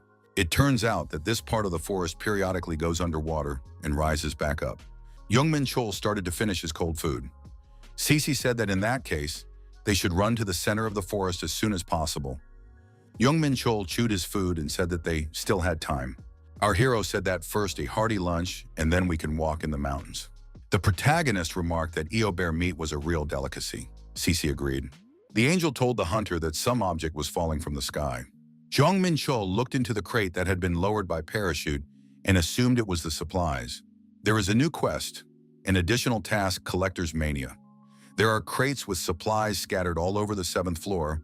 You need to collect as many as possible to leave your rivals with nothing. Jong Menchul thought that the 7th floor was not only testing the strength, but also pushing the summoners against their foreheads. We need to collect as many crates as possible. Having gathered what he could, the protagonist traveled onward. Out of the bushes came the robbers, who laughed and said, "Does this hunter dare to take their supplies? It seems that life is not cheap for him." Jong Menchul was surprised. These guys probably don't know what fear is. The brigands didn't stand a chance, and they were destroyed. Our hero kept his way to the center of the forest, and on the way collected all the crates of supplies that caught his eye. A monster appeared in front of the hunter, who was surprised. Did an upstart from the earth decide to challenge him? Jong Menchul replied that all the summoners he had met before had attacked without a word. The monster, having been rebuffed, screamed that he was surrendering, no need to destroy him. All issues arising with opponents, the protagonist preferred to solve cleanly. The hunters said that the attackers didn't realize that if someone was spared, you could get stabbed in the back. So they had to kill every last one of them for the greater good. Jong Menchul realized that in this world, one had to be ruthless, otherwise one could not survive. Especially now, when there is a bloody battle for every crate, you have to be ready for anything. After several days of travel, the travelers reached the center of the jungle. Cece said there's some kind of special aura here. All the land around here goes underwater, except for the central region. No wonder all the summoners had gathered here. Our hero had no doubt that he could handle anything. However, Cece would have to introduce a few angels. Angel told the hunter that something was approaching him. Jong Menchul wondered what kind of opponents they were. Angel said he was moving too fast and hiding in the thicket. The monster approached to a dangerous distance and, leaping out of the bushes, rushed at the hunter. Jong Menchul waved his chain and activated the Dark Star, the shackles of the earth. The monster was immediately captured and wrapped in a chain. Jong Menchul was surprised. Is it really a dragon fang? It's used to make spy soldiers, but spies don't appear by themselves. Is there really a dragon in this forest? Luckily for the hunter, it was a cheap knockoff. If it had been a real fighter, our hero would have been in trouble.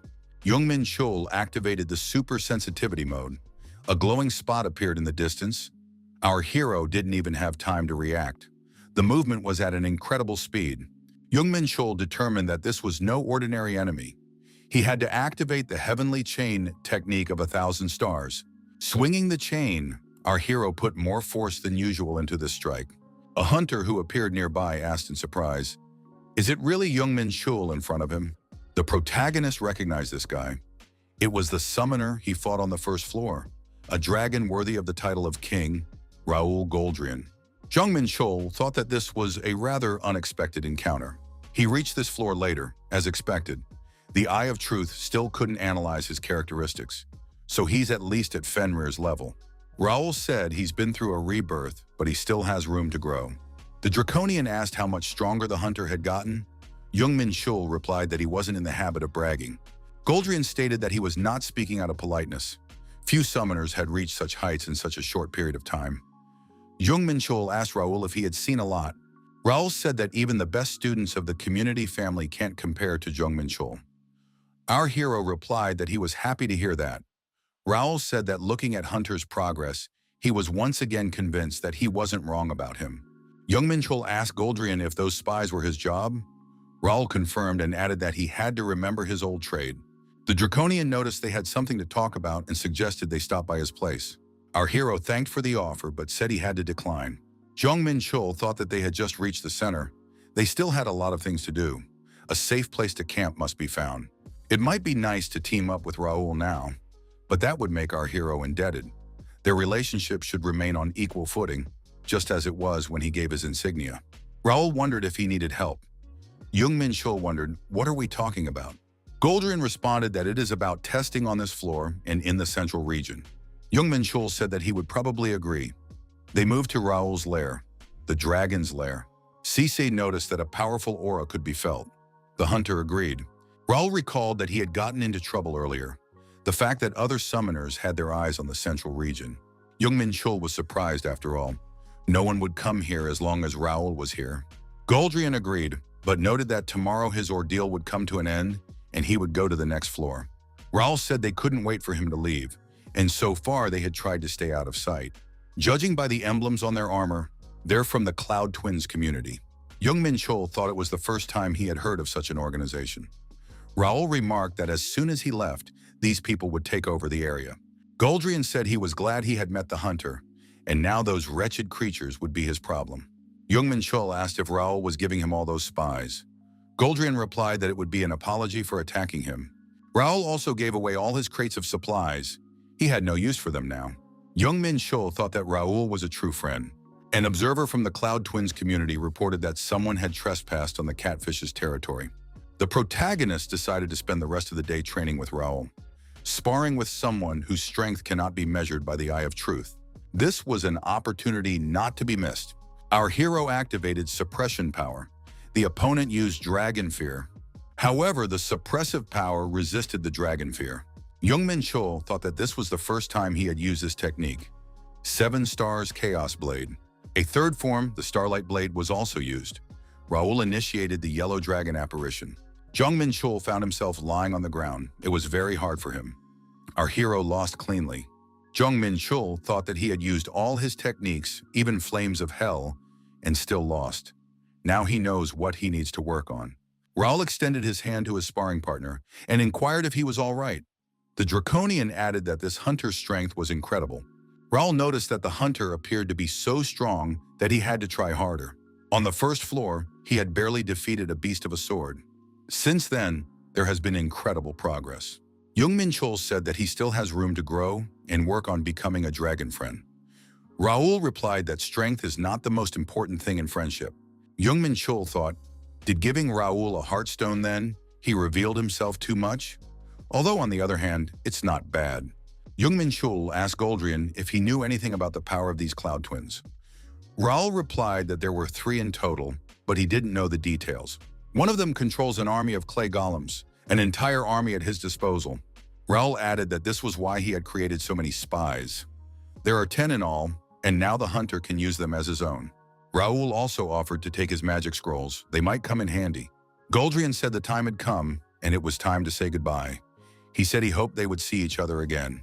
Jong Menchul said that he will still show what he can do. After a while, Cece asked, "Is the scary dragon gone?" and added that it was very strong.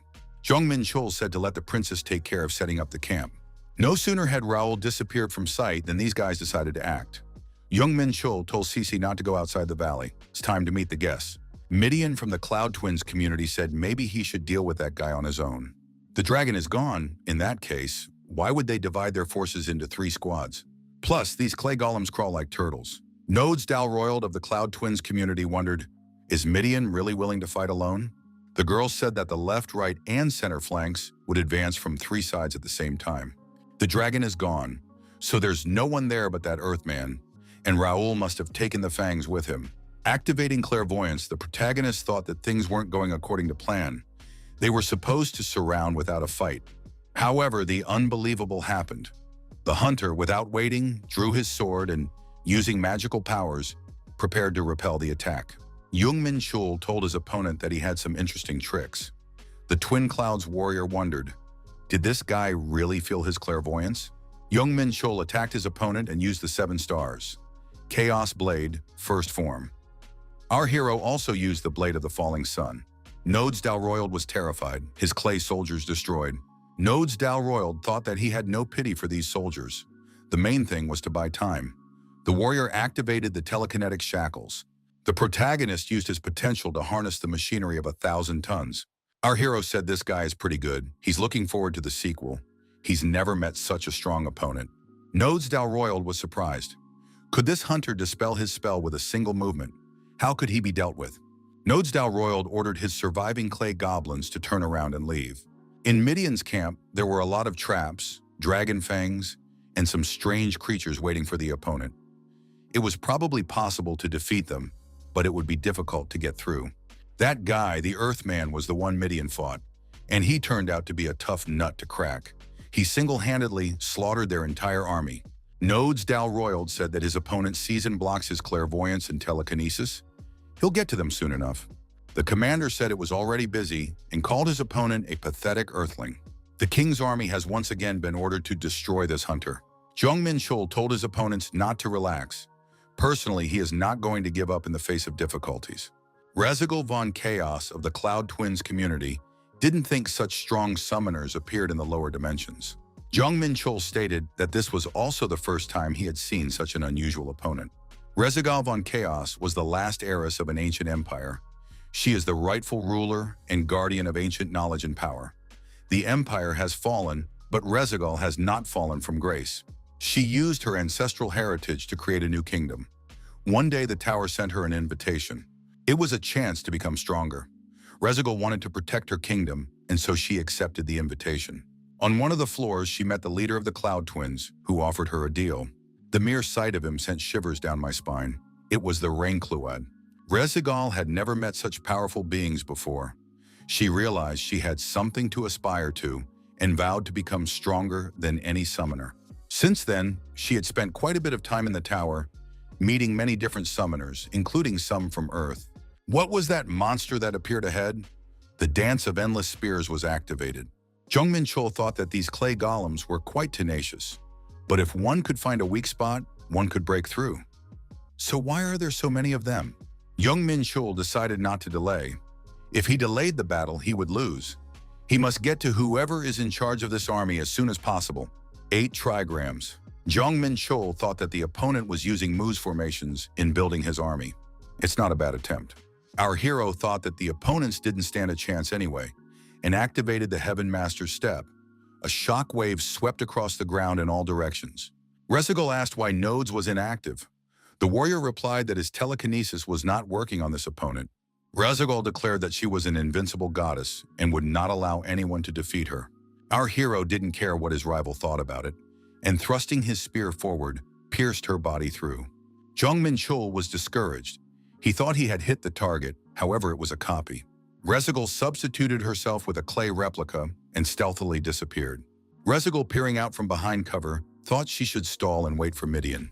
However, our hero did not slumber and captured Reincarnation in his chains. The hunter said he saw everything from the beginning, using his eyes of truth. Pulling the chain toward him, Jong Menchul said, "Who would have thought? Now the rival is at his feet." Jong Menchul advised the little girl to stay still. Nodes was nearby. He said that this hunter couldn't get away with it if he wanted to attack the Cloud Twins. Hunter Jong Menchul replied that they should have stayed out of the way. Midian, who appeared nearby, attacked the hunter and said that he wasn't going anywhere. Jong Menchul noticed that this giant was very fast. Our hero stated that this guy was just on the other side of the battlefield. What's his power? Midian wondered, was the opponent really able to stop his spurt? Jong Menchul thought that the demons from the Tuma tribe were in front of him. What is he doing here? Jong Menchul said that the outcome was a foregone conclusion. They all lost. All of the twins, captive, kneeled in front of the hunter Jong Menchul. He said that their lives belonged to him now, and added that he had questions. Resigul said that she would respond if she felt like it. Jong Menchul stated that it wasn't her he was interested in. Hunter asked Midian why he, a demon from the Tuma tribe, was not in the ranks of Gehenna's army. Midian said the hunter knew too little about demons. On the Earthmen's planet, their king had been defeated. Midian added that they lost their king, Demon Lord Demos, and were banished. Even in the tower, they had no place among the warriors of Gehenna. This is the story of their fall. It was only the leader of the Cloud Twins who offered his help. Midian added that the Cloud Twins have 2 leaders, Rain Cloud and Jane Cloud. Jong Menchul thought that Rain Cloud was a familiar name. Their paths crossed in a past life, but their meeting was fleeting. Our hero didn't think this boy would save the Tuma tribe. Looking at his captives, the protagonist thought that fate had decreed otherwise. Jong Menchul stated that he would keep them alive. Hunter thought he was going to wipe them all out. But if their leader is connected to Rain Cloud, that changes things. Midian didn't want to settle down and said that he wished to fight Jong Menchul. Jong Menchul thought that he had no other choice. Sometimes you have to teach a young man a lesson. The Tuma tribe is known for its bloodthirstiness. Jong Menchul asked his opponent if he was sure he would survive. Our hero thought that the former king had the right to make a bit of a fuss. Midian replied that a true warrior does not fear death. Our hero fought the young man and of course won. Midian said that this hunter is strong. Jong Menchul ordered all 3 of them to get out of here immediately. There will be no mercy next time. Resigul said they were indebted to the hunter and would fulfill his every wish. Jong Menchul thought that this girl wasn't as stupid as she seemed. What should he ask for already? Princess Cece shouted to dig deeper. The pantry should be the deepest. The clay goblins were doing their best. The construction of the new anthill was in full swing. Jong Menchul thanked Resigul. She was very helpful. The girl wondered, was that really all the hunter was going to ask for? It was a shame. Cece was pleased. She said it was great. The new home for the empire is ready. The clay soldiers turned out to be excellent builders. In just a few days, they built a real palace for Cece. Cece said it was all thanks to her principal. The hidden task Exodus was completed. The player received experience points and the title Godfather of the New Ant Empire. Cece said she had one last request. She wanted the hunter to share his aura. Jong Menchul agreed and added that it wasn't difficult. Cece held out the orb and said that with this amulet, the hunter could summon her personal guard. Jong Menchul stated that it was a good parting gift. He will definitely use it in the future. Cece, saying goodbye, said that she would build a new empire here and become a hunter's support someday. Jong Menchul thought that the ants of the royal guard would be a good support. That's how the story of the Princess Ant's escape ended. The members of the Cloud Twins had reached their goal. Rezagul said that she had completed her master's errand. In Rezagul's hands was an object that could restore divine power, the vessel of the forgotten god. Jong Menchul thought, although it was tempting, he couldn't take it away from Rezagul. After all, he was indebted to Rain after all. It turns out that they needed to take over the central region to fulfill a hidden mission and perform a ritual to fill the vessel with divine power. Rezagul shook our hero's hand for a long time and said that he had saved her and she was indebted. Jong Menchul thought that this girl was very emotional. Rezagul was very grateful and promised to repay the help. Soon they were able to perform the ritual and fill the vessel with divine power. In gratitude for this, he volunteered to be a bodyguard himself, even though he wasn't asked. Our hero already had angels and eternal wars, but bodyguards are not many, so he did not refuse. Jong Menchul told Midian that he was still skillful in controlling dark mana. After that, the demon often challenged him, and our hero mentored him wholeheartedly. The protagonist was able to focus on practicing the sacred celestial path of Ascension for the first time in a long time. After all, in order to engrave on the constellation the new achievement obtained after defeating Thor, one must reach 7 stars. Thanks to the dozens of crates of supplies that Raoul had left behind, there was no need to worry about food. Now it was safe to move on. After some time had passed, Rezagul said it was time for her to hit the road, so they parted. Jong Menchul said goodbye, thanking him once again for his help. Rezagul said this hunter is hopelessly insensitive. Rezagul added so that Jong Menchul from the ground wouldn't die somewhere foolishly, but would climb to the top of the tower. She would look forward to their next meeting. Jong Menchul thought that no one had ever told him that he was insensitive before. What did that mean? After that, our hero continued to stay in the central zone and leisurely focused on perfecting his breathing technique. Occasionally, challengers would approach, but Jong Menchul would chase them away with Spartoy's help. He didn't even pay attention to the side quest of collecting crates of supplies. He wanted to protect Sisei and help her settle on the 7th floor, at least until the end of the challenge. So the remaining time passed, and it was time to leave the jungle, in which he spent 28 days. The hero passed the test of the Law of Survival Tower. The system reported that the hero could challenge the next test, return to his dimension, or return to the 5th floor. Jong Menchul thought he had one more thing to do. Jong Menchul told Hakan that he had returned. It was the blacksmith from the Hanging Gardens from the 5th floor. Hakan was surprised that the hunter was still alive and that he had returned. Our hero replied that it was all thanks to good equipment, such as this coat. The protagonist stated that going through the 6th and 7th floors, his equipment was badly damaged, so he wants to order something new. Jong Menchul told the blacksmith that he thought there wouldn't be many items with history, but this is too much. Our hero said that if the blacksmith sold these jewels, he would get 10% commission. Hakan replied that he agreed. Thus, the jewels from the treasury of the Ant Empire were sold. Our hero ordered pants and shoes from the blacksmith. Who better to order pants and shoes from than the blacksmith? Everything he earned on the 6th and 7th floors went to pay for them. After finishing his business, the protagonist returned to the city. Ellie, as usual, asked if Jong Menchul was injured. The protagonist replied that he wasn't someone who could be beaten easily. Ellie said the hunter was in the tower, so they were all very worried. The secretary covered her nose with her hands and said that the young man should wash himself first. Jong Menchul wondered why all of a sudden. The girl said that the young man smelled terrible. Jong Menchul remembered that he hadn't bathed for a month while he was in the tower. The protagonist went at once to the nearest bathhouse and washed himself thoroughly. Ellie brought our hero some new clothes. He thanked her and asked how Ellie knew his size.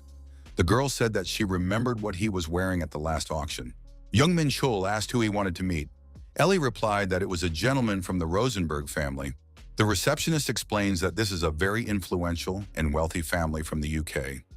The guest is waiting in the VIP room. Walking into this room, the protagonist was surprised. He had no idea why the unknown visitor waiting for him to return from the tower wanted to meet him. Our hero, however, was surprised. Is it really Mr. Gerard? The guest said hello to the hunter, Jong Menchul. The meeting on the 2nd floor of the tower continued on Earth. Jong Menchul said that if they met here now, it meant that Mr. Gerard had passed the test. The guest said it was all thanks to Jong Menchul. Gerard said meeting Hunter gave him the courage to step up after 3 years on the second floor. Otherwise, they definitely wouldn't have met here. Jong Menchul once again congratulated Mr. Gerard on his return to Earth. For a while, the young men just talked about how they were doing and their plans for the future. Mr. Gerard had reached the 5th floor in the tower, and now there was a firmness in him. Jong Menchul said that he was impressed by this, and it was made possible by Mr. Gerard's fortitude. The guest said that he would no longer try to conquer the tower, but would participate in his family's affairs. Our hero learned a lot of useful information from this man. Ellie wondered if they already knew each other. Jong Menchul replied that they had met at the tower. Ellie noted that the association plans to have a hunter take the S-rank exam. The girl added that if Hunter Jong Menchul passed this exam, he would become the 7th S-rank hunter in the country. Jong Menchul thought that this might attract a lot of attention. If used correctly, though, it can be pretty good. Mr. Director has been told that the time has come. A man asked if Hunter Jong Menchul was ready. It was Kim Bo-seong, a member of the Council of the Hunters Association and an S-rank hunter. The assistant said that Jong Menchul was already heading to the testing room. Mr. Kim Bo-seong had an incredible aura about him. Kim Bo-seong said he understood and rose to his feet. He thought that it had been 5 years since the last S-rank exam. There are currently 6 S-rank hunters registered in the country. With the noble goal of saving people, they were comrades fighting the enemy during the Great Coup. The nobility of those times had long since faded away, and Kim Bo-seong was the only one left in the association. The young man said he was escorting director Kim Bo-seong to the sparring venue. Kim Bo-seong did not hide his curiosity. What kind of newcomer would this newcomer turn out to be?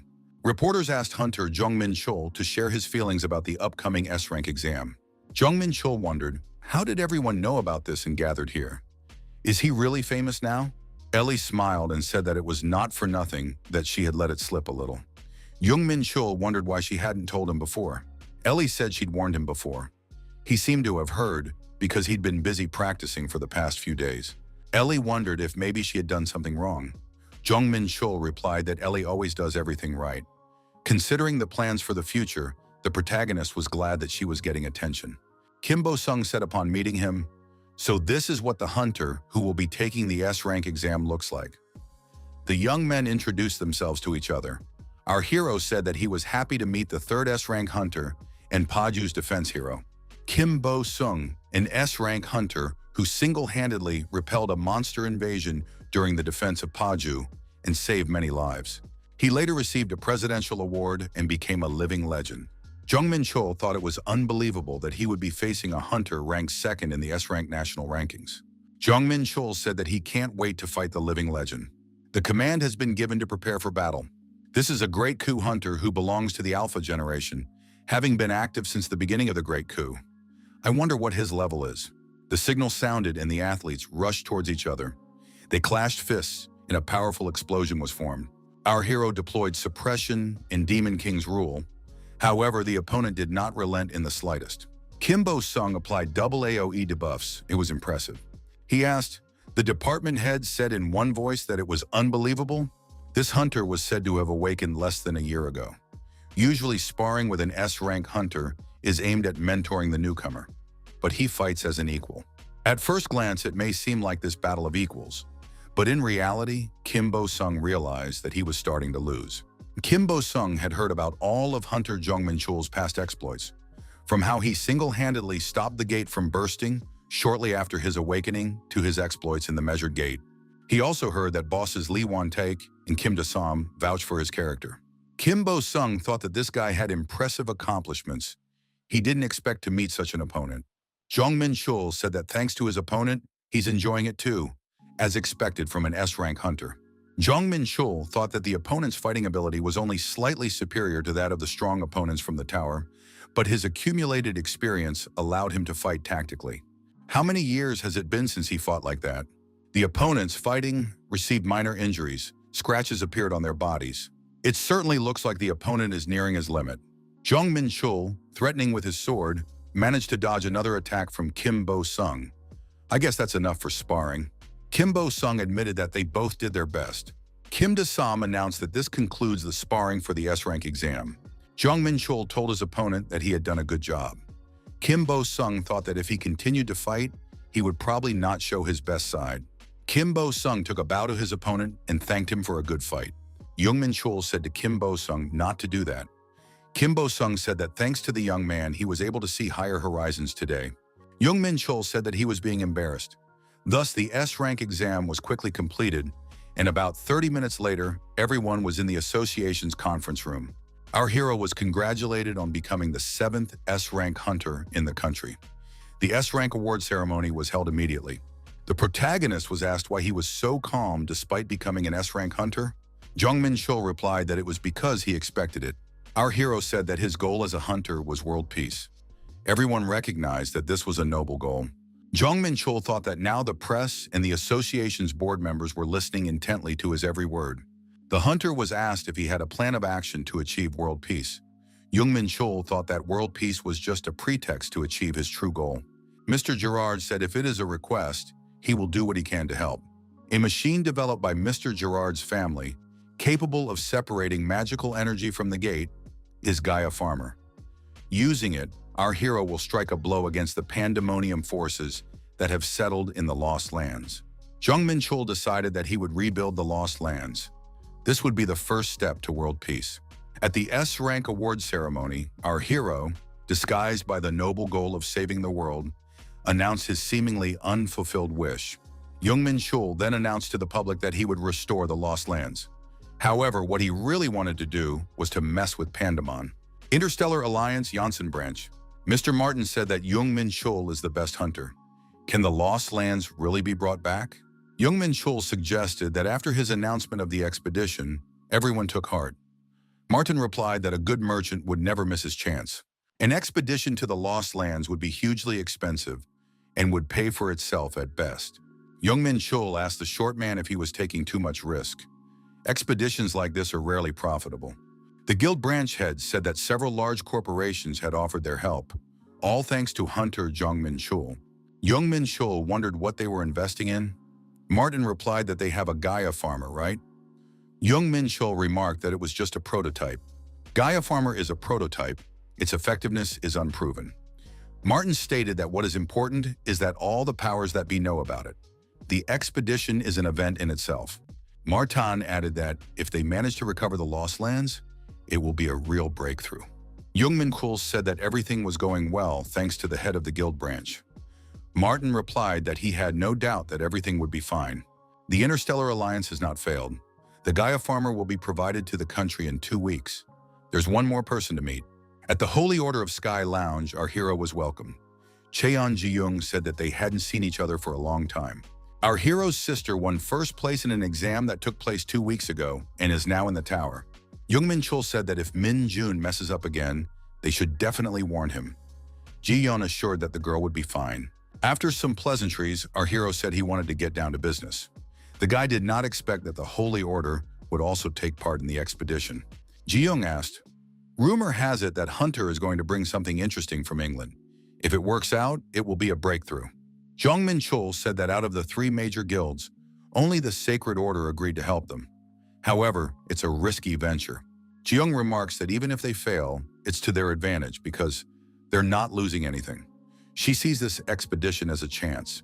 Restore the Lost Lands and get an 8th S-ranked hunter into their ranks. They will be able to surpass Warren and Gumson and become the strongest guild in the country. Jong Menchul thought that, as befits the heiress of a powerful corporation, Ji-young was thinking big. Jong Menchul asked how many people they were willing to provide.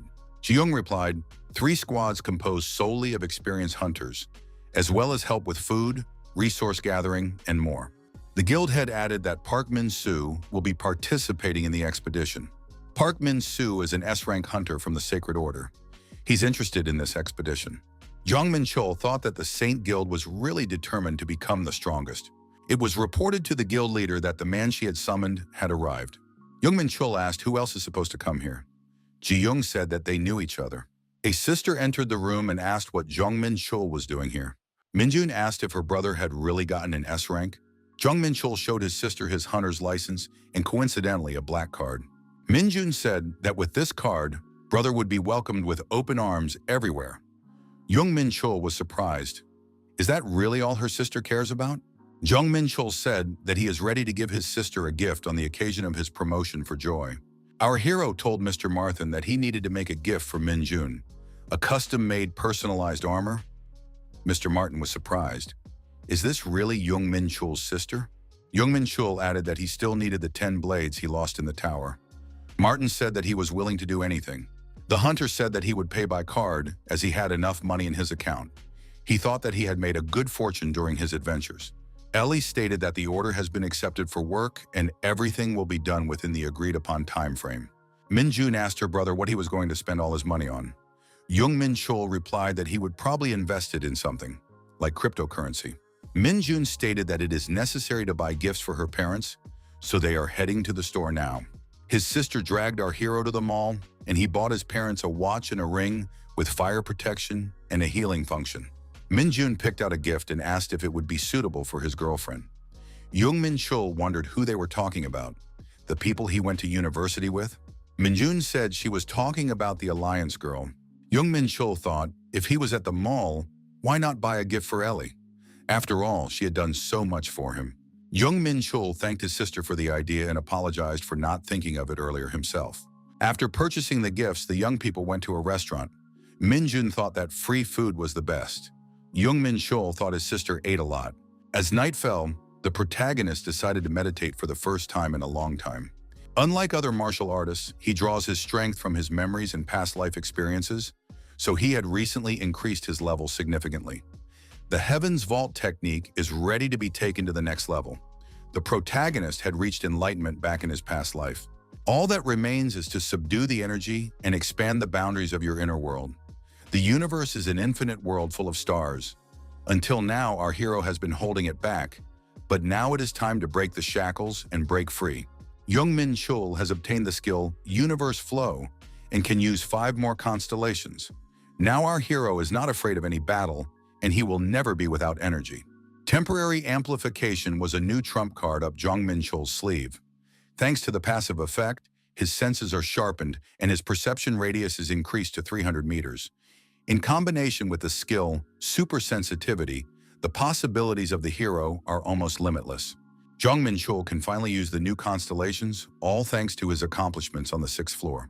Jong Menchul decided that the sooner he tried them out, the better. It's time to add more stars to the sky. With the 7th level of the Celestial Vault technique, our hero's inner world has become even more expansive, and he can now utilize 5 more constellations. The constellation of the Lord of Light. It adds chaos energy and increases angel development speed. The constellation of Doom allows you to move despite severe wounds and keeps you lucid in bleeding, poisoning, and other dangerous conditions. Mythic Hunter constellation allows you to absorb the divine essence of defeated enemies and suppresses the magical ability of the enemy. So far, our hero can only use these 3 constellations.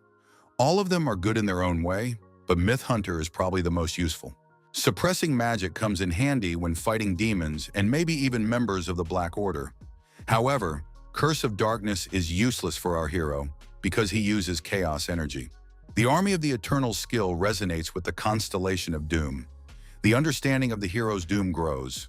Jong Menchul wondered, did the might resonate with the constellation? Maybe it's all about his power being linked to controlling the Eternals? If a constellation is linked to his power, it gives him extra bonuses. The protagonist felt a surge of strength.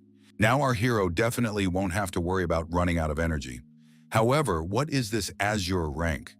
This was the first time Jong Menchul had heard of it. Erlene James, the new angel, said that taking advantage of an opponent's weakness is unacceptable.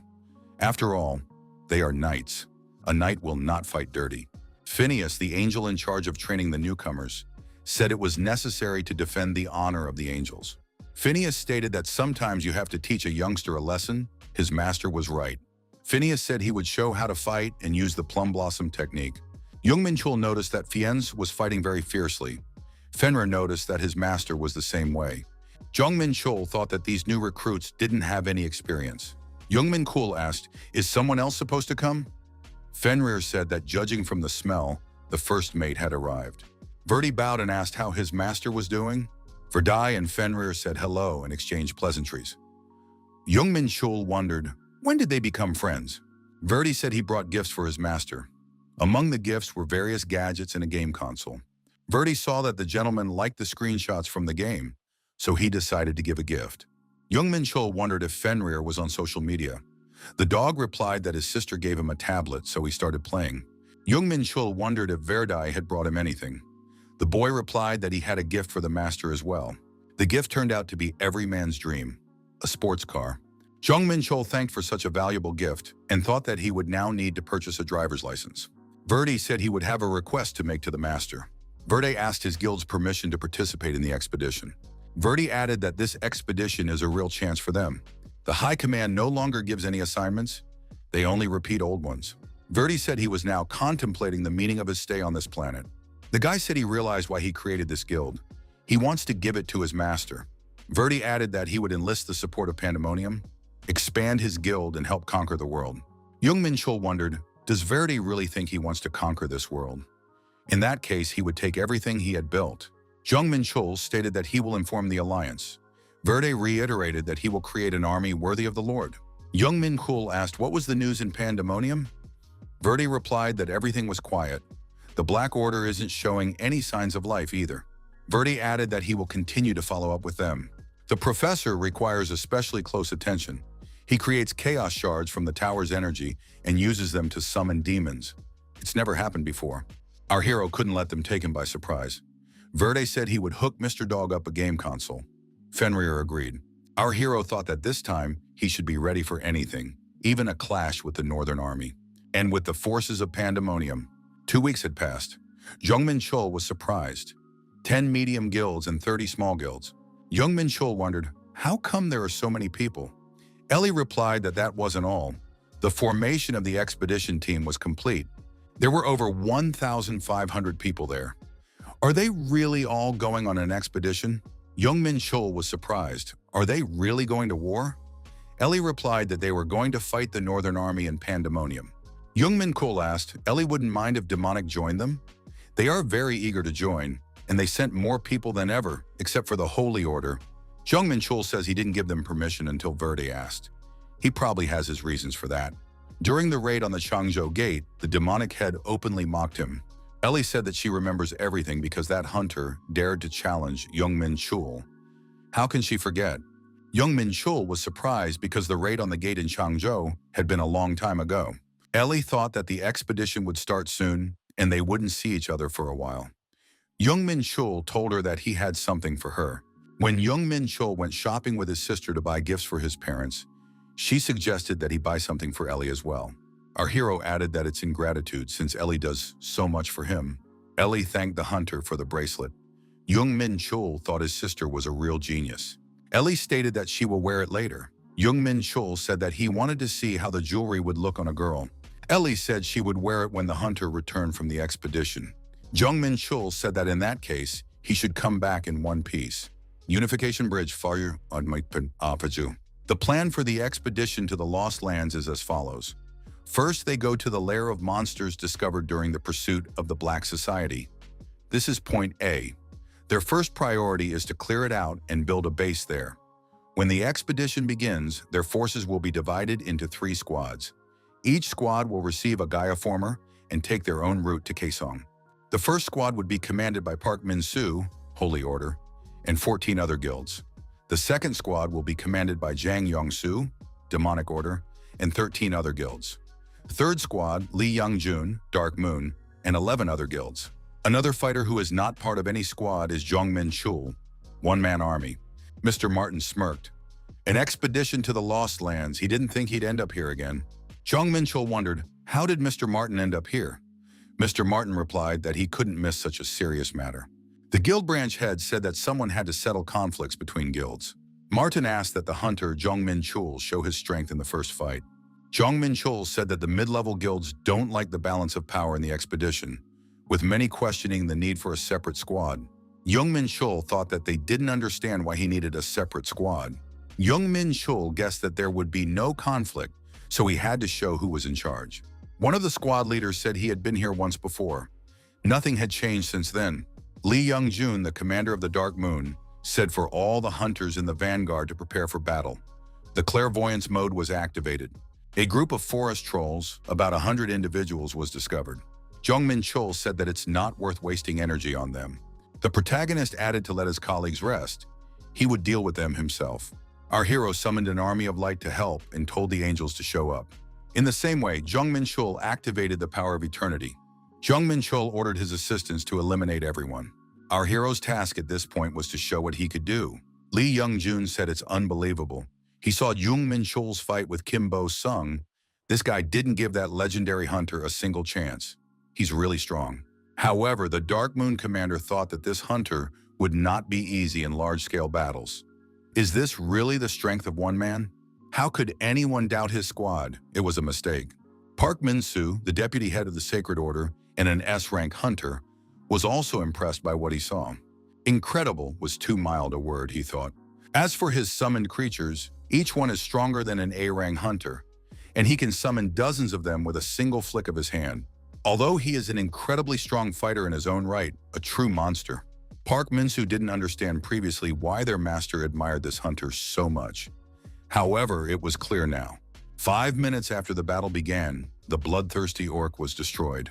Jong Menchul thought that after he had destroyed 100 forest trolls, all the hunters were looking at him with admiration and envy. Park Min-soo says he wants to distract hunter Jong Menchul for just 1 minute. Doesn't Jong Menchul want to fight him? Our hero thought the fellow was a gambling fellow. He replied that he was more than happy to do so. However, after the expedition, Park Min-soo agreed that there was no time for that right now. He decided that this hunter knew how to separate the personal and professional. Our hero's task was accomplished. Mr. Martin said that hunter Jong Menchul did great. Jong Menchul thought the scriptwriter was satisfied. With the help of the angels acting as scouts, they were able to avoid unnecessary battles. In fact, the hunters had traveled quite a distance. They scrutinized all the tracks left behind. Deep scratches in the bark of trees, it's how they marked their territory. Jong Menchul said that they were in the area. It was the territory of the Slinkies, the A-rank monsters. The Holy Order and the Demonic Order came forward and prepared to attack. We've been ordered to set up fire turrets. It is necessary to contain the fast Slinkies. Holy Order installed magical turrets, which our hero saw during the raid on Devilsaurus. Multicolored crystals were dug into the ground in front of them. They emitted some strange energy. However, it's not magic, it's a formation. Looks like Heron sold her development to the Holy Order. The young people watched carefully as the situation unfolded and the current situation changed. Verdi said this will be their first fight. Verdi stated that they would show everyone what the Demonic Order was capable of. The young man activated the Black Tongue skill. Allies enchanted by the player have their potential increased by 20%. There is a small chance that charmed allies will fall into madness. Jong Menchul thought that Verdi was using a simplified version of Demon Lord Rosalind's skill. Now I can see why it's rumored that joining the Demon Order will make you stronger. Lee Young-jun told our hero that they are ready. Park Min-soo pumped his warrior. He wants to see what they can do. These 3 strongest guilds in the country. Park Min-soo shouted that the monsters were advancing. The vanguard was 100 meters away. Verdi ordered that the Demonic Order hold back the right flank. The commander shouted that they were a little more, and victory would be in their hands. Under no circumstances could they retreat. Park Min-soo stated that the Demonic Order was holding up pretty well, but they still have to try harder. Jong Menchul, watching the battle, thought that the hunters were holding up pretty well as long as everything went according to plan. The plan to capture Point A is simple. The Sacred and Demonic Orders hold off the attack. He, along with Dark Moon, flanks them. Jong Menchul thought that now it was his time. It was time to use his secret weapon. Jong Menchul stated for his guys' amusement and proceeded to attack. Polymorph, cancel. The dog growled and lunged to attack. The hunters looking at Fenrir wondered, where did this monster come from? Jong Menchul stated that there is no need to worry, it's his pet. The protagonist applied the heavenly chain of 1,000 stars technique. The following attacks were used: mind-splitting, multiple overlapping, black tentacles, and black palm. Park Min-soo stated that the reinforcements had arrived on time. This hunter activated a unique skill, multiple control. Jong Menchul used combat using spheres charged with magic, and it wasn't bad. The Slikings were squeezed on both sides and soon lay down. There were 9 seriously wounded and 31 lightly wounded. No fatalities. It was an incredible victory. Fenrir was magnificent and devoured with souls. The morale of the hunters skyrocketed. Park Min-soo said that he's even embarrassed to call Jong Menchul Yunsu. Jong Menchul stated that they did well all together. They fought the A-rank monsters. Not a single hunter died. It was unbelievable. Mr. Martin said he had news for hunter Jong Menchul. Martin said that Gaia Former was reacting to this place.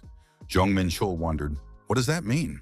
Martin said that this was the same place where the core of the gate was located. Jong Menchul thought that the Gaia Former was their main hope, and they are already forced to use it. Our hero's goal is the northern military in Pandemonium. But if he's here, why not give it a try? Martin said the information cube picks, so that means they're in place. The nucleus has been discovered. The commanders said they did well. The expedition was a real success. The Gaia Former did not fail, a great start. The core was extracted and they began to build a camp. The Interstellar Alliance golems, under Martin's leadership, did the job in half a day. That was the end of the first day of the expedition. Fenrir stated that there was no need to worry, he would see to it. The next day our hero left Fenrir and 50 battle golems to guard the camp, and they, divided into squads, continued on their way. The orc shamans shouted that they had been invaded. Jong Menchul activated the fire flash and shouted that the monster was about to die. The Slykings were the largest group of monsters in the area. Not surprisingly, security was stepped up after their deaths. Jong Menchul was surprised. Could it really only be possible to create warriors from them? For large-scale battles, though, it's even better. Looking at this structure, the protagonist wondered, is there really a gate core here too? His premonition had not deceived him. The core had been discovered. Yesterday slinkies, today orcs. The cores seemed to be in the largest monster settlements. Jong Menchul thought that he would soon reach the 60th level and obtain the 4th divine skill. Judging from the reaction, it was clear that the second squad had encountered monsters. They were harpies. The demonic order would not be easy. Jong Menchul thought they were lucky he was here. It was decided to see if there was a nucleus in the harpy's nest. From afar, it was noticeable that there was an appearance on the horizon. One of the harpies thought, something's not right here. Jong Menchul used the heavenly chain of 1,000 stars technique. The guy was raising that the best defense was offense.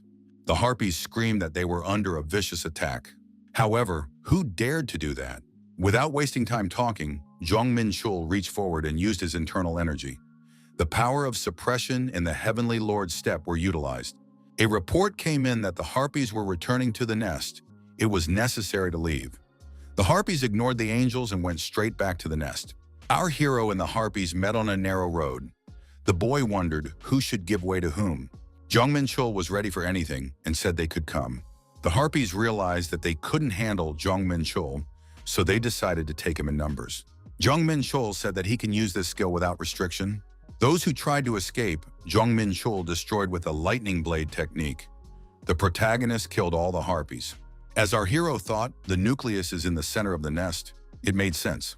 Jong Menchul wondered what was in the other places. Our hero continued to travel the Lost Lands, rescuing hunters from different guilds. Jong Menchul received not only experience, but also gratitude for it. It was a great experience to pump up and gain authority. The hunters scoured the areas and retrieved the cores with the Gaia Former. The guilds began to share experiences and resources. The Holy Order even provided everyone with the latest equipment at a reduced price. Our hero was thanked for his help. A separate squad is a great idea. 2 weeks passed and the monsters were destroyed. Jong Menchul said that everything is ready here too. The protagonist has defeated level 60. It's time to get a new skill. All-Seeing Eye. As expected, only the All-Seeing Eye of the Demon Baylor. Grandiose, Serpent, Jaren, and Baylor. Our hero defeated them all in a past life. The system recreated our hero's past deeds. The hero became the possessor of the power of light and darkness. The all-seeing eye was transformed into the Eye of the Absolute. Jong Menchul thought that the system was getting more and more interesting. The system said that at the 100th level, the hero would receive the last divine skill, but he had only defeated 4 demon lords. Wasn't there someone else? Is this really the power of Demon Lord Deimos?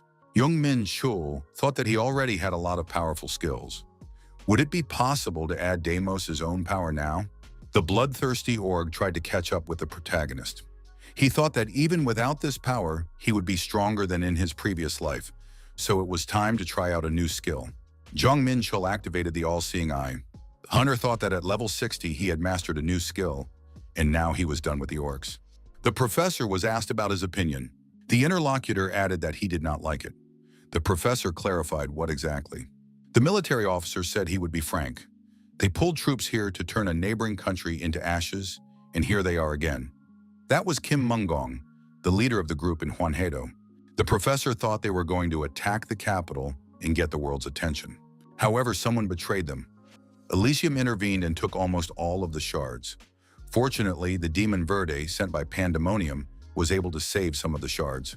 They tried to perform the ritual of incorporation, but someone interrupted them. That someone turned out to be a hunter named Jong Menchul, the master of Fenrir. Zayd had done nothing but brag and ended up losing. The professor thought if he fell again, Asmodeus would destroy him. The professor asked, "Is Comrade General refusing their help?" The general wondered, did they really think he would work for free? The professor thought that this general was very greedy. Does he still dare to point? However, he must be calmed down and move on. The professor said to let the general state his demands. There was a phone call. The military man asked what was wrong. He was busy right now. He had an important conversation. The general was informed that there was an invasion in Kaesong. It was organized by the southern neighbors. It's been 2 weeks. All the areas around Point A have been cleared. A series of brilliant victories without a single casualty, and the successful work of the Gaia Former had done their job. 64 cores were destroyed, and 500 billion worth of trophies were collected.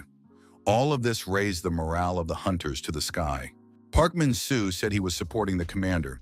If they are already here, why not go further? Many were supportive and said they had faith in the commander. In the end, everyone agreed without further ado. Jong Menchul thought that maybe he should forbid Verde from calling him Mr. Commander. Lee Young-jun told the commander that they needed to stop. Jong Menchul asked what was wrong.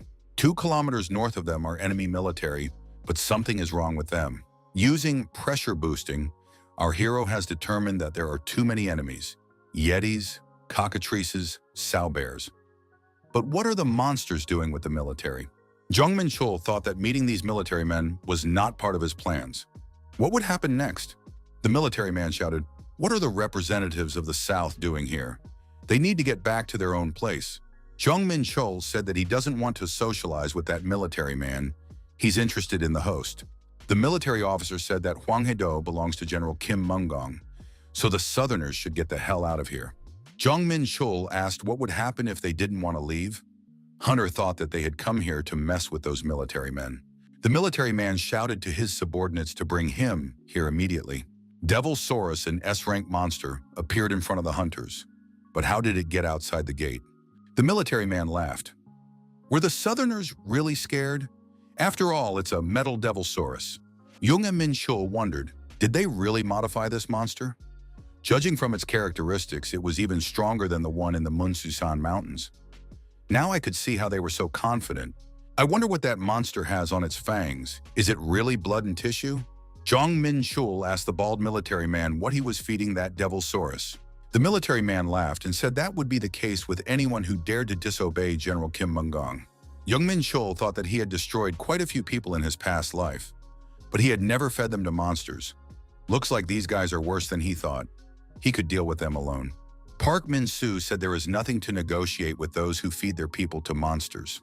The military man said that if the Southerners did not want to obey him, the soldiers would open fire on his orders. Park Min-soo stated that he would take care of those opponents himself. He applied the prismatic wall. The bald general commanded that the metal Devil Saur destroy the opponents. Jong Menchul sent Fenrir into the attack. The dog shouted that he could handle it. Fenrir pounced on the monster and said that this Devil Saurus would be his toy. Conventional weapons had no effect on monsters, but they were still a threat to humans. Jong Menchul pulled out his sword and shouted that he would cover his co-workers. Lee Young-jun ordered them not to back down from the commander and swung his sword and led his men in an attack. He added that no one was going to be intimidated by these monsters.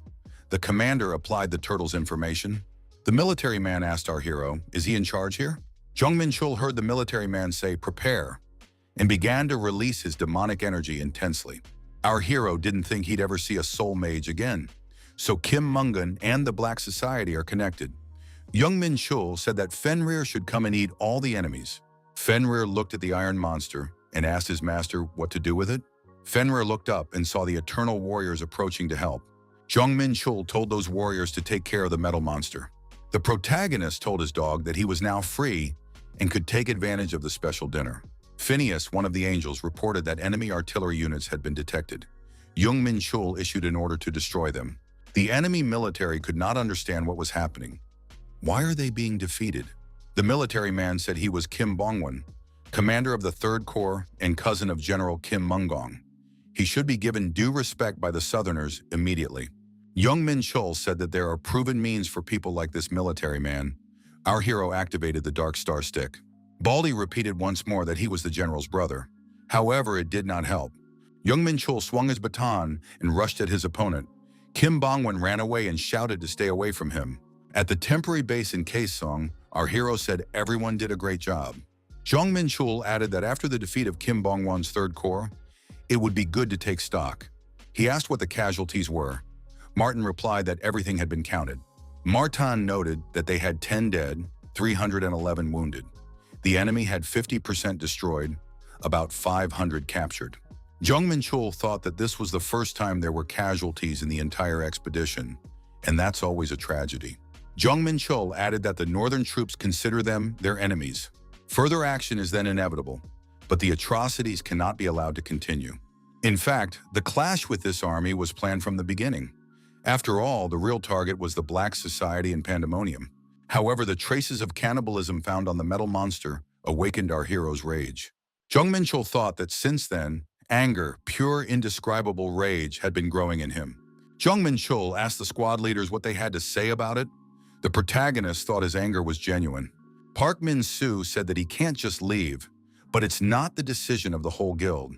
So he will help the commander even if he is left alone. Verdi said that he would lead all the guild members.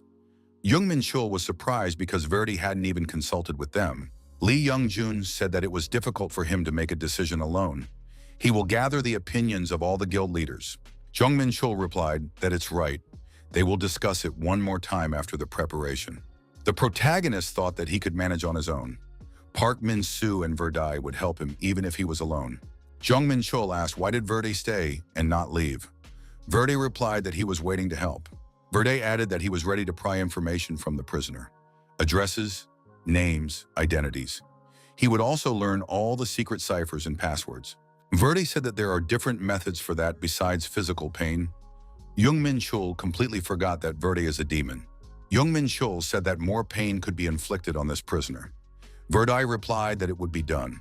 The general was furious. Had the 3rd Corps been destroyed? The Metal Devil Sword and the SWAT team have been destroyed. They had to retreat. The general added that it was necessary to attack. The professor thought that soul magic and modified monsters were all his work. The professor decided it was even for the best. If he weakened both sides, he could take advantage of it. The general received a report that the Southerners had attacked the 2nd Corps. But how is that possible? Jong Menchul stood with sword in hand against the cunning opponent. Kim Bong-won was able to get some information from Kim Bong-won. The information was about the location of the troops and other things. Kim Bong-won resisted for a while, but Verdi knows his business. As a result, Kim Bong-won shouted that he would talk and tell everything and answer all the questions. Kim Bong-won said that the Northern Army has 5 corps and that all but Kim Mungan's personal corps are the same size. During the cataclysm, Kim Mungan gained the ability to control monsters and used it to take control of Hwanghae-do. He mostly used civilians as fodder for the monsters. Anyone who disobeyed or resisted him was destroyed. Jong Menchul said that Fenrir did a good job and he did well.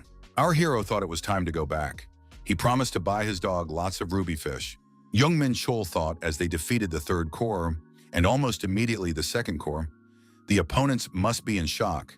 As long as they come to their senses, they won't have a chance to mobilize quickly. Hunter said that all the guilds had decided to continue the expedition. Jong Menchul was surprised. Had they changed their minds so quickly? After all, not long ago, they were still hesitating. Lee Young-jun stated that they wanted to help the commander. They can't leave now when things are going so well. Lee Young-jun added that they see this man as a light. Mr. Martin said that Hunter Jong Menchul is overlooking the obvious. Shorty said that Jong Menchul saved the oppressed and everyone admires him. Jong Menchul thought he was mad at them, but he attacked Kim Moon-gong's army to strike at Asmodeus. However, this is not something to be flaunted. In the end, our hero decided it was for the best. Next, it is necessary to relocate the camp to Kaesong Wharf. The main unit will defend the captured territories. The squad leader said defense is a disadvantageous position.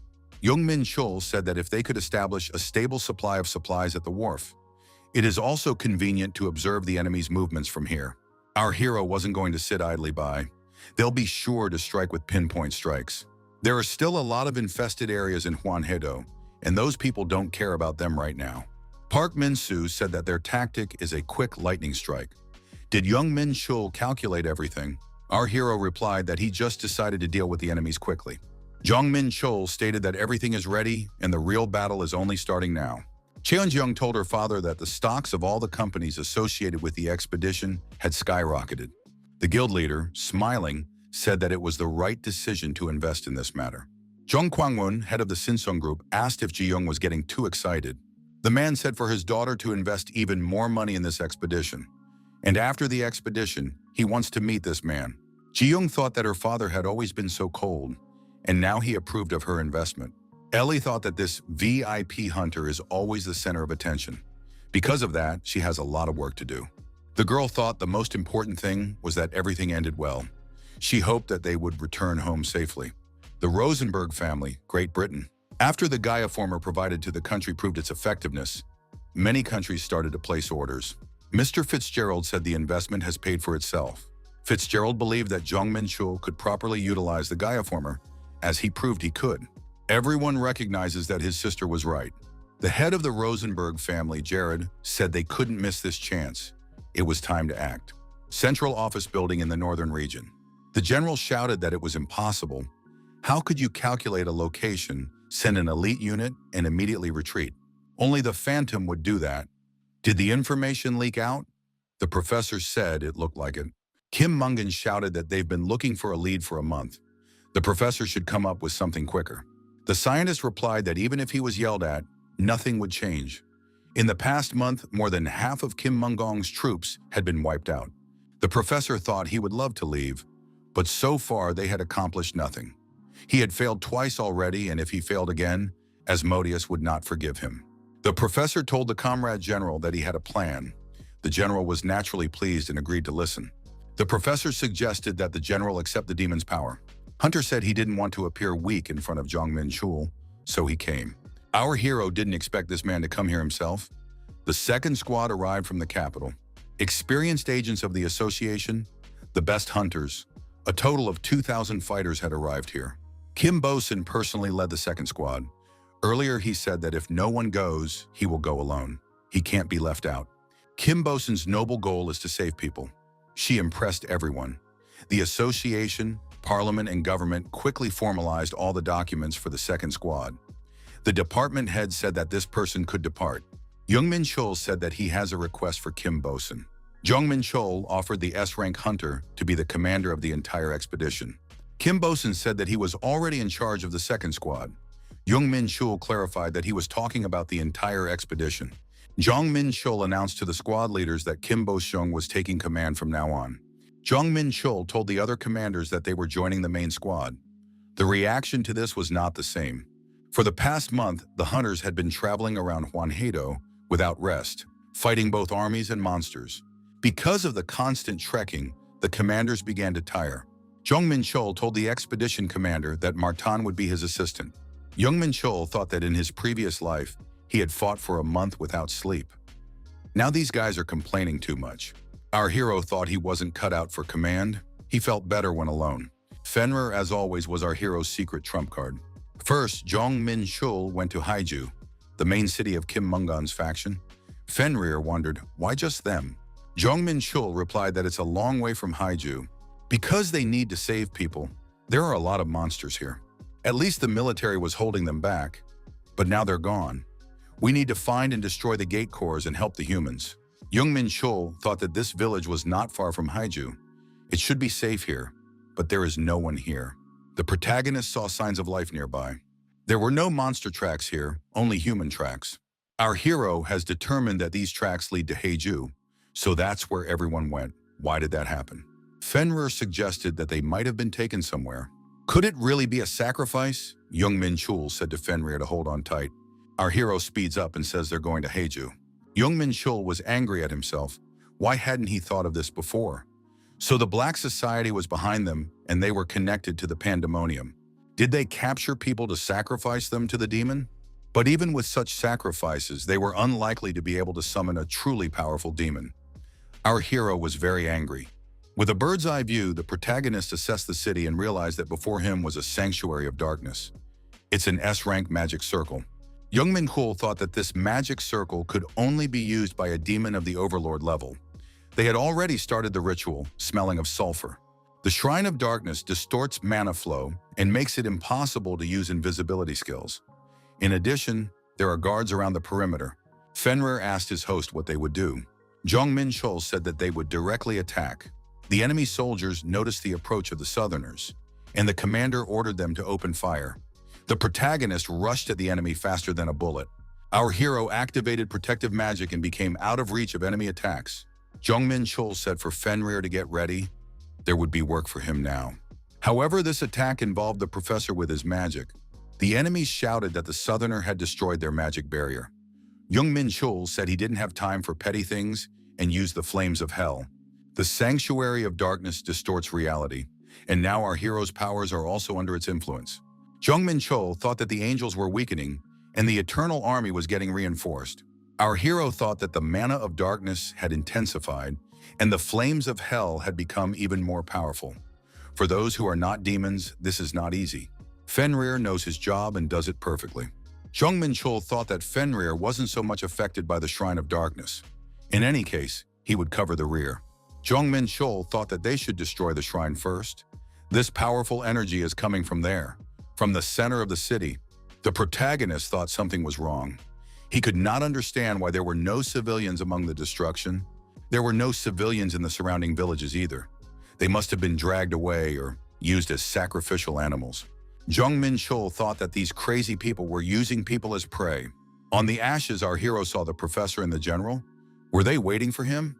The hunter asked the general if he was Kim Mungong. The general told the Southerner to keep his mouth shut.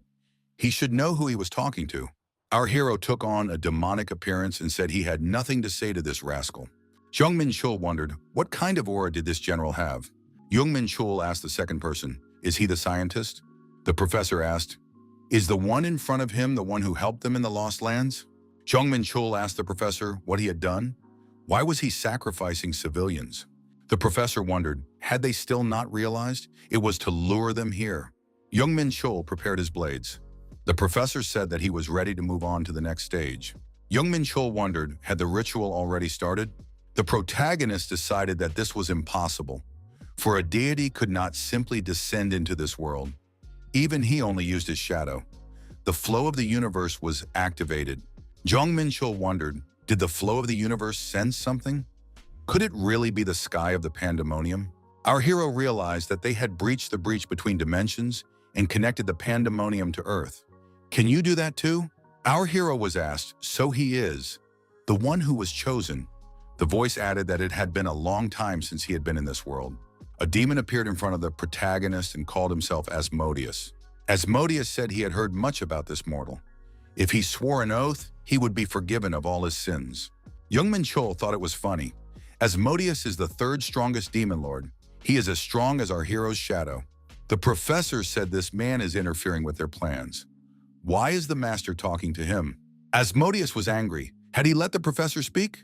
Asmodeus repeated, is this man willing to swear allegiance to him? Jong Menchul thought that Asmodeus was not inferior in strength to the god of thunder. However, our hero had a plan. In this regard, the protagonist showed Asmodeus the middle finger of his right hand. Asmodeus got angry and said that the man had chosen the wrong drink. Asmodeus spread his wings, ascended, and said that this man was a fool. Jong Menchul asked Fenrir if he could handle this demon. Fenrir growled and said he could handle it. Jong Menchul said he was counting on the dog in that case. Asmodeus asked our hero, what kind of creature is this? Jong Menchul was surprised. Could this demon really feel the power of his skills? Jong Menchul said that if Asmodeus can defeat him, that's when he'll know. Our hero knew how Asmodeus fought thanks to memories from a past life. The system reported that a deity had been detected. The constellation God Hunter has been activated. Asmodeus wondered, how dare a man defy God? Jong Menchul said that there's no need to jump to conclusions because this is just the beginning. Our hero used the Heaven Master Step and Suppressive Power. Strength and experience were our hero's main trump cards. Asmodeus wondered, was this really all that man was capable of? Asmodeus added that his opponent was overconfident. The demon activated the red pentagram. Jong Menchul thought that he couldn't dodge it. He needed to block the blow. He must use all his strength. Asmodeus said that the mortal would be punished for his behavior. He used the spear of justice. Jong Menchul dodged and said that Asmodeus wasn't the only one who could throw spears. The hunter used the Dark Star Unicorn Horn Spear. Fenrir overwhelmed his rival with strength and power, as well as a predominant intelligence. Asmodeus said it was pretty good for a mere mortal. Man knows how to have fun. The protagonist had the confidence that his opponent would clearly underestimate him. A simple spear wouldn't be able to withstand his strike, but the Dark Star is indestructible. It cannot be broken or damaged. Jong Menchul activated the Circle of Hellfire, burning everything in its path.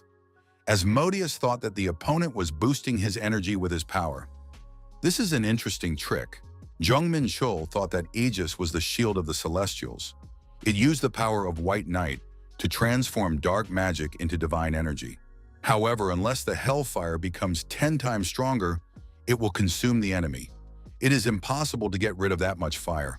The protagonist activated the All-Seeing Eye. Asmodeus had not counted on such a rebuff and was terribly angry at this mortal. Had some man forced him to stoop to such a level? Jong Menchul activated Dimension Freeze and Spatial Transition. Asmodeus wondered, would the power of sin be used against him? But it was not for mortals like his rival. Where did he use the mirror illusion? Jong Menchul used a satin glove in battle.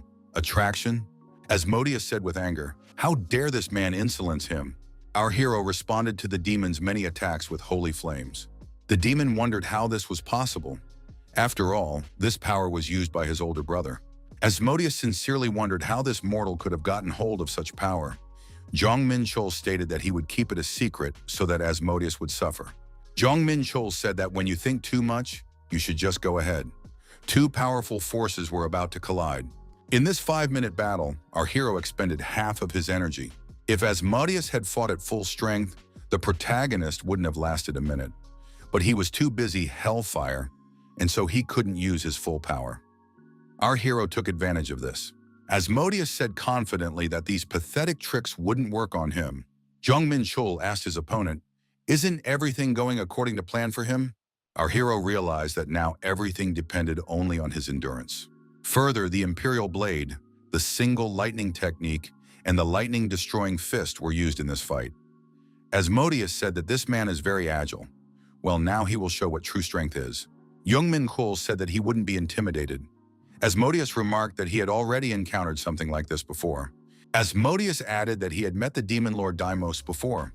To this person, however, he was probably better known as the Demon Lord. Jong Menchul said that the Demon Lord had died a long time ago. Our hero didn't see the point in telling his rival about his past life. Asmodeus said that Deimos was the one who was killed by his weapon. The hunter said the Caliph was a hero's weapon. Was the Demon Lord in league with him? Asmodeus said a mortal could never understand. Caliph is a weapon capable of destroying Deimos' soul. This weapon could not have originally belonged to the human world. Asmodeus added that he and this wingless lowlife were on the same side. Deimos was arrogant, and his defeat was part of the plan. Jong Menchul thought that's why he was so arrogant, and they fought all the time. But he always won and left Asmodeus alive every time, only breaking his wings, and all because of pride. Jong Menchul asked his opponent, what's his next plan of action? Asmodeus said he was talking too much, so he wouldn't say anything else. Jong Menchul said that the opponent didn't know his place and attacked Asmodeus. The demon's mouth was bleeding. Jong Menchul thought that it looked like the Yorgamund's poison had begun to take effect. The protagonist poisoned his rival while chopping his wings, and the poison has already spread through his body. In addition, he has deprived Asmodeus of his divine power, so the poison will have an even stronger effect. Our hero regretted that he had never learned anything about his mother, but at least he had learned something. Asmodeus recognized the power of this mortal. The demon said that this man was an obstacle to his plans, so he would show all his power. The villain has activated the countdown. The sacred flame resisted the curse, but to no avail. All the misfortunes of the world fell upon our hero. It was a curse using the power of the word. Asmodeus said that in 20 days his rival's story would come to an end. If he did not break the curse within that time, he would suffer a severe defeat and the disappearance of his soul. A curse bound by an oath to the power of Asmodeus is a powerful curse that changes the laws of the world. Jong Menchul was sentenced to death. Asmodeus asked the man if he now understood what fear was. The demon asked, "Does a man feel his doom approaching?" But even if he wanted to deceive himself, it would not work. Jong Menchul realized that if nothing was done, he would die. But why was he so calm? Asmodeus wondered how this was possible. It was unlikely that an elixir could be found in such a wretched world. Jong Menchul said that he received this elixir as a reward for passing the tower. The elixir is a legendary potion that heals all wounds and breaks curses. It's his only chance. Asmodeus said that this potion would not undo his curse. The elixir revealed the seal of the curse on the hero's soul. The energy of life counteracts the curse. The countdown has been canceled. The demon said it was impossible, but the seal of doom is gone. He was poisoned by Yorgamon's poison and had used up all his strength. Jong Menchul made a decisive rush forward and stabbed Asmodeus through and through with his sword. Blood rushed out in different directions. Jong Menchul said that Asmodeus could go back in. The battle in Haiju has become a legend. Our hero gained a lot of experience and increased his level. The constellation Hunter of Gods, the cloak of Yorgamund, and memories from his past life. If it wasn't for all of this, our hero wouldn't have survived. Fenrir inquired of his master, had he defeated that monster? Fenrir added, the mere sight of him gave him goosebumps. Could it be that the hunter was able to handle him? Jong Menchul said that when the dog regained his strength, he would be able to do it too. The hunter said there was a man there and he needed to be found. Fenrir replied that he had already done so. Jong Menchul praised the poodle and said that he would feed him a ruby fish for it. The system reported that the hero received divine power from a defeated enemy. The God Hunter constellation stole some of Asmodeus' divine power. The hero's soul was filled with divine power. He overcame the fetters of the soul and reached a new level. Fenrir inquired, has his master become a god in this world? The system reported that a wielder of divine power had appeared in the Earth dimension. Jong Menchul replied that he doesn't become God. Divine power is the result of being honored, and he received it as a reward. This is an exception to the rule. Our hero received the power of Asmodeus, and that's it. The system reported that a hero may appoint one apostle. An apostle of God is one who exalts the divinity of the Lord by glorifying his name. The speed of his ascension depends on who becomes an apostle. Therefore, the choice of an apostle is very important for those who have divine power. Jong Menchul thought that he had stolen his divinity, so it wasn't a big deal. But if he can appoint him, why not empower one of his subordinates? Kim Bosong said that Kim Mungong's group had been destroyed. The squad leader wondered, what do you mean the demon lord has appeared? As soon as our hero came to his senses, he returned to the camp and explained the situation. The expedition canceled all plans and began preparations for an attack on Haiju. Verdi told the demon lord that they needed an association check. Verdi said that his master defeated Asmodeus himself, even though it was his avatar. Jong Menchul said he had a gift. Verdi knelt down and said that he served his lord with all his heart. You don't give gifts every day. At first, our hero wanted to make Fenrir an apostle, but on second thought, Verdi would fit better. The candidate's soul was ready to receive divine power. Verdi's stats doubled, with some skills gaining S rank. Verdi wondered, what kind of power was this? Randy said it's great. He's the first Jong Menchul apostle. But why is his skill called Jong Menchul Apostle? Verdi asked Jong Menchul if the latter knew he was human. Jong Menchul said that Verdi is not Ural. Verdi objected because Jong Menchul said he was Ifrit. Our hero recalled that he had never once called himself Ifrit. Verdi himself swore allegiance to Ifrit. He had no tongue-in-cheek. It was all his own speculation. Verdi thought it was unbelievable. How could he have gotten to this point? After Kim Moongong's death, the army collapsed in an instant, and the hunters wiped out every last one of them. That was the end of the War of Liberation. 3 months later, our hero was home again. This expedition initially attracted a great deal of attention. The rescue of Juanito was a great achievement. However, word came that the hero had stopped another demon lord. The name Demon Lord, which had taken hold in people's minds after the appearance of the demos, instilled terror again, just like before. The incident occurred in the same place where the truce between Pandemon and Elysium had been made earlier. The news traveled across the earth and even other dimensions.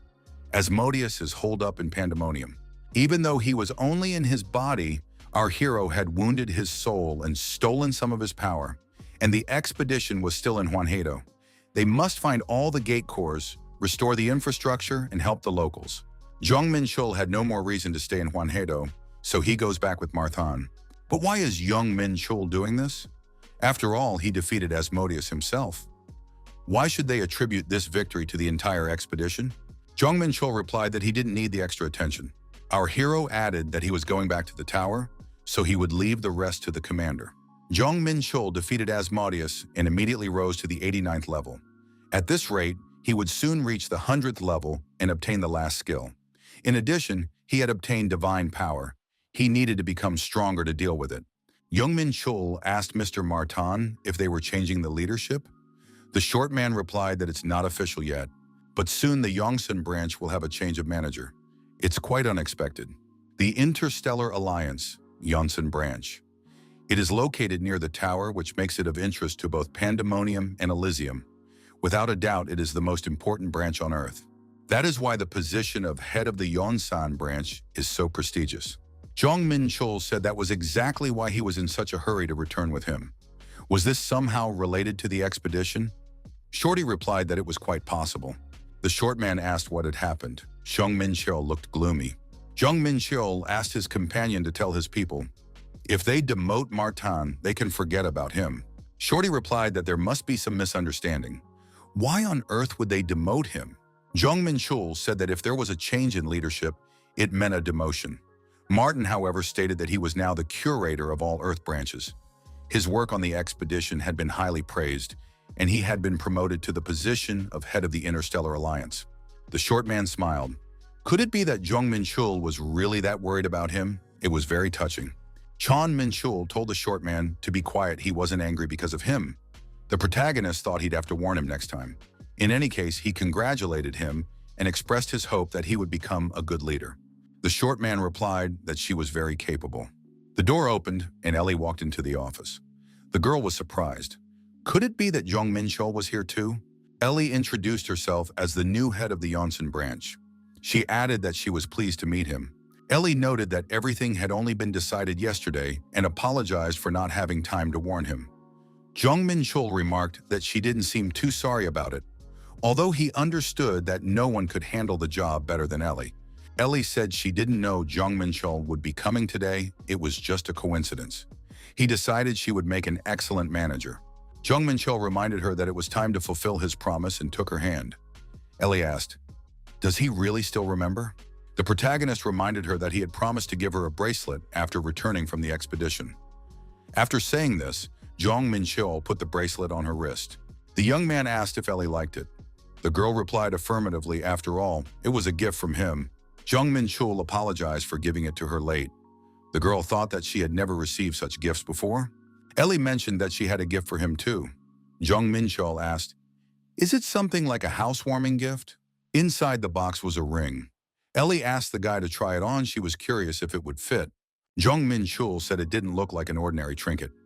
Ellie asked if he felt a surge of strength. The young man found himself holding the warranty card for the ring. Ellie said it was a marriage certificate. Jong Menchul felt sick to his stomach right then and there. The girl laughed and said it was a joke. She had asked her friends to make it. The guy thought that jokes like that could give him a heart attack. Jong Menchul activated the Eye of Truth. He was curious to see what kind of trinket it was. In his hands was the proof of power of this ring. The magic scroll sealed the ability Beast's Fury. When activated for 10 minutes, all stats doubled. Such things are priceless. The protagonist thought he was looking at an ordinary girl from the Ken tribe. Jong Menchul said he never imagined he'd ever be able to wear something like this. Ellie remarked that the young man had excellent taste. Jong Menchul said that his gift was no match for this ring. Ellie replied that she disagreed because what mattered wasn't the price, but the sentiment. The protagonist said he would cherish this ring. The young man thought that he still knew too little about this girl. Ellie asked if Jong Menchul was heading back to the tower. The young man confirmed this and added that he had one request. He was planning to buy a share of the Demon Order, and for that, he needed Ellie to put everything in his name. Ellie asked if he would share control with that guy. She hoped that Jong Menchul hadn't forgotten their agreement. The protagonist replied that he remembered everything. He would merely lend them his name. Ellie noted that if Jong Menchul had enough funds, then of course he could do that. But all official events would be held in their name. The guy replied that he knew that, since he was only lending them his name. Jong Menchul thought that normally he would never agree to be the CEO of a company. But here, everything was different. Verdi appeared at the door and said he was pleased to meet this lovely lady. It was indeed a pleasant encounter after Jeonju. Ellie said that Verdi never ceases to amaze her with his vulgar compliments. Jong Menchul asked who taught this guy such compliments. She didn't like him. Verdi asked if it was even worth paying attention to such an ordinary girl from the Ken tribe. Ellie said she wasn't a girl from the Ken tribe, but leader Ellie. He needed to remember that. Jong Menchul suggested they get along and not fight. Jong Menchul thought that he had made an agreement with the Interstellar Alliance and would now cooperate with the demonic order, all so that Verdi could use his name. The protagonist appointed him as his first apostle, but in this world it is not customary to worship new gods. Of course, Jong Menchul had no intention of creating a new religion, so to start with, he would use the name of the guild and the company. The new S-rank hunter Jong Menchul is investing money in this company. With this kind of publicity, he can achieve some pretty good results. Jong Menchul looked out the window and noticed that reporters had even made their way here. Ellie replied that this was only natural, since the young man had achieved so much. The association suggested organizing a press conference. Jong Menchul thought that he was now the center of attention. Popularity is, of course, good, but if he disappears from view, the interest will quickly fade. Our hero thought that if he became CEO of the demonic order, he could entrust everything to Verdi. He would be able to use the fame properly. In that case, he could return to the tower in peace. The protagonist noted that a press conference was a good idea. It was better to tell everything at once. Ellie was surprised. Did he really not mind? Jong Menchul explained that if he said something, it would definitely help the Interstellar Alliance. The inspector said on the phone that he was glad to hear from Mikkel. He had heard a lot about his achievements. The Tower of Trials, 5th floor, the Hanging Garden. Thanks to Elias' help, the protagonist became the CEO of the Demon Guild. All these tedious tasks, including press conferences, were handed over to Apostle Verdi. To find out about the latest developments, Jong Menchul contacted Taniel. Taniel was thrilled that Michael had defeated the villain Asmodeus. The protagonist listened to the inspector's revelations with mild surprise. Our hero asked if anything special had happened during that time. Taniel replied that because Pandemonium's dirty dealings had been exposed, restrictions had now been placed on their activities. There were problems with the supply of materials needed for the ritual, therefore they were now trying to obtain them through the Interstellar Union. Elysium is trying to purchase materials through the Interstellar Union. Martin has become Earth's chief administrator in this union.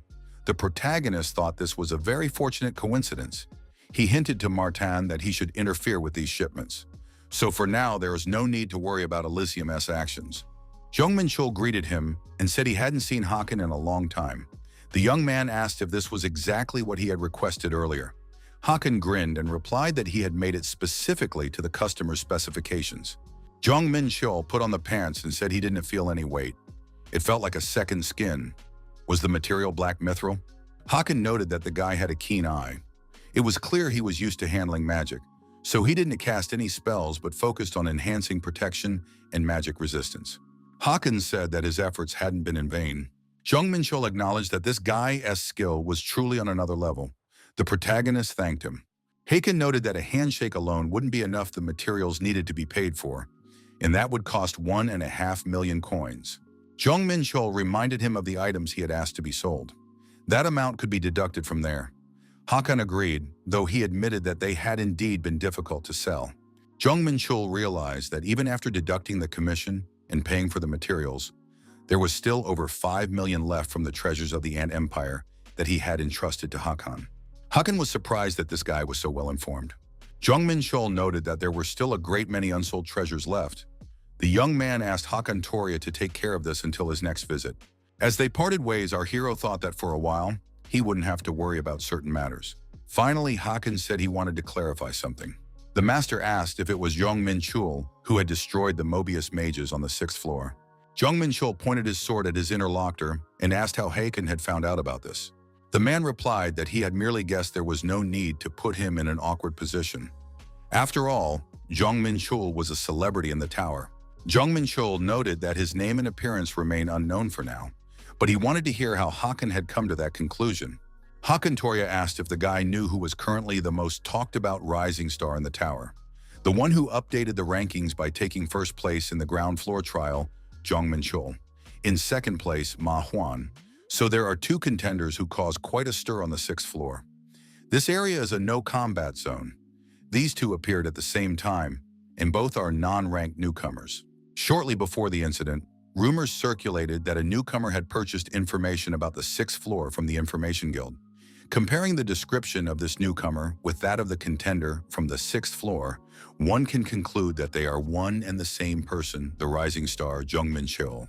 Hakan reminded him that the young man himself had been the first to tell him his name. The protagonist decided that everything added up, which meant the young man had revealed himself. Jong Menchul apologized and admitted that he had stood out too much. Hakan remarked that he would be sorry to lose such a generous client. Hakan added that major organizations were also looking for this guy. M-Bias and Atrox had already begun their search. Hakan Torya added that for many reasons, this guy should be careful. Jong Menchul thanked him for the helpful advice. The protagonist added that he would look into who exactly needed to be cautious. The 8th floor of the Tower of Trials. The quest Shadows of the Forgotten World.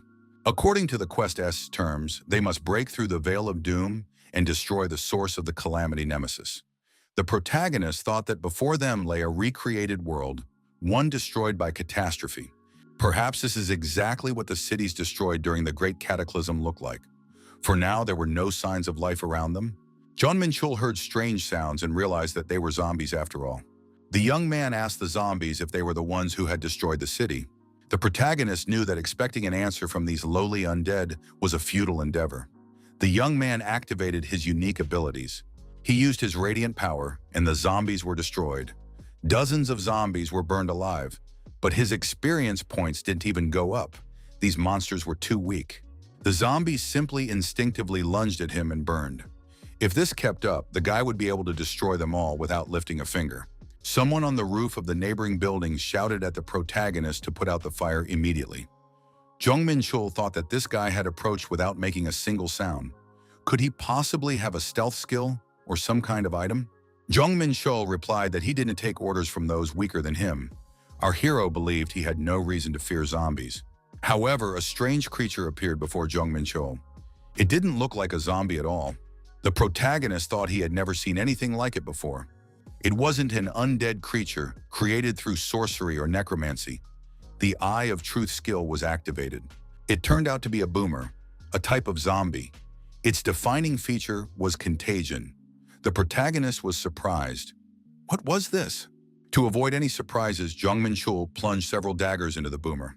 However, the boomer let out a loud scream afterward. Jong Menchul thought this was extremely annoying. Individually, these creatures are weak, but if you examine their contagion ability, it becomes clear that they shouldn't be underestimated. If you let them bite you, your resistance will be ignored, and you'll start turning into a zombie, just like in the movies. Jong Menchul decided to check what the scream he had heard earlier was. The protagonist moved to the roof of the building. The man on the roof activated the Leaf Blade skill. Jong Menchul thought this would be a worthy opponent and used Dark Star, Chain of Earth. Jong Menchul said that he wouldn't be stopped so easily. Our hero recognized these people and said they hadn't seen each other in a long time.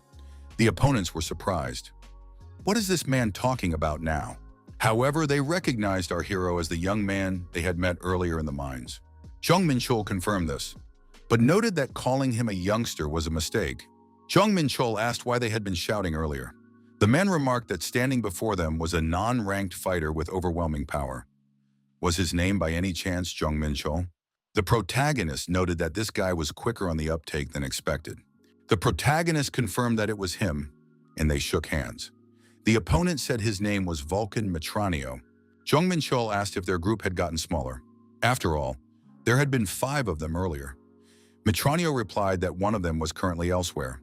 The guy added that the person wasn't feeling well, so he needed some rest. Jong Menchul suggested that the man was infected. Metronio confirmed this. He needs medicine, but that is beyond their capabilities for now. So they are acquiring infection inhibitors to slow down the process. Jong Menchul acknowledged that Metronio was quite noble. Ordinary people would have simply given up. The young man replied that Vulcans do not abandon their comrades.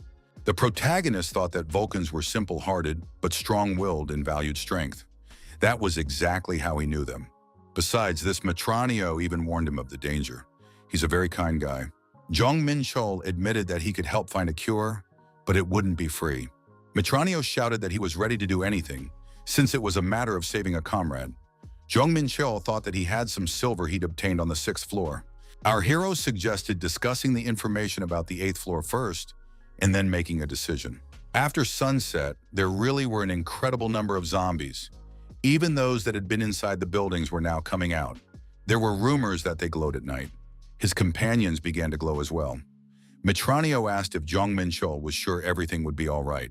The protagonist confirmed that everything would be fine and asked his companion to take him there.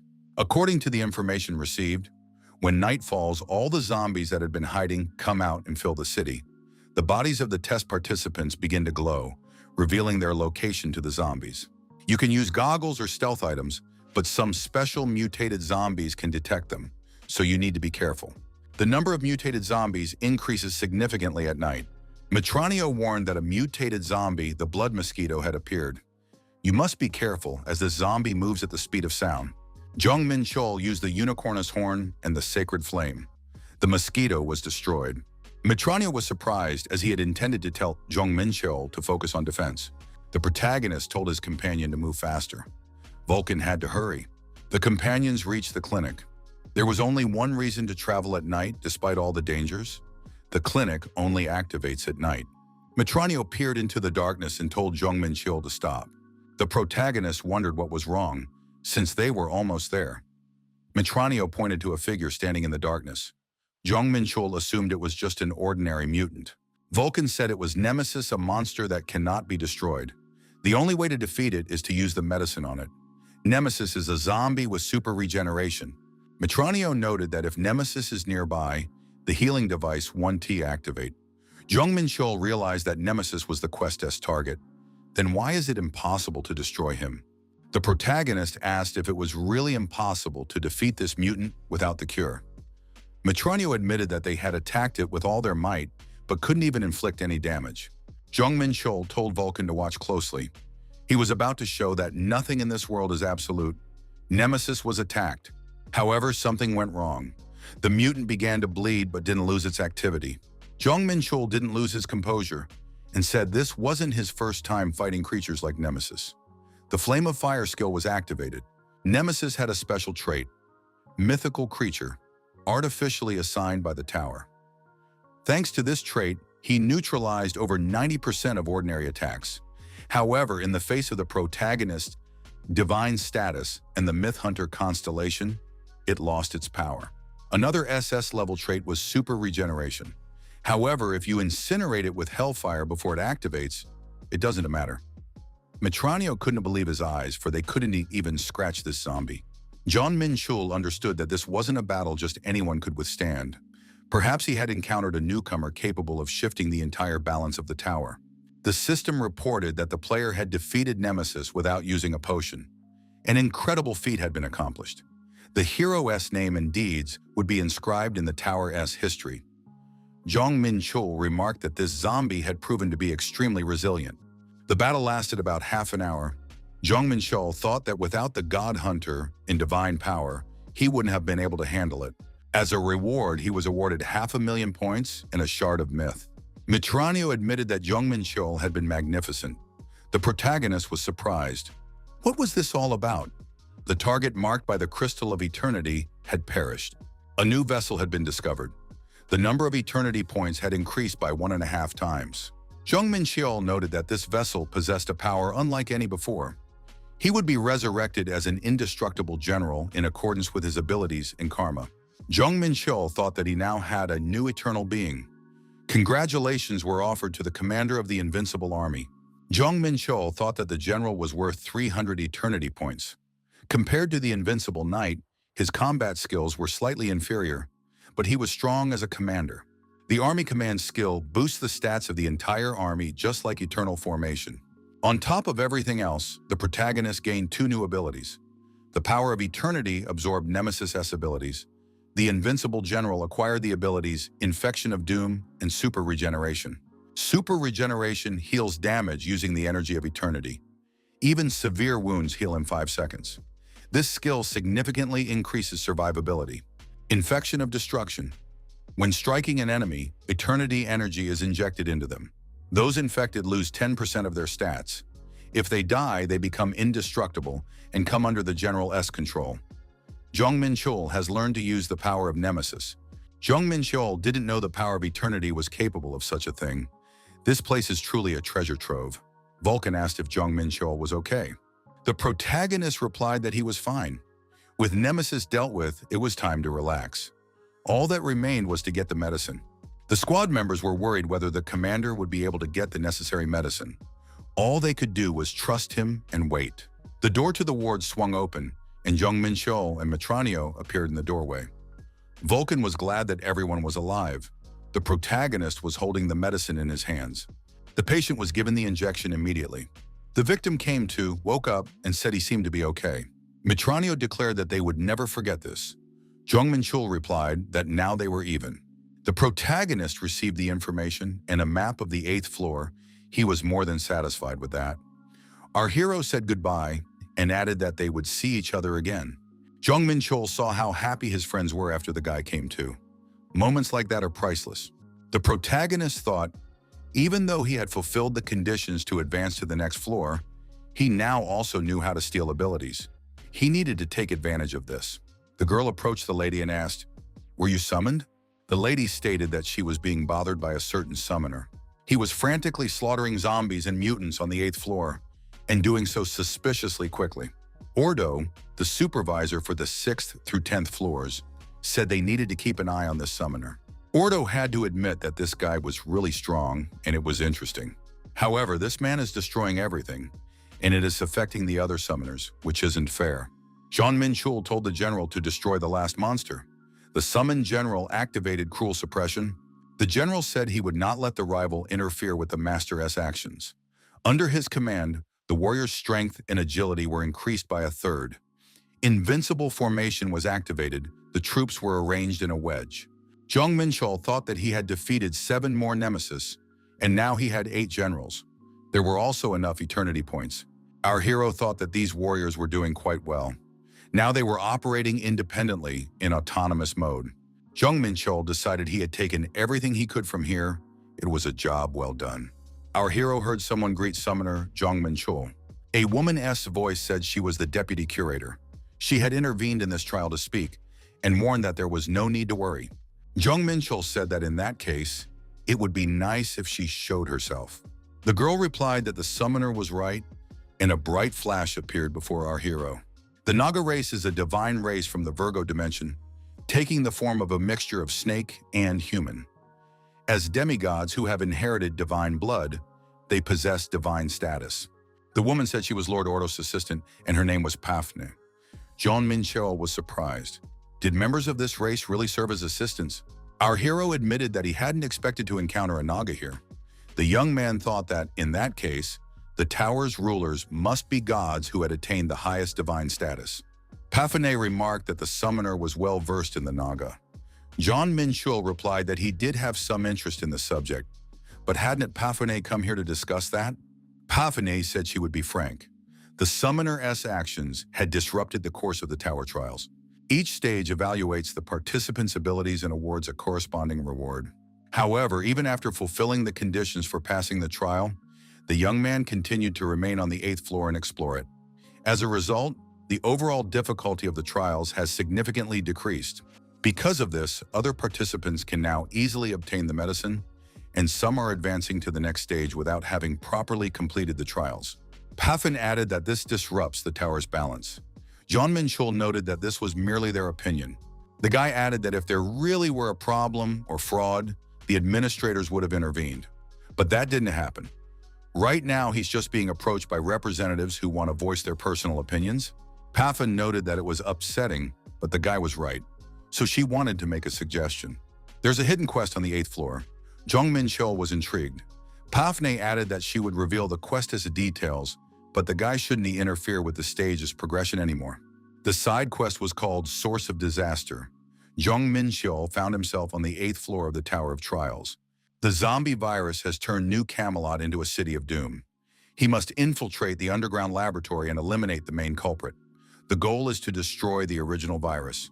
Jong Menchul assumed that the administrator believed he was staying on the 8th floor because of a hidden mission. However, if he was being offered a reward, there was no reason not to accept it.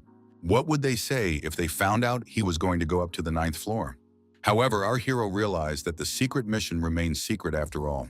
Upon seeing the monsters, the protagonist decided that this time it should be interesting. He hoped this mission wouldn't disappoint him.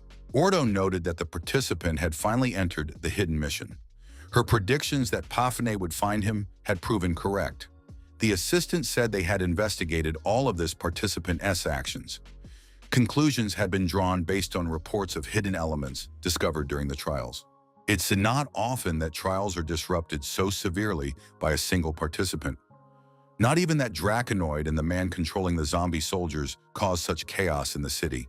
Ordo asked, "Didn't the assistant just pass on information about the entrance to that participant?" Pafane confirmed, "Only the location and how to open the secret passage to the lab. If he had gathered the information through normal channels, he would have learned about the laboratory's internal layout, the traps and mutated zombies set up to defend against intruders. If he went in there knowing nothing, the difficulty would triple." Ordo realized he'd have his work cut out for him. Pafane pointed out that he'd received the information for free, so he'd just have to deal with it. Ordo asked if what she was seeing right now was a hallucination. After all, the assistant knew that the manager's gaze could see through any illusions. At that moment, the protagonist was moving toward his intended target. Ordo added that, therefore, what she was seeing now was real. Pafane replied that it seemed like a hallucination to her too. Jong Menchul, continuing on, wondered, why is this passage so long?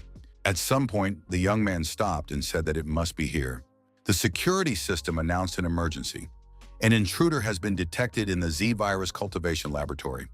It is necessary to proceed immediately to the final stage. The provirus awakening is being activated. Ordo asked her assistant, "Do these doors really break that easily?" The summoner ignored everything and simply walked in. Pafane replied that these doors weren't that easy to break, you'd need to possess a certain level of color power to do so. Pafane explained that they originally needed to activate the lab's vaccine system to weaken the provirus, and only then would the doors open. However, this man simply broke them down, so now he'll have to fight the original provirus without any penalties. Pafane noted that, although the participant was incredibly strong, in this state his chances of success were close to zero. Ordo said that this was problematic. Ordo thought that they had restricted this participant solely to maintain the balance of the trials. She couldn't let a promising participant die because of a mistake. Provirus began to awaken. Our hero had detected a being with divine status. Jong Menchul activated the Myth Hunter constellation. It reacts to divine status. The combat zone was confined to the laboratory. If the provirus is indeed defeated, there will be no way to leave this floor. Jong Menchul was surprised. If this really is the provirus, then why does it look so ugly? Could it really have 9 cores? To deal damage to each core, medicine is required. If the cores are not destroyed, it is impossible to deal damage to the perfect nemesis. The Heavenly Army and the Suppression Force were summoned to fight. Jong Menchul said that this would be quite interesting.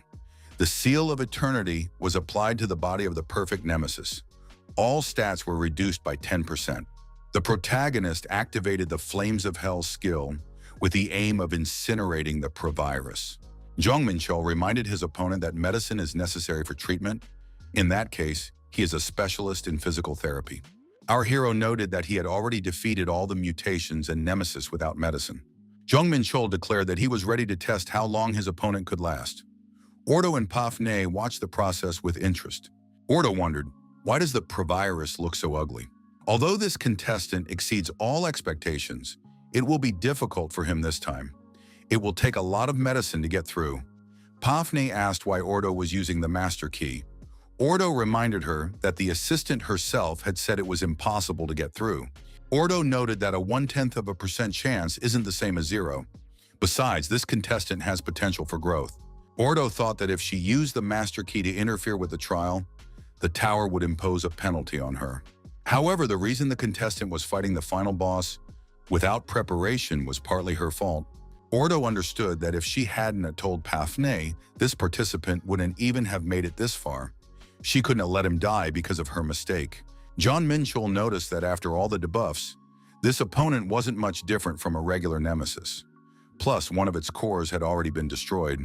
Finishing this would be quicker than expected. The protagonist realized what this hidden mission was. When the core is destroyed, poisonous gas is released and mutants are summoned. They really done a skimp on surprises there. Restricting the combat zone was part of the plan. An enclosed space, gas, and an army of mutants. It turns out there's no other way out. Our hero summoned the invincible legions and the 8 generals of the immortals. Jong Menchul ordered the destruction of all mutants. The general replied that he understood the order.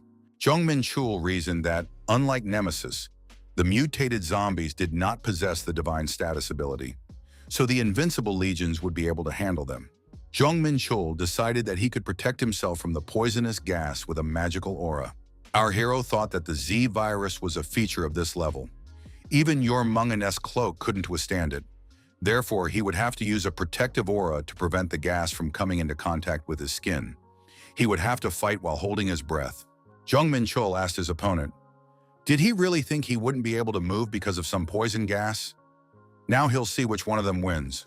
The mutant was attacked, and screaming, was forced to retreat to a safe zone. Jong Menchul told the monster to shut up. There was no need to scream like that. Our hero activated the White Silver Moonblade and the Thunderous Rift Sword. The 8th core was destroyed. The boy understood that the more cores were destroyed, the more poisonous gas would escape. If he stood still, he could hold his breath for as long as he wanted. However, the gas was getting thicker and thicker. He had to keep moving, so his energy expenditure was enormous.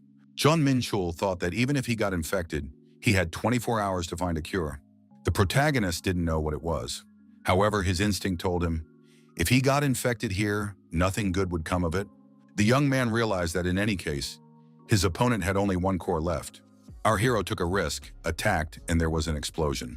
The boy thought that this was truly the end. All the cores had been destroyed. The monster screamed loudly and began emitting poisonous gas. Perfect Nemesis used its final acceleration of infection. The rate of progression for all viruses within the area of effect increased 500-fold. Jong Menchul activated the power of gaze skill. The monster continued to scream loudly, and the concentration of the gas increased. Jong Menchul ordered the general to stop Perfect Nemesis immediately. The order was accepted.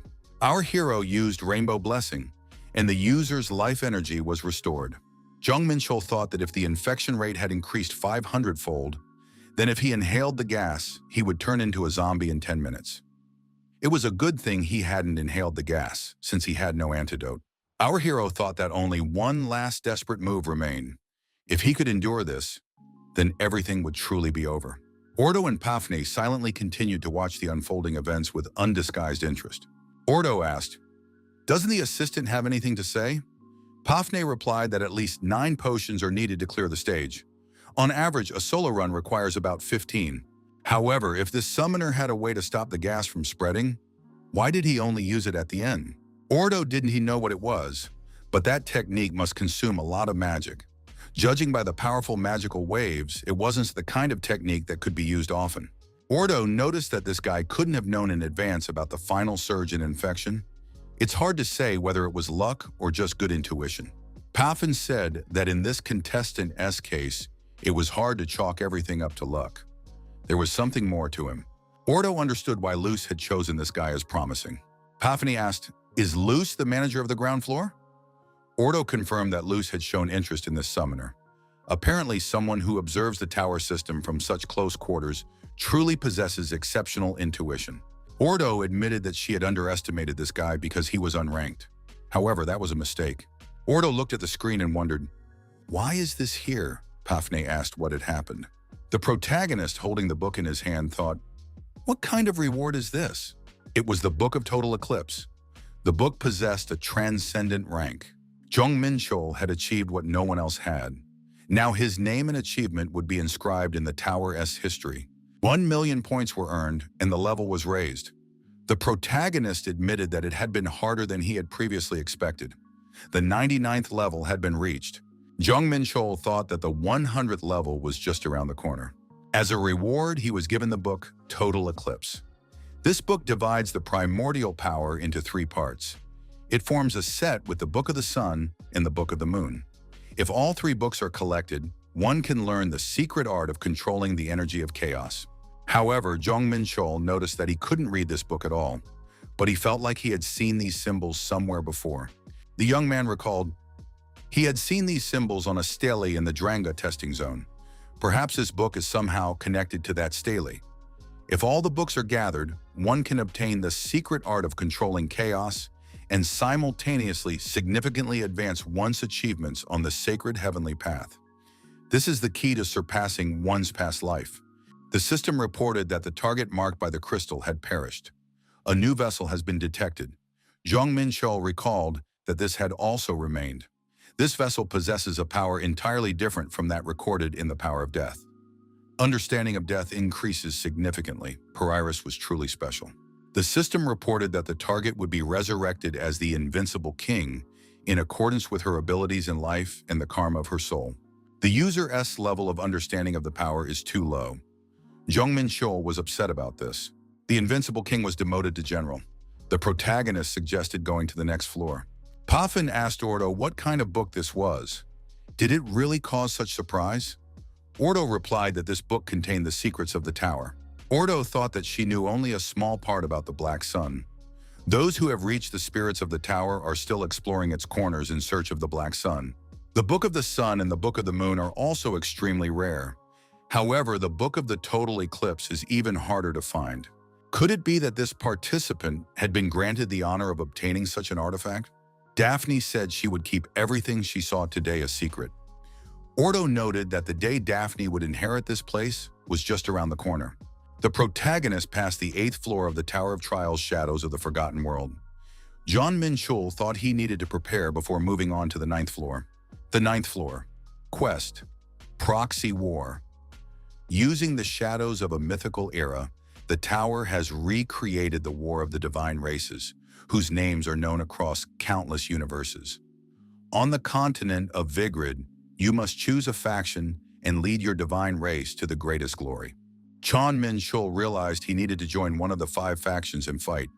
It is literally a proxy war in the name of the divine races. Our hero decided this would be interesting.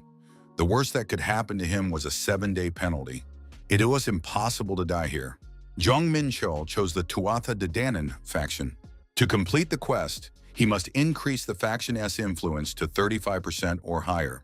This place resembled a medieval city. A beast ran up to our hero.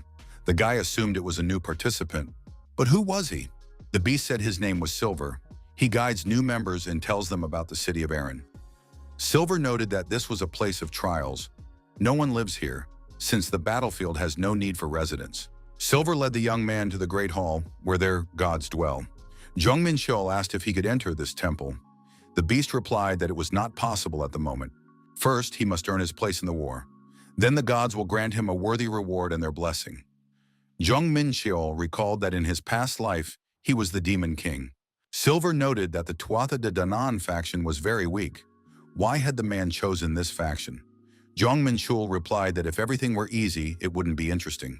Silver surmised that there was another unusual participant here. Vigrid's influence map was registered.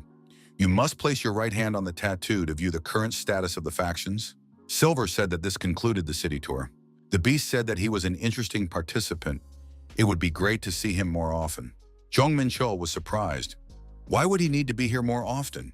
There aren't any flea rabbits running around here. The map feature turned out to be quite useful. It showed who was taking cover and where. The map immediately indicated where to go. A guard shouted that we needed to go inside the fortress walls. It was a 3rd-level Dandok fort, the Tuatha De Danann faction. The protagonist moved to Dandok. Jong Menchul asked the knights, had they invaded enemy territory? Our hero suspected he had seen these guys somewhere before. A voice rang out from the fortress wall. The voice shouted, "Stand up!" The voice sounded familiar. Jong Menchul stepped closer and asked if they too belonged to this faction. They were twins from the Rezigal von Chaos community. Cloud was also surprised when she saw Jong Menchul. Nodes Dalord also expressed some surprise. Cloud asked why this man had joined a faction that was on the verge of collapse. Jong Menchul replied, because it's collapsing. The girl noticed that this guy thought the same way she did. Jong Menchul suggested that everything was going exactly as Cloud had planned. Nodes added that they were barely holding them back. Jong Menchul asked where the enemy headquarters was. Nodes replied that the headquarters was at the main gate, where their camp was set up. Jong Menchul asked if Rezagul could buy them some time. The girl replied that they could hold off the onslaught even without this guy's help. The protagonist said he was counting on her and rushed forward. The girl shouted that there were several mages from MBS there. Jong Menchul realized that they wouldn't be able to win by simply defending themselves. Our hero made a decision to attack first. The squad commander shouted that the enemy was approaching. They needed to form a battle formation. Jong Menchul activated the chains of the Dark Star's Earth. The heavenly break of Kim Ji's chains was also used. The opponent said that this guy was a fool since he had rushed into battle for a doomed cause. What could this man possibly do against a large enemy army? The summoner said that the Lord of the Dead had returned. The dead were coming back to life as undead. The opponent was surprised. Could these really be undead? But until now, nothing had been known about this. The resurrected warriors rushed into the attack with loud cries. Jong Menchul thought that with Rezagul's clay soldiers in his invincible army, numerical superiority was now on their side. He had to seize the moment to quickly find the commander. The mages were astonished. Could some low-ranking mage really have defeated such a monster? The opponents were suddenly attacked.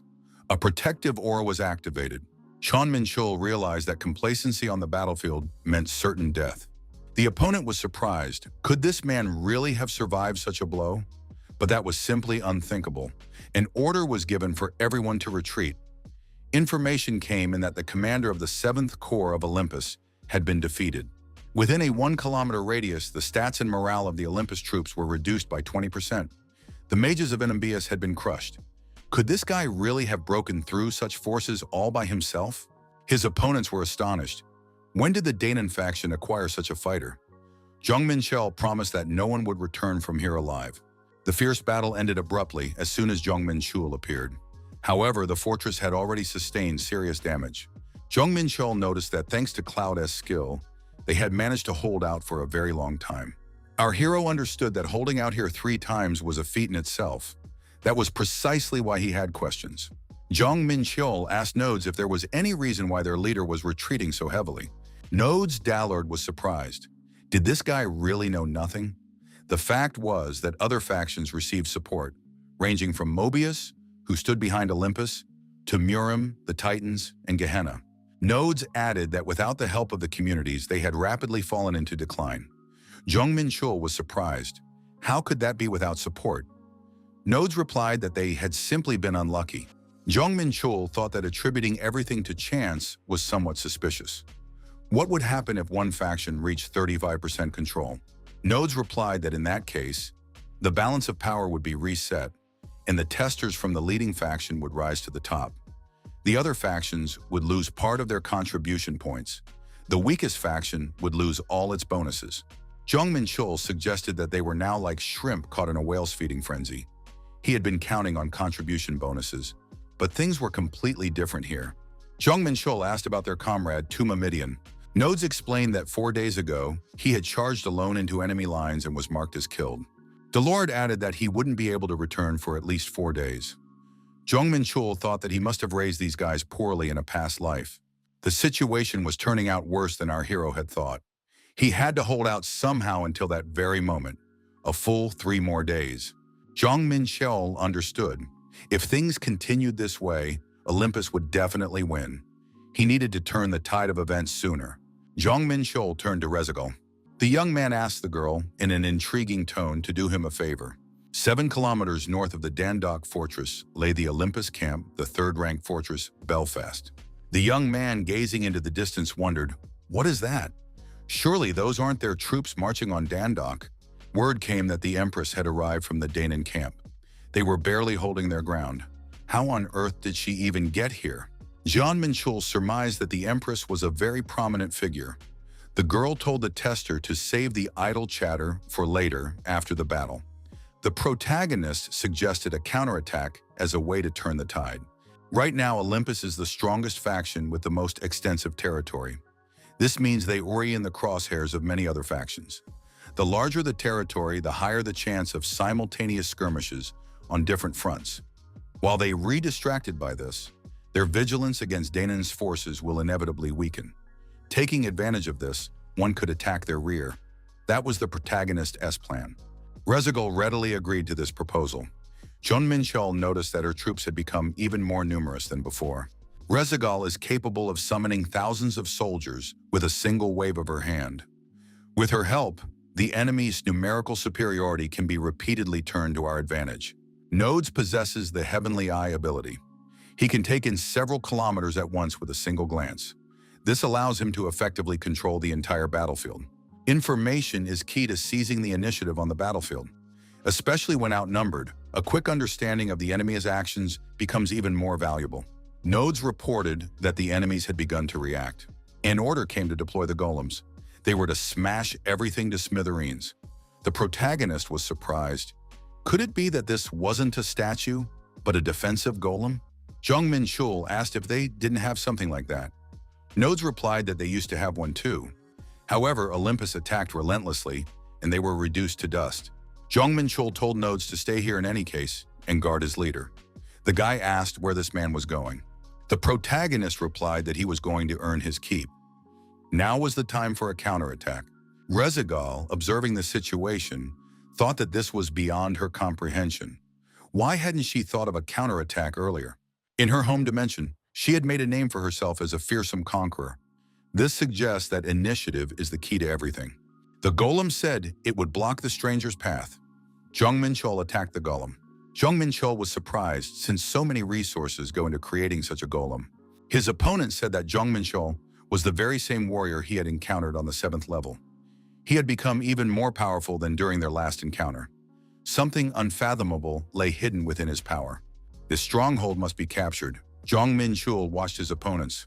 Rezagul wondered, where was the limit of this creature's capabilities? Was he truly unranked? Doubt overwhelmed her. One golem cost 100,000 contribution points and 10,000 strength points. That was by no means cheap. As soon as the defensive golem crumbled to dust, the scales tipped rapidly in Danan's favor. The Echariars swirled through the skies like a whirlwind, binding the Moebius mages. Rezagul's inexhaustible army of clay warriors rose up at once, crushing the walls. It was a triumphant counterattack. The third-rank fortress Belfast came under attack. Rezagul said they were in a bad spot. Jong Menchul asked what was wrong. The girl explained that there was no teleportation portal in this fortress. If there were a portal here, they could instantly summon reinforcements from other fortresses or the main camp. However, in places like Belfast, without a portal, troops have to make their way on foot. Rezagul added that they couldn't stay here for long, and this put them in a bind. Jong Menchul was surprised. Was that really a problem? The girl asked if the guy had a plan. The protagonist replied, if there's no portal here, then they'll simply capture another fortress, one that does have a portal. There was indeed a portal in the other fortress. The second-ranked fortress of Waterford was defeated. Rezagul hadn't expected that 2 fortresses could be conquered in a single day. Nodes admitted that this guy was too fast. For a reliable defense, a fortress with a portal was indeed vital to them. Jong Menchul told Nodes to scout the area. After a while, he reported that there wasn't a soul in sight. Waterford stretched along the coast and was protected by a mountain range from the front. This made it impregnable to enemies. The presence of a portal allowed them to establish at least a basic line of defense. The next target was identified, the first-ranked fortress of Galway. Jong Menchul noted that continuing the offensive now was too risky. At this stage, the priority was to regroup and secure supply lines. Forces were needed to hold the front. The warrior asked how things stood with Danan's troops. At the moment, they had only 5,000 fighters at their disposal.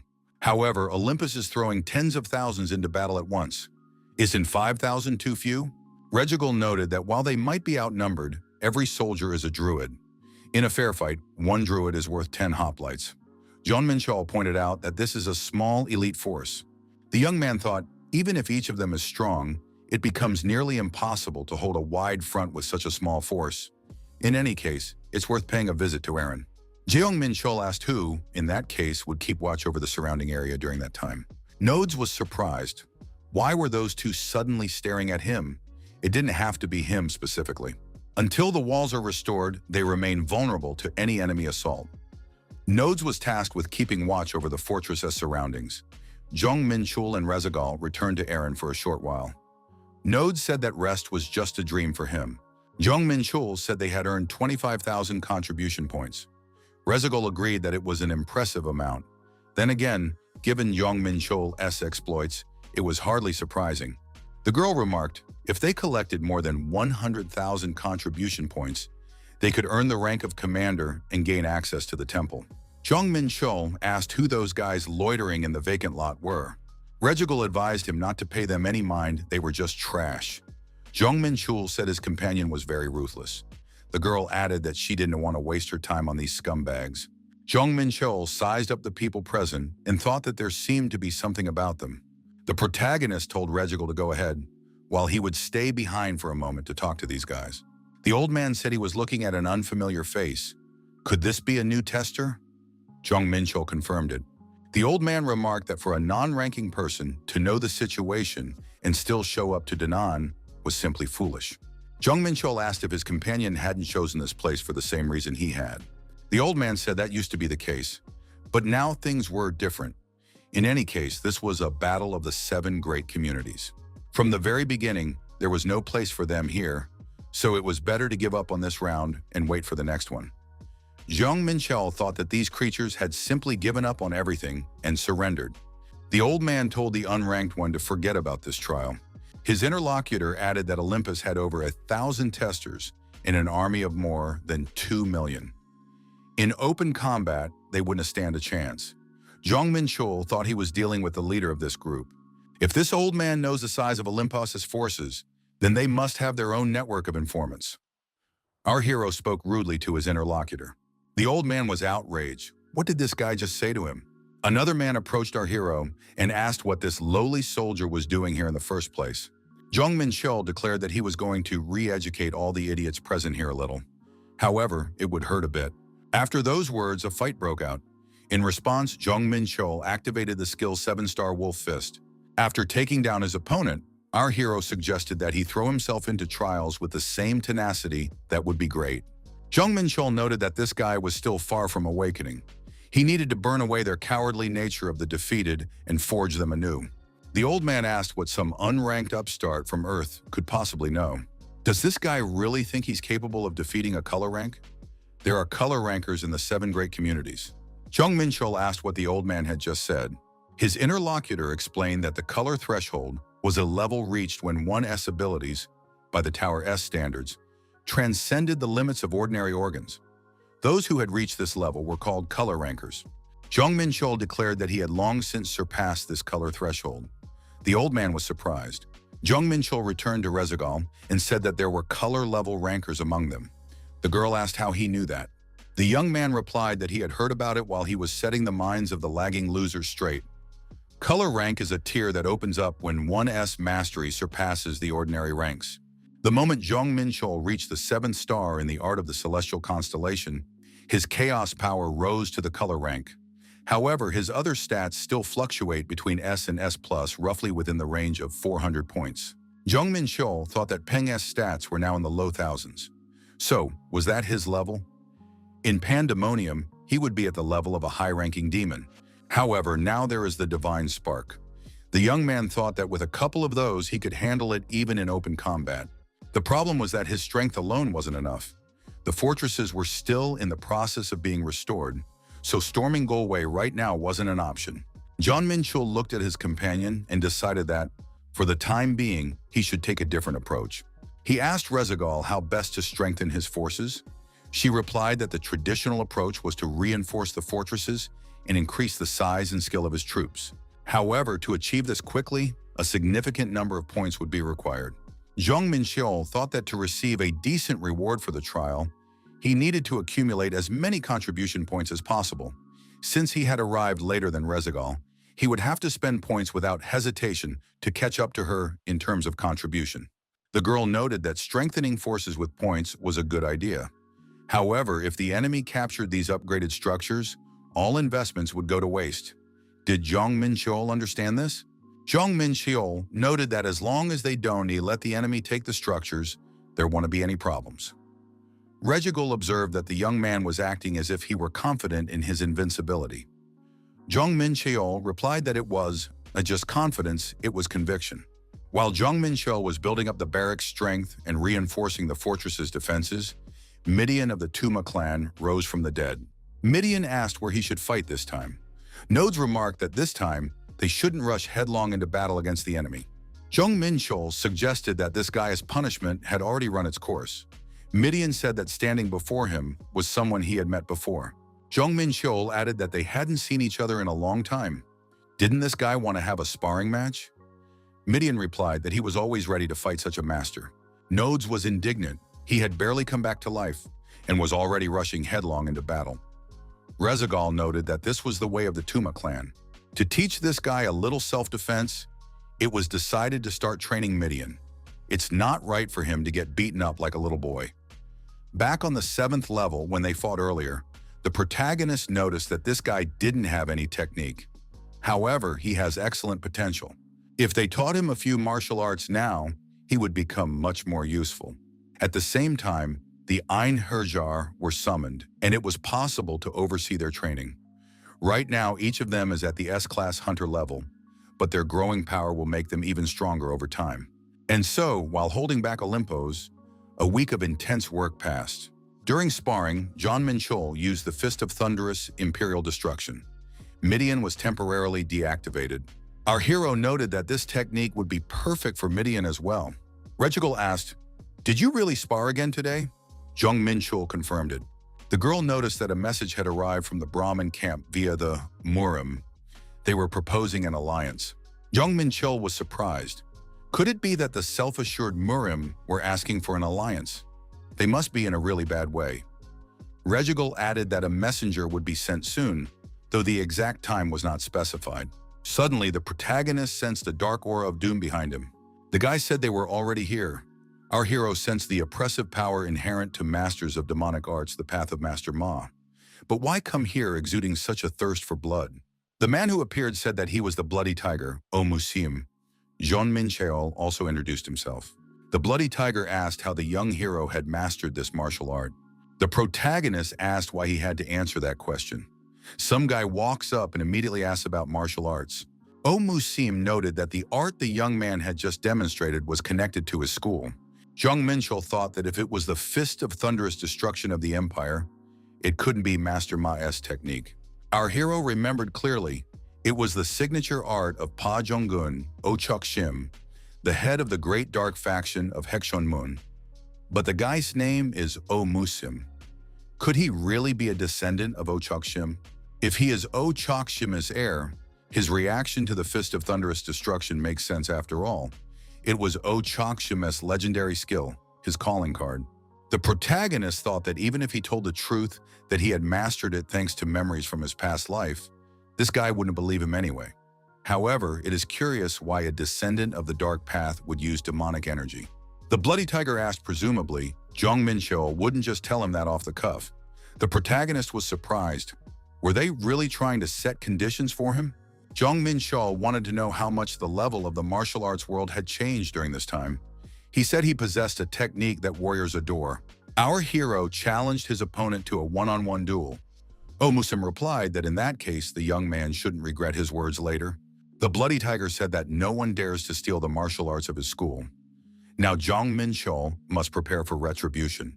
O Musim shouted that his opponent would now witness the true fist of imperial destruction, which he had perfected. Jong Menchul parried the attack. The Bloody Tiger remarked that this guy didn't have the strength to continue the conversation. He'd been showing off his skills, but now he'd paid the price. Jong Menchul thought that wasn't bad. His opponent's energy flow was smooth and pure. It had been a long time since he'd fought like this. It was quite exciting. O Musim shouted loudly and rushed into the attack again. Jong Menchul noticed that something was off here. Our hero decided that this guy's movements were increasingly blending with residual shadows. His Fist of Thunderous Imperial Destruction was supposed to be straightforward, without feints. Such confusing techniques were not part of his repertoire. The opponents closed the distance to within arm's reach. The Iron Mountain Strike skill was activated. The ground trembled beneath the Bloody Tiger's feet. A shock wave spread in all directions.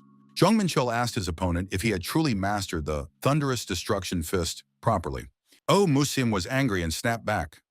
Jong Menchul remarked that what he had learned looked completely different. Oh Musim asked how this scoundrel dared to desecrate his fist of thunderous destruction. Jong Menchul was surprised. Why had this guy suddenly gotten so angry?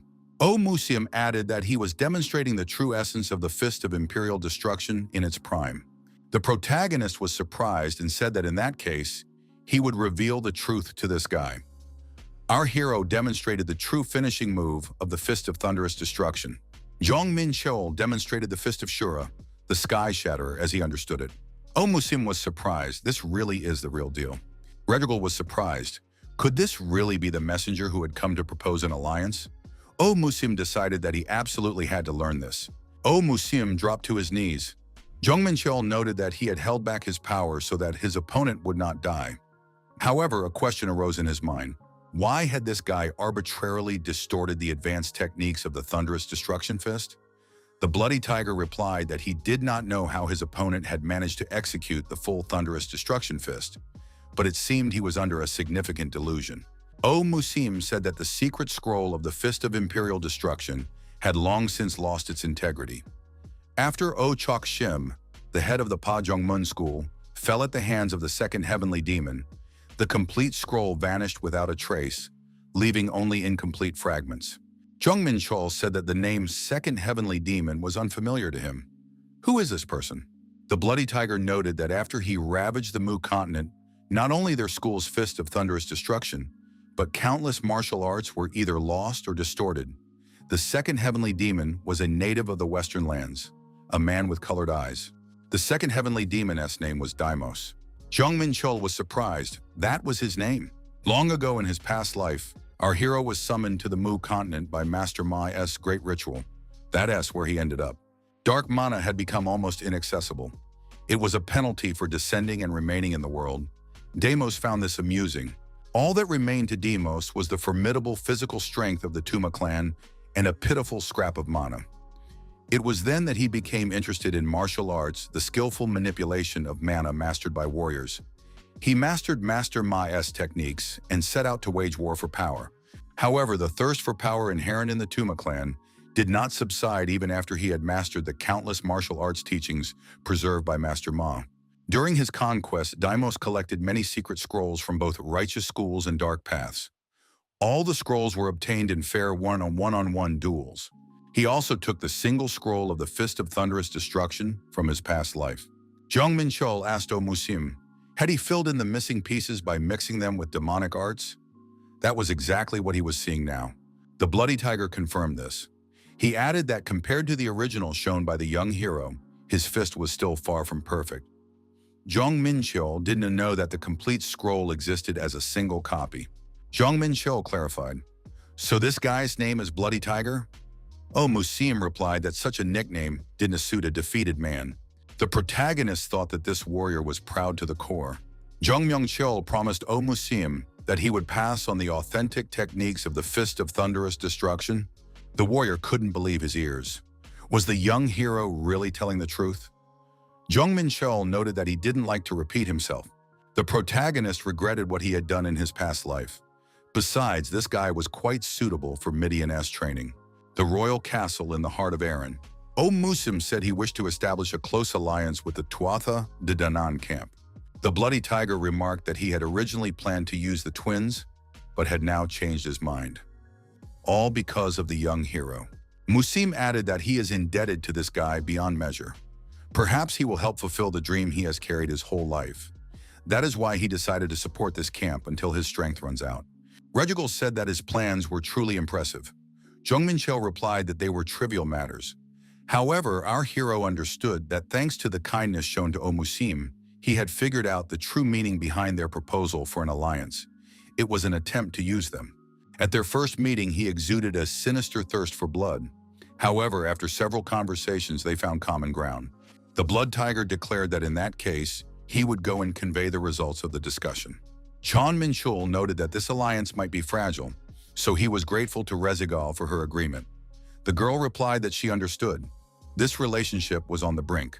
Regigal added that there is nothing more dangerous than hidden malice. It is better to keep them close and use them while it is advantageous. The protagonist remarked that he and the girl were on the same page. Thus, a temporary alliance was born, cemented by a common threat, Olympos. A few days passed. The new acquaintances met again. Musim arrived with others and announced that he had returned. The Blood Tiger announced that to strengthen the camp, he had brought several subordinates with him. Jong Menchul noted that at first glance, they were Hwakyung-level masters. Musim confirmed that they were both on the verge of Hwakyung. The Blood Tiger noted that there was one snag. Master Ma's warriors bow to strength. The young hero will have to defeat them to make them submit. Jong Menchul remarked that in that case, there was no choice. To save time, these men could attack him all at once. Musim, along with Master Ma's two warriors, turned against the young hero. As a result, 3 Hwakyung-level masters joined the protagonist's forces. The first fortress of Olympus is Golway. An order was given to hold back the enemies and prevent them from breaking through. The gates were breached. An order was given to form battle lines. The protagonist had pinned his hopes on the first-ranked fortress, but nothing much came of it. Jong Menchul was surprised. Why had everyone huddled together like chickens? Finally, the assault on the first-ranked fortress, Golway, began. Behind the fortress walls lay the fruits of generous investments in points.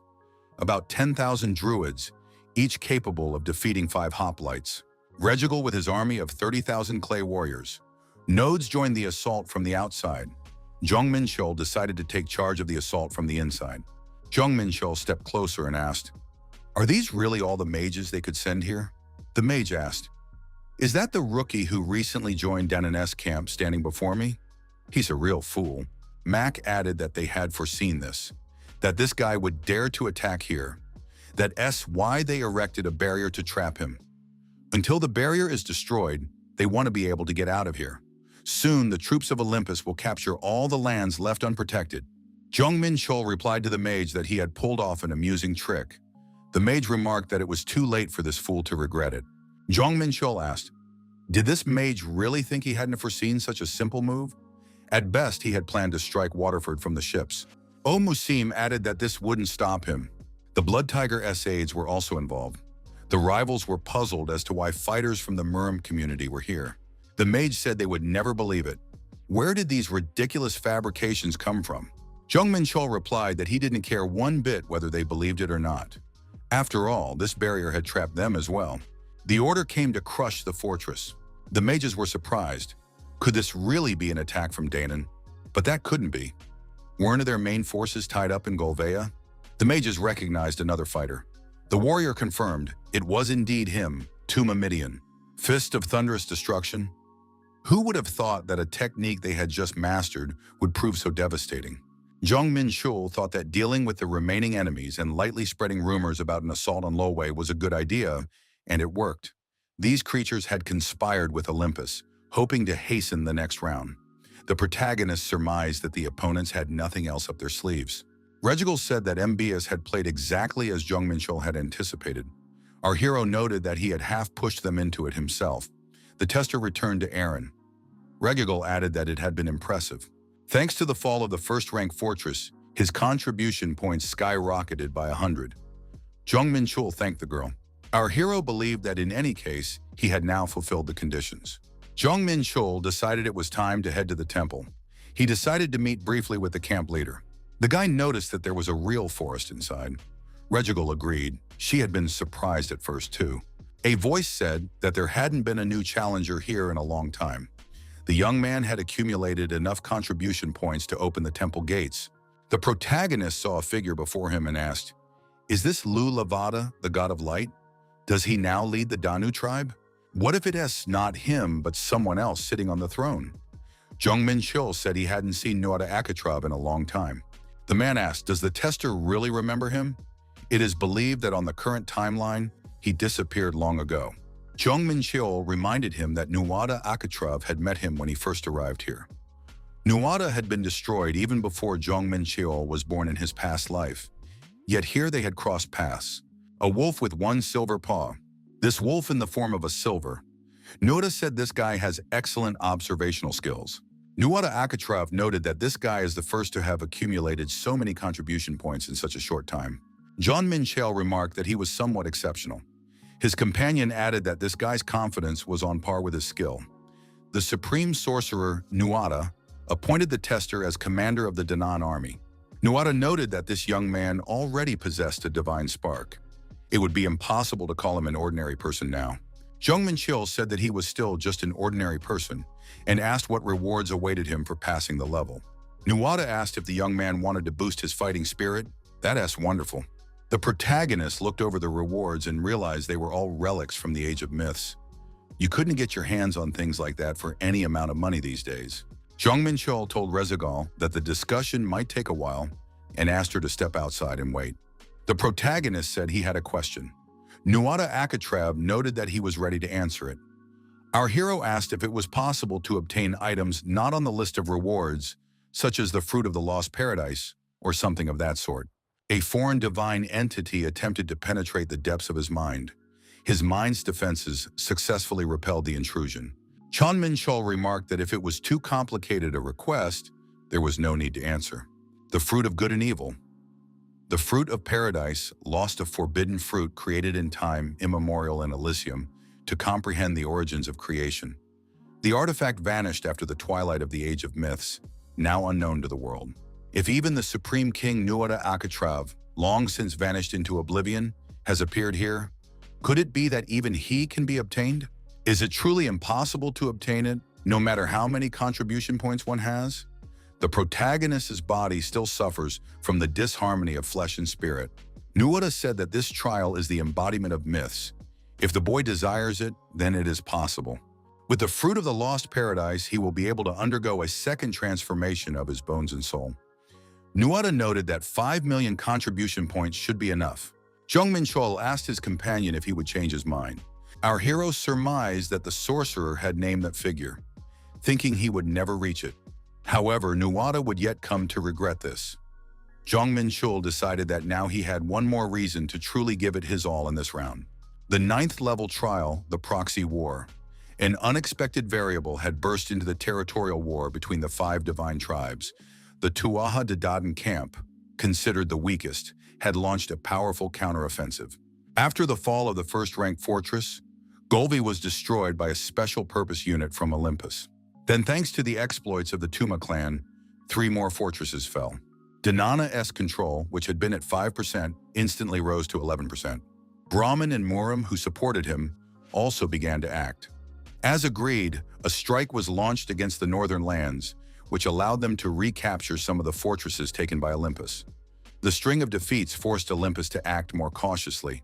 The god noticed that this undead creature had returned once again. Olympus' goddess of war, Athena, told Olympus' god of war, Ares, to stop. A thunderous voice commanded the two to stop. The visitor addressed the god of gods. He said that he stood before the ruler of all things, Zeus. The visitor introduced himself. He was a tester from the Olympus camp, sworn to Enrollment demon. Zeus told the tester that of late, the gifts had become significantly fewer. Damon replied that the Lord was right. He had come today because he needed the power of the Great Ones. Ares remarked that this undead creature always came with such requests. Zeus declared that if the tester brought a worthy sacrifice, he would bestow his power upon him. Zeus added that 1.5 million points would be enough. Demon thought, Zeus knows that for this amount one can buy a legendary rank artifact, and yet he demands it. But this is still within acceptable limits. The challenger told the Lord that he agreed. Zeus noted that this was a wise decision. Zeus turned to Ares, the god of war. He told Ares to take control of the battlefield. Ares replied that he accepted the will of the king of the gods. Damon noted that everything would be accomplished according to the will of the king of the gods. The protagonist thought that now the gods themselves had entered the game. Only the possessor of a divine spark is capable of standing against such a thing. Jong Menchul spread out a battle map on the table in front of him and studied it carefully. Our hero was investing points into captured fortresses, building up his troops and resources. However, the road ahead was still long. He needed to increase his control percentage. Olympus was now acting much more cautiously. Musim, answering a question, said that there was no news from Muram. Musim managed to combine his reinterpreted techniques with authentic moves. Having attained enlightenment, he ascended to the Hyongyong level, undergoing a transformation of his bones and soul. Musim said he wanted to swear allegiance to the great hero. wishing to repay him for saving his life. Jong Menchul told his follower that the guy with the tiger nose from Mudanpa was already figuring out how to get around them. Musim replied that all the old men from the righteous schools were the same. A master from Murim, hailing from the Mudanpa school, is plotting treachery as soon as the protagonist renounces Olympus and lets his guard down. According to rumors, this Tiger Nose-esque plans aren't going as he intended. Rezigal added that apparently Olympus has deployed additional forces against Brahman. Rezigal said she also wants to join this brave one. The girl at the border keeps getting into skirmishes with Olympus troops, and the protagonist takes turns with her in defeating them. Jong Menchul said she had done a splendid job and could take a seat here. The girl replied that this chair was somewhat beneath her. However, it would be rude to refuse the request, so she would sit down. Rezigal reported that Nodes had discovered something using the Heavenly Eye. An army of 300,000 hoplites and several testers was spotted moving southward across the continent, toward where they would encounter Brahma. Just in case, a reconnaissance mission was sent to the first-ranked fortress of Tuwe, located beyond Golve. The horizon in that area had indeed narrowed. Jong Menchul was surprised. Had they lost Golve, and were they now leaving Tebe unprotected as well? Having recaptured Golve, Jong Menchul opened a direct path to Olympus. Normally, a commander would have fortified Tuwe and increased the pressure on Danan's camp. Musim said there was no need to hesitate. They should leave forces in the central lands of Murim and strike directly at Olympus's main headquarters. Jong Menchul thought there was some sense in what the young man said. If they took Tebi, it would be easier to restore the Danan camp to its former strength. However, something was preventing the hero from making a decision. Rezigal said that Jong Menchul apparently shared her doubts. The protagonist admitted he didn't know what the catch was, but something didn't sit right with him. Rezigal asked what he was going to do. Jong Menchul remarked, "If you're invited to a feast, you can refuse." Rezigal asked, "Even if it is clearly a trap set by Olympus?" A squad of armed men approached the edge of the cliff. Nodes asked, "Is this really safe? If Olympus gets the better of us and strikes with all its might, what will we do then?" His sister said there was no need to worry. She had everything figured out. Right now, Brahman was already pressing Olympus. If they attacked Teva, Olympus's southern forces would be cut off from reinforcements from headquarters. Murim has nothing to lose either way.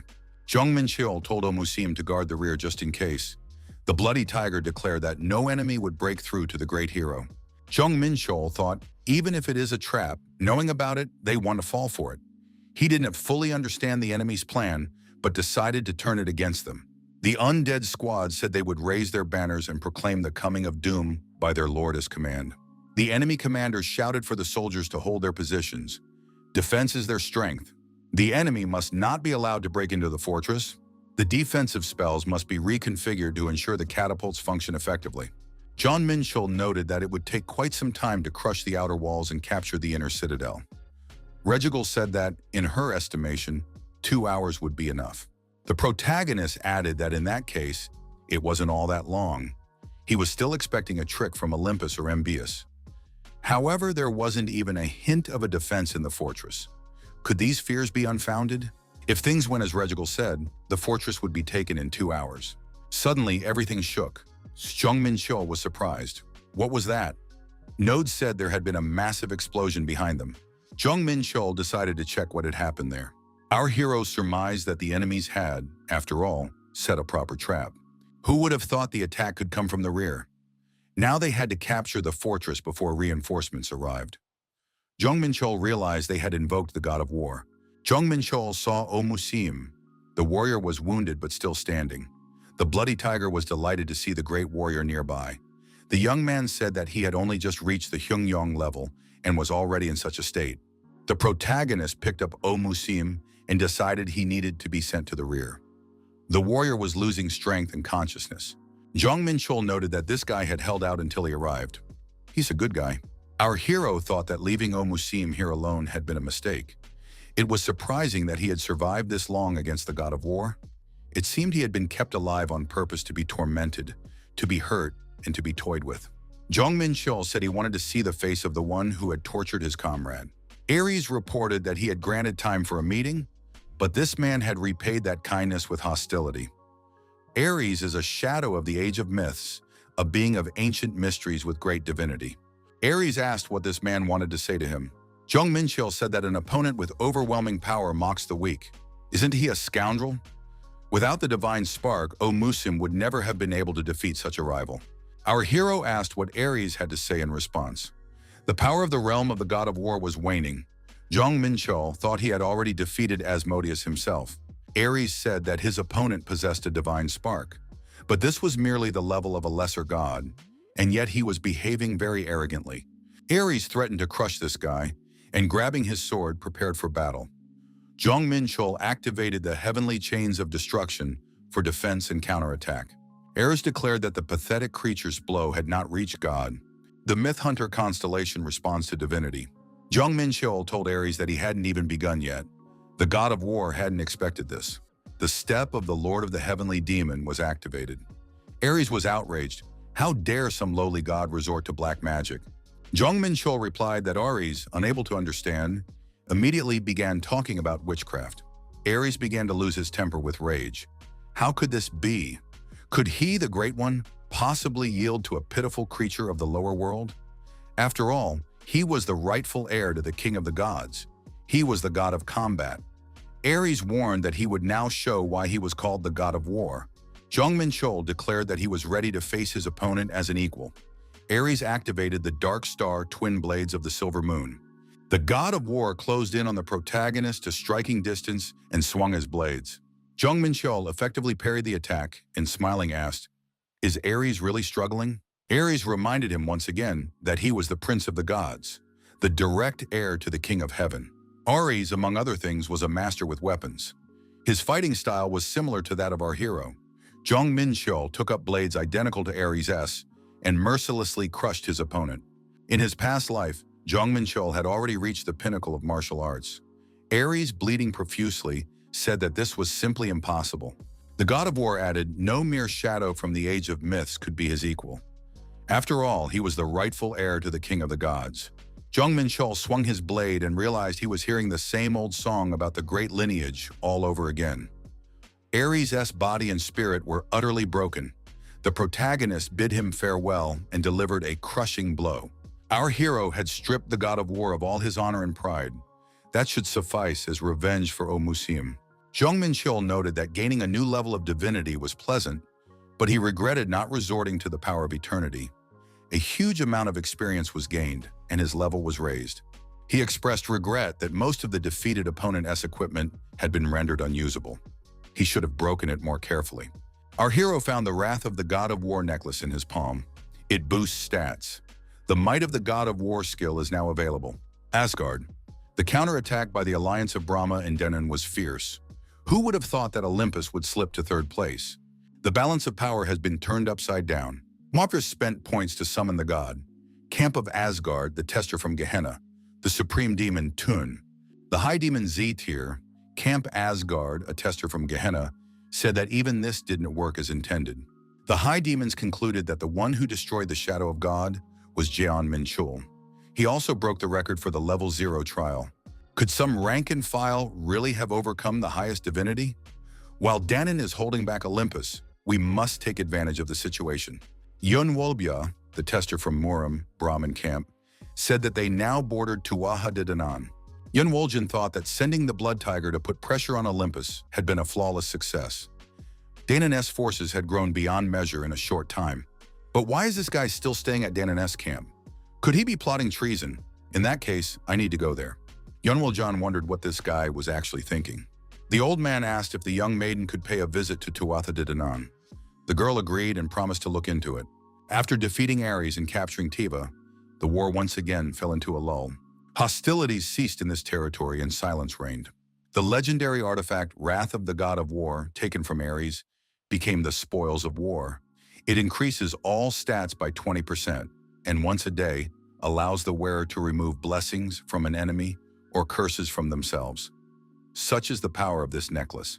After the battle for Tiva, Olympus changed its strategy. The mages of Mbeus employed teleportation and in small detachments began to press in on Danon's camp from all sides. The larger the territory, the more borders there were to defend. The defenders knew no rest, slipping through portals to repel the onslaught of Mbeus' sorcerers.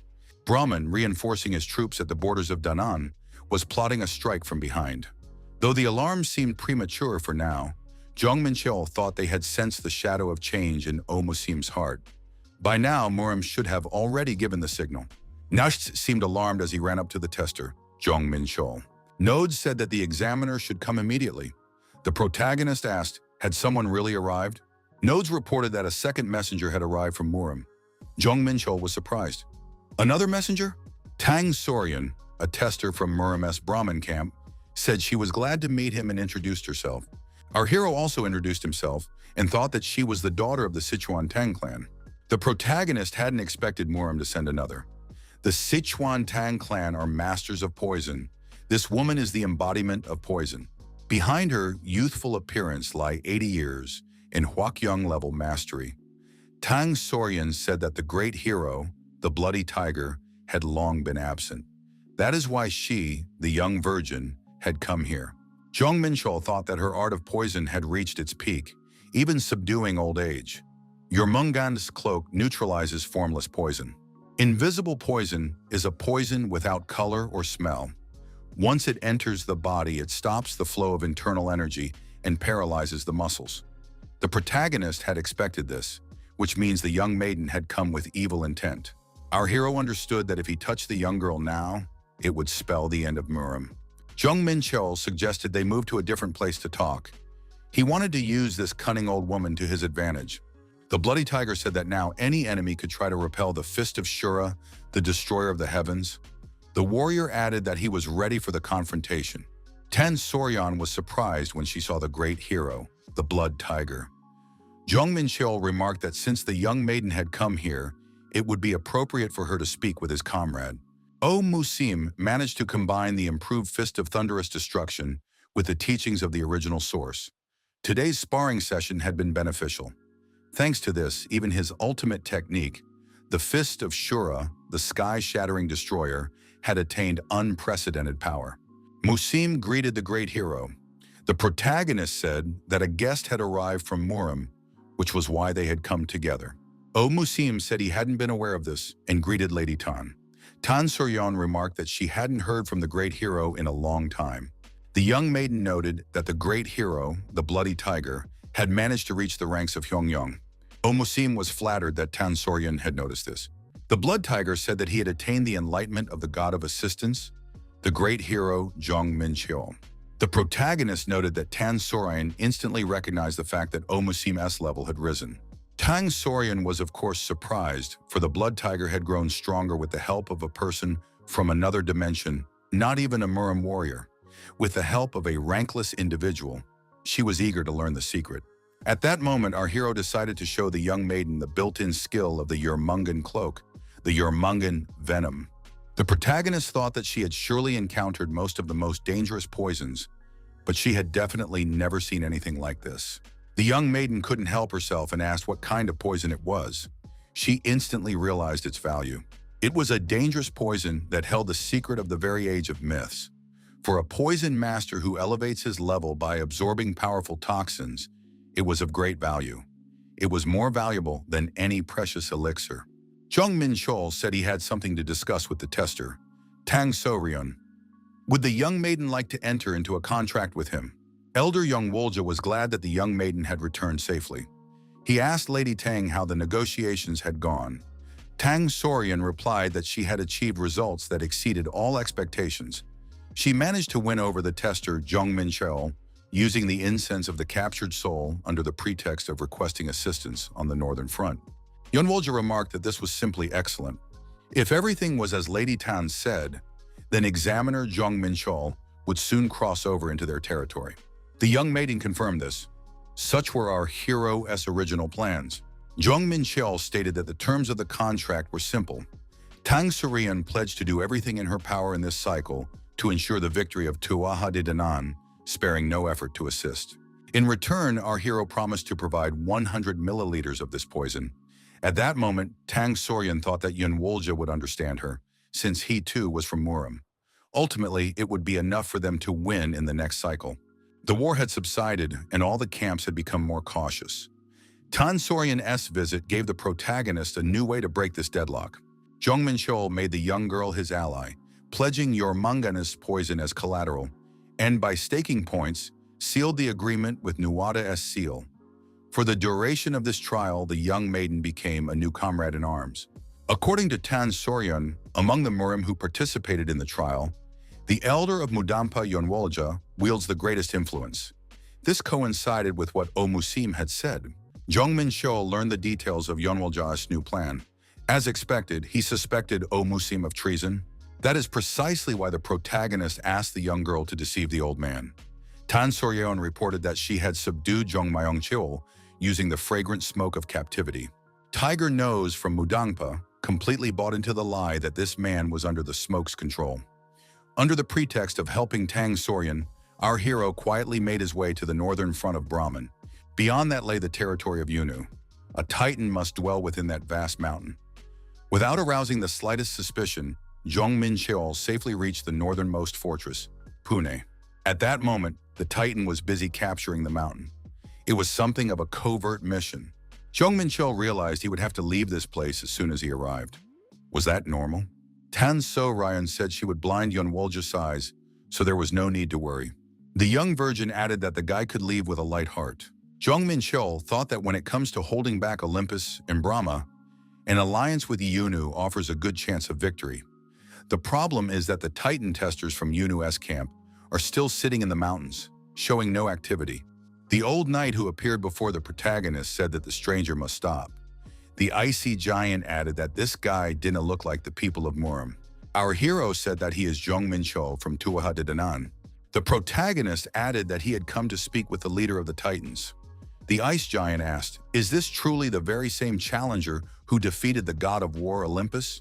The knight added that he was the Titans' field commander, the ice giant Polestark.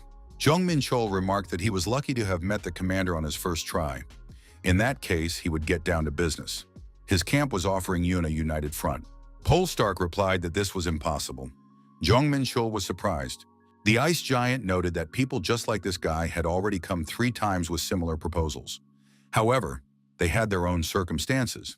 Polestark added that they had no intention of actively getting involved in this war. Jong Menchul could go back. Jong Menchul thought that Mdolbius, Gahana, and Murim had also tried to enlist the Titan support. They truly aren't seeking victory in this trial. Jong Menchul asked if the giant could give a reasonable reason for his refusal. Polestark replied that the answer lay at the summit of Mount Sagarma and suggested they go there together if the boy wanted to see everything with his own eyes. The ice giant said he was impressed that the boy could keep up with him. Jong Menchul replied that it was nothing, just a matter of course. Jong Menchul asked what exactly was up there. Polestark asked if his little friend had heard of the purpose behind the creation of the Titans. It was to restore lost divinity. Ice giants, Nephilim, Gigantes, Titans in the age of myths, various giants lived, and, ruling over the era, they created countless myths. However, it wasn't just the giants who created myths. The gods knew how to weave them as well. The giants, pushed aside by the gods, basked in the adoration of humans and gradually faded away. They lost almost all of their divinity.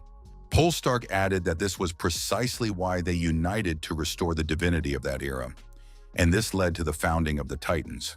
Later, while exploring the origins in the tower, they learned that something significant was hidden within the 9th level trial. This something rests atop Mount Sagarma, a source containing the wisdom of the progenitor Mimir. One of the greeters said that the commander had arrived early. Another asked, "Who is this guy trailing behind the ice giant?" Polestark replied that he was a guest from Tuatha Danann. The host noted that this was the first time Polestark had brought a guest this far. Mimir was a giant who ruled over wisdom. He was deceived by Odin and met a pitiful end. If they could obtain the source of his wisdom, it would become clear why the Titans do not seek to attempt the 9th level. Standing on the shore of the lake, Jong Menchul thought that this was unlikely to be the source of Mimir. Could it be hidden behind the gates visible beneath the water? Polestark said that they had fought for months, yet no one had been able to open those gates. Jong Menchul asked if, should he open those gates, they would be able to form an alliance. Polestark replied that in that case, they would support the young man in everything. The protagonist thought that since he had the eye of truth, it was worth a try. Perhaps he would find some kind of clue. Jong Menchul approached the gate. The giant said that his little friend wouldn't succeed. Our hero asked the giant not to forget his promises. The closer he got to the gates, the more clearly he felt the infinite space resonating with him. More precisely with the object he kept in the infinite space. It was the compass of the depths. It was the one resonating. The protagonist hadn't retrieved it from the second-level trial. Jong Menchul thought that the pearl in the shell might help him. The resonance reached such an amplitude that the gates opened. The protagonist couldn't even imagine that everything would happen so quickly. It was simple and perfect. Now he could look inside. Polestark was forced to admit that it was incredible. The ice giant couldn't help but ask how the guy had managed it. Jong Menchul replied honestly that he had simply tried and it had worked. These were the gates of the lake, which had resisted all the efforts of the Titan giants. The key to these gates turned out to be an item obtained in the second-level trial, a pearl kept by the compass of the depths. Behind the gates, as expected, lay the Mimorous spring. Jong Menchul took the source of Mimir with him and wondered if he should give it away. Polestark thanked his little friend and said that the gates that would fulfill their clan's cherished wish were finally open. The ice giant addressed the great progenitor Mimir. They had finally found a way to remove his sorrow. Jong Menchul pointed out that he hadn't yet promised to hand over Mimir's spring. Polestark was surprised. What did the man mean by that? Jong Menchul noted that the object turned out to be bound. It was a copy of the Fountain of Wisdom, containing the knowledge of the entire universe. The original was a relic from the Age of Myths. However, this version had been created by the Tower when recreating that era. Touching the waters of the spring, the hero summoned it to him. Jong Menchul, of course, hadn't expected such a turn of events. The young man thought that without him, the giants wouldn't have found this object at all. The waters of wisdom in this vessel cannot be drunk without the owner's will. This means that Jong Menchul can use it as bait to secure Danan's help. Polestark asked, didn't our young friend promise? He must hand over this item. Jong Menchul, recalling the promise, told the ice giant to think it over carefully. The protagonist reminded him that he had only promised to open the gate, nothing more. Jong Menchul assumed that the giants didn't need the spring and decided he could use it himself. Polestark told the boy to stop. The ice giant asked what they should do. For the sake of the spring, they were ready for anything. Jong Menchul pulled the bowl away from his lips and looked at the giants. The ice giant watched the young man tensely. What would he propose to them now? Jong Menchul said that if they were truly willing to do anything for the spring, then he was ready to discuss the details. Regigal was surprised. Could it be that the Titans had truly sided with Jong Menchul? The protagonist confirmed it. The girl asked if they were plotting a betrayal. Jong Menchul replied that there was nothing to worry about. He would only hand over the source once they had passed the trials.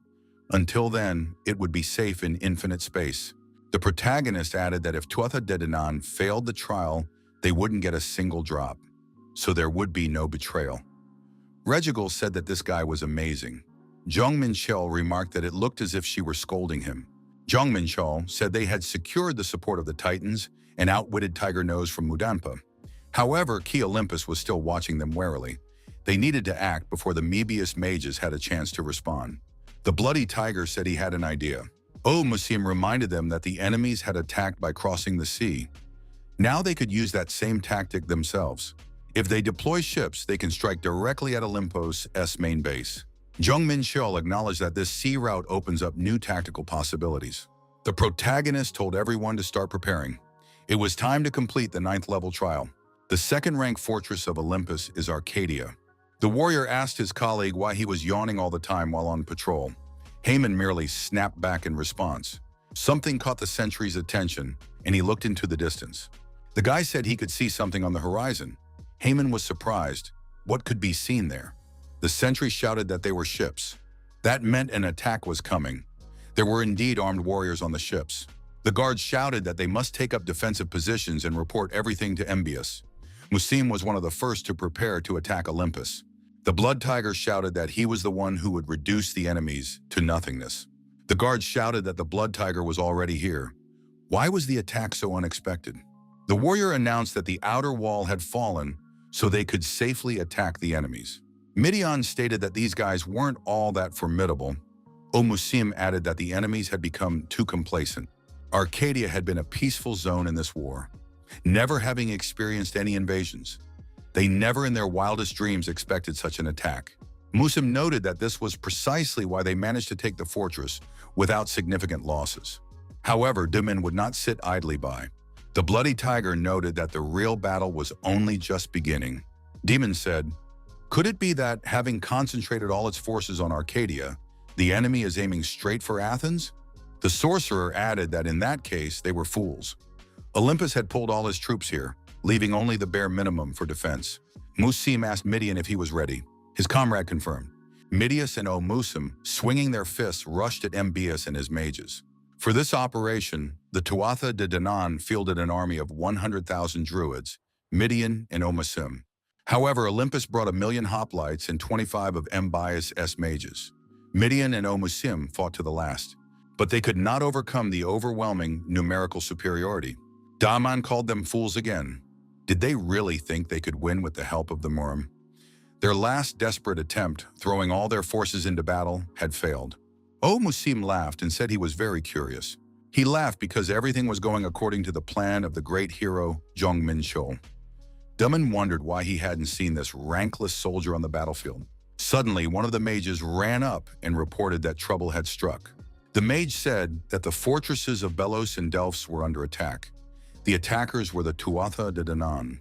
The ice giant said he understood everything. In this case, he had to help this undead. The undead general confirmed that this was indeed the case. It was the will of the Supreme. Polestar couldn't believe he had to obey the undead's orders. The ice giant remembered that if he helped, the source of Mimir would belong to him. Polestar decided that he would help as much as necessary. The warriors of Olympus saw the giants and shouted that they needed to contact the mages immediately.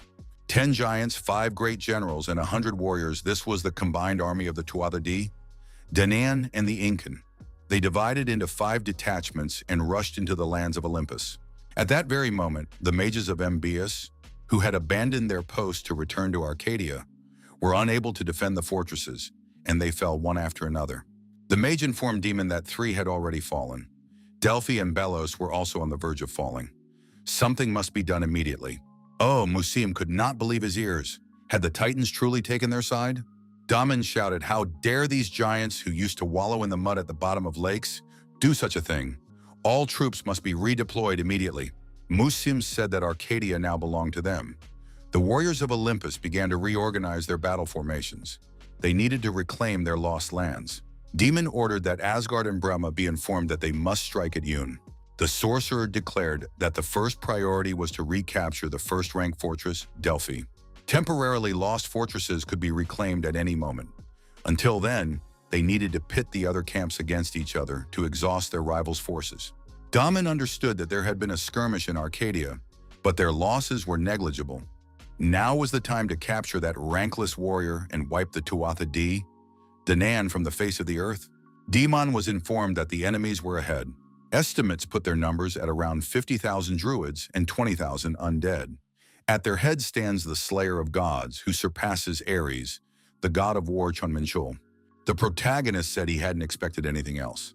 If Demon had decided to wage open war, then he was definitely following his plan. Jong Menchul asked how Rezagul was doing. The girl replied that she was fully prepared. The hero reminded them that the goal of this war was to buy time. Demon ordered the warriors of Olympus to advance immediately. The commander was informed that an ambush had appeared on the flank. The warriors of Tu. Mon thought, could it really be Empress Rezagul? She must be found immediately. A group of mages broke away from the main force. They were approaching using levitation. Jong Menchul thought that this was exactly what he had expected. They were aiming for the head. The mages searched the area. Rezagul must be somewhere here, but for some reason she is nowhere to be seen. They say there is someone in Danan's camp with a thousand-eyed gaze. They were probably monitoring every move. One of the mages was destroyed. The remaining ones realized it was an attack. But where was this attack on them coming from? Demon realized that Jong Menchul was behind it. He possesses divine power. The sorcerer thought that this guy was far from simple. If this continues, they will capture all the fortresses. They cannot allow themselves to be destroyed. Demon decided that he could not delay any longer. Something had to be done immediately. The shaman turned to the king of the gods and said he was ready to sacrifice everything he had. Demon looked up and added that he was offering all his merits and points as a gift. In return, he asked to be granted the power to turn the tide of this battle. Meanwhile, Jong Menchul continued to deal with the mages, destroying them one by one. Daemon saw the aura and realized that the divine power of Olympus was descending. Apollo, the Olympian god of the sun, announced that he had been compelled to enter this war.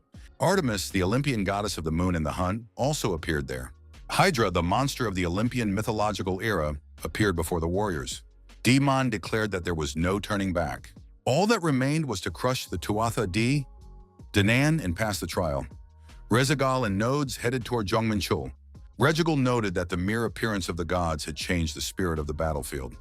If this continued, they would not be able to hold the front.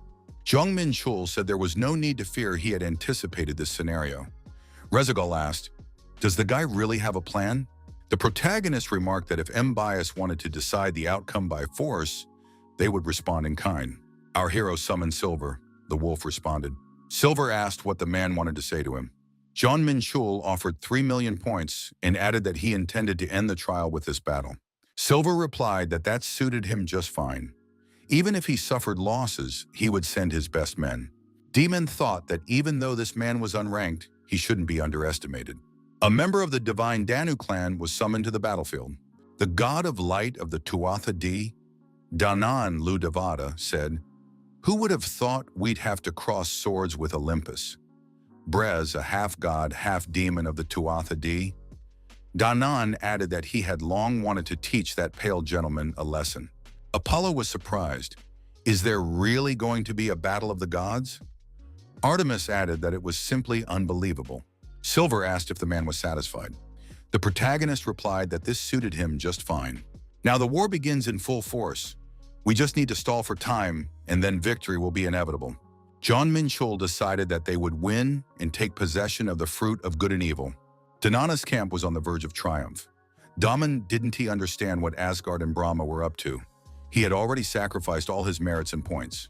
Daemon said that this rankless Jong Menchul was already here. You can fight him alone. Jong Menchul suddenly sensed a surge of cosmic energy. The dark cannon had been activated. He decided the situation might be quite serious. The young man gripped his sword more tightly.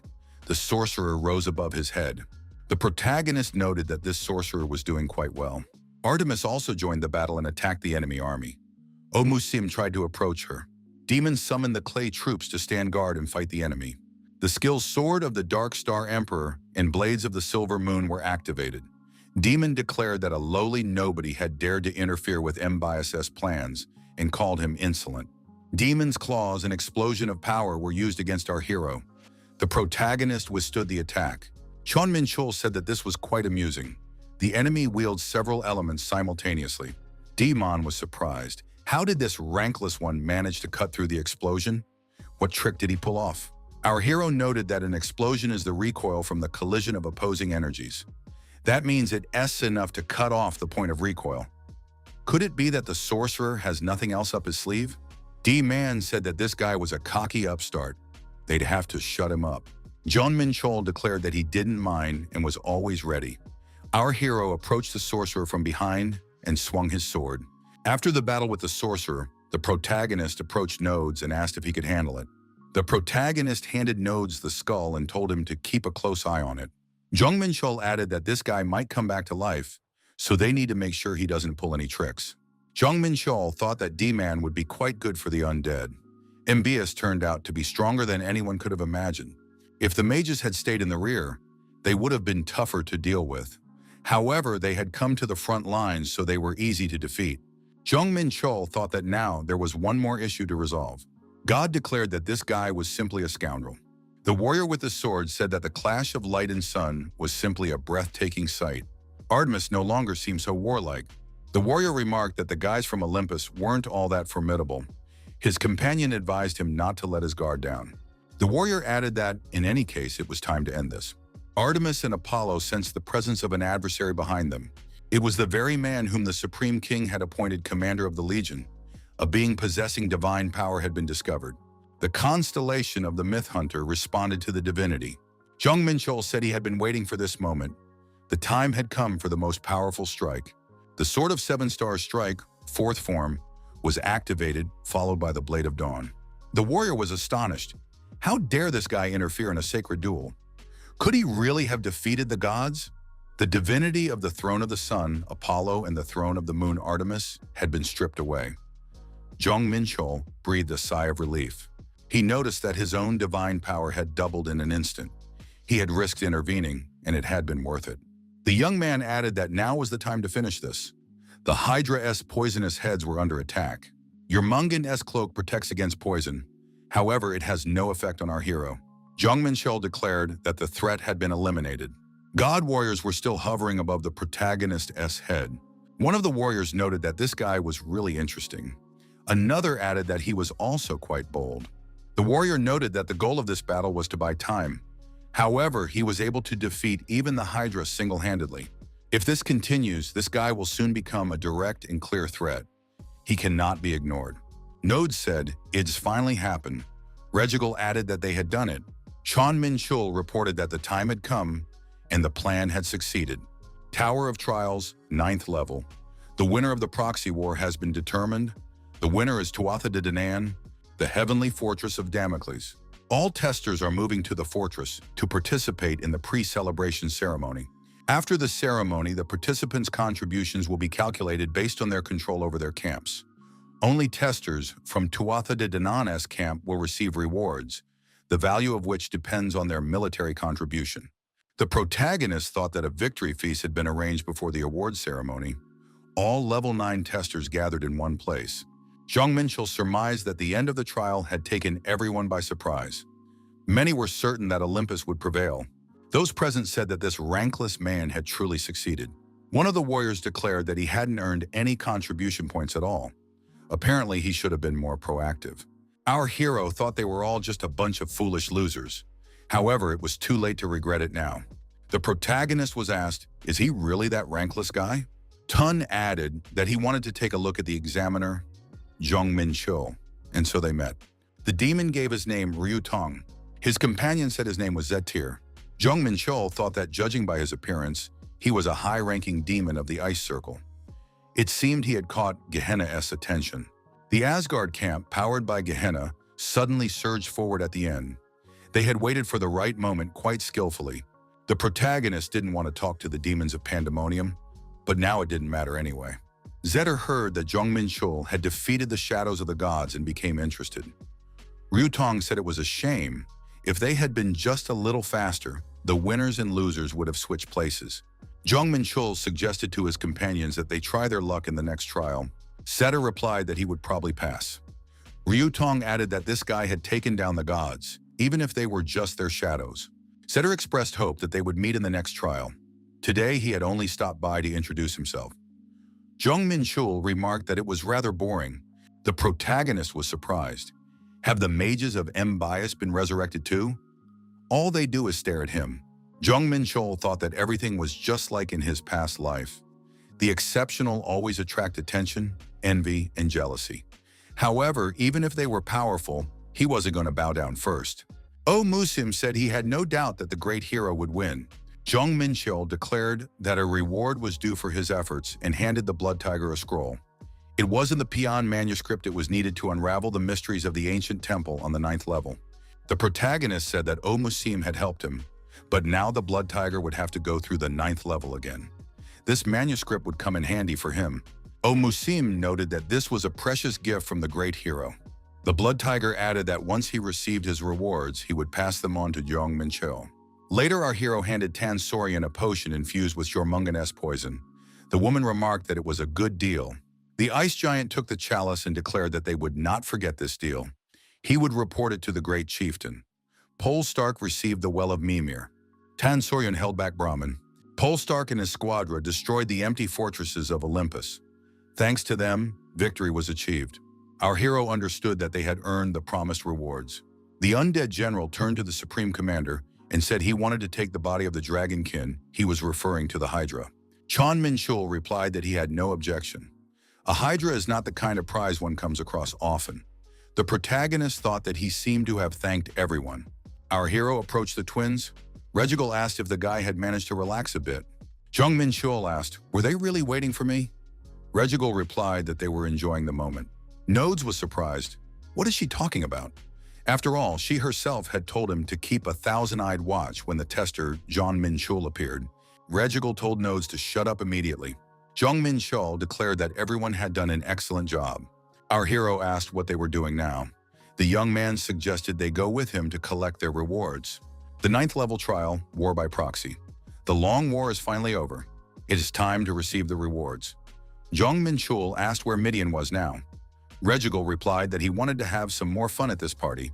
Jong Menchul recalled that in this trial, he had to fight the gods, Ares, Apollo, and Artemis. Just 3 gods. The young man regretted having to hold back his power, but still, if he had shown how he devours gods with destruction, all the gods from every camp could have become enemies. In any case, our hero had taken away quite a bit of divinity, so he could be satisfied with that. The protagonist advised Regigal to take the Crown of the World Tree as a reward. This artifact reduces mental energy consumption and would be ideal for someone commanding an army of 2 warriors. Regigal noted that Jong Menchul had provided them with invaluable assistance. She expressed her hope that they would meet again. The young people said their goodbyes and parted ways. Jong Menchul watched them leave. The protagonist thought there was only one thing left to do. He asked his companion, "You haven't forgotten our agreement, have you?" The man replied that he remembered everything. The man added that Jong Menchul's contribution to this trial amounted to over 5 million. The trial towers level 9. The proxy war trial has been completed. The reward for the feat was 1 million. Jong Menchul had made the largest contribution among all the testers. A feat had been accomplished that was beyond anyone else's reach.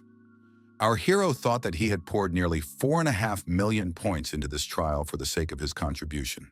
His companion hadn't expected it to turn out this way, but the agreement must be honored. The protagonist was presented with the promised reward.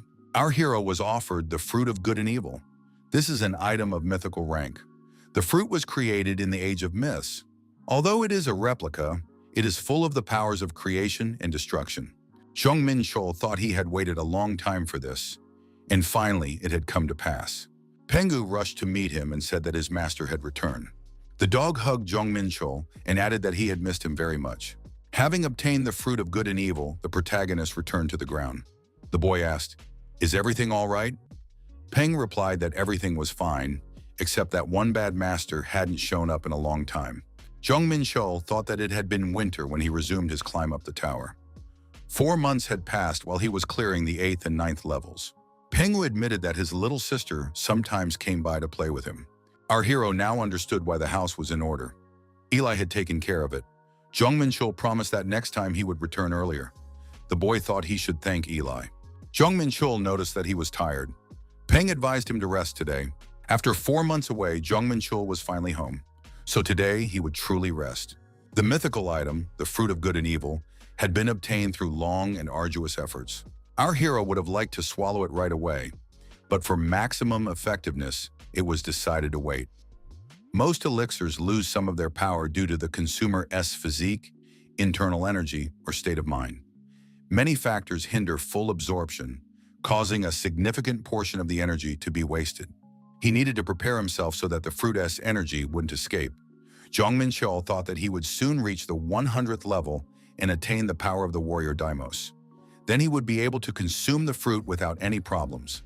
The next day, our hero was invited to count him. It was a new high-rise building right in the city center. Verdi asked what the gentleman had to say about this. This time, they had secured substantial investments and moved into the guild's new building. Jong Menchul asked how much money had been spent. Verdi added that it was all thanks to Mr. Jong Menchul's investments in the guild. People on the street began to recognize the hunter, Jong Menchul. Those present said he was their main sponsor. Both of Haiju's heroes stood shoulder to shoulder. Jong Menchul asked Verdi, "What are the heroes of Haiju?" Zionil replied that that's what people call him and the gentleman. Verdi reminded him that Jong Menchul had defeated Asmodeus in Haiju. It is believed that they did this together. Jong Menchul thought that in his past life, he had been a demon lord. It looked very awkward. Verdi added that thanks to Jong Menchul's support, they had already made it into the top 10 guilds, albeit in last place. Verdi added that they had even set up an exclusive training hall. Jong Menchul had to admit that the guild had indeed grown significantly. The protagonist asked if Verdi trusted him. The answer was yes. In that case, Jong Menchul suggested that Zionel put his life on the line. Our hero added that he would make this guy stronger. Jong Menchul noted that the ritual they were about to perform was called forced evolution. Verdi said he had never heard of such a thing. Jong Menchul replied that this was natural, almost no one knew about such a ritual. Verdi was currently a mid-ranked demon. The demons they encountered at the banquet were high-ranked demons. The mages of M-Bias wielded aristocratic-level magic. Verdi needed to become much stronger. Jong Menchul placed his hand on Verdi's back as he sat there and said he was beginning. Forced evolution is a ritual available only to direct subordinates. It allows the divinity bestowed from above to merge with the soul, forcibly adjusting their sizes to match each other. Verdi had attained the status of an apostle and received mid-level divinity, but he had been unable to fully assimilate it. Jong Menchul told Verdi to be patient. It was decided to expand the scale of his soul so that he could accept the divinity. For a warrior, this is like a rebirth of flesh and bone, imposed by an outside will. The feelings one experiences when someone alters your very essence are hardly pleasant. The soul had been successfully expanded. All that remained was to rebuild the body. From there on, everything depended on Verdi himself. As expected, this guy adapts quickly. Jong Menchul asked, "How does it feel?" Verdi replied that he had received great mercy from the master. A distinctive feature of the higher races was that as the soul grew, so did the energy the body could contain. The protagonist thought that at this level, Verdi was already practically an aristocrat. Verdi declared that from now on he would devote this life without hesitation to serving the master. Jong Menchul said that this was not the end. Our hero added that Verdi must now get up and prepare for sparring. Sparring is necessary to master the use of power. Verdi was gradually getting used to his enhanced physical abilities. The apostle declared that it wouldn't be so easy to knock him down now. Jong Menchul acknowledged that Verdi's endurance had indeed increased. However, enough with the grand words. Our hero declared that was enough for today. Verdi agreed. Peng asked the host, "Are they going home?" The young man said they still needed to stop by somewhere else. Jong Menchul asked Verdi, "Where's the shower?" The protagonist wanted to thank someone else. The girl smiled at the freelance hunter Jong Menchul and said that first he had stopped by the Demonic Guild, and now he had come to see them. Eli warned that from now on she would be very busy. Eli was delighted when she saw Peng. For a while, no one paid any attention to Jong Menchul. Eli asked if Pengu had come because he missed his little sister. The dog nodded affirmatively because she was 100 times better than this grumpy master. Eli agreed with him. After all, there was no point dealing with an ignoramus who kept Lenny waiting. Jong Menchul said that in that case he apologized. Was Eli really offended? The young man apologized for stopping by to see Guildmaster Chang Yun-Su. Next time after the tower, he would head straight here. Eli said she agreed, as long as the young man kept his word. Jong Menchul asked how she was doing. Since she became the branch manager, she probably had much less free time, right? Eli confirmed this. The protagonist thanked her for looking after Peng while he was away. Eli noted that the dog had been very lonely and needed more attention. Eli recalled that several people had been looking for Jong Menchul. Director Linswood and other representatives from the Vanaheim embassy. Jong Menchul was surprised. Why would they need me? Eli asked, should we set up a meeting? Jong Menchul replied that there was no need for that yet. The director told Eli to arrange a trip for him to Huanghai. Jong Menchul noted that the recovery there wasn't going too smoothly. If he showed up, Interstellar Union stock prices would skyrocket. Eli told Jong Menchul not to pretend to be thinking. She could see right through him. Eli noted that the branch had received an order for reconstruction supplies, so she needed to go north as well. In that case, she would arrange the schedule accordingly. Jong Menchul handed her a piece of paper and asked her to get the items on the list for him. The list was long. The young man asked how Martin was doing. Eli replied that he was busy all the time, often meeting with the Union's top brass. He'd become responsible for the land, so now he was nowhere to be seen. The protagonist suggested they have dinner together. Eli apologized and said she couldn't make it today. She had a lot on her plate, but they could meet another time. In that case, Jong Menchul suggested that she make time for him next time. He realized he had kept her too long. Leaving the office, Jong Menchul thought that Eli had become very businesslike. Now it wouldn't be so easy for them to meet. The next day arrived at Tonal Bridge.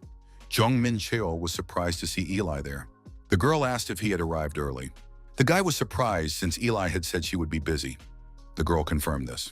She added that they were supplying materials for the restoration of Huanghe, and that they were also building a new store in Heiju. Today happened to be the day the supplies were being shipped, so she decided to check on how things were going. So the protagonist set off for Huanghe with Eli in an interstellar Union vehicle. The landscape beyond the Thonol Bridge had changed drastically over the past few months. After passing Kaesong, they were attacked by swarms of monsters from time to time. However, the experience points for each one were negligible. All the monsters were easily destroyed by the protagonist. The hunters said that this was the power of the one they called the hero of Haiju. It was even cooler than what they had heard in stories. Several days passed in this manner. Soon, Jong Menchul arrived in Haiju. He was impressed by the changes. Could all these buildings really be built by Rarest company? Director Linswood had really hit the jackpot this time. Jong Menchul told his companion that he was truly very impressed. Eli replied that he had an amazing business acumen. Jong Menchul declared that it was time to take action. Eli asked where he was going. The young man replied that he wanted to visit an older friend. The young people were extremely surprised when they saw this man. To get a handle on the situation, the protagonist met with Kim Bo-seong. The master said that the hero of Haiju had finally returned. Kim Bo-seong asked why his younger comrade had come to Manhwa. The protagonist thought that this guy was, as always, cheerful and lively. Jong Menchul said he had come to hunt and to help out if needed. Kim Bo-seong admitted that they did indeed have problems. Remnants of the military junta are conducting guerrilla operations not far from the northern capital. They are trying to make contact with other military groups beyond its borders. Jong Menchul now understood why Bo-seong had greeted him so heatedly. The protagonist surmised that Linswood, having invested a lot of money here, had staked everything on this restoration. Jong Menchul declared that he would help sort things out. Jong Menchul asked Phoenix if he had ever missed a shot. The answer was no. Our hero began clearing out monster nests in the Hwangado area. If he extracted the core of the gate and cleared out the monsters, the remnants of the military group would be trapped. Jong Menchul decided that in the meantime, he would gain some experience. Two birds with one stone. Monsters still remained in the wastelands. For destroying a single nest, our hero gained over 1% experience. The leader was informed that a cluster of harpies had been spotted 12 kilometers from here. Jong Menchul ordered them to move there. Sometimes our hero stumbled upon the remnants of a military group. However, upon seeing him, these people immediately fled. Jong Menchul didn't waste time chasing them, but he marked their positions on the map. Right now, it was more important for the guy to gain experience than to wipe out these soldiers. The protagonist decided to leave the cleanup of the remnants to Kim Bo-seong. And so the days of hunting monsters and extracting cores continued. On the fourth day, his level was raised. Our hero had finally reached his long-awaited goal level 100. Searching for traces of the soul awakens the power sealed within the hero. The power Unbreakable has been obtained. The user embodies the energies of light and darkness. The power of unbreakability transforms into the power of Absolute Physique. Absolute Physique is a new power based on the unbreakability of the Archon of Deimos. The form of the power changes depending on the user's will. As expected, our hero has inherited the power of Deimos. Moreover, under the influence of the power of the celestial constellation, it has taken on a new form. Now there is complete protection against mental attacks. The body remains in optimal condition, no matter what wounds are inflicted. 20% of the damage from each strike is converted into life force. Even when releasing a massive amount of energy, our hero will not die and will withstand everything.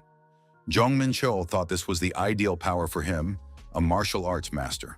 The new form is Transformation, one of the abilities of the 7 archangels who rule Elysium. Sandalphon uses it. This power allows the user to endow their body and equipment with any properties at will. It consumes 150 units of sacred energy. The body is imbued with the fire attribute. Strength increases by 1/3. The fire attribute plus strength enhancement. There are also additional effects depending on the attribute. With this, our hero can freely handle any situation. To master the power, Jong Menchul spent 3 consecutive days clearing gate cores and monsters in the Hwangado area, after which he returned. Kim Bo-seong said that thanks to the reduction in the number of monsters, it had become much easier to track the movements of the remnants of the military faction. Moreover, the association had completed preparations to destroy the enemy's remnants. Kim Bo-seong thanked his talented junior colleague, who had efficiently organized everything. The Dark Moon Guild master lamented that he couldn't join them. Jong Menchul remarked that they would manage just fine without him. He would be happy to hear about how they celebrated their victory. The protagonist thought that the Dark Moon Guild master, Yeon-jung, possessed the skill Thousand-Eyed Gaze. The remnants of the factions would not be able to escape his gaze.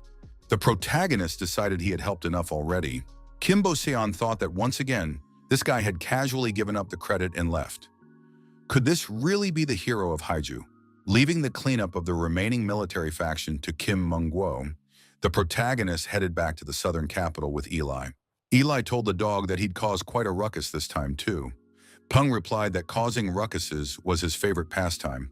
Jong Menchul asked Eli when the items he had requested would be ready. The girl replied that a report had just come in saying they had arrived. Jong Menchul could pick them up. Jong Menchul reminded her that Eli had promised to have everything ready by the time he returned, and that's exactly what happened, just as one would expect from a reliable partner. Eli noticed that it sounded as if Jong Menchul had read those words from a postcard. On the way back, monsters were still roaming the old Chorwan district. Jong Menchul didn't miss the chance to deal with them. Then the young people returned safely. Jong Menchul ordered that no one be allowed in from that moment on. Pengu asked what had happened. Our hero decided that the long-awaited moment had arrived. The protagonist declared that an important ritual must now be performed. Using the elder mana crystals and catalysts, a magical sealing barrier was created. The magical sealing barrier creates a protective barrier that prevents mana from leaking out. Using the highest quality materials that Eli had managed to obtain, the protagonist created 5 auxiliary elixirs to stabilize the flow of mana within the body. The elixirs were useful, but they tasted absolutely awful. Jong Menchul did everything he could. Now there was only one thing left: the reward obtained with incredible effort on the 9th level, the fruit of good and evil. Our hero's entire hope rested on it. In this case, there was only one chance. He had to absorb all of this immense energy. Jong Menchul thought that this was the energy that made the body burn from within. Now the hardest part began. The fruit of good and evil contains 2 opposing energies. First, he had to carefully unfold his chaotic aura to gently make contact with this force.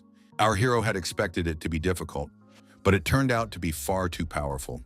The slightest loss of concentration and his body would simply be torn apart. The unbreakable power stabilizes the body. Even under extreme conditions, the body remains in perfect condition. The unbreakable power merely supports the body, preventing it from collapsing. However, one can only channel and absorb this colossal energy by using one's own strength. Jong Menchul must harness this colossal power. He must use his strength, elixirs, and a magic circle. He must also force his body to grow and rebuild itself, transcend the limits of human flesh, and create a vessel worthy of divine greatness. After some time, the young man said he had done it. He had absorbed the energy of the good and evil fruit and successfully completed his body's transformation. The 2 energies of the fruit condensed into seeds, taking root on either side of his heart, and fused with it. All stats except for chaos power had increased by 800. The protagonist thought that with such stats, he had no equal on Earth. Pegu asked the master if everything was over. Jong Menchul asked if the dog had guarded the house well. Pegu replied that all night long it felt like there was an earthquake.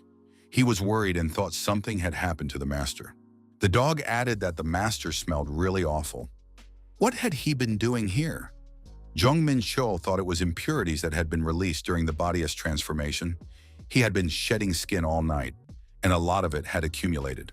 Our hero thought that even during a complete rebirth, nothing like this had ever happened. Jong Menchul told all his assistants that he needed help. Everyone swore allegiance to their master. The girl declared that she had nearly died from waiting. Jong Menchul apologized and added that the expedition had gotten into trouble, and he had to come to their rescue. The girl remarked that Jong Menchul wasn't the type to go out of his way for others like that. She would rather believe that the demons of pandemonium fight for love and justice. Jong Menchul remarked that in that case, next time he wouldn't procrastinate and would arrive on time. Jong Menchul asked what she wanted to talk about. The girl told him about a business presentation for an investor. The protagonist reviewed the materials. Over the past 6 months, Lindswood had achieved impressive results. After the young man shared his knowledge of magical formations with them, they were able to ensure stability at a low cost while reducing construction time. They also managed to close numerous deals. Now they are making a huge contribution to the reconstruction of the city of Haiju. They are not only advancing construction, but also expanding their business by leveraging their strengths.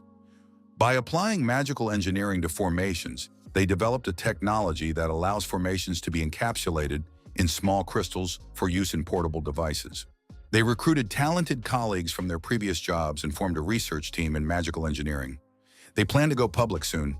Jong Menchul looked at this magic circle, and it seemed familiar to him. He had seen it somewhere before. The girl stated that this was the very same magic circle that Jong Menchul had asked to be deciphered earlier. The protagonist realized that it was a magic circle for creating fragments of chaos. Jong Menchul was surprised. Had she really managed to decipher it? Did that mean they could set it up right now? The girl replied that it wouldn't be possible right now, but she would do her best to make it happen as soon as possible. Fragments of chaos are crystallized energy accumulated from the radiation emanating beyond the tower. This energy is identical to that which powers the sacred technique of celestial balance.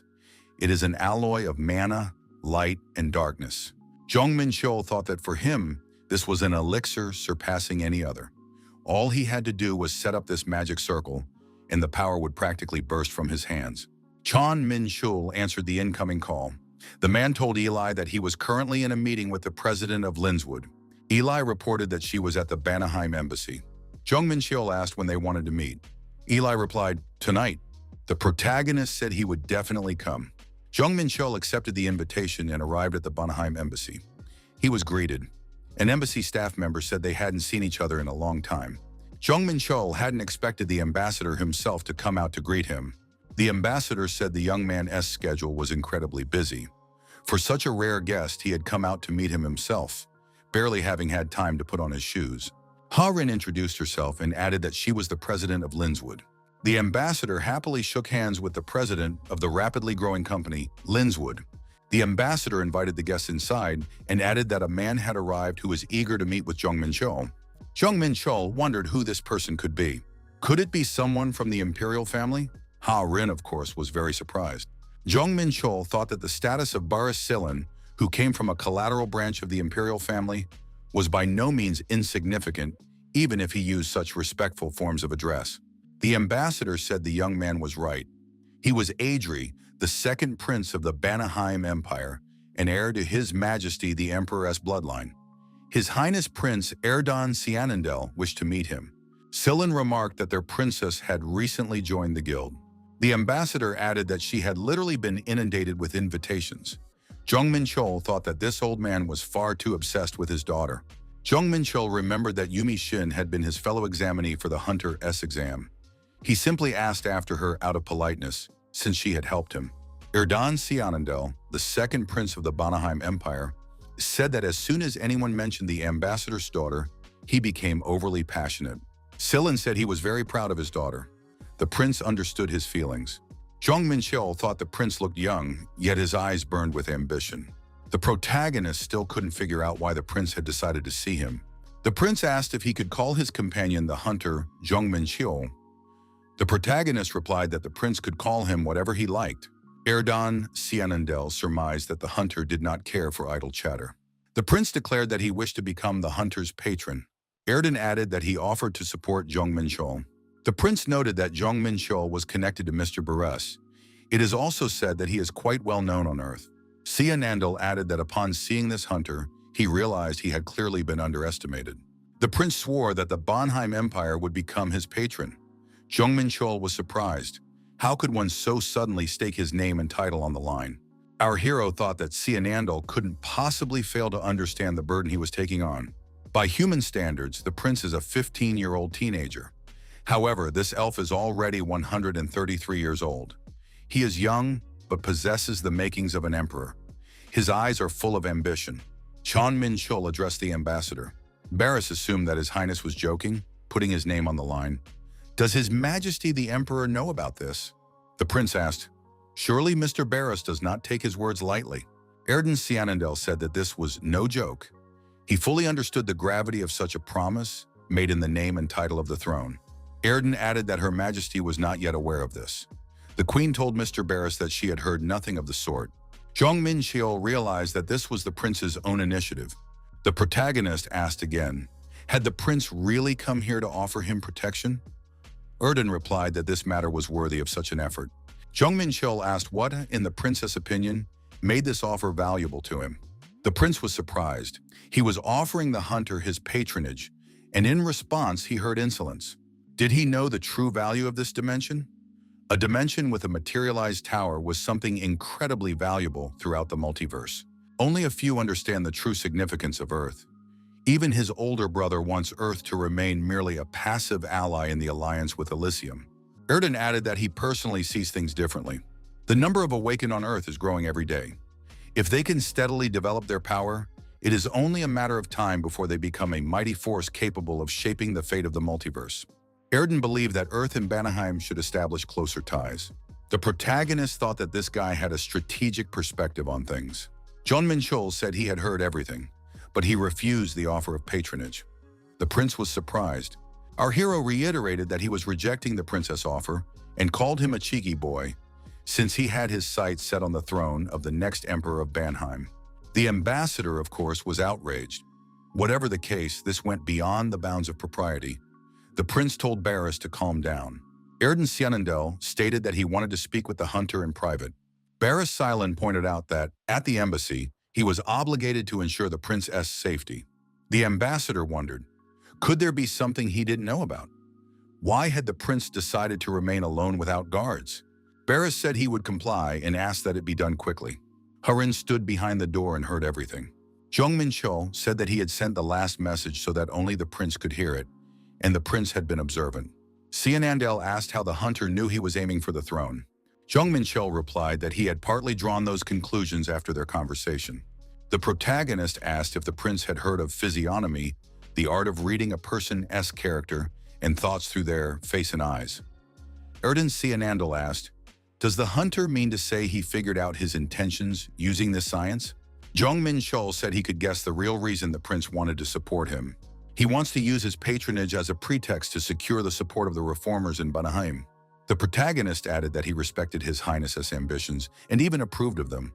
But if the prince wanted to drag him into his political games, he would have to pay the appropriate price. Sienandel sensed a powerful aura and thought that if he let his guard down, that aura might devour him alive. Jong Menchul told the prince to think carefully. Our hero added that he was ready to hear what the prince had to offer and how valuable he was to him. Jong Menchul expressed hope that next time they could speak more frankly. The protagonist added that the next conversation would be without all this nonsense about patronage, if His Highness wanted to become a partner as well. The prince said he had been too careless about the matter. A few hours later, Jong Menchul and Harin were on their way back. The girl assumed the deal had fallen through. The protagonist thought that trying to get him on the cheap was incredibly presumptuous. However, the prince's political instincts surprisingly matched the current situation perfectly. In the future, the multiverse will revolve around Earth. Many like this prince have come to the same conclusion. Pandemonium has already forged close ties with the underworld and is actively interfering in Earth's affairs. That is precisely why our hero took an interest in the insight and foresight of the second Prince of Erden. Although he had no desire to get involved in the politics of the long-eared ones, Jong Menchul gave him one more chance. The protagonist thought that whether the prince would take advantage of this chance was entirely up to him. A few days passed. The gates of Anyang, Gyeonggi Province. Lately, our hero had been absorbed in expeditions to the Lost Lands and mountain climbs, so this was his first visit to the gates in 6 months. The girl saw Jong Menchul and asked in surprise, "Why are you here, little brother?" Our hero replied that he had come specifically to see her. The protagonist added that, after all, they say she is now the main star of the Guild of Holiness, so he decided to see how she fights. At the gates of Anyang, the girl fought bravely, slaying monsters with her sword. Jong Menchul was surprised. Had she really taken down the giant A-Rang monster, the crocodile, all by herself? When had Min Jong become so strong? After speaking with Erdan, the protagonist realized that many dimensions were interested in Earth and decided he needed to strengthen his forces here.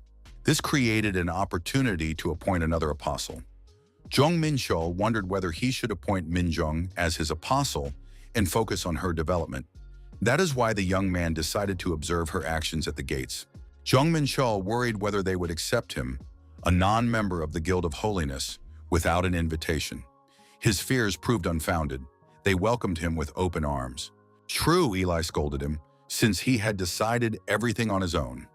She asked that he let her know in advance next time. Jong Menchul entrusted the building of forces to Verde and decided to train Min Jong as a kind of ultimate weapon. Her progress far exceeded expectations. In terms of growth rate, she was in no way inferior to our hero. Moreover, her fighting style seemed surprisingly familiar. It was as if it were an exact copy of that very hero's style. Could Minjung really be the hero's reincarnation? After training, Minjung asked what Jong Menchul thought. The protagonist replied that he was impressed. The girl asked what was going on. He was praising her, yet there wasn't a shred of sincerity in his voice. Jong Menchul noted that she had awakened only 6 months ago, yet was already demonstrating impressive results. The protagonist added that in 6 months, she had unlocked 40% of her potential, and a new ability had even emerged. Jong Menchul thought that if Minjung trained a little more, she would be able to handle most threats on her own. The protagonist told the assault team commander that he wanted to ask a favor. He would like to spend some time alone with his sister after the assault on the gates. The commander promised to exempt Minjung from the evening inspection. Minjung was surprised. What did her brother want from her? The girl asked what was going on. Jong Menchul said that now, after storming the gate, he would give her private lessons. Minjung was surprised. The boy added that it would be like last time. You could call it the Hero Enhancement Project. Mihan and Jong Menchul faced each other one-on-one. The young man told her to attack first. The girl declared that she wouldn't hold back, and he shouldn't regret it later. Minhong launched a furious attack. Jong Menchul thought she was enveloping her entire body in mana and charging forward. Her fighting style was the same as the previous Hero S. Using mana as a support, she reduced her momentum and instantly changed direction. In 6 months, her mastery of mana control had improved significantly. Jong Menchul thought her progress was impressive, though she was still far from his level. At this level, he didn't even need to activate his super senses. Minjung continued to attack effectively, demonstrating great skill. The girl asked, "Is Jong Menchul really just going to keep dodging? He needs to fight openly." Jong Menchul said that Minjung currently had 3 problems, which he would explain. The first problem, she isn't fixing her gaze on her opponent. The second problem, the trajectory of her lunges is too predictable. The third problem, Minjung struggles with attacks concentrated on a single point. All this time, Jong Menchul was striking, while the girl tried to activate her magical defense. The protagonist asked, "Is this the armor Martan made?" It seems Minjung strengthens her defense by resonating her mana with the armor and uses this for her dashes. It works against monsters that Dante dodge, but not against other opponents. Jong Menchul asked what the girl was doing. Had she fallen asleep in the middle of sparring? Minjung replied that she was thinking about what he had just said. Jong Menchul was surprised. They had only just started sparring, and she was already analyzing her mistakes. This girl was able to recognize her weaknesses after such a brief conversation. Jong Menchul thought that this was a level accessible only to the rulers among the higher beings. Soon Minjung finished her analysis, and they resumed sparring. An entire hour passed unnoticed. Jong Menchul told her not to slow down. At one point, Minjung said she had achieved her goal. Her eyes sparkled. The girl had, after all, managed to land a blow on her mentor during their sparring. Minhong sank to the ground, feeling exhausted. The protagonist decided she was incredibly tenacious. In just a few hours, she had realized and corrected her mistakes. That's no easy feat. Mingjan's speed of adaptation and her talent are simply astonishing. She has an unyielding will that allows her to never give up until the very end. With such zeal and abilities, she is fully worthy of becoming the second apostle. The monster roared loudly, declaring that it would pin its opponent to the ground. Minun effectively dodged and struck the monster. The squad commander noted that Minjung's movements had become even better than before. She really is putting in a tremendous amount of effort. 3 days had passed since Jong Menchul joined the Holy Guild's assault team. All this time, Minjung had been training with him every evening. She had made significant progress in her use of aura and reaction speed. Her ability to apply her skills in combat has also greatly improved. Now she can defeat monsters on her own, as long as there aren't too many of them. Myung possessed a remarkable ability to put her knowledge into practice in actual combat. Jong Menchul thought that if things continued this way, she would be fully ready only by the end of the gate assault. Hunter Jong Menchul was told that he had done an excellent job. The young man looked back and saw Guildmaster Jong Ji-yeon. She said she had come to check on the condition of the guild members. She was accompanied by the squad commander. Jong Ji-yeon asked the hunter to spare her a moment, as she wanted to discuss something very important. The guild leader asked what stage the gate assault was currently at, and whether the pace could be accelerated. She added that the Hwoaran Guild was planning to join the assault. Hwoaran had lost its top spot in the country to the Guild of Holiness. Now they wanted to join the gate assault to achieve a resounding success and reclaim the top spot. Jong Ji-yeon apologized and noted that she didn't want to drag the hunters into the guild's affairs. Jong Menchul reminded her that he had asked to participate in the assault himself, so there was no need to worry. The protagonist thought that Jong Ji-yeon had only allowed him to be present. She is not to blame for anything. Warren simply wants to set them up. Jong Menchul said he was willing to give it a try. Ultimately, the Hwarren Guild wants the Guild of Holiness to give it their all. If this is a competition to storm the gates, then it is simple. They can pretend to play by Hwarren's rules and face off against them. The hunters noticed that Hwarren's assault team had already approached them. The real competition is about to begin. Myungjung said that the Hwarren Guild had prepared thoroughly. It seems that all their main fighters have gathered. Jong Menchul declared that starting today, he would be acting alone, so Minjung should keep that in mind. The protagonist reminded the girl to do as he had taught her. She also needed to cooperate well with the guild members. Myungjung thought that Jong Menchul had been bored without hunting all this time. The undead from Jong Menchul's squad, operating undercover, moved in the designated direction. Jong Menchul was overseeing this group and giving them orders. The squad leader reported to the protagonist that the information gathering would soon be complete. The gates of Anying are massive gates with an estimated area of over 60 square kilometers. Before launching a full-scale assault, our hero decided to gather the necessary information. If he had stormed it alone, he would have immediately found the boss and destroyed it. However, this time he was working together with the Guild of Holiness. If he used the Einher jar to identify the types of monsters and their respawn points, it would be a great help to the guild. The monster that crossed Hunter Jong Menchul's path was destroyed. However, it screamed loudly as it died. Realizing the need for silence, the protagonist ordered the monster to shut up immediately. At the same time, the piercing sword skill was activated. Scouts reported that information gathering was complete. The system reported that due to player restrictions, it was no longer possible to level up. The level was capped at 100. The Einer Jar asked the gentleman what had happened. The accumulation mode begins at level 100. Upon reaching a certain accumulation level, the hunter receives special privileges. Jong Menchul jumped in surprise, as he had thought his growth was complete. It turns out this is the accumulation level. Judging by the description, the amount of experience required to level up is now fixed.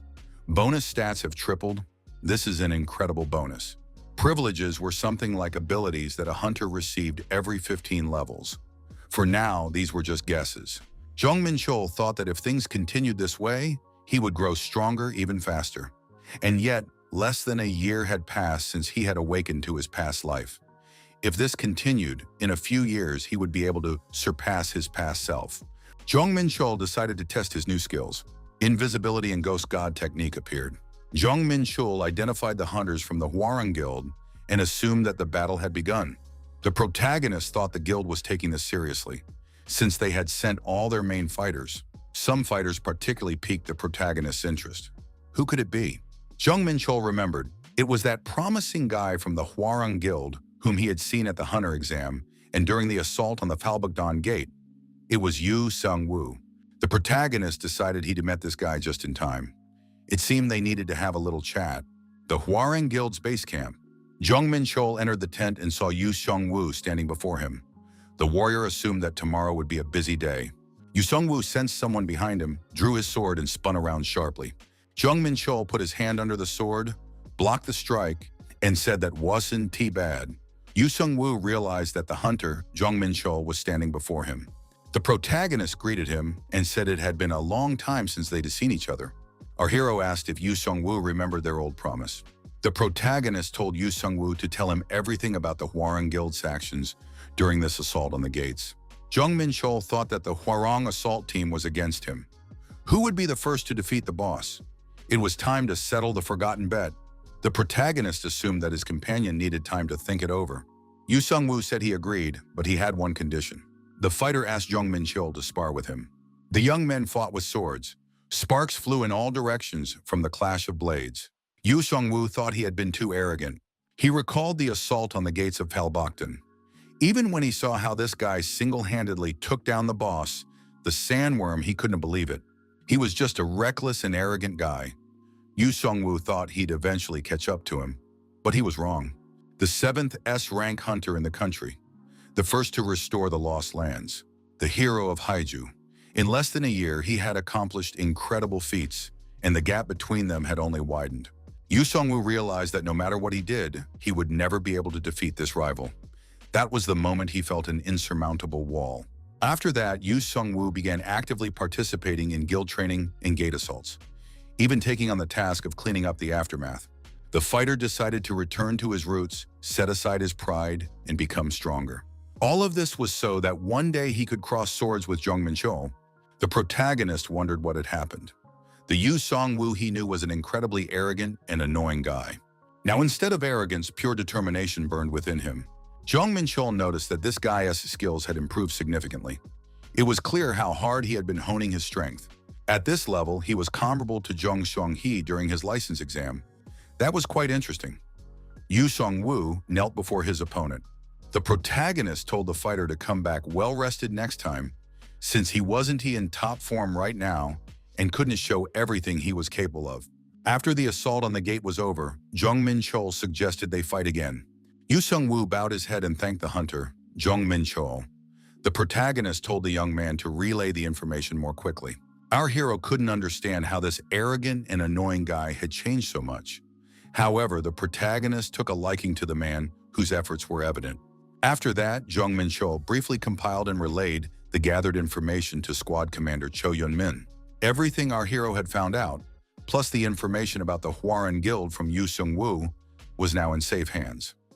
Jong Menchul said he had accidentally run into a fighter during reconnaissance and had obtained the information that way. Cho Young-min noted that the assault should now go much more smoothly.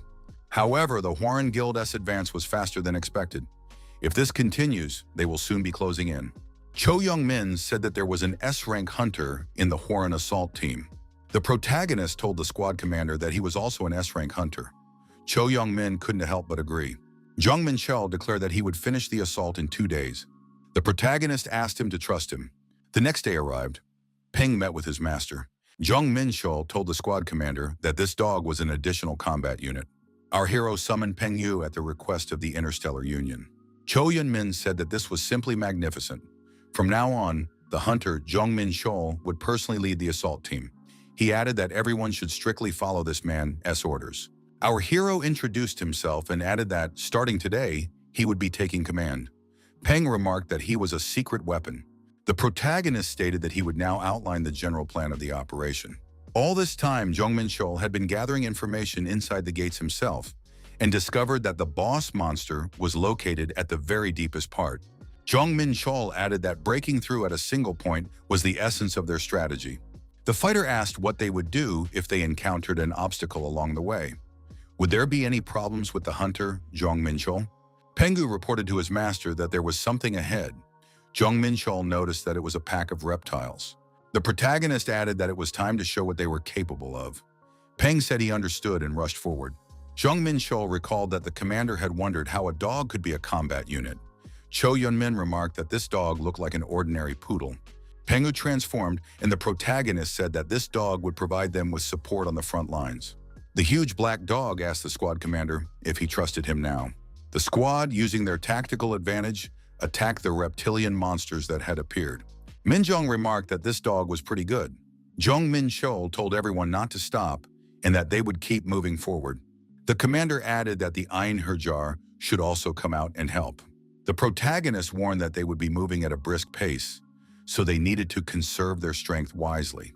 Their goal was to reach the boss area by the shortest route. After a while, the warriors asked the commander to stop and rest for a bit. Jong Menchul warned that the boss was right ahead. Cho Young-min remarked that he was different and hadn't expected this from the hunter, Jong Menchul. The protagonist reminded them of the agreement once more. The squad leader said he remembered everything. Hunters Jong Menchul and Minjong lead the assault on the boss. Jong Menchul told the girl to get ready. It was time to take down the boss. Minjong was surprised. Could they really do this without even resting? Myungjong noticed a green mist ahead. It was poisonous. Were they really heading that way? Jong Menchul praised the girl for her keen observation and added that he had an artifact with poison resistance, so everything would be fine. The protagonist activated the Holy Flame skill. Holy Flame partially neutralizes the poisonous fumes. Jong Menchul felt a sharp pain and clutched his ear. The durability of Sylph's tears was rapidly dropping. In the protagonist's S-palm was a rare item crafted by Martin to his specifications. With his enhanced body and the Holy Flame buff, this item could no longer hold up. The stat-boosting option had only been useful up to this point. Jong Menchul thought that too much power came with its own side effects. They had served him well. Now he could store them away in the infinite storage. The protagonist told Peng to keep an eye on these guys. Our hero promised to sort things out quickly and return. Min Jung looked in surprise at what towered before them. The girl asked, "Is this really the boss monster?" It was the Slime King. Jong Menchul asked if Min Jung had never encountered enemies like this before. The girl admitted that until now, she had only faced reptiles. Minong expressed hope that her brother wouldn't demand she take on the monster alone. The protagonist remarked that this was, in fact, her final training exercise. The girl gritted her teeth and said that after this training, she would settle the score with her brother personally. Our hero thought that facing a repulsive enemy in itself toughens the spirit. Besides, slugs interfere with mana control and possess corrosive abilities. The predetermination of unfavorable compatibility is also part of the training. Manong shouted for her brother to be careful. The boss monster was closing in on the protagonist. Jong Menchul activated the skill Darkstar's Moonblade and told the monster not to mess around. After that, he executed the Chaos Thunderblade strike. Our hero thought that he hadn't even had a chance to give it his all, and already nearly half of his health was gone. Had he really become that strong? Jong Menchul noticed that the swampy terrain was pulling his legs down harder. He unconsciously used the power of change to counteract it. After absorbing the good and evil fruit, Jong Menchul felt his physical abilities soar to an incredible level. With such power, he could use any key technique and withstand its strain. Unless the core was destroyed, the monster would regenerate endlessly. Myeongjong delivered a slashing blow, and the core was split into two pieces. After a fierce battle, Minjong managed to defeat the Slime King. The girl not only overcame her instinctive revulsion toward slugs, but also learned to strike at their weak points, overcoming their unfavorable compatibility. Minon admitted that it had been extremely difficult.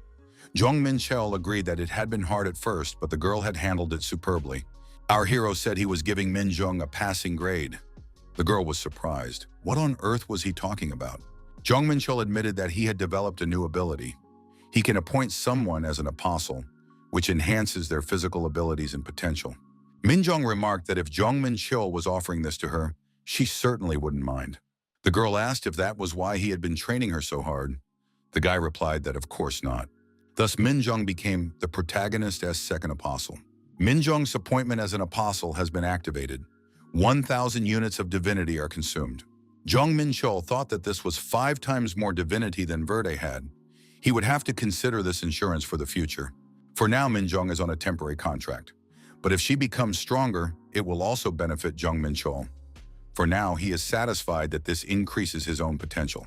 Pengu, while browsing the news, saw an article similar to the one where he and his master were at the gates. Pengu thought that only a day had passed, yet articles were popping up like mushrooms after rain. Pengu felt sorry for those guys from the Huaran Guild. Jong Menchul said there was no need to feel sorry for them after all. They had only themselves to blame. Pengu asked what the master was doing now. Jong Menchul replied that he was warming up. The protagonist added that he was getting used to his enhanced body after the modification, and at the same time, wanted to brush up on all his martial arts. Jong Menchul thought it was time to put his accumulated achievements to use. The hero's body had become much stronger than he had expected. Even without his old rare items and with a full set of buffs, all his stats temporarily exceeded 3,000. At this level, he could even defeat noble-ranked demons. Jong Menchul realized that to fully unleash this new power, he needed new martial arts. He acquired the upgraded skills, Shadow Without a Trace and Phantom Blade. The protagonist noted that these were all martial arts he could inherit, but he still lacked the strength to master that very one from his past life. Jong Menchul thought that his current weakness was the lack of effective long-range attacks. Lightning fast throwing technique has decent range but weak power. Chain spear style strikes up to 4 meters. Heavenly Chain of 1,000 Destructions has a maximum range of 20 meters. Up until now, the protagonist had closed the distance and overwhelmed his enemies. However, there was no guarantee that this would always work, so he decided to master a new martial art for long-range attacks. Pengu, as always, was impressed by what he saw. The master was on top of his game. Pengu declared that this was something new. Jong Menchul admitted that he wanted to master archery. In the protagonist's hands was the bow of the spirits of the Dark Star. Our hero fired an energy shot and acquired the skill Shura's demon bow. Jong Menchul thought that arrows could be created by condensing chaos energy. He would have to ask Ha Rin to set up a training ground. The young man wanted to try out his new martial arts. Perhaps he should contact Eli and ask her to find another gate. Jong Menchul noticed some movement and wondered, could someone really be coming today? Pengu was delighted and said they'd received a package. Pengu greeted the delivery man. The young man asked, is the dog watching over the house again? The delivery man was surprised by the dog once again and said goodbye. Jong Menchul asked where Pengu had gotten the money to order something. The dog admitted that his little sister had given him some pocket money and he had bought a few things for his hobby. One box ended up with the protagonist as well. Jong Menchul was surprised since he hadn't ordered anything. The center of this box was Alfred Grape. Alfred Grape is the pseudonym of the angel Tanyel. Inside the box was a note with a message from the angel. Tanyel wrote that if the package had reached Michael, it meant something had happened to the sender. At that moment, Tanyel was secretly watching Archangel Adel's actions. Adel performed a ritual he had been preparing for a long time. The ritual of descent is a strange ritual that allows an angel's soul to coexist with a human soul in a single body. He used angels inhabiting human bodies to significantly expand his influence. Edel began contacting hunter guilds and establishing ties with political and business circles in the United States. Taniel wrote that he had witnessed something astonishing. Edel possessed the Mirror of the Fallen. He also received orders from someone on the other side of the mirror. Taniel reported that he would continue to monitor Edel. In 2 weeks, the package would be sent to where Michael's incarnation was located. At the end of the message, Taniel wished Michael good luck. The protagonist thought that Taniel had done a flawless job. The Mirror of the Fallen was created from the angels' rejected consciences. Its property is a connection to the fallen angels through dimensional rifts. The fallen angels are Asmodeus or Lucifer. Lucifer has long since disappeared even from Pandemonium, so it is most likely Asmodeus. In any case, Taniel handled the assignment perfectly. The problem is that the package arrived here. The protagonist told Peng to pack his things quickly. The dog asked what had happened. Jong Menchul replied that nothing serious had happened. He was just going to the US. Taniel is most likely either hiding from Edel or has already been caught. Eli was surprised. Could it be that because of Elysium's schemes, Jong Menchul wants to go to the US and is asking her for help? The protagonist confirmed that he was counting on her. Eli said it might be a trap. Jong Menchul replied that that was even better, it meant they were ready to meet with him. Jong Menchul told Eli not to worry. The girl agreed and added that she would work out the schedule. Eli mentioned that an acquaintance of hers is in charge of the American branch. Jong Menchul said he was counting on her. While Eli was organizing the trip, our hero quickly wrapped up the rest of his business. He asked Ha Rin to handle the installation of the circle. Jong Menchul also didn't forget to face off against Yu Sung-woo. The protagonist really liked this guy's tenacity. At the airport, Jong Menchul was recognized, and reporters tried to interview him. Is the hunter really heading to the US to storm the gate as a freelance mercenary for the Interstellar Union? Could it be that a major gate has opened in the US as well? Jong Menchul said that now various people were constantly following him. Eli remarked that this was only natural. Eli added that Jong Menchul had achieved a lot. The association was keeping a close eye on him too. The protagonist thought that now he couldn't even travel abroad in peace. Eli said that the Las Vegas branch manager would be waiting for him upon his arrival. The assistant reported that everything was ready. Roaming was activated and a foreign currency account had been opened. Peng promised his little sister that he would look after her silly owner. Eli thanked the dog and said she trusted only Peng. Jong Menchul said there was no need to worry about him. He would defeat everyone in that country and return. The protagonist added that when he returned, they could go out to dinner together. Eli asked that they return safely. In his past life, the protagonist had traveled through countless dimensions and seen all sorts of things. But these were merely scenes from the memories of that life. Traveling abroad, flying on an airplane, everything in this life was a first for him. The view of Earth from the window was truly extraordinary. The dog was in a cage. The boy thought that if Pengu were there, it would be more fun. He should ask if Pengu could take human form using polymorph. After a while, the young man arrived in the United States. The man who met him waved to the hunter and said he was there. The man introduced himself. Leica, head of the Las Vegas branch of the Interstellar Union. Jong Menchul assumed that this branch operated in a rather relaxed manner. Las Vegas, a city of pleasures built on sand. The protagonist said that Eli had told him a lot about Lake and mentioned that he would be helping out here. Leica agreed that as long as Jong Menchul was in Las Vegas, he would provide his full cooperation. Pengu said it was really cool here and asked the owner when they would go to the casino. Jong Menchul forbids alcohol. Leica noted that this dog is full of energy. Plus, he is also from the Beastman squad. What an amazing coincidence. Jong Menchul thought Leica was also from the Beastman Corps. At first, our hero was even taken aback. The protagonist had heard that the wolf people were warlike, yet Lake works for the Interstellar Union. Leica was surprised. Could it be that the hunter, Jong Menchul, even knows this about the wolf people? He added that he had originally been a mercenary in the Union, but then transferred to this division. Jong Menchul said that if he was a former mercenary, that explained a lot. Eli is also a beast human, so thanks to her connections, it would be easier for them to cooperate. Jong Menchul asked when the assault on the gates would begin. Leica explained that the Moab gate was quite far from here. It would be better to head there fully prepared. The protagonist noted that assaults were nothing new to him. Jong Menchul added that the sooner he goes there, the better. He's ready to go as early as tomorrow. Lake said he understood everything. In that case, he would draw up a schedule so the guests could leave tomorrow. The host added that he had booked a hotel in advance under the name of Hunter Jong Menchul. A car would arrive tomorrow morning, and for now, the guests should get some good rest. Lake said goodbye, got into the car, and drove off.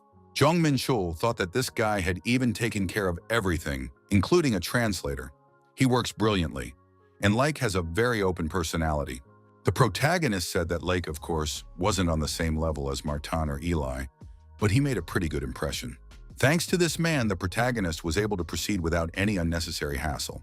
Peg asked if, after resolving all the issues, they would head to the casino.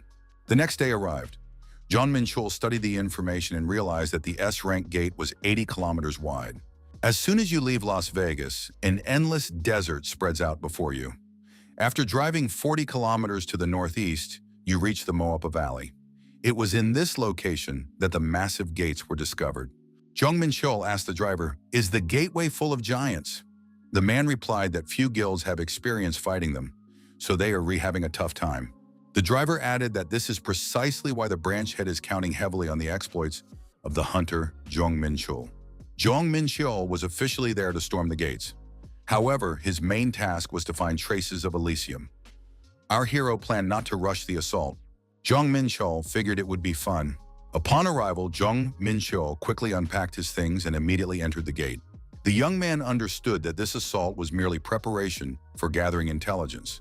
Therefore, he decided to act alone, without the other assault teams.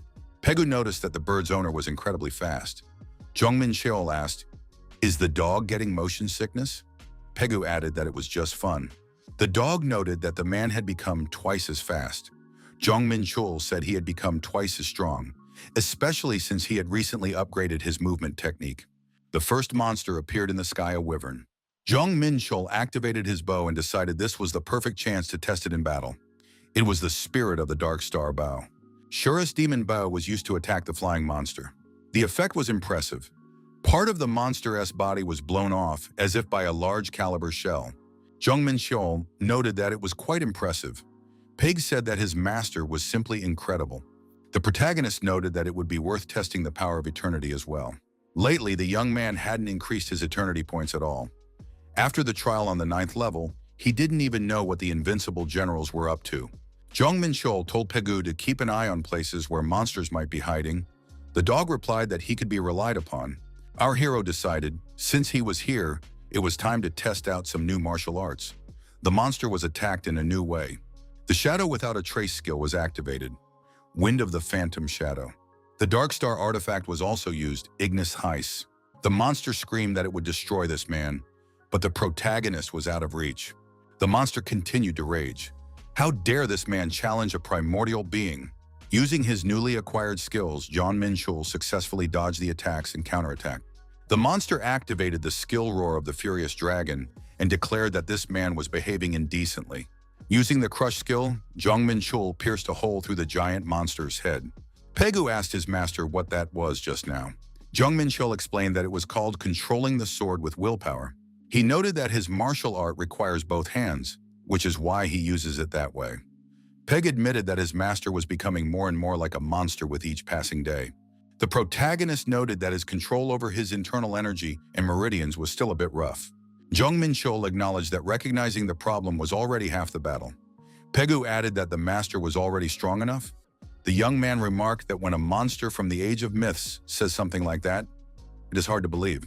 After Jong Menchul fought tenaciously for half a day, his combat movements began to become increasingly fluid. And so the first day of the assault on the Moab gates came to an end. Jong Menchul saw a group of people and thought he hadn't expected to run into them so soon. It was the Angelic Explosion, a guild of hunters said to be blessed by angels. The leader of the group extended his hand and said he hadn't expected to meet the legendary hero, Heiju, the hunter, Jong Menchul, here. The protagonist extended his hand in return and said that the man was too kind. The man introduced himself. His name was Brian White, and he was a member of the Angel Blast Guild. The protagonist introduced himself as well. The assault on the Moab gates began in search of traces of Elysium. On the very first day, they were lucky enough to run into the Angel Blast Guild. Brian White said that with the hero on the team, the assault would go much more smoothly.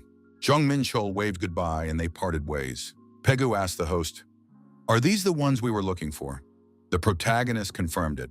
The Angelic Explosion Guild is closely connected to Elysium. Jong Menchul added that all members of this guild are obsessed with angels. Peg was surprised. Why then did the host greet this man and then let him go? Jong Menchul replied that he was just a small fry. Our hero added that they aren't worth catching, it's a waste of time. Right now they've just cast their lines. We need to check if Elysium is watching him. Pegu remarked that this was too complicated and it would be better to just wipe them all out. Jong Menchul said that could be done later. For now, they needed to observe and wait for their move. A group of flying monsters has once again occupied the nearby territory. The protagonist used the skill Bow of Monoshur. The monsters were destroyed, but the young man noticed that some were still left. Pegu once again took the form of a giant dog. He destroyed the monster and said he would follow his master. On the second day of the assault on the Moab gates, the warriors said that this man had single-handedly dealt with an entire flock of wyverns. With the support team, a full-scale assault began. The warriors remarked that it was simply unbelievable. Jong Menchul thought that even if the Interstellar Union was helping him, he decided to help gather the byproducts inside the gates. Jong Menchul looked back when he heard someone calling out to him. One of the warriors said that if the hunter, Jong Menchul, was destroying everything so thoroughly, they would simply have nothing to do. Jong Menchul looked at the destroyed monster and thought that, indeed, in this state, there was hardly anything left to collect. Apparently, after the good and evil fruit, he had become intoxicated with power. It is hard to move as quickly as before with the support team, but now there's time to calmly gain experience and master martial arts. Furthermore, Jong Menchul decided not to summon the Einherjar during this assault. The protagonist thought that if he summoned beings that wielded holy light and resembled angels, it might arouse suspicion from the Angelic Explosion Guild. The Flow of the Universe skill was activated. The Angel Explosion Guild had sent observers to monitor the protagonist's actions. This meant they too viewed Jong Menchul as a threat. The likelihood that Tanyel is still alive and being held captive is increasing. Therefore, Jong Menchul decided not to act rashly and to wait for them to make the first move. Several days passed in this manner. The protagonist asked Pegu how many souls had he accumulated. The dog replied that he was quite full now. The young man noted that experience accumulates faster here than in the Lost Lands. The gates of the 5th level are indeed different. Our hero met a man, it was Brian White. He said he had been waiting here for Jong Menchul. Did the young man remember him? The protagonist asked why Brian White had come here. The warrior said that their guild had discovered a mutated cyclops named Hecatunkyres. It was difficult to deal with, so he had come to hire a freelance mercenary from the Interstellar Union. Jong Menchul had just been thinking it was time to act. He said he found this very intriguing. The protagonist realized they were underestimating him and weren't even trying to hide their game. Brian White saw the monster and shouted for it to look at him. The blessed mace was activated. The monster was defeated. The protagonist thought that even though it looked like a desperate battle, in reality they were conserving their strength for the giant. Jong Menchul could clearly see that they were hiding their true power. Brian White asked what kind of dog it was. Jong Menchul replied that it was a young beastman he was looking after at the request of an acquaintance. After a while, Brian White said they had arrived at their destination. The man said the mutant was there, but he seemed to be asleep, so they could approach him carefully. Hecatonchire is a giant from a mythical era. He was given a name of divine rank. Jong Menchul was surprised when he saw only this before him. The guy thought, if you're going to deceive, you have to do it in a big way. What kind of parody is this? Brian White was surprised that the hunter would say that. Jong Menchul snapped his fingers and summoned Pego. The dog took its true form and appeared before Brian White. Our hero knew it was a trap, but these people were taking him for a complete fool. Jong Menchul said their lies were so blatant that he couldn't even pretend to be fooled. Why were they trying to pass this off as a monster? There was no need to hide their dirty intentions any longer. Jong Menchul challenged him to a fight. Brian White declared that the hunter had walked into the trap of his own free will. The opponent took on his true form and said that the man was acting very arrogantly. The rival began to threaten and declare that he would tear the man's soul to pieces. Jong Menchul remarked that these demons with chicken wings talk too much. The protagonist noted that the opponent had 4 wings, meaning he was a 6th-class demon. This guy was higher in rank than Tanyo. Brian White activated a weapon forged from shards of light. Brian White summoned a monster to rise up and crush the enemies. Pegu deactivated the opponent's attack. A magic pattern belonging to the Archangel Mariel was detected. Peg informed his master that a Cyclops had appeared. Jong Menchul noticed that it wasn't a Cyclops. The protagonist realized that it was Elysium's autonomous weapon Elim. They had attached fake heads on the sides. The disguise was terrible. Jong Menchul told the dog that he would handle Elim, leaving the chicken wings to Pegu. Pegu noted that the souls of higher beings are especially delicious. We can only spare a couple. Pegu licked his lips and said that he would finally get to eat for real. Brian White was outraged and declared he was ready to settle everything in the air. Pegu didn't object. In front of him was just an animal with wings. What could it do besides look up at the sky? Pegu activated the Flame of Eternity and declared that he had no intention of letting that winged thing go. The flame scorched one of the angels, forcing him to descend to the ground. Brian White witnessed the dog devour one of his comrades. The angel assumed it was just a huge beast, but it turned out to be very strong. There was no way to defeat it. Brian White realized that the beast had already taken down 2 of them, and if he lost any more fighters, the whole plan would fall apart. The senior angel ordered everyone to close their eyes on his signal. Brian White added that he was going to use a blinding flash. It was decided to distract the beast, flank it, and capture the hunter, Jong Menchul. After a bright flash, Pegu closed his eyes and said he had been blinded. Brian White stated that they still had Elim. Even weakened by suppression, he remained the strongest unit and could turn the tide of battle. Elim tried to do something but was completely disoriented. Brian White asked in surprise why Elim was in such a state. Elim reported that the serious damage required immediate repairs and that the target was extremely dangerous. The angel couldn't understand how this man could possess so much sacred power. Jong Menchul remarked that he had enjoyed talking with this Elim. The protagonist swung his sword and activated the 5th form of the 7-star sword. The protagonist was determined and said he wanted to end this. Jong Menchul used the skill sword that rips the heavens. A torrent of fire and excess energy surged toward Elim. The monster reported that the threat level was at its maximum. Continuing the battle was impossible. The Archangel was advised to make a strategic retreat. The protagonist gained a massive amount of experience and leveled up. Jong Menchul noted that he had experienced excessive pleasure. Thanks to his unbreakable strength and the absorption of the good and evil fruit, our hero can now use the advanced techniques of the 7-star sword without repercussions. The Archangel couldn't believe that Elim had lost to a human. The rival noted that Elysium had invested a great deal of resources to bring Elim to Earth. Elim was stronger than all of them combined. Pegu declared that these creatures, frightened by him, had tried to attack their master. Jong Menchul said that in that case they were fools. Pegu agreed. Jong Menchul asked in surprise what the dog was doing. Pegu caught himself and said he had gotten distracted watching his master. The protagonist reminded him that the dog was supposed to leave the 2 of them. Pegu grinned from ear to ear and wished himself bon appetit. The Archangel knelt down and said that a human could destroy him, but he still had nothing to say. Jong Menchul pointed out that he hadn't asked anything yet. Pegu was surprised. Was this angel really talking to himself? The Archangel suggested that they had been spared to find out where the traitor Tanyo was. After all, they were angels of the arrogant Elysium, but they didn't give in to threats. The protagonist had suspected that Elysium knew of his existence. Taniel was most likely already dead or in captivity. That meant he had to extract the information by other means. Angels do not fear death or pain. They are willing to sacrifice their lives for honor, duty, or destiny. That means he needs to strike at their weak spot.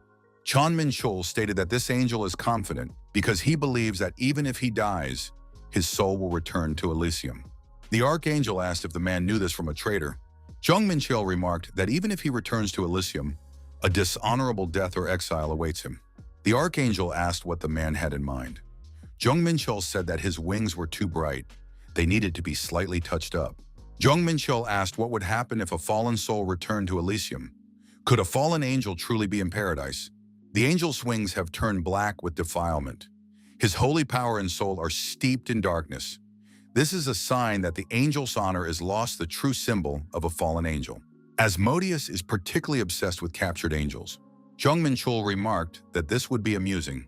The angel grew frightened and revealed that Asmodeus was seducing the captive angels and converting them to his faith. Jong Menchul remarked that he should have mentioned this right away when asked. The protagonist realized that Asmodeus had been feeding them dark mana, transformed from the power of the White Knight. The protagonist's chaos energy is a perfect counterpart to that power, so it should work. The archangel asked the man to stop and not do this. He promised to tell him everything.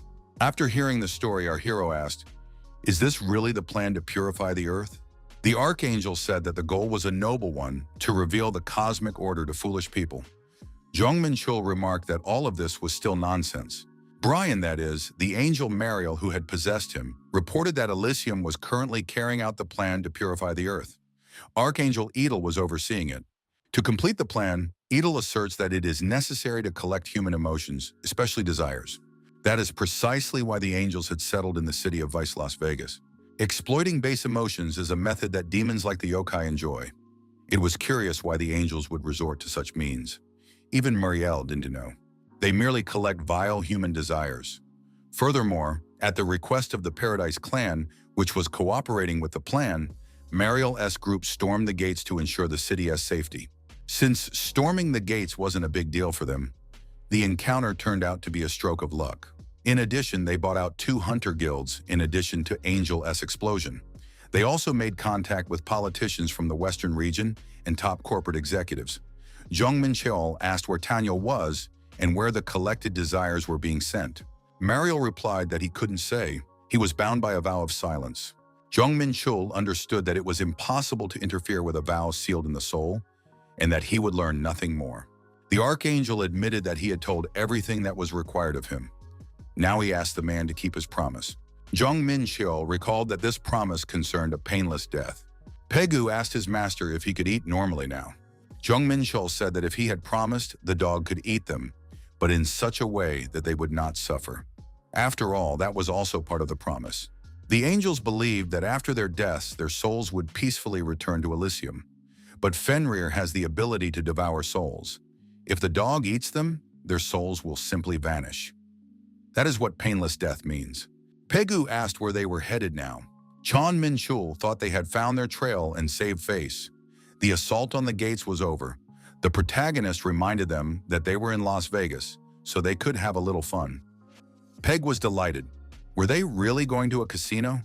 Our hero decided that all that remained was to find those who could point out where Elysium's lair was located. Like recommended casinos that operate on a secret membership system, the branch manager clearly demonstrated a desire to actively help. Jong Menchul cautiously inquired about the Paradise Quarter. Like reported that this place had recently signed a contract with the Angel Blast Guild.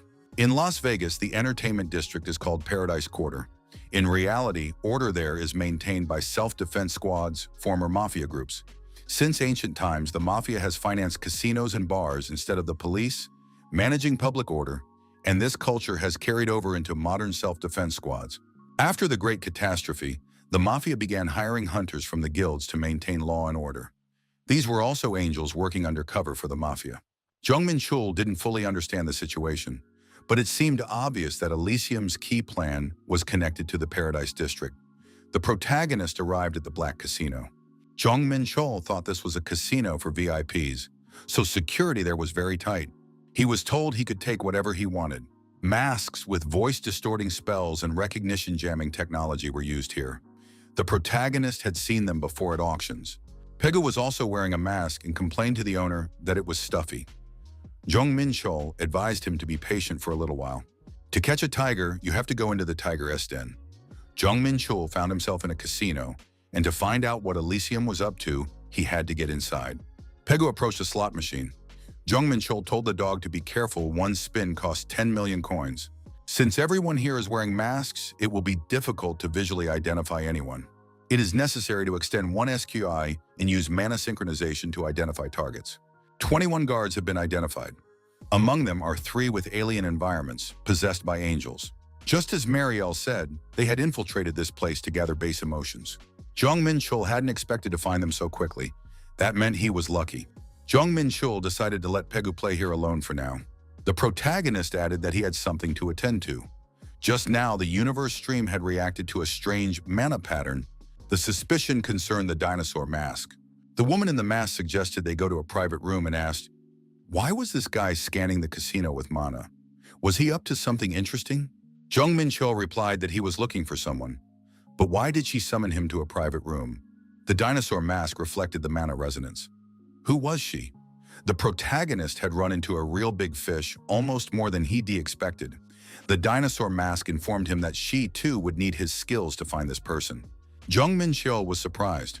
How could someone as important as her need his help? The guy asked what would happen if he refused to cooperate. The dinosaur mask replied that if it became known that he had come to the casino for another purpose, he would be shamefully exposed. Of course, he didn't want that outcome. Jong Menchul asked, aren't we in the same situation? The dinosaur mask was puzzled. What are you talking about?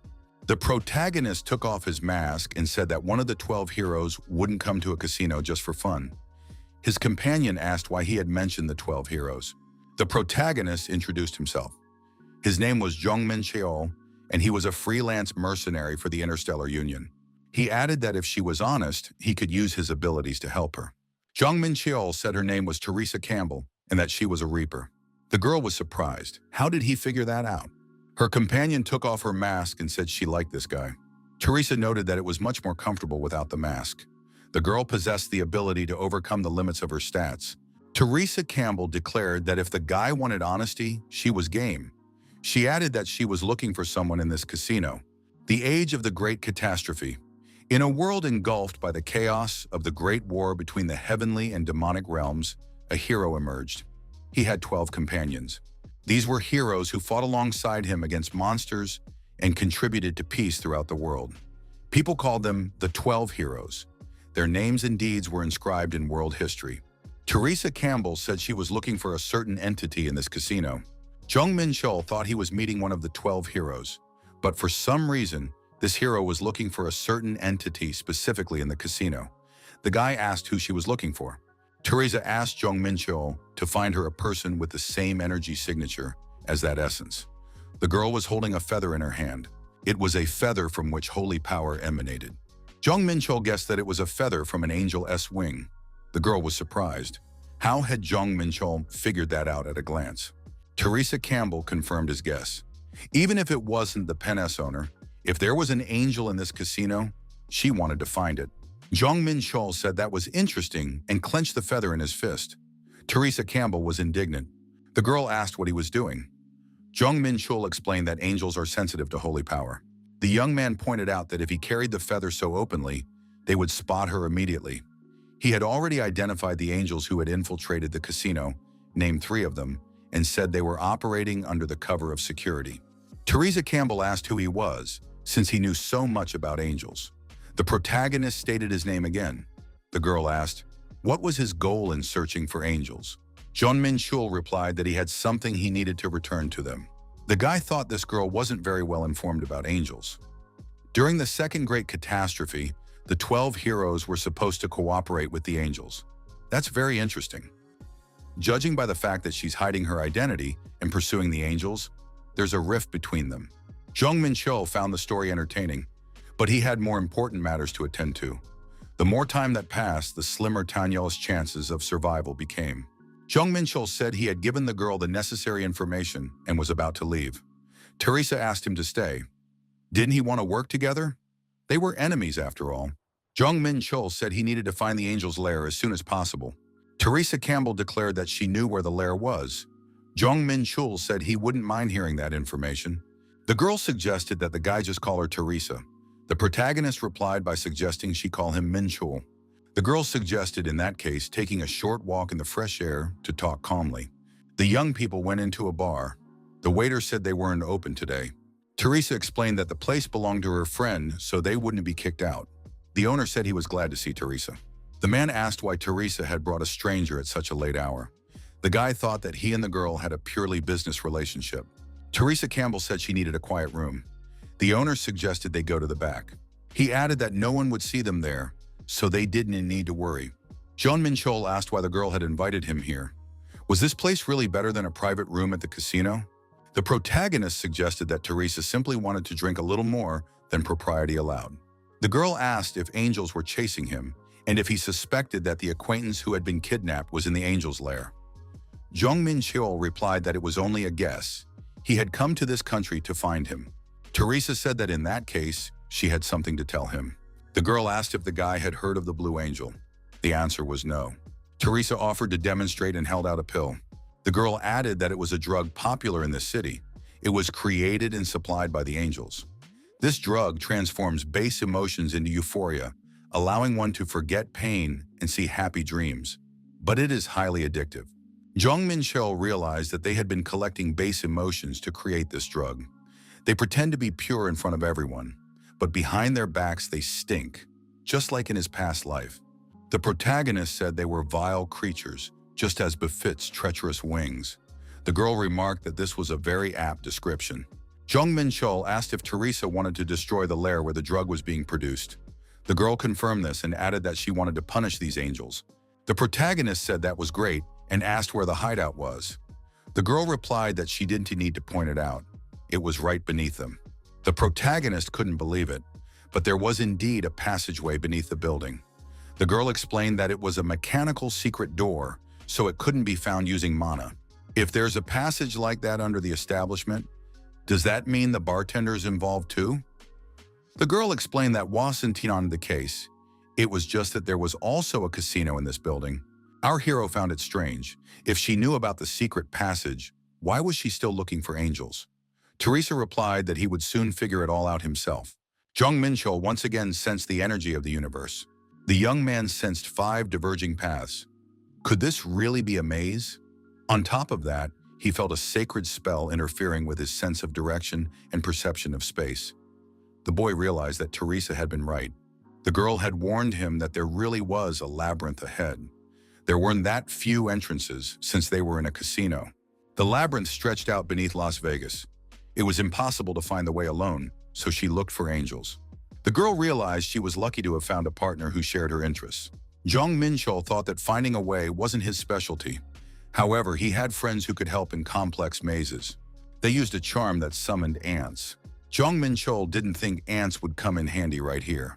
Upon seeing these tangled tunnels, Jong Menchul immediately remembered them. Jong Menchul realized he had forgotten to warn Teresa. The girl said that these creatures were quite cute. The ant asked the benefactor, "Is this man an enemy?" Jong Menchul replied that this man was one of their own. The ant expressed regret. The young man prepared his bow. Teresa asked, "Are you really a master archer?" The young man replied that he had some talent. Teresa acknowledged this, since he also blocked the angel's magic, which disrupts one's sense of direction. Using the ant summoning bead, Jong Menchul summoned the Shashi ants and instructed them to scout the passages. As natural guides, the ants share their senses through a collective consciousness and find their way. At the same time, the ants detected the location of the hunters hired by Elysium. Jong Menchul began eliminating these hunters using the bow of the demon Shura. Thus, half an hour later, they arrived at a vast cave. The protagonist was surprised.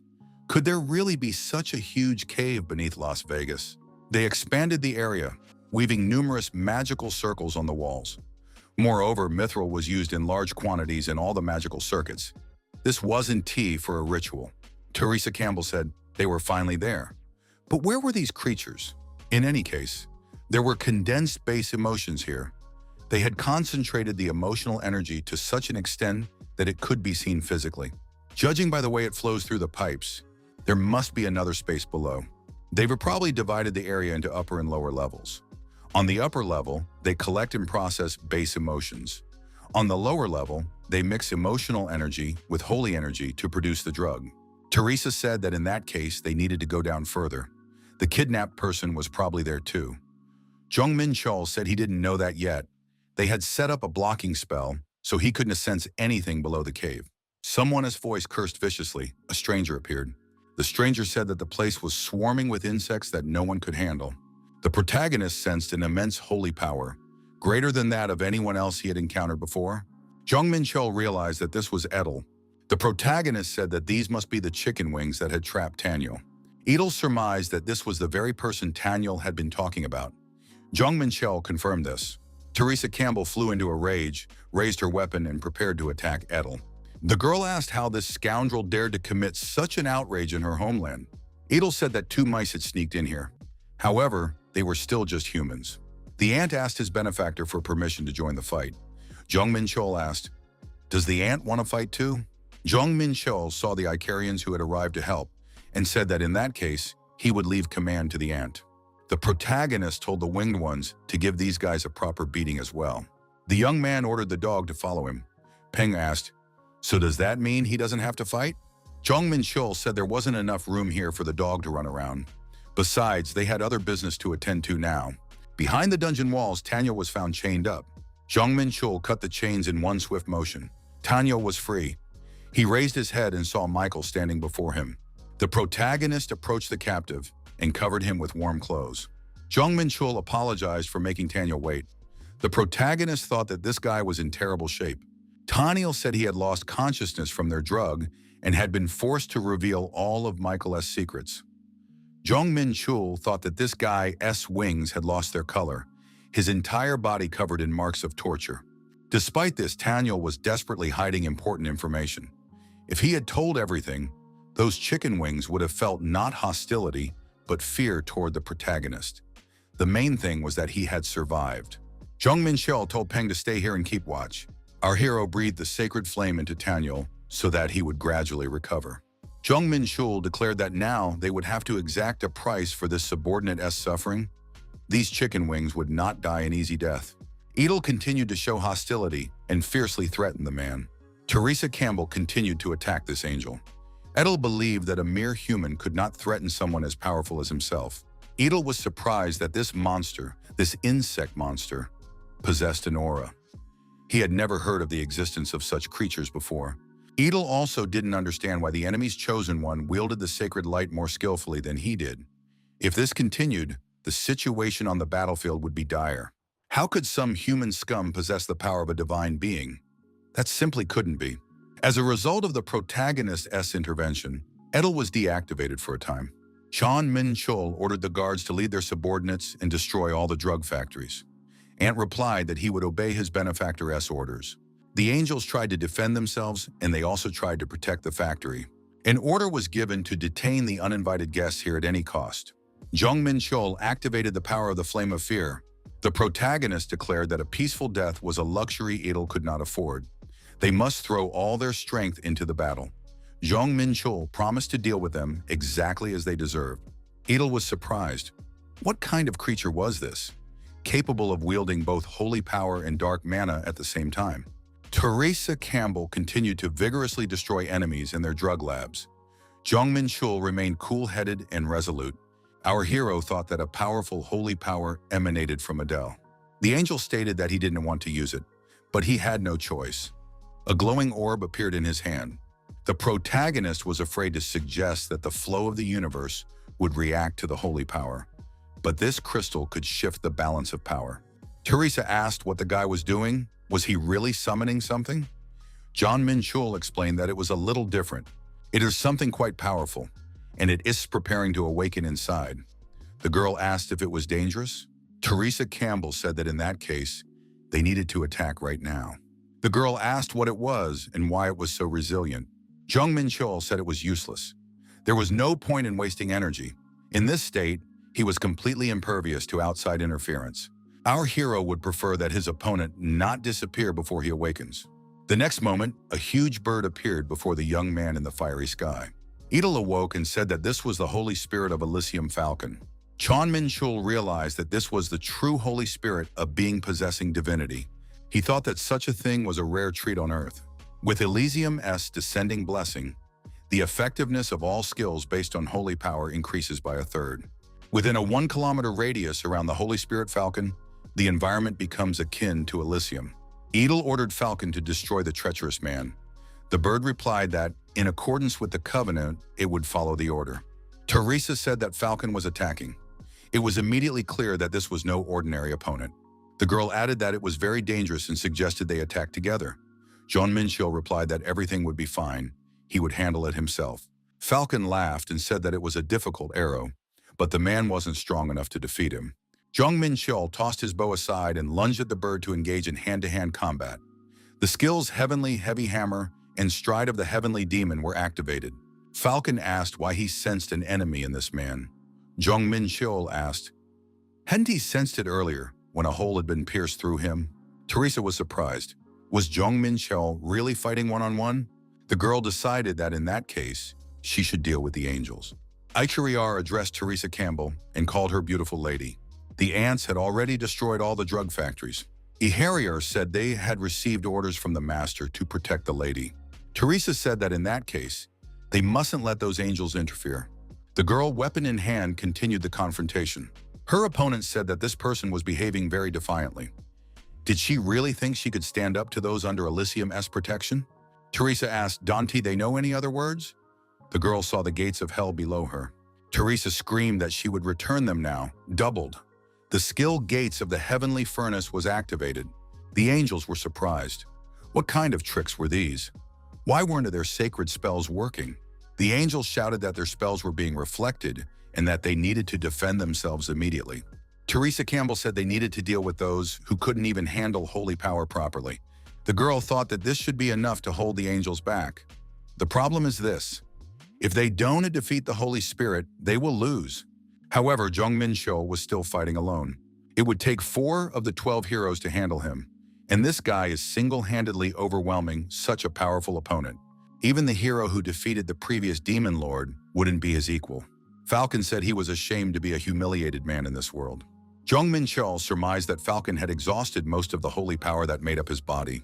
The bird declared that her body had not yet faded away. The confrontation continued.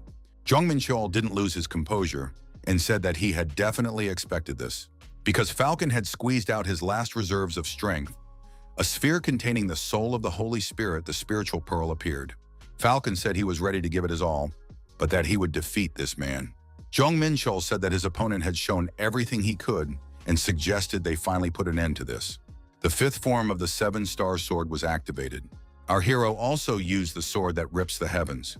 The protagonist thanked Falcon and said that thanks to him, he had gained a great deal. The constellation of the mythological hunter had stolen the divinity of the Holy Spirit. The level had been raised. After defeating the Holy Spirit, the situation was resolved in the blink of an eye. Pingu reported that he had eaten very well. Teresa Campbell also noted that everything was over on this side. The surviving angels huddled together in a pile. The girl asked, could that scoundrel who caused the chaos in Las Vegas be among them? Jong Menchul confirmed it.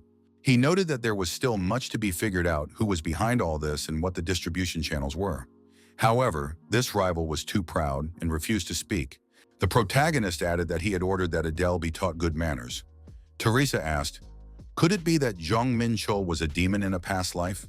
The girl added that if he didn't talk, she would definitely destroy him. Teresa also noted that because of this scoundrel, Las Vegas had turned into a dump. Her revenge would be just. Jong Menchul thought that if you looked at it through the eyes of truth, the Blue Angel effect was truly repulsive. Hallucinations and excitement were just the tip of the iceberg. It was addictive, turning people into worshippers of Elysium. Teresa Campbell's anger was entirely understandable. Jong Menchul asked the girl, wouldn't death be too merciful for him? He added that true revenge was to uproot his entire operation, destroy the supply chain, and eliminate all the henchmen distributing this drug. Jong Menchul told the girl not to worry. He would just question the guy a little and then hand him over to her. The Ikariya reported that the etiquette lessons had been conducted as the master had ordered. Edel declared that he was ready to tell everything. Jong Menchul thought that he had clearly said do not destroy when giving the order. However, he hadn't expected the aides to spare Edel's life. Following orders is commendable. The protagonist was forced to admit that it was a job well done. The Aishwarya were happy because their master had acknowledged their efforts. Jong Menchul realized that they simply wanted to be praised. The protagonist thought that if he left Edel as he was, he would soon die on his own. Edel asked, "Why treat him?" Jong Menchul stated that this guy would still be useful and shouldn't die for no reason. Our hero added that he had plenty to talk about, so he urged Edel to cooperate. Jong Menchul looked at the well-fed dog, who was now keeping quiet all the time, and realized how they had expanded their sphere of influence. Edel said he was willing to cooperate if his life were spared. Angel swore on his soul and said he had a file containing organized data. Jong Menchul tossed the flash drive to the girl and said that Miss Teresa could take it. The protagonist added that it should contain lists of all transactions and all the data. Teresa thought that now she would see exactly which cancer cells needed to be cut out. Jong Menchul said he was handing Edel over to the girl. The angel reminded him that he had been promised his life would be spared if he told everything. Jong Menchul confirmed that he had promised not to destroy this guy. The protagonist noted that he hadn't promised to stop anyone else from doing so. Teresa Campbell said that Edel must pay for his crimes. Angel declared that this was unfair. Jong Menchul told the ant that thanks to them, he was able to figure everything out in time. The ant was glad to have been able to help his benefactor. The protagonist added that the ant should say hello to Shishi. The ant remarked that Her Majesty the Queen would also be pleased when she heard the story. Our hero added that this was finally over. Taniel apologized for unintentionally causing Michael to worry. Jong Menchul said that thanks to this guy, they caught the scoundrels red-handed, so there's no need to worry. The protagonist noted that this wasn't the end of it. Taniel has something to do. An object appeared in Jong Menchul's hand. The Mirror of Downfall revealed that he had been acting on the orders of the Lair of Evil. The fact that they had resorted to such extreme measures as drugs was a consequence of the influence of the treacherous inhabitants of the Lair of Evil. Edel rejected the light, but thanks to Taniel's actions, the effort has not yet gone to waste. Taniel had done well. The outcast angel Taniel must gather and lead the surviving forces. Jong Menchul credited Taniel with all the success of the operation. The protagonist reported that Taniel had discovered that Edel had fallen by using the Mirror of Downfall. Taniel, whose merits were recognized, was promoted to outcast angel and became the chief commander of Elysium's forces on Earth, relocating headquarters to Los Angeles. Teresa promised to root out everyone listed in the data left behind by Edel. Not only the mafia, but also influential Nevada politicians, celebrities, and corporate executives. There were quite a few people connected to the Blue Angel. Bringing them to official justice was difficult, as Elysium's influence in the U.S. was too strong. Teresa promised to use unofficial methods. Thus, the case of the Angel Adele was closed. Jong Menchul thought he had wrapped up the case far too quickly. At first, he'd thought 3 weeks wouldn't be enough for the trip. Who would have thought that even after saving Taniel, he'd still have a whole week left? Pegu asked where they would go with all that spare time. Jong Menchul got dressed and said that since they were here, they should walk through the gates. Pegu remarked that the boss was too conscientious. Jong Menchul remarked that he didn't want to hear that from someone who'd blown $1 billion on slot machines. Pegu added that if he'd had more time, he would definitely have won it all back. Someone called out to the protagonist. He turned around and asked who they were. The young man explained that the general had been so quiet that they had even forgotten about him. The undead general apologized. He had been so focused on the ritual that he hadn't noticed how time had passed. The general offered his deepest apologies for not reporting in advance and for taking so much time. Jong Menchul thought it was impossible to even joke with this guy. Jong Menchul reminded him that the general had intended to create something from the body of the destroyed Hydra. Had he finished? The general confirmed this and added that a new army was ready for the Great Lord. The gates of Moapa, located outside Las Vegas. The general said that he and his army had come before the Great One. Jong Menchul replied that the ceremony could be stopped. He became curious about what the general had been working on. A huge dragon with wide wings appeared above our hero's head. Pegu told his master that it was a real monster. Jong Menchul thought that the energy was so powerful that even Fenrir sensed a threat. It was almost as if destruction itself had come into the world. The invincible dragon of destruction greeted the Great One. It was a new form of an invincible being. Jong Menchul received 1,000 points of eternity along with this dragon. Our hero mounted the dragon and rode it across the sky. The dragon warned that his master would have to hold on tight so as not to fall off. Jong Menchul said he wanted to see everything this invincible being was capable of. The invincible was forged from the body of the Hydra obtained during the 9th trial of the tower. This dragon was named Azzi-Dahaka. Originally, Azzi-Dahaka was a powerful magical dragon created to bring the world to ruin. After the Great War of the mythical era, he was destroyed, but his name is still remembered and spoken of to this day. The dragon declared that he would never forget the name bestowed upon him by the Great One. Jong Menchul asked the general how he had managed to create a real dragon from Hydra material. The general explained that, originally, creating the Dragon of Doom required the body of a dragon of a lineage close to the original. However, the Hydra from the 9th floor of the Tower of Trials is merely a shadow of the myth. Its power is extremely small compared to that of a true Hydra. Nevertheless, the secret embodied in its body is close to the level of the original species. This secret became the foundation for a new birth in the form of a new species, the invincible Dragon of Doom. Jong Menchul said that he now understood everything. The general had spent a lot of time on precisely this. It was truly a fine piece of work. The protagonist decided it was time to undergo field trials, since the name and basic stats had already been assigned. A monster was spotted from a bird's-eye view. The dragon said that this was his prey. The monster sensed a foul stench of death wafting from somewhere. At that moment, a dragon with its jaws wide open appeared behind him. The dragon swallowed the monster without asking what the Great One had to say about it. The protagonist replied that the dragon had done an excellent job. Jong Menchul added that it would do for a first time. The protagonist realized that the dragon was strong, but it couldn't control its power. It used more force than necessary and destroyed everything around it. The energy had been used inefficiently. Azzi-Dahaka noted that he had won anyway. Jong Menchul acknowledged that this dragon was different from the rest of the invincible army. The dragon said that they were merely creations of the power of divinity. He was born of a secret in the very essence of the dragon race. Jong Menchul thought that self-awareness was clearly present here, and the dragon definitely considered himself an independent entity. It felt different from the rest of the army, which fought like machines. Our hero had never seen such a unique creature, not even in his past life. The protagonist suggested continuing the hunt. With Azzi-Dahaka by his side, hunting became much easier. Flying allowed him to bypass any terrain obstacles. The sense of control over the energy of destruction was exhilarating, and his magic flowed smoothly. He could unleash a powerful breath of destruction and cast various dark spells.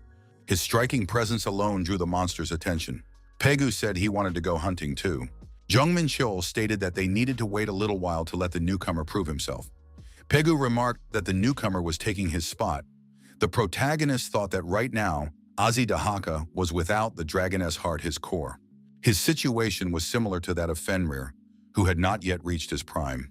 Jong Menchul asked Pegu if he could take human form. The dog answered in the affirmative, but only if he used a polymorph. Pegu asked why the man had suddenly asked this. Jong Menchul said he would discuss it when he returned to the country. The dragon asked if it wasn't time to end the hunt. Jong Menchul replied that it would continue. The dragon admitted that his master was too strict. A few days later, a group of warriors arrived to join our hero. A warrior asked if Jong Menchul was really going to take on the boss alone. Jong Menchul confirmed this and added that he had decided to deal with the boss on his own. The king of the Cyclops, leading an army of Cyclopses and giants, would make a worthy trophy for the Las Vegas branch manager. Jong Menchul told the support team not to worry. If things got dangerous, they should retreat. He moved toward the boss alone. Our hero had already leveled up 10 times. He had spent his time wisely. The Aherians were also ready to provide support if necessary. The undead army was on full combat alert. The dragon was with them as well. The newly arrived warrior said he was deeply impressed. The Cyclops was attacked and lost his weapon, dropping it from his hands. The Cyclops charged at the man and, as always, underestimated the protagonist. The Cyclops declared that the man would not get away with daring to touch his subordinates. However, our hero's entire summoned army attacked the monster. The Cyclops shouted, demanding that the man stop hiding and come out. Jong Menchul appeared from behind and struck the monster. The journalist found this unbelievable. Could it be that the hunter Jong Menchul had single-handedly defeated the boss? This marked the successful conclusion of the assault on the Moab gates. Pegu noted that everyone here had been waiting for the master's return. Jong Menchul agreed. The protagonist surmised that news of the victory over the boss and the collection of trophies had already spread. Pegu suggested they hide, since the master doesn't like it when there are so many journalists around. Jong Menchul said that the journalists would publicize his name on their own. Why refuse? Our hero thought that he now possessed divinity and fame would only bring benefits. Jong Menchul announced that he was ready to answer a few short questions. The gates of Moab are the third largest S-rank gates registered in the world. The news of the assault on these gates, which were considered impregnable due to their high difficulty, shook all of America. Moreover, a hunter dispatched from East Asia had passed through them alone. Previously, analysts had stated that storming the King of the Cyclops would require at least 20 S-rank hunters. Pegu recognized the very same woman from the subway in the photo. The dog added that this woman had recognized her master. Jong Menchul pointed out that it wasn't recognition, but simply a courtesy. Our hero said he had attracted even more attention than he expected. But if the opportunity arose to make a name for himself abroad, why not? They're returning tomorrow, so the timing couldn't be better. Leica entered the room and apologized for interrupting their break. However, he wanted to discuss one matter. Jong Menchul noted that if this concerns the calculation of the reward, he had delegated everything to the branch manager. Lake stated that there were no issues on that front. Lake noted that among the trophies obtained after slaying the Cyclops King, there was a rare item. It was difficult to decide whether to sell it and give the proceeds to the guest. It was a legendary ranked magical diaphragm. The magical diaphragm was capable of concentrating or dispersing mana. Jong Menchul was surprised. Could this item really be of legendary rank? The protagonist thought that when he fought the King of the Cyclops, his beam had grazed Phineas and sent him back to the summoning realm with a single strike. One could assume that it was quite powerful. The core of that power was the diaphragm, which could be used in a wide variety of situations. Jong Menchul declared that he would take it for himself. Leica asked if the guest would consider applying for American citizenship. The protagonist politely declined.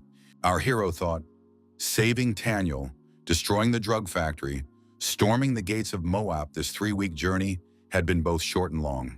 Thus ended the trip to Las Vegas. The flight to Seoul departed on schedule. Jong Menchul was back home 3 weeks later. The young man decided that this was the best place to be. Peg said that the owner had started the cleanup simply because he was too lazy to do it himself. At that moment, Jong Menchul was talking to Eli on the phone. The girl reported that there was news from the Banaheim embassy.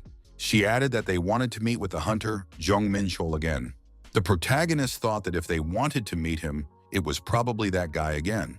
Jong Menchul told the girl that the person on the other end of the line was most likely that same kid.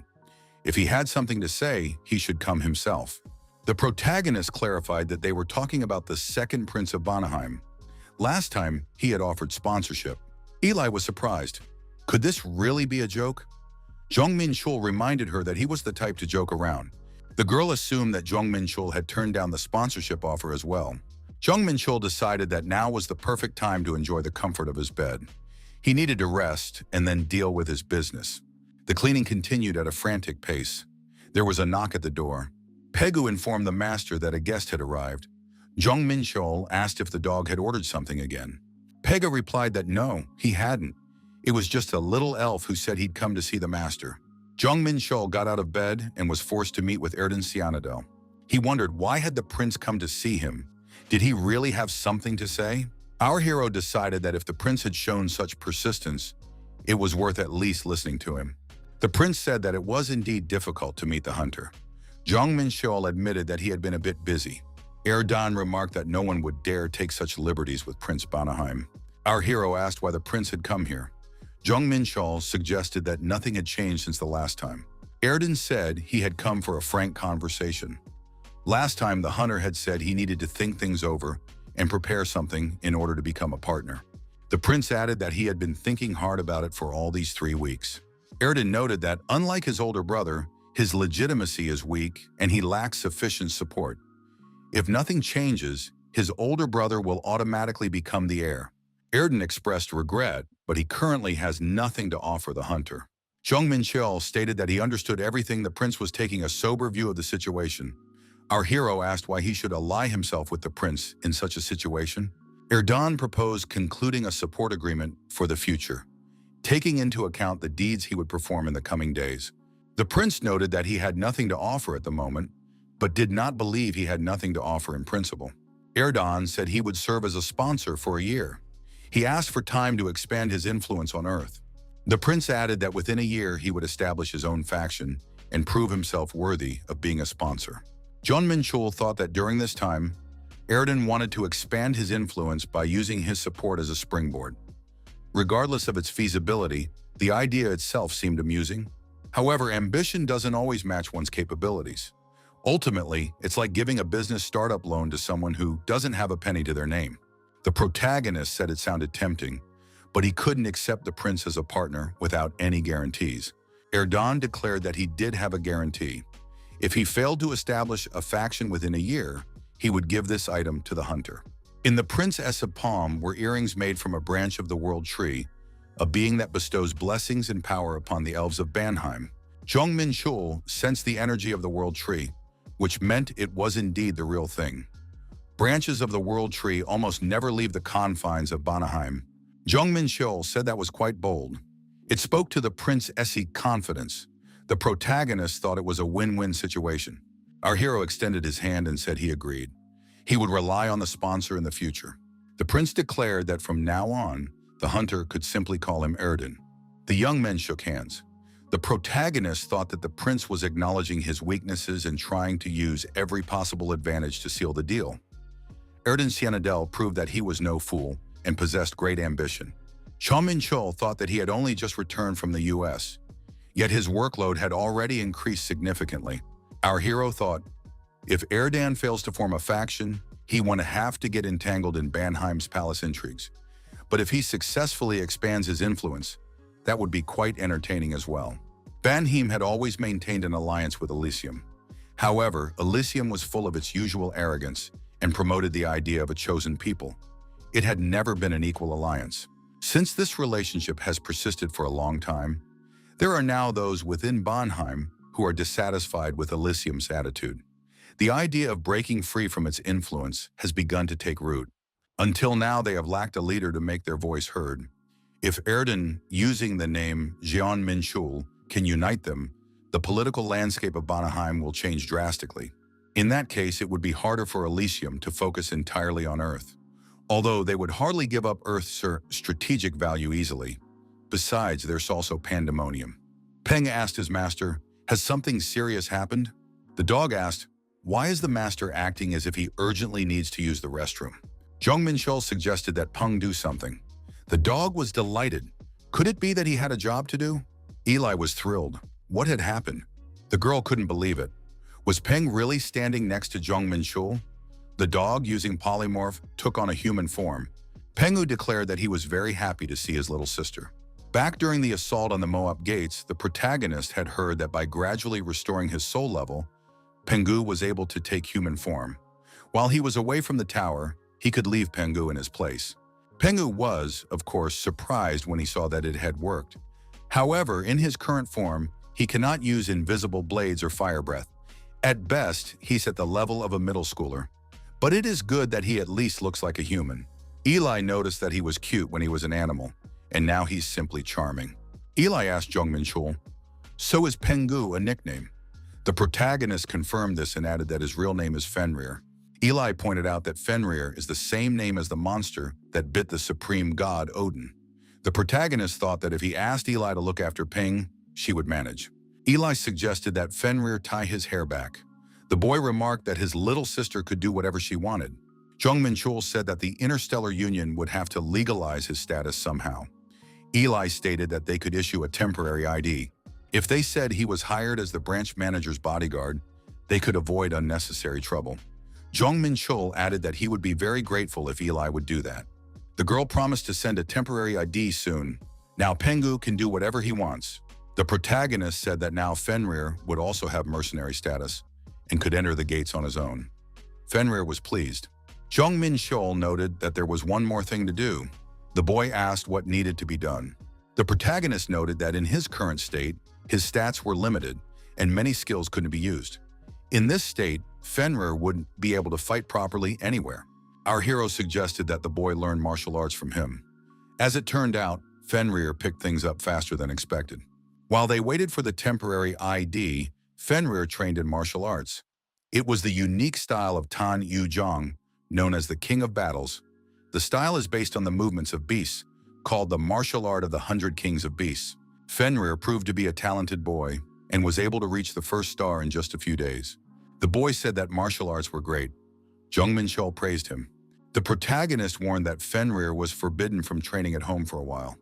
The boy was upset because he really enjoyed it. Jong Menchul remarked that if Fenrir kept this up, he'd tear the whole house apart. Fines added that it had become much harder to clean up all the mess now. Fenrir was upset. Is it really not allowed? It was so much fun. The protagonist thought that once his skills improved, they could return to it, but not right now. Our hero noted that the temporary ED would be ready soon, and they could send the boy through the gate. The angel saw the child and asked, "Is that really Pengu?" Now they would train hard together. Martan noted that if Fenrir continued to grow at this rate, he would become quite popular. Jong Menchul said that this was quite unexpected. Could it be that Martan decided to bring the temporary ID himself? The protagonist looked at the packages and asked what they were. Martin explained that they were clothes and accessories prepared as a gift. They had been arranged with the help of the branch manager, Eli. Jong Menchul told Peng to come get his gift. The boy was delighted. Jong Menchul thanked Martin once again for bringing the gifts in person. The visitor replied that he always thinks of the hunter, Jong Menchul. The protagonist thought that he wasn't interested in the thoughts of some short guy. Jong Menchul asked, "What is the real reason for Martana's visit?" The short man explained that high-ranking officials of the Union wanted to meet with the hunter. The recent actions of Elysium and Pandemonium are causing concern. Elysium and Pandemonium are acting suspiciously? Are they really planning to start a full-scale war? Jong Menchul noted that they've been fighting each other for quite some time now. Even now, countless skirmishes are taking place in other dimensions. Martin added that the higher-ups believe both factions are preparing for more active intervention in Earth's affairs. They don't want Earth to fall into the hands of either of them. Jong Menchul noted that it is important for the Interstellar Union to hold out as long as possible. As soon as it sides with one faction, the balance of power will collapse. Earth is the only dimension where one can freely enter the tower without an invitation. Given its strategic value, the factions will not give up easily, even if it collapses. The Interstellar Union's military power is far inferior to that of Pandemonium and Elysium. Therefore, the Union is forced to maintain the balance of power and act as a mediator between the factions. The protagonist thought he could use the opportunity to find out about the Union's plans and cheer up Martan. A meeting wouldn't hurt. That's exactly why Jong Menchul agreed to meet. The protagonist noted that VIP status in the Interstellar Union is a special status granted only to those with high rank or influence. Jong Menchul asked, "What is the name of this high-ranking official?" The short man replied that it was Director Knox. Jong Menchul said he was quite surprised that they had brought such a thing. Martan added that it was his new headquarters. The short man explained that the leadership had given it to Martan as a gift when they appointed him to the vacant position of head of Earth. Jong Menchul thought that the guys from the Union didn't skimp on the details. Martan was promoted to head of Earth and received a new headquarters and airship with a mana engine capable of flying in any dimension. It is known as the Black Jack and is usually stationed at Incheon Airport. The Union paid hundreds of tons of gold for a portal to transport this massive ship here. It was built using advanced mana manipulation technologies from higher dimensions. In addition to the office, there are recreation and entertainment areas. There are also facilities here for convenient meetings with high-ranking officials. Martin reported that the director was already waiting. Jong Menchul was surprised. Could there really be such amenities inside an airship?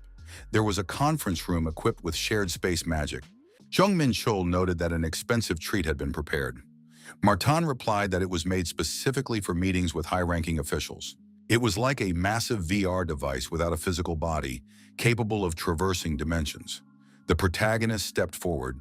Our hero had a hunch about who Knox might be. As expected, it was the guy Jong Menchul knew, a being who had inherited the blood of a dragon. "Yongin," Knox asked. "So is this the very same Jong Menchul?" Most Yongins are born with a haughty disposition. Their pride is incredibly strong. They have separated their dimension and live in Draco, a world reserved solely for the dragon people. However, Knox was a black sheep among them. Despite his status as an elder of Draco, He voluntarily left it to interact with ordinary people living their lives. He played a major role in the creation of the Interstellar Union and was acquainted with the warrior Deimos. The young men greeted each other upon meeting. Jong Menchul said he hadn't expected to see a high-ranking official from the Interstellar Union in such a state. Knox stated that he had already heard from the leader of Earth that this guy was a VIP. Knox noted that Jong Menchul's nature and VIP status allowed them to speak as equals. The protagonist surmised that his interlocutor didn't know he had used Deimos' code for VIP authentication. He didn't want to give up the informal conversation. Jong Menchul said he was ready to talk as equals. Knox thought this guy was very confident. Knox also felt that this man seemed familiar to him. The high-ranking official said he'd heard that this guy had struck at Elysium and Pandemonium. Jong Menchul replied that they'd have been meddling in his affairs on his territory. Knox assumed that Jong Menchul was attached to his avatar, given his reference to his territory. Jong Menchul added that this was indeed his business, so there was no need to be so rude to him. The protagonist thought his interlocutor was trying to extract information from him. Knox apologized and added that he had spoken too hastily. Jong Menchul asked why he wanted to see him. Knox explained that after studying this man's actions, he had come to the conclusion that he did not belong to Elysium or Pandemonium. That was precisely why he had decided to meet in person. Recently, signs of reform had appeared in Elysium. According to various sources, the angel sent to Earth possessed the mirror of casting down. Jong Menchul hadn't told Eli and Martin all the details of what had happened in the US. His interlocutor had other sources of information. Knox added that this was the work of Jong Menchul as expected. The protagonist praised his interlocutor's insight. Earlier, while talking with Knox, our hero had noticed how Knox could read his intentions with a single glance. This wasn't a mind-reading ability, but experience accumulated over a long life. Knox guessed Jong Menchul's actions based solely on his insight. He guessed not only that he had struck Elysium in the US, but also the attack on the military group in the northern region and Asmodeus.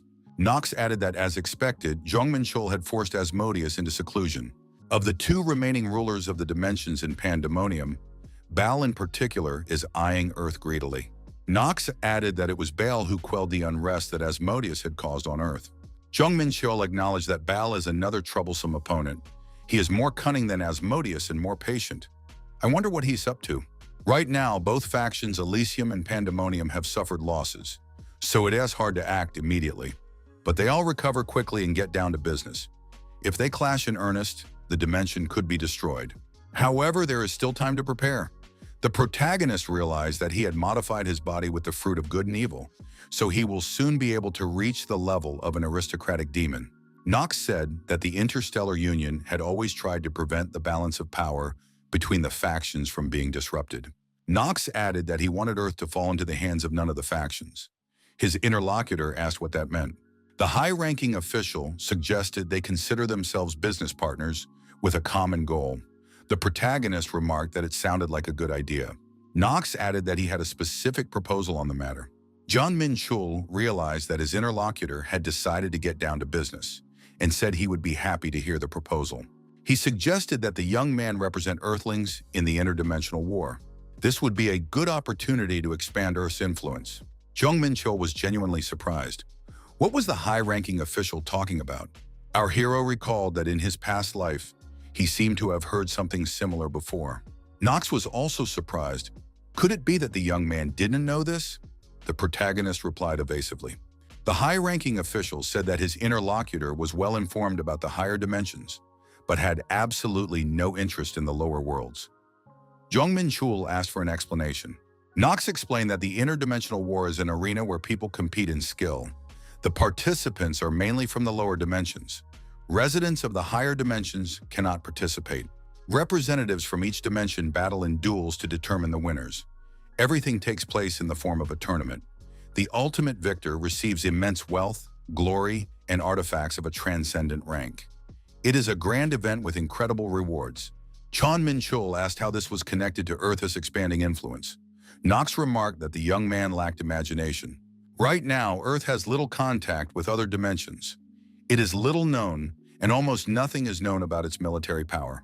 If Jong Menchul achieves outstanding results in the interdimensional war and demonstrates that Earth is second to none in terms of power, many dimensions will take an interest and want to establish ties. This would allow Earth to partially break free from the influence of Pandemonium and Elysium. If we can demonstrate that Earth can become independent within the multiverse, the situation will change drastically. Jong Menchul noted that this sounds good in theory, but Nox is overlooking one crucial prerequisite. The protagonist added that this plan only makes sense if he wins. Is there any reason to trust him, an ordinary man from the lower world? Nox admitted that he doesn't invest blindly. Jong Menchul saw a battle in the Lost Lands on the screen. When did Martan manage to do that? Nox said that Martan, the leader of Earth, was not to blame for anything. The high-ranking official added that he had personally requested that the young man's exploits be recorded. Nox noted that he was offering this because he saw the young man's potential. Now, Jong Menchul had caught the attention of Elysium and Pandemonium. The high-ranking official added that if the young man wasn't confident in himself, he could refuse. Our hero thought that his interlocutor was clearly provoking him. Jong Menchul agreed and added that he would participate. He had no choice but to accept. The protagonist decided to pretend he hadn't noticed how Nox had taken a dig at him. Elysium and Pandemonium had already suffered. If they didn't take notice, then they were clearly fools. Nox declared that it was an excellent choice. Jong Menchul asked what he needed to do to participate in the interdimensional war. His companion replied that first, the young man had to become the strongest on Earth. He would try to convince the board of directors, assuming the guy would win. Our hero asked in surprise if Nox wasn't taking on too much. The high-ranking official reminded him that they were now business partners. Jong Menchul thought that a relationship based on mutual interest was more reliable than a fragile friendship. In that sense, Nox was a partner he could trust to handle the rear. Jong Menchul shook Nox's hand and said he was counting on his partner from now on. Our hero noted that their conversation was over. They would see each other next time. After parting ways, Nox thought that Jong Menchul really did look a lot like that guy. He had taken notice of Jong Menchul a year ago. A message had arrived via a direct code sent only to select employees. A VIP code had appeared from Earth's lower dimension, along with a request to recommend this person as a freelance mercenary. Although VIP codes are rare, the Interstellar Union doesn't need to bow down in advance. At first, Nox dismissed it as frivolous. However, as soon as he saw the video from Martan, his opinion changed immediately. It felt as if he had seen an old friend. Nox concluded that this was Deimos' avatar, but his actual body had already been destroyed. This had been confirmed by Pandemonium. So the avatar was out of the question. But even the fact that this man reminded him of Deimos was enough to decide to invest in him. Nox accepted Martan's request and began tracking the exploits of Jong Menchul. The young man grew stronger at an incredible rate, performing countless feats. Soon, a single question took root in Nox's mind. This question was confirmed during a face-to-face meeting. His manner of speech, his behavior, everything was exactly like Deimos from his memories. It seemed as though Deimos had been reborn in a human body. The soul remained the same, but it was unknown whether the memories had been fully preserved. So for now, it was better to treat him as a human, not as Deimos. Nox thought that helping his old acquaintance was the best thing he could do right now. He hoped to see as soon as possible the form that had once shaken the multiverse. Jong Menchul returned and found himself next to Martin once more. The short man asked how the conversation had gone. The protagonist replied that Martan had given himself away. The short man asked what he meant. Jong Menchul stated that Nox had shown a video of his battle. The short guy reported that the director had set conditions for appointing Jong Menchul as a freelance mercenary. Martan added that next time, he would definitely ask for permission before filming. Jong Menchul said that now he knew everything, so the short man could continue. Our hero added that he would soon be participating in an interdimensional war, so he needed to prepare. The short guy was surprised as he hadn't expected the hunter to take part in such a tournament. Jong Menchul replied that he hadn't thought of it himself. Martin added that the interdimensional war would begin in about 13 months. During that time, they could look for a portal. Jong Menchul noted that to help him, he needed to constantly find S-pangs. The short man replied that it wouldn't be easy. Jong Menchul agreed. Our hero thought that S-rank portals appear once in 1,000 attempts, and even those are hard to capture because of the many hunters eager for high ranks. Jong Menchul decided that in that case, there was only one option left to go back to the tower. He told the short man about this. The way to demonstrate Earth's potential for independence in the multiverse was to participate in the interdimensional war. An acquaintance from his past life advised the young man to join, and the protagonist accepted the offer. He decided to ascend the tower once more to prepare. However, the hero still had unfinished business. Jong Menchul reminded him that he had given him 100,000 coins the day before for pocket money. The protagonist was surprised. Had Fenrir really spent it all in a single day? The boy confirmed it. Fenrir admitted that it had all gone on food and desserts, so he needed more pocket money. He knew his master had plenty of it. Jong Menchul thought that Fenrir had gotten too carried away with online shopping from the very beginning. It turned out the boy had absolutely no concept of saving money. Our hero decided that Fenrir couldn't be left alone like this while he was in the tower. Jong Menchul met with Eli and explained the situation. The girl asked if she could keep Fenrir with her for a few days. The young man thanked her and asked if Eli was too busy. The girl noted that this was a request from the hunter, Jong Menchul. Besides, Feng was like a younger brother to her. She promised to thoroughly teach Fenrir the rules of frugality.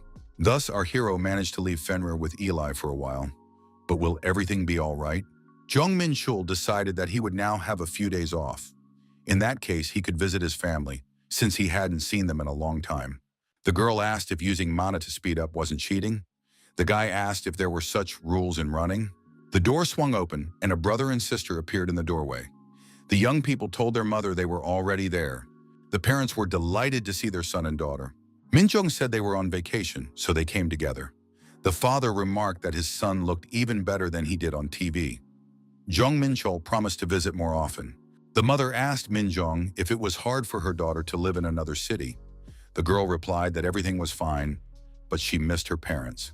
The woman told her son that she had received the gift he sent and was very grateful.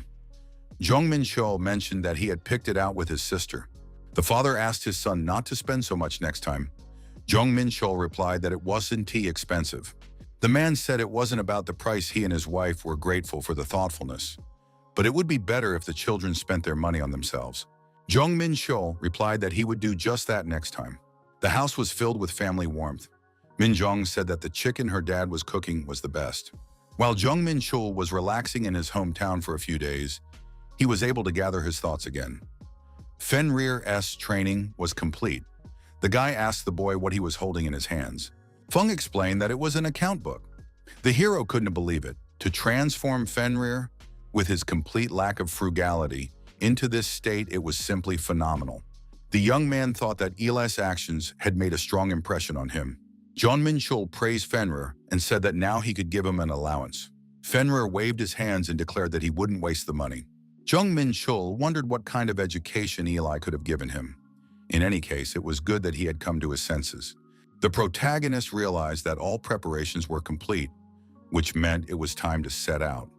Finally, they could resume their ascent up the tower. Hakan greeted the young man and said they hadn't seen each other in a long time. The blacksmith asked if Jong Menchul had come for the proceeds from the treasures he'd left behind. The protagonist replied that this time he'd obtained some good materials. Jong Menchul added that he wanted to commission the crafting of certain items. He was interested in a core capable of containing mana. For this, he had prepared 30 kilograms of adamantite. Hakan said that he didn't understand anything from the description yet. What was it for? Jong Menchul said he was ready to show him, but they would have to leave the warehouse. There wasn't enough room here. The blacksmith saw what the young man wanted to demonstrate and was extremely surprised. Hakan said it was a dragon. The dragon greeted the Supreme One. Jong Menchul explained that it was his summoned beast, but it wasn't yet in peak condition. A core was needed for the dragon. Could Hakan create one? The blacksmith said that now he understood everything he needed to create a heart. In that case, they would have to wait. He had to examine the body. The dragon asked his master if he could teach this to the blacksmiths. Jong Menchul replied that the dragon should calm down and sit quietly. Hakan finished the examination and said it wouldn't be easy. The dragon's energy is so powerful that an ordinary core won't hold up. Adamantium isn't enough. A separate catalyst is needed for the center of the core. Jong Menchul thought this would be an extra hassle. Our hero held out a glowing orb to the blacksmith and told him to take a look at it. The young man said it was a crystal he had recently obtained on Earth. It was a magic diaphragm. Hakan noted that with this, the catalyst for the core would be perfect. However, additional materials and the help of an alchemist would be needed. Jong Menchul agreed. Adamantite from the hidden quest on the 6th floor and the magic diaphragm from the Moab gate. The cost of additional materials and labor must also be added, a total of about 3 million points. In the lower worlds, such a Laban crystal is a serious expense, but Jong Menchul could afford it. Right now, what matters to the hero is Azi to Haka-S growth potential. Hakan will surely craft a core equal to the Dragon-S heart. The man was informed that he had returned. Now he was interested in the 10th floor. Last time, he was spotted on the 9th floor. The search must continue. One who has tarnished his honor cannot be left alive. As soon as his position is determined, a third-rank magical legion must be dispatched. We must stop the enemy who goes against the will of Elysium. Baal, the ruler of the dimension, has ordered the capture of one man. He promised any reward if he is captured. This order must be carried out at all costs. The 10th floor of the Tower of Trials. Jong Menchul, bundling up against the snow, said it was very cold here. He thought that snow had started falling the moment he stepped onto the floor. Does that mean the theme of the 10th floor is snow-covered lands? The quest is called The Path of Suffering. You must move forward. The Path of Suffering recreates the extreme regions of many worlds. You must test your limits on an endless road of pain. The hunter found himself in Niflheim and was subjected to level 108 cold. Strength, agility, and stamina are reduced by 70%. Jong Menchul thought they had recreated a cold that pierced right to the soul. Last time, the gates of Cheonhorik only produced a level 5 cold. Standing still is a bad idea. You have to keep moving. Medium divinity protects the body, having the effect of the cold. It's much better to channel chaos energy through the body, using the heavenly art of transcending limits. Jong Menchul heard footsteps and saw Yetis approaching. He assumed this was part of the Tower S trial. The Yetis told the tester to turn back, and then nothing bad would happen. If the man turned back now, he could avoid a terrible fate. Jong Menchul was surprised. Were they really trying to warn him? He thought these Yetis were very kind, even though you wouldn't know it by looking at them. What should he do? The protagonist stated that he had no such plans. The guy added that he didn't mind stretching his legs. His body had gone stiff. The Dark Star skill chains of the earth was activated. Angels appeared. One said that this was exactly how the 10th floor trial worked. Another added that he couldn't believe Jong Menchul would return here, wasting points and suffering from stat penalties. Jong Menchul was surprised. Where did these pathetic chicken wings come from? The pursuer spotted the tracks and said the hero was still on the 10th floor. The chase could begin. After defeating the Yeti and continuing on his way, the protagonist found himself in the next zone. The Land of Fire was unbearably hot. It replicated the territory of the demon lord Ifrit. Everything here turned to ash, and not a single demon dared to show mercy. Who would have thought he'd end up experiencing Ifrit's realm this way? Jong Menchul decided that without the power of change, he wouldn't be able to survive. He recalled that he had learned something when he spoke with Nox. The influence of Pandemonium and Elysium seeps even into the Tower of Trials. Nox added that the young man's progress was also being closely watched. Upon entering the tower, one must be wary of the 7 major guilds. After Jong Menchul requested that a core be created on the 5th floor, he gauged the mood of the other participants. Providentium, Gehenna, and even M-Bias are openly hostile. It was unexpected to encounter Mendop BSS emissaries there. The reason? Conflicts on the 6th and 9th floors. Now the enemies are not only demons and angels, but also mages. In any case, the protagonist cast his bait. It would be nice if at least someone took the bait. Suddenly, everything around him began to shake.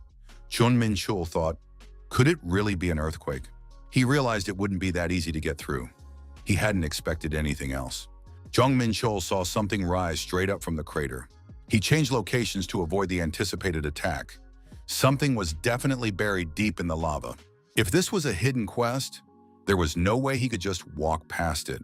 The young man thought that while he was in the lava, he couldn't let the enemies pass unnoticed. Someone had to stay behind and keep watch. Jong Menchul told the dragon to come out immediately. His body could withstand anything. Even such heat wouldn't bother the dragon. The dragon asked if he should destroy anyone who approached. Jong Menchul replied that the dragon should simply call him if enemies appeared. The protagonist decided to submerge himself for a short while. The density of fire element mana below turned out to be higher than the elemental energy comprising his body. Maintaining his form consumed additional sacred power. It was hot but bearable. The young man decided to quickly gather everything he needed and return. A fire fortress was discovered at the bottom of the lava lake. The protagonist realized that this place hadn't just borrowed its name. Even if it wasn't the original, they had recreated the very essence of Ifrit. It was a sphere in which the former king of fire elementals, Ifrit, had concentrated his pure essence before his fall. Absorption enhances one's understanding of and resistance to the fire element. Jong Menchul said there was nothing to think about here.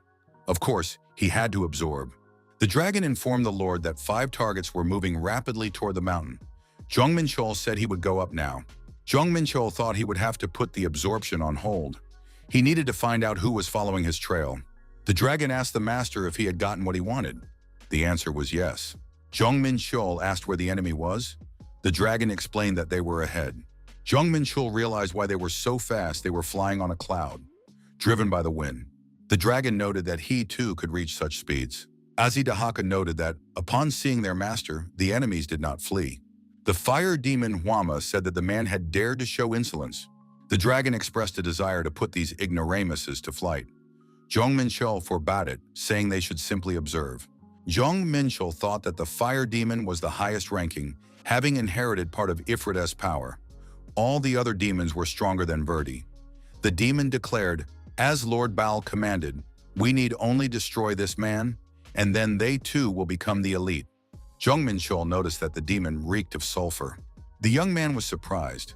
Could the reward for his head really be a promotion to the nobility? The demon was surprised, sensing the energetic pressure. Hwama said that Lord Baal would grant any wish if he dealt with this man. Jong Menchul said he understood everything now. The young man added that it seemed a title had been set as the price for his life. He decided he'd freaked out for nothing. The demon had nearly been overwhelmed by the man Sora. Just a moment ago, he'd still sensed divinity. Hwama was outraged. How could some human treat him like this? Jong Menchul smirked. Today's youth have no ambition. With desires like that, how could one even call oneself a demon? Hwama suddenly found himself bound in chains. Jong Menchul noted that one must not interrupt one's elders. Our hero addressed the monsters. "Why are you all staring at me like that?" The guy added that fighting each one individually was boring, so they should all attack at once. Jong Menchul thought this would be his first battle after his body transformation. It should be fun. The multiple light wedges skill was activated. The opponent was knocked out and began coughing up blood. Jong Menchul noted that it had been a long time since he'd been in such an enjoyable fight. The opponents were destroyed. Jong Menchul said that these guys were very different from the demons he had known before. Unlike other demons who rely solely on strength and fight alone, they accurately identified each other's strengths and weaknesses and fought while continuously coordinating their actions. Thanks to this, he was able to fully assess the level of the demons of Gehenna. The reflected beam destroyed all nearby enemies. Only one of the werewolf clan remained. Power of Gaze was activated. The demon said that the opponent was using not only the power of clinging wings, but also the power of sin. He was a true monster. The demon added that even if a human destroyed them, it wouldn't be the end. They aren't the only ones hunting you. There are also chicken wings and clumsy mages, he warned. Jong Menchul said, "Great, I was worried it might all end too quickly." The demon shouted that this man was crazy. The protagonist remarked that he'd heard that a lot. The young man prepared to attack again. Jong Menchul said he was tired of all the unnecessary talk and just wanted to destroy this demon. The dragon arrived before the master and declared that the task was complete. The system reported that experience had been gained and the level had been raised. Jong Menchul thought he hadn't expected anything else. They give a lot of experience. The target, struck by the crystal, was destroyed. A new vessel was discovered. Jong Menchul thought he could use a werewolf, powerful in magic. The hero decided to create an army of the indestructible. Once the demons were dealt with, the protagonist decided to create a new fighter for the army, using the werewolf mage as a model. As a result, a previously unseen type of undead appeared. The indestructible Reaper was created. Jong Menchul thought he resembled the god of death from ancient legends. The protagonist wondered if there were similar beings in the legions of Jaren. It was a fighter with stats heavily skewed toward attack. On top of that, he was capable of manipulating souls. Jong Menchul said he was counting on this undead creature. He thought that now that the prototype was ready, they could be created using other bodies. The quality of the vessel allowed for the creation of either a general or a reaper. Thus, 5 reapers joined the ranks of the army. The dragon reported that the area within his field of view was clear. Jong Menchul noted that in that case they had a little time. It seemed that MBS had fallen behind. Jong Menchul said it was time to absorb the essence of fire. He looked forward to absorbing the legendary essence. The absorption of the fire essence was activated. Understanding of the fire element has significantly increased. Fire resistance has been acquired. The power of fire element skills has been increased by 10%. All conditions for awakening the power have been met. Now he can use the true power of the star's flame. Until now, the young man had used it by dividing it into two aspects, heavenly flame and hellfire. Now he could unite them. Jong Menchul wondered, had he truly acquired a colossal power he hadn't even suspected existed? The primordial flame. That power alone defied all reason. The dragon asked his master what had happened. Jong Menchul replied that something pleasant had happened. Now the young man could see new horizons. He would be able to reach even greater heights. The angels and mages continued along their set route. Following them across the snow-covered lands came the region of fire. An angel said that this could become a problem. Jong Menchul thought that Baal's cunning dogs had managed to speed up while passing through the lands of fire. Obviously, they had planned everything carefully and prepared in advance. We need to reach Jong Menchul before they do. The mage said he had found only traces of a battle. Had they really been beaten to it? Residual dark mana was everywhere. There was no doubt that a battle had taken place here. Judging by the traces, Baal's elite servants had fallen at the hands of a single person. The mage thought the demons had been completely wiped out. By a single person? Perhaps Jong Menchul is much stronger than previously thought. Meanwhile, the protagonist was moving from one floating stone to another. Our hero was overcoming the energetic impact on his body. Having crossed the lands of fire, he reached the archipelago of storms. This is a place where large and small islands float in the heavens. Here one could even see the recreated defensive towers of Elysium. Jong Menchul said he was very tired of balancing in the wind that blew from all directions. The hunter was granted the attribute of wind. His agility was increased by 20%. Jong Menchul activated the Dark Star and used the Spiritual Palace skill. The young man noted that it was a very exhausting activity. Isura's bow activated Explosive Volley. Despite the explosion forming ahead, Jong Menchul continued to move across the small air islands. Jong Menchul realized it would be nice to end it all right here. Our hero looked at the islands and towers and realized that it wouldn't be that easy to end it. Jong Menchul thought it all through and summoned his subordinates. The protagonist told the dragon and the Enerjar that their target was the defensive towers along the route. Our hero added that the largest island was located behind the defensive line. Jong Menchul ordered them to destroy everything there, and then victory would be assured. The summoned creatures set about smashing everything to smithereens. As expected, the main island contained a source that supplied mana to the defensive towers. However, the angels who were supposed to guard it had not been summoned. So after landing on the island, they managed to destroy all the structures with ease. Ikuria reported to the master that they had found a trophy.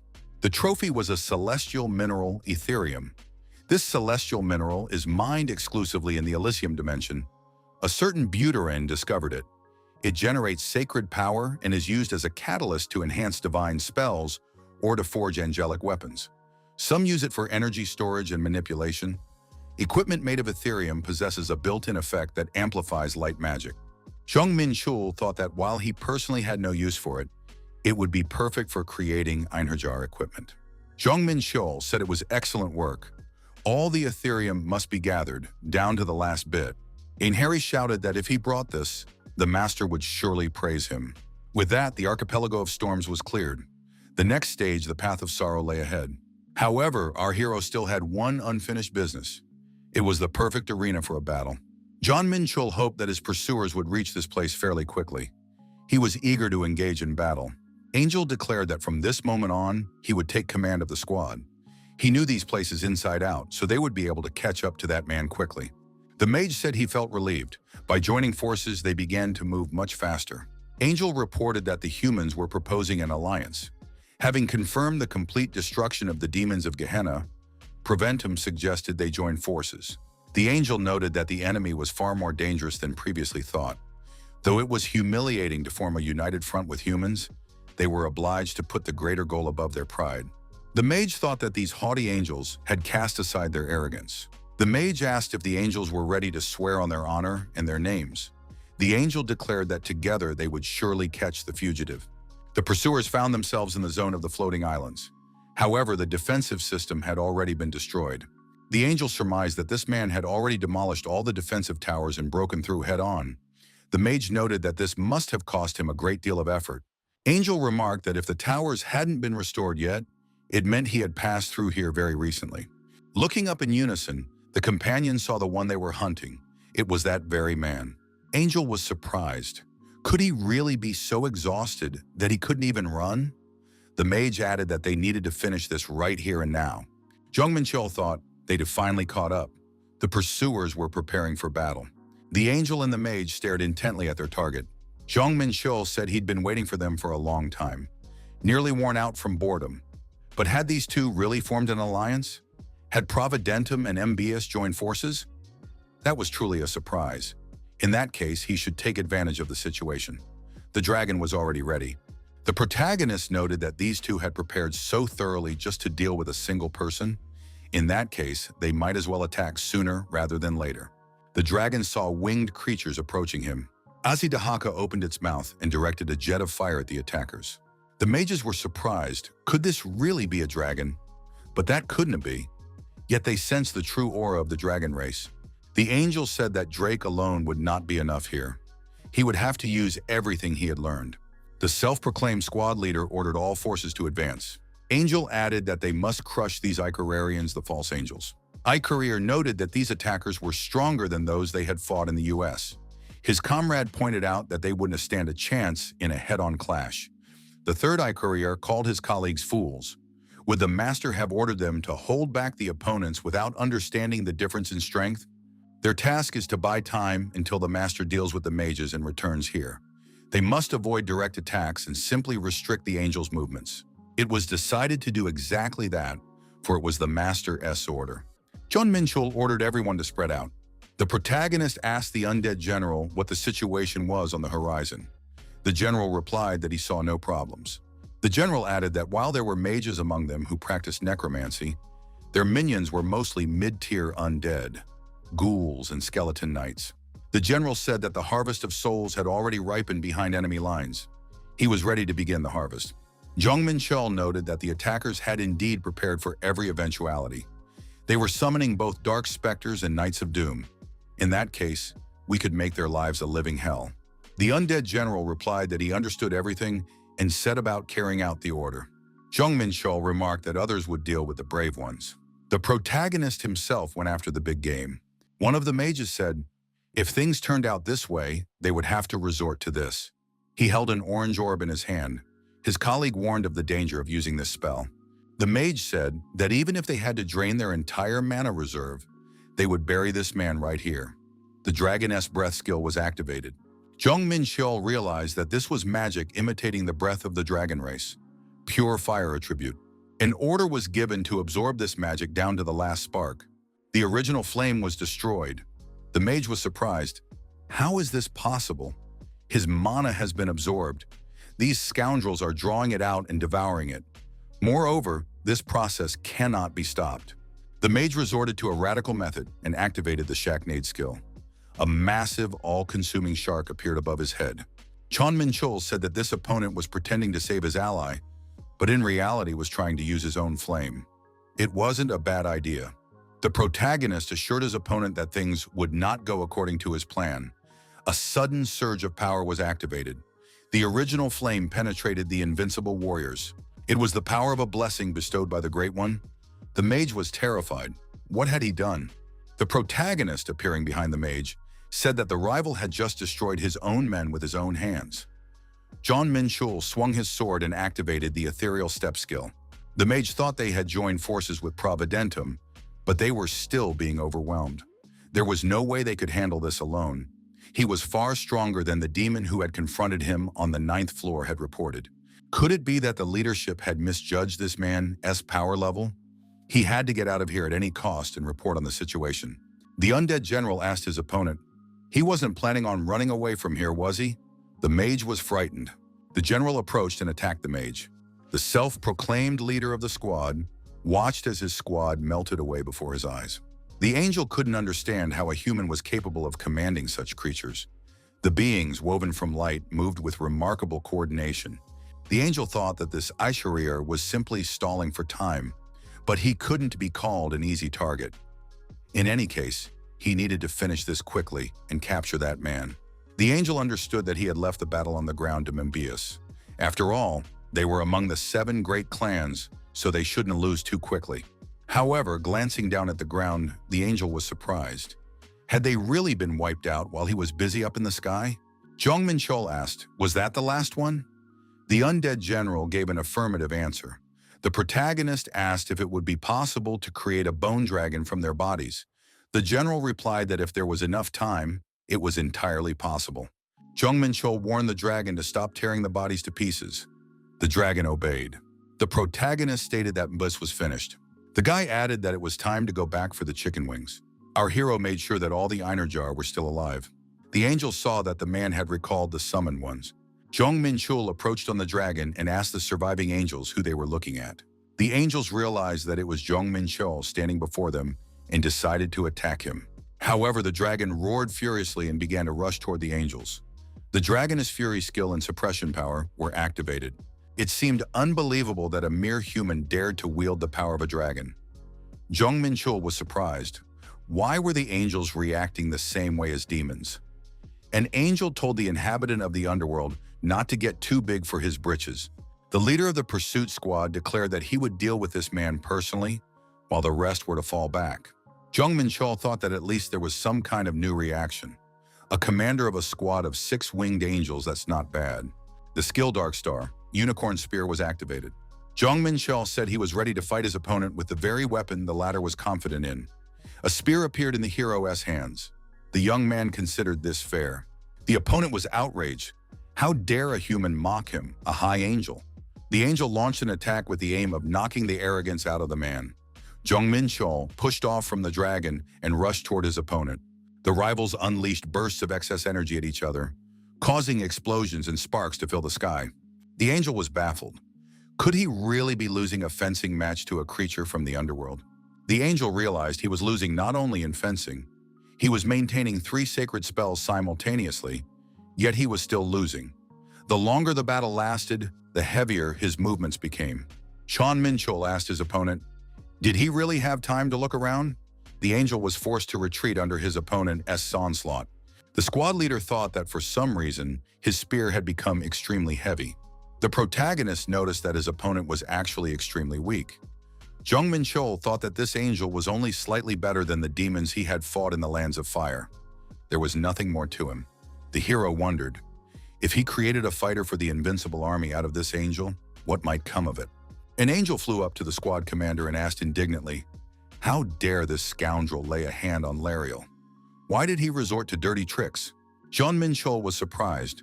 Do they really intend to execute him with such pitiful strength? A dragon approached the angels enraged. Do these pathetic little wings really dare to talk back to his master? The angels activated the skills Shining Rocket and Arrow of Justice. They declared that their light would incinerate this dragon. The spawn of evil would be destroyed. The dragon screamed that these cheap tricks wouldn't work on him. Jong Menchul told Azidahaka not to destroy them immediately. First, he must eliminate the one he had marked.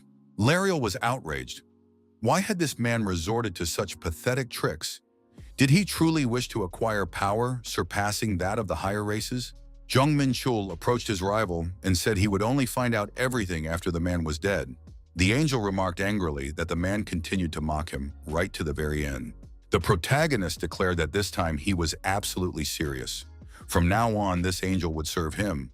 The hero swung his sword and Lariel was destroyed. The female angel knelt with her head bowed. She said that Lariel had returned to the Lord's embrace. The angels behind her were surprised. Wasn't Lariel the one who had gone to execute the enemy? Could he really have fallen at the hands of a mere human? The female angel noted that this man's skill had exceeded all their expectations. For now, they needed to monitor the reactions of Gehenna and Membius. If they continued to interfere with the trials, there was a high probability that the administrator would intervene. The angels were surprised. How could they let this man go unpunished? The female angel said they needed to be patient. An opportunity would surely present itself. She added that this man had already made quite a few enemies. Those lured by the tower's reward would continue to challenge him as they climbed upward. A little patience was called for. Our hero reduced to dust mages capable of summoning cataclysms with a single gesture, and brought arrogant angels down from the heavens to earth. It was undoubtedly an outstanding achievement. Korea and the Invincible Army have also grown significantly stronger. The protagonist thought that in his past life, it would have taken hundreds of years to achieve such power. Every brutal battle only makes him stronger. Jong Menchul said it was excellent work. The opponents were no pushovers, but each of his aides had flawlessly carried out their tasks. The Icarians noted that their master had praised them. That rarely happened. The Icari were surprised. Was their master ill? Or had he fallen victim to a mental attack? Perhaps they should cast a blessing on him. Jong Menchul said that if he heard one more word, he would personally send them to the afterlife. The Icarians immediately decided to repent. The hero asked his assistants if they had collected all the loot. The answer was yes. Just as their master had ordered, they had cleared the entire battlefield. Mana enhancement spheres, staffs, wands. The haul was rich. The items were all at least unique rank. There were some very decent pieces. The protagonist regretted that many items had been damaged due to the fierce battle. However, he remembered the blacksmith who could be entrusted with the repairs. One item particularly caught the hero's interest. It was a rainbow stone. A strange energy emanated from it. Jong Menchul looked at the ring and thought, could this really be related to a rainbow? The hero surmised that the rainbow ring and the rainbow stone might be connected in some way. Currently, some of the ring's functions were sealed. A special catalyst was required to break the seal. To test his theory, the young man held the stone up to the ring. A bright flash erupted. The rainbow ring resonated with the rainbow stone. The ring absorbed the stone's power and restored its true form. The skills Rainbow Reflection and Rainbow Blessing became available. The ring evolved from legendary to transcendent rank. Now the ring possessed top-tier abilities. It was truly a royal reward. The leader said they could rest, check the perimeter, and tidy up their appearance. The path of suffering, the desert of silence. The protagonist moved along the set route. Thanks to superhuman patience, the path was completed to the very end. Towers of Trials, 10th floor, Path of Suffering successfully completed. The protagonist said that this endless marathon was finally over. The young man thought that the tower had truly tested his patience to the fullest. The poisonous swamps where every breath was deadly, that was the swamp of the abyss. The hero descended into the underwater world, Atlantis. He even ventured into the depths of the ocean. Jong Menchul had to climb sheer cliffs where the magic of flight did not work. He made his way through thorny thickets and wandered through endless labyrinths. What didn't he go through? It took a whole week just to get here. It seemed as though he had collected a bingo from every remote corner of this world. What would be the reward for such suffering? The hunter received 1 million points. The tower is impressed by his unyielding endurance. Hidden potential has been awakened. The unbreakable will trait has been obtained. It increases mental defense, allows him to infuse weapons and magic with his resolve, and also to control the very spirit of the attack. However, the hero has already attained transcendence and attained divinity. The user's accumulated soul karma resonates with the trait. The trait evolves. Will of transcendence is obtained. The protagonist thought that this was the very will of transcendence he had heard about. Just like on the 4th floor, the system intervened again and upgraded the reward. The hero realized that with this ability, he would be able to leave his body and observe himself from the outside, simultaneously analyzing the situation and acting in several directions at once. This is the absolute equivalent of parallel consciousness, only of a higher order. If he combined this ability with hypersensitivity, which stretches subjective time to infinity, and utilized the will of transcendence for multi-threaded thinking, calculating billions of options in an instant, the protagonist would be able to find the perfect solution for attack or defense in any situation, no matter how hopeless. On top of that, he could materialize his will through mana. Jong Menchul thought that now his energy would not be wasted. It would become dense like physical matter. The young man had enough inner energy and fortitude to wield this power without hesitation. The hero said that this was more than enough. All the suffering had paid off in full. The Tower of Trials, 11th floor, the Siege of Tagan. The Great Witch Ord has captured the Tagan fortress and is performing a dark ritual. Heroes from all dimensions must retake the citadel before it is too late. The witch must be destroyed. Jong Menchul thought they'd turn the entire mountain behind the palisade into the citadel. Judging by the scale, this colossus was even more formidable than the gates he'd stormed in the US. it was going to take a long time. The hero realized he would have to work alongside Earth's non-rankers. Perhaps he would run into someone he knew. And sure enough, someone called out to him, "Is that really the hunter Jong Menchul?" The protagonist turned around. It was Jong Song-hee. He said it had been a long time since they'd seen each other. On the 11th floor, where testers from different dimensions form factions, the hero met association employee Jong Song-hee, with whom he had once competed in sleight of hand during the entrance exam. Almost a year had passed since they last saw each other on the 5th floor in the Sky Garden. Jong Menchul told his companion that he, too, had recently moved up. Over the past year, Jong Song-hee has grown stronger. Thanks to the Breaking Through Limits ability, his hidden potential has increased significantly. Moreover, he possessed unbreakable will. This meant he had completed the 10th floor trial. Jong Song-hee said he was ready to briefly explain the current situation. The protagonist had no objection. Tagan Fortress is defended by an army of dark elves following the Great Witch Horde. Various mutant plants, dark spirits, and magical beasts hold the fortress's defenses tight. Small forts are located at the foot of the mountain. If more than half of these strongholds are neutralized, the fortress' protective barrier will disappear. Jong Menchul asked if they needed to compete with testers from other dimensions. Jong Song-hee replied that everyone was just waiting around right now, wasting their time. The 11th floor trial is troublesome not only because of the siege of the fortress. The main problem is that factions are formed based on the dimension principle. There are currently only 5 factions. Jong Menchul thought that if they were too eager to storm the strongholds before entering the fortress, it would only benefit the other factions. So the wait-and-see situation would continue. Besides, the Earth testers were at a disadvantage compared to other dimensions, so their voice carried less weight. Jong Song-hee asked if Jong Menchul planned to persuade the other factions to cooperate. The protagonist replied that sincerity always works, and that he had such a goal. He was, in fact, an expert at this. The Tower of Trials, 11th floor, the factions of the Dalman dimension. The warriors fought monsters, but telekinesis didn't work here. It was necessary to protect the teacher, who was trying his hardest. However, his efforts were in vain. The warrior asked, why had the tester from Earth appeared here? The protagonist activated the skill will of transcendence. Jong Menchul was surprised. Did these soldiers really not understand the reason for his visit? The hero declared that he had come to offer something advantageous. Why were they treating a guest who had traveled such a long distance this way? The protagonist demanded that they summon their commander.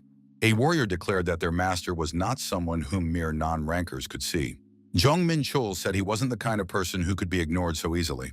The hero activated his unique abilities, and many warriors were sent flying in different directions by the energy forces. The teacher asked what this guy wanted and said he was ready to do everything possible. Jong Song-hee noted that they were united by a common goal. Couldn't he, Jong Menchul, forgive these ungrateful people just this once? The protagonist replied that he had no use for weaklings with big egos. Jong Song-hee reminded him that they too were testers. They needed to show mercy. The master continued to try his hardest. The teacher was surprised. Could this really be the very same Jong Menchul who had recently broken the tower records? The teacher asked for mercy and promised to help with all his might. He introduced himself. My name is Fulcrit, and I swear on my honor. Jong Menchul said that in that case, there was nothing to be done. Peace was better than a quarrel. After that, the negotiations went very smoothly. Instead of half the points spent on storming the fortress going to the Earth dimension, all the testers from Dalman would act in concert. The commander of the Dalman dimension put his seal on the contract without further ado. Jong Menchul noted that the information had been presented at the most opportune moment. Jong Song-hee asked, had the hunter planned this from the very beginning? Looking at the Dalman dimension testers, the protagonist remembered that little boy, Nodes. He was from Dalman too.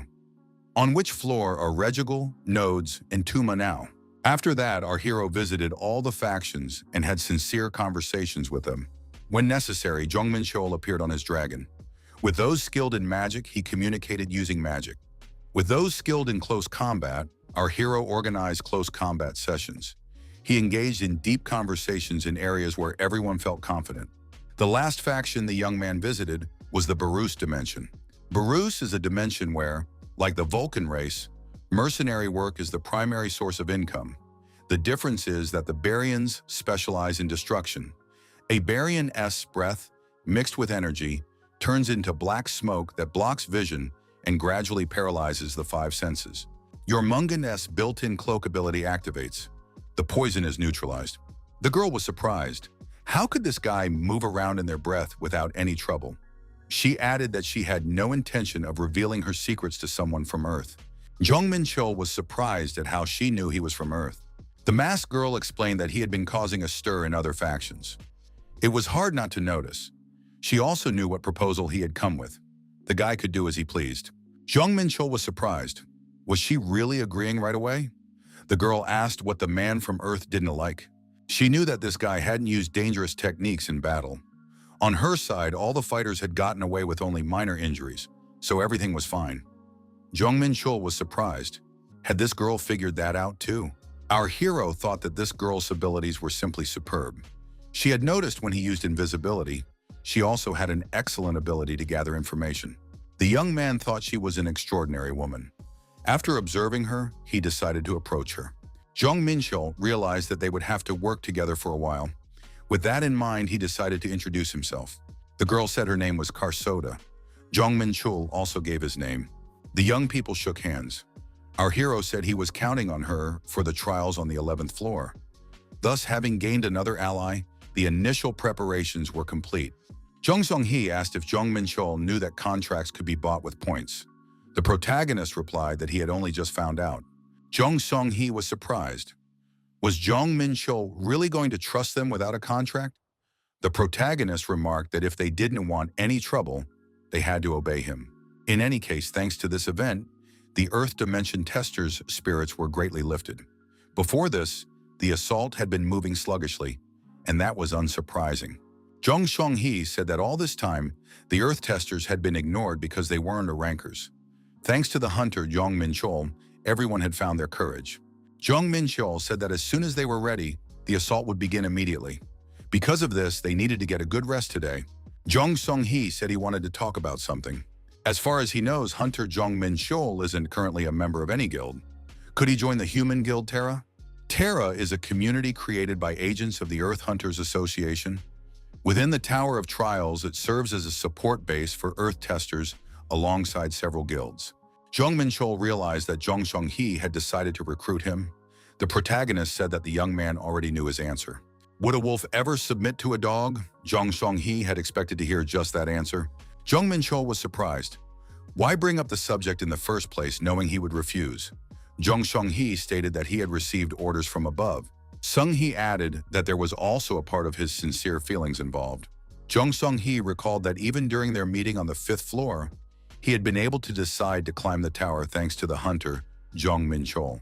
Before that encounter, he had believed he had reached his limit, but after the entrance exam, that opinion changed. Sung-hee said that in battle, it is not just stats and skills that matter. That day, the young man saw new possibilities. That is exactly why he decided to storm the tower. Song-hee added that he wanted to become as strong as Jong Menchul. Our hero thought that if this guy, with that kind of attitude, had made it through the 10th floor trial to the end, then he must truly have an iron will. Jong Song-hee added that the proposal regarding the community was not yet finalized. The community would like to act as a liaison between Earth and Jong Menchul. After all, it's inconvenient when you can find out what is happening in the outside world. Agents would regularly leave the tower. Jong Song-hee noted that this proposal stemmed solely from a desire to help the hunter. Jong Menchul thought that sounded quite tempting. Last time, he hadn't been able to receive a signal from Tan Yel from the tower in time. Right now, the protagonist had entrusted matters to the Fenrir. But a liaison could never be a bad thing. Jong Menchul said he had nothing to lose, so he agreed. Song-hee thanked him and noted that the association would be pleased. The next day arrived. The siege weapons crafted by each faction were assembled and began their assault on the fortress of Tegan. The teacher thought it was a waste to spend so many points on a single-use weapon. With those points, they could have bought several pieces of unique armor. Karsoda said it was time to stop grumbling. They had received half the points from the Earth Testers. Karsoda said the terms weren't bad. If he didn't agree, he could take his complaints up with the guy himself. The old man said the girl had no self-respect. Gloomy types from the Barus dimension are always like that. Karsoda pressed a dagger to the old man's throat and told him to keep talking that way. 4 of the 20 siege towers equipped with magical weapons are fully ready for action. Jong Menchul told his companion that it was time for them to move out as well. Jong Song-hee noted that they were ready to engage at any moment. The protagonist declared that he had unilaterally decided on the assault plan. After all, there were no objections. Song-hee agreed. Everyone was equally tired of the protracted situation. Sung-hee noted that right now all the testers on the ground were looking at the hunter Jong Menchul with admiration. Jong Menchul reported that the vanguard had successfully captured the strongholds. Most of them had come under the testers' control. The protective barrier guarding the Tigan fortress had been deactivated. Finally, the path was clear. The protagonist asked Jong Song-hee to take care of the main gate while he distracted the enemy. Jong Menchul told his aides to wipe out everyone. The dragon replied that the order was received. The Aharians declared that they were proceeding to carry out the assigned task. The monsters shouted that the intruders must be stopped. The undead general declared that this was the will of the Great One. A rain of destruction must be brought down upon this place. The archers received the order and attempted to shoot down the targets flying overhead. However, the skilled Furious Dragon-S step was activated. It was impossible to stop the attackers. The enemies sensed the incredible power of the advancing forces. What should they do now? Jong Menchul declared that he was already tired of the empty talk of these fated, long-eared creatures. The built-in skill Rainbow Ring was activated. The protagonist said that now he would definitely destroy everyone, and his fury would be endless. Jong Song-hee announced to his comrades that while the hunter Jong Menchul was distracting them, they had a chance. A monster appeared behind Jong Song-hee, approaching at high speed. The monster's attack was interrupted. The villains were struck by slashing blows from cold weapons. Jong Menchul was in the right place at the right time and defused the monster's attack. Our hero gained the ability to wield 7 blades simultaneously. Now, in many respects, he has become significantly stronger. The protagonist noted that warriors from other factions were also fighting well. There would now be no major problems with storming the fortress. Fines reported to the commander that he had found the enemy. Fines added that the enemy was in the center of the pit at the top of the mountain. The enemy turned out to be a witch in a pointed hat. Jong Song-hee urged his comrades to advance and give it their all. Explosions rang out everywhere as the attackers pressed the enemy back. A powerful surge of magical energy was detected. Objects affected by it melted before their eyes. Fines informed the master that this was the work of that very witch. Jong Menchul declared that he would handle the rest himself. Our hero was surprised. Could this really be that very great witch? But he saw only a child. The witch explained that she was in this form temporarily, due to the circumstances. It was the great witch Mord. Jong Menchul understood that this creature would only grow stronger with time. He couldn't delay the attack, or else the witch would become a real thorn in his side. Mord declared that she was facing some pathetic intruder. This time, she wouldn't let him off so easily. The witch screamed loudly and began summoning evil spirits to her aid. Jong Menchul realized that the great witch was controlling demonic beasts. The young man determined that the witch's fighting style was supportive in nature, rather than involving direct confrontation. Huge beasts approached the hero. Mord laughed and asked if this man wanted to dance with her now. Jong Menchul said he would quickly finish off this little girl. The dragon that appeared was outraged. How dare these beasts bare their teeth at the great lord? Jong Menchul replied that he didn't mind the dragon could choose any creature to its liking and do with it as it saw fit. The dragon lunged at the rhinoceros beasts and declared that he would destroy them all. The protagonist also prepared to fight the beasts. The 7-star demon sword was activated. Jong Menchul activated the 3rd form, Sword of Starlight. Our hero told the witch that he had no intention of falling at the hands of such insignificant monsters. Unexpectedly, the vengeful spirit of Hecuba paralyzed the young man's body. Drak's gaze was fixed on the hero, absorbing the blood of the fallen princess. Jong Menchul realized that curses were being cast upon him. The evil witch asked if this man had gotten a little too cocky. Maraid was a master of curses and black magic. Jong Menchul solemnly declared that cheap tricks wouldn't work on him. The primordial flame skill was activated. The witch declared that in any case time was now on her side. She swung her staff again to activate another spell. Jong Menchul noticed that the beast had changed direction and rushed off in the other direction. The hero realized they were aiming for the rear. The protagonist ordered the Ahirars to catch up and neutralize the beasts. Suddenly, a black mist began to spread everywhere. The skill flow of the universe had been activated. An assassin fighting within the black fog joined the attack. It was Karsoda. A report came in that a representative of the planet Varus was destroying the demonic beasts. Jong Menchul replied that he could see it. Our hero noted that the witch had tried to stall for time, but her plan had failed. Mord declared that she could keep dancing for a very long time, and the man should prepare himself for it. The witch ordered the beast to trample this man.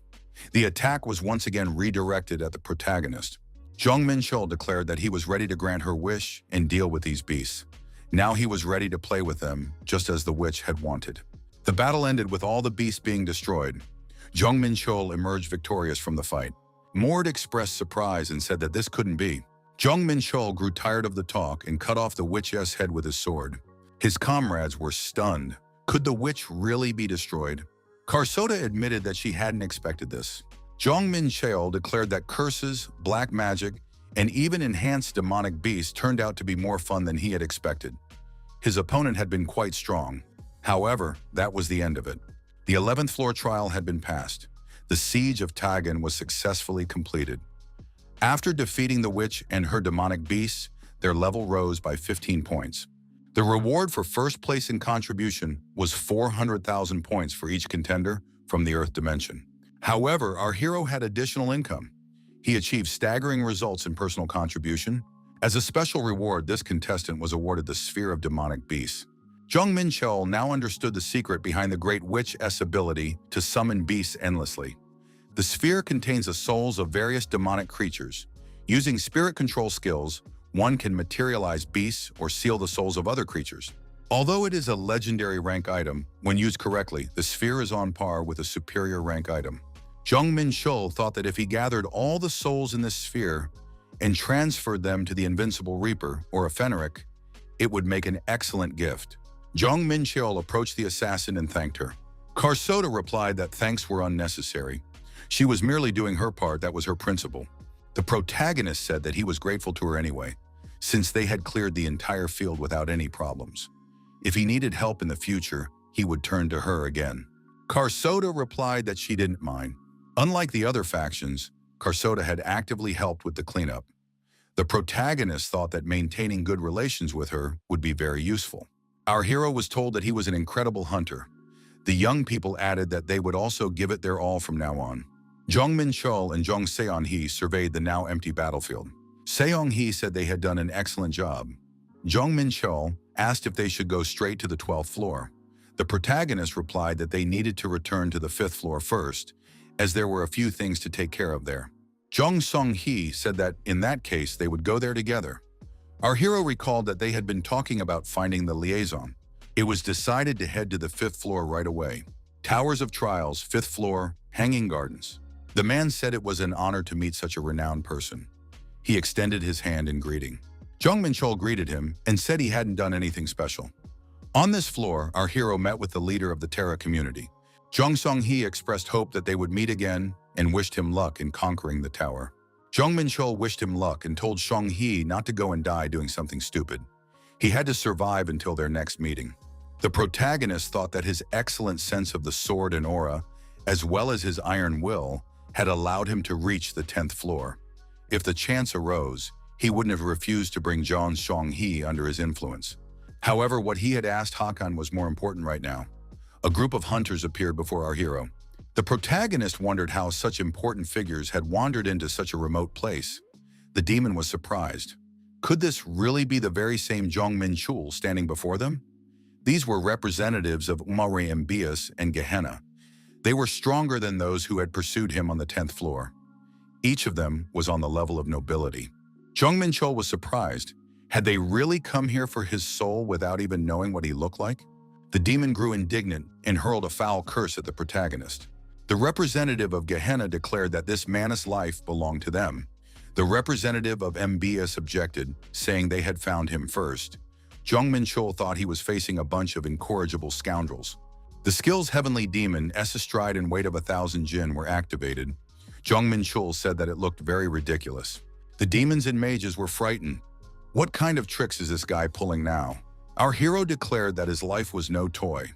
It angered him that people were discussing him as if he were an object they could just pocket. Jong Menchul said that his opponents could attack all at once, and he would take each of them down one by one. The protagonist thought that he had survived far more hopeless situations more than once. If battle is unavoidable, he is ready to put on a real show, even against noble-level opponents. The demon was outraged. Who does this guy think he is, acting like this? A voice from the side demanded that the argument cease immediately. The man who appeared on the neighboring roof urged him to stop threatening his friend. He introduced himself as Radu de Goldrian. Jong Menchul was surprised. Where did this guy come from? Why had the descendant of the Dragon Lord appeared in this place? The demon told the dragon cub to leave. This was a matter for Gehenna and all of Pandemonium. If this man's actions did not reflect the will of the entire Dragoness Fang Guild, he'd better leave peacefully. Goldrian was outraged. Did they just call him a cub? But if his actions represent the will of the entire Dragon's Fang, what do they intend to do? The demon was outraged. Does this guy really want to go against Gehenna for the sake of some pathetic human from the underworld? The girl who appeared beside him said that they shared this man's intentions. Had this group gathered here just to teach a rookie a lesson? Jong Menchul saw her and wondered who she even was. The mage recognized the vice captain of the Atrox, Miho. Did she really dare to interfere in Mobius' affairs? Miho confirmed it. She was interfering in Mobius' affairs, which were unfolding right before her eyes. The mage realized the situation was getting complicated. First the Dragon's Fang, and now the Atrox as well. He thought this guy was just an upstart pretender who didn't know his place. How had he managed to lure these two over to his side? In doing so, they risked turning the other guilds against them as well. What should they do now? Another person appeared behind the mage. A fourth-ranked mage, Daovin, greeted the master, a true master of magic. The master ordered the fools, who hadn't even grasped the basics, to retreat immediately and not interfere with his plans. Daovin, without raising his head, replied that he would obey. He understood that the Emperor of Magic himself had given a direct order. The situation had finally spiraled out of control. The demon was surprised. What was the mage doing? The mage told the demon that they were leaving. Jong Menchul had no objection, but he was surprised. The mages and demons present were puzzled. Why were they leaving? Rauken said that the man had been lucky this time, but next time they wouldn't back down so easily. The demon added that next time he wouldn't follow orders and would personally destroy this man. Jong Menchul was surprised. What was going on? He had already prepared for a good fight, but it all turned out to be canceled. Radu de Goldrian said he hadn't expected their meeting to drag on like this. They hadn't seen each other in a long time. The protagonist was joined by a friend they'd met back on the first floor of the tower. Jong Menchul replied that he had been very busy outside the tower. Goldrian remarked that he had often thought of this guy during the trials. Radu de Goldrian declared that there was no one here who could match Vasily Jong Menchul. Jong Menchul was surprised. How did Radu find out he was here? And he even used the name Dragoness Fang. The protagonist added that he didn't know anyone from the Dragoness Fang Guild. Goldrian said that everyone in the Hanging Gardens was talking about Jong Menchul, but since he himself was a descendant of the Dragon Lord, his word carried weight. He added that Jong Menchul is his friend. That alone is enough for Dragoness Fang to intervene. Jong Menchul said he appreciated the concern, but that this could get Radu into trouble.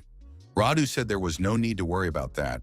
Goldrian emphasized again that he is a descendant of the Dragon Lord, and the elders would understand if he used his authority for a friend's sake. Miho said she didn't know that two of the three deities had such a strong friendship. The protagonist asked the girl what she stood to gain by helping him. The girl replied that she wanted to introduce herself first. Her name was Miho. Jong Menchul said he'd heard of the vice captain of Atrox, but hadn't crossed paths with that guild before. Miho explained that she'd come solely to take a look at the person who'd turned the entire tower upside down. Miho approached the protagonist and asked, "Dunty, I suit your taste?" Jong Menchul remarked that if she wanted to have a normal conversation, she should stop with the cheap tricks. Miho said she didn't understand what he was talking about. Our hero could see that she had been using the charm skill from the very beginning. The protagonist declared that if she didn't understand, he was ready to demonstrate it clearly. He added that she had asked for it herself. The power of charm skill had been activated.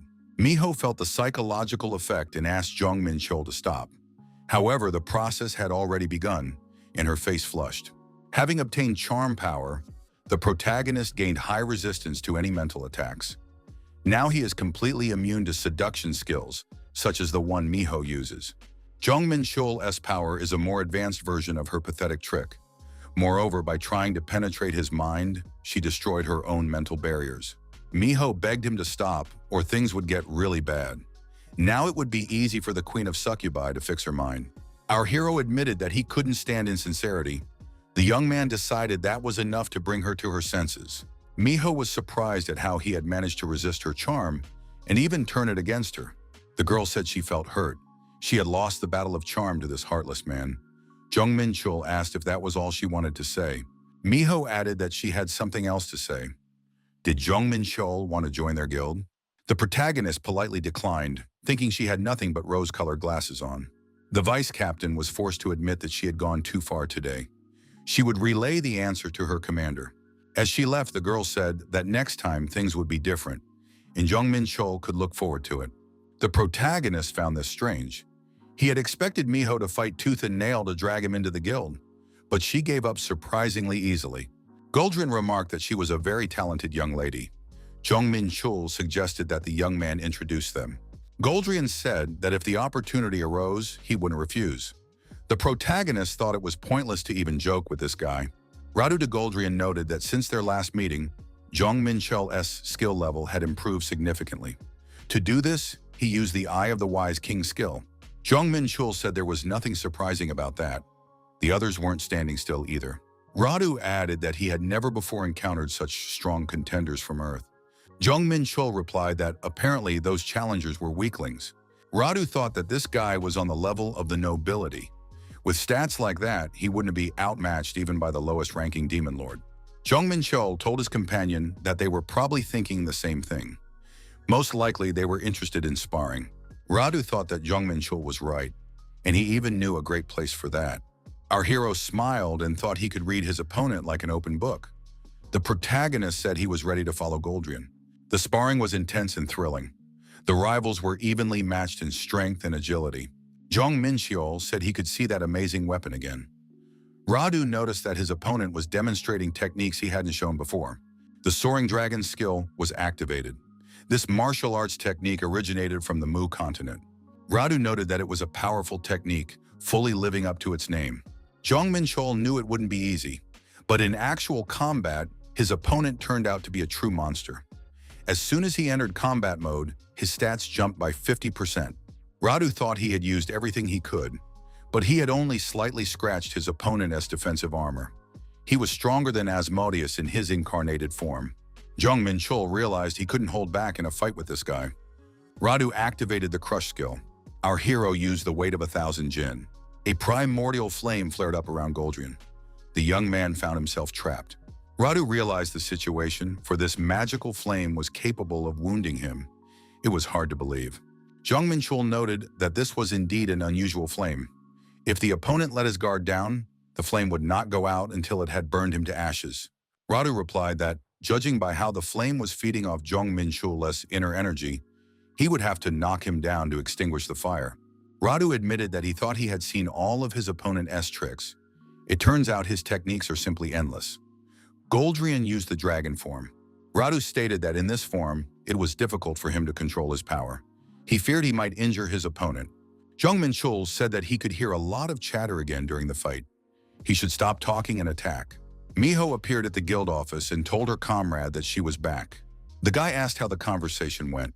Miho replied that she had received a harsh rejection. She added that her skills hadn't worked, and she herself had almost fallen into his trap. Her colleague said the captain would be disappointed.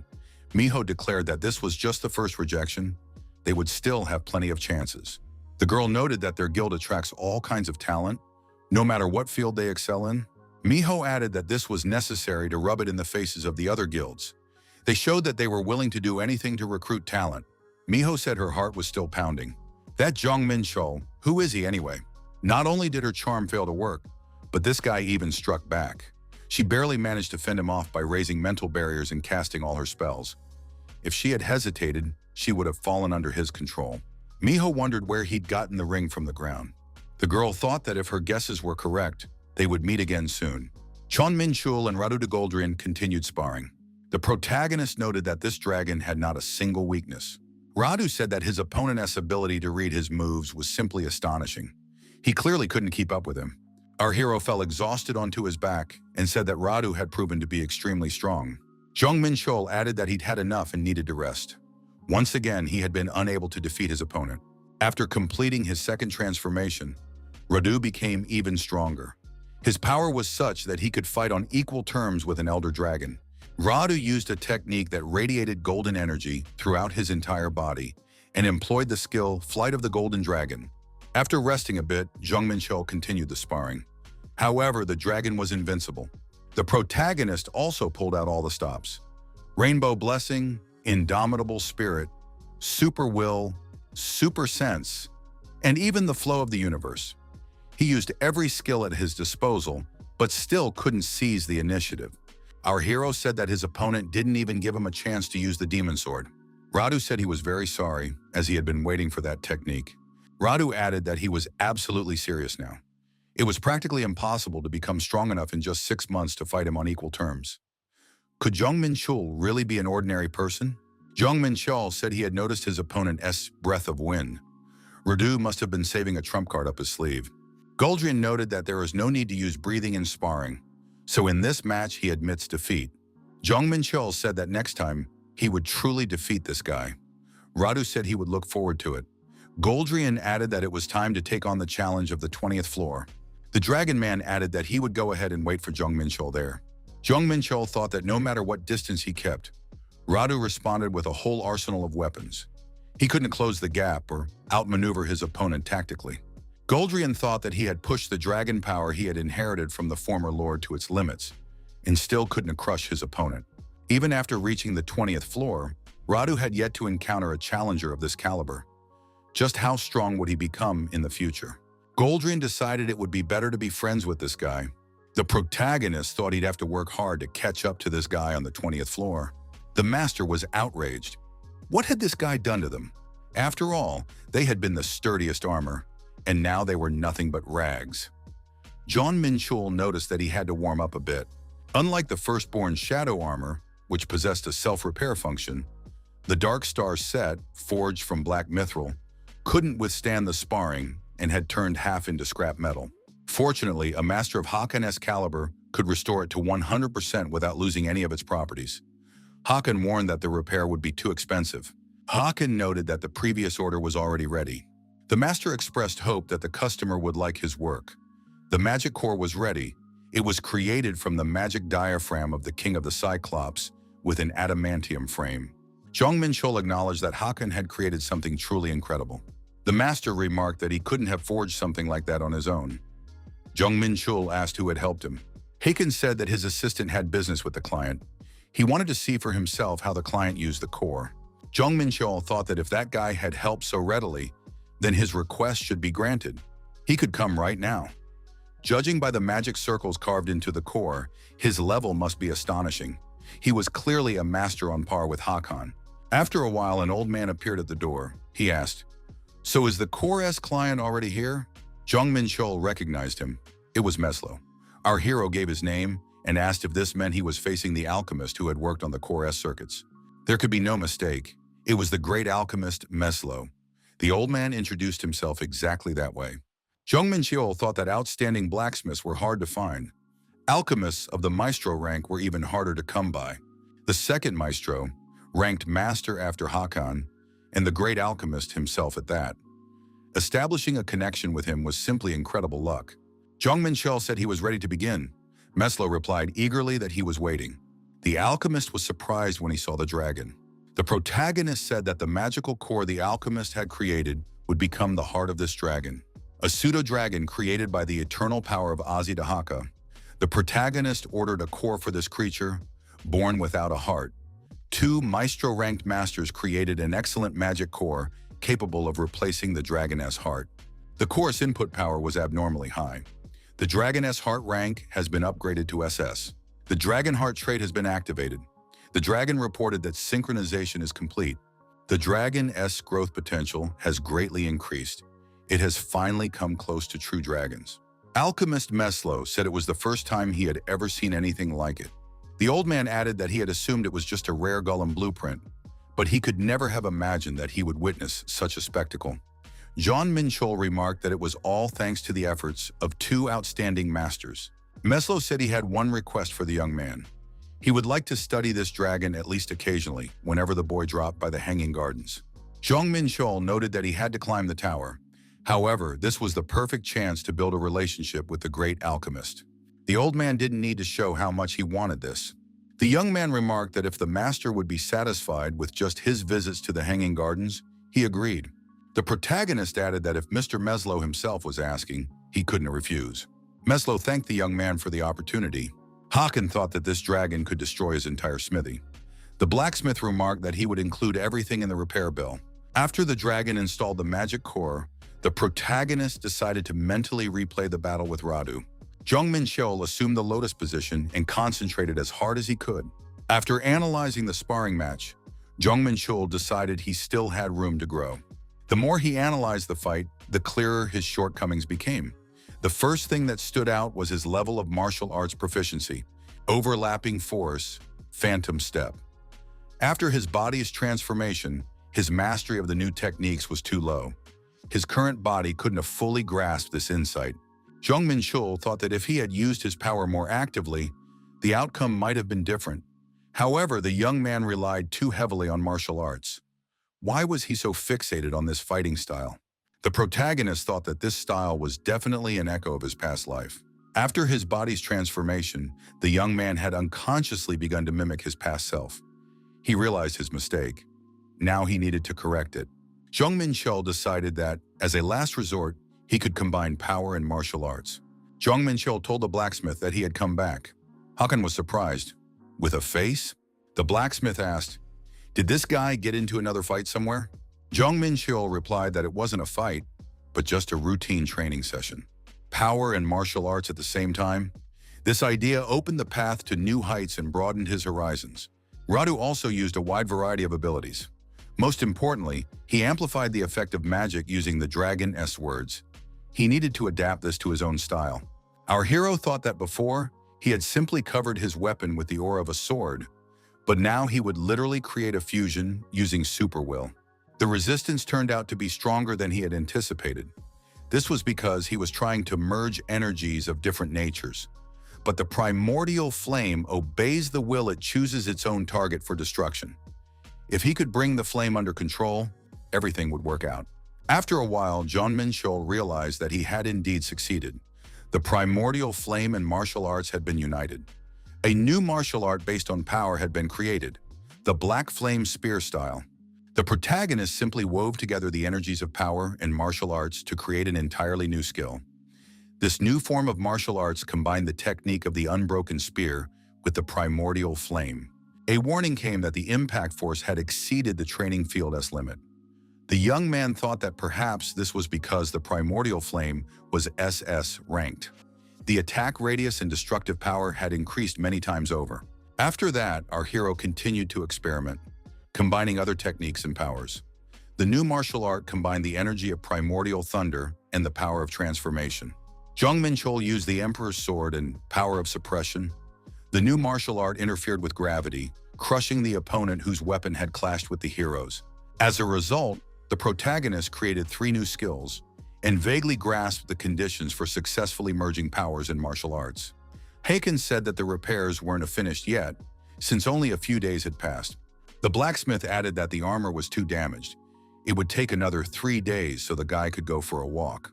Walking around the 5th floor was boring. There was nothing to look at.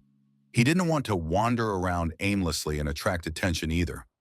Only technicians who have reached at least the 9th star can merge martial arts with power. Jong Menchul decided he had time to go home. Pengu was delighted when he saw his master had arrived. Jong Menchul took advantage of the opportunity and decided to rest. Pengu said his master was lazy. He'd barely walked in and was already on the couch. Jong Menchul told Peng to calm down and reached into the subspace. The boy received a sphere as a gift. Jong Menchul explained that this gift had been delivered from the tower. It was a sphere of demonic beasts. Souls were sealed inside it. If Pengu had been obedient and worked hard, then this delicacy was for him. Jong Menchul asked Pengu why Ellie hadn't come to meet him. Pengu explained that Ellie had heard about her master's return and they had gone together. She was probably still waiting outside. As promised, Jong Menchul invited the girl to dinner. Ellie said it was very delicious. Jong Menchul thought that having the equipment repaired by the blacksmith would take a full 3 days. That's why he returned to the country to have dinner with Ellie for the first time in a long while. Ellie asked, hadn't Jong Menchul said he would be staying in the tower for at least a few months? The guy explained that the armor had been damaged and now they had to wait a few days for the repairs to be finished. Ellie was frightened when she heard that the armor was damaged. Jong Menchul said there was no reason to worry. The gift he had received from Ellie was perfectly fine. The ring proof of his lineage had survived. Vulcan's Oath and Tears of Sylph, being rare-grade items, had indeed withstood the strain of the buffs. Jong Menchul thought there must be something special about this ring, since it hadn't been damaged at all. He wondered how they'd been managing without him. Could it be that Peng was even helping to defend the gate? Ellie said that he really does help with the gates and works hard in general. The girl added that Peng is now the star of the combined mercenary squad. He had simply stunning success. Jong Menchul thought that wasn't surprising. Even in human form, Fenrir's stats were nearly S rank, and on top of that, he'd trained in martial arts. Ellie noted that Minjong was also performing excellently on raids, so she was quickly recognized. She is now the deputy commander of the 2nd squad of the Shinsong Guild. Jong Menchul noted that this was pretty good for a former troublemaker. The protagonist thought that the guild was looking out for his sister. Ellie noticed that Jong Menchul was secretly worried about his sister. It was written all over his face. The protagonist said there was no need to worry. She would easily become an S-rank hunter on her own. The young man wondered why he should worry about the hero's possible reincarnation. In any case, if Minjong realized her potential, her stats would reach 1,000. That would make her the strongest on Earth, though she still wouldn't reach his level. Every time the young man thought of his sister, it felt as if old wounds were beginning to ache again. Before, whenever he left the tower, he was always rushing somewhere. He tried with all his might to thwart the plans of Pandemonium and Elysium. In his spare time, he only cleared out high-ranking gates. Our hero had already forgotten when he last rested so carefree. Jong Menchul wondered, had he become too fixated on his goal? Sometimes it was good to take a break like this. 3 days passed. Jong Menchul said goodbye and mentioned it was time for him to return to the tower. Ellie promised to look after Peng. The boy told his master to come back soon. The short vacation flew by unnoticed. The protagonist headed back to the Hanging Gardens. Hakan, looking at the object, was almost speechless. In the blacksmith's hands was Ethereum, a celestial material. Where on earth had the guy gotten it? Jong Menchul replied that he had found the item in the tower and had now brought it for the order. Hakan said that this material was useless to those who did not possess holy power. Jong Menchul stated that he had no problem with that. The young man added that it was for his subordinates. The Ikaria were counting on their master. The blacksmith said that in that case, he would take care of everything. They could count on him. He never would have thought he'd be forging with Ethereum. Hakan asked that next time the young man not put himself in harm's way. Jong Menchul promised. The protagonist wondered who he was more worried about, himself or the armor. In any case, the repairs were finished, the new order had been placed, and it was time to return to the trials. The journey toward the intended goal continued through the thorns. The system reported that 3 monuments had been successfully destroyed. The hunter could go up to the 13th floor and try again. Jong Menchul declared that he'd had enough. He couldn't take any more. He went up. The next quest was called Proof of Strength. The goal was to destroy as many monuments as possible with a single strike. This was a test of ability. For melee fighters who use aura, it tests whether they can maintain their mana concentration at a distance. For mages and archers, it tests whether they can break through the monument's resistance. Jong Menchul considered this a fairly fair test. The Great Palm skill was activated. 3 monuments were successfully destroyed. Contender Jong Menchul may proceed to the 13th floor or try again. Jong Menchul thought that even though he hadn't struck with full force, it was still embarrassing to be on the same level as this little punk. Our hero decided that this hurt his pride. The skill Dark Star Unicorn's Horn Spear was activated. Jong Menchul decided to try again. The monuments were restored. He thought he shouldn't give up with such a result. The Black Flame Spear style was used. A powerful explosion rang out ahead. A bright flash blinded everyone. Jong Menchul was surprised. Could an inanimate object really use skills? However, such pathetic tricks wouldn't stop him. The onlookers were astonished. Had this guy really destroyed all the monuments? It was hard to believe. The other contenders decided that Jong Menchul had the potential of 7 emperors. The contender had destroyed all 10 monuments. The trial was complete. The system announced that he had achieved unprecedented success. As a reward, he would be awarded 2 million points and double-limit stats. Our hero noticed that he had acquired a trait that reduced his defense when struck repeatedly in the same spot. Many martial artists from the Mu continent possess this trait. It is particularly effective when combined with a fast sword style, allowing one to continuously press the enemy. The stronger the enemy, the more useful this ability becomes. It's excellent insurance in case of an encounter with a powerful opponent. The transition to the next trial was completed. The other participants were discussing the contender who had destroyed all 10 monuments. No one had expected to witness such a historic event. It was decided to report this to the captain immediately. The Tower of Trials, 13th floor. The next quest was called Tower of Illusions. The goal was to climb to the top of the tower within the allotted time. Jong Menchul thought, could the trials of the 13th floor really just be a climb to the top? Our hero felt a familiar sensation. Hadn't he gone through something similar before? On the 10th floor was the path of the Pilgrim of Pain. The system reported that the contestant had entered a zone of increased gravity. The comfort zone had changed. In this area, gravity was increased 100-fold. A combination of magic and mechanisms had been activated here. This was the 4th floor trial, only now it was timed as well. The protagonist declared that he would break through all of this. The administrator of the Order Tower of Trials appeared before him. The administrator said that they hadn't spoken face-to-face in a long time, so he decided to show up here. Jong Menchul said that Lulu doesn't believe him at all. Lulu Van Ord, the administrator of the Tower of Trials, said she truly didn't believe him. Was he really suggesting she believed he had come just to say hello? Ordo suggested that Lulu had often been deceived. Lulu replied that wasn't the case, it was simply common sense. Ordo noted that he was here because of one contender who had piqued his interest. Lulu asked, is it really Jong Menchul? Ordo noted that Lulu was also watching him closely. Lulu said that wasn't the case either. It was just that this guy had mercilessly hacked her clone to pieces on the 11th floor. Even if Ordo didn't want to pay attention, he was drawing it in himself. Ordo said that an administrator couldn't hold a grudge over such a trifle. The administrators received word that Jong Menchul had destroyed all the monuments on the 12th floor with a single blow. Lulu grew sad because she had thought he had important business with her.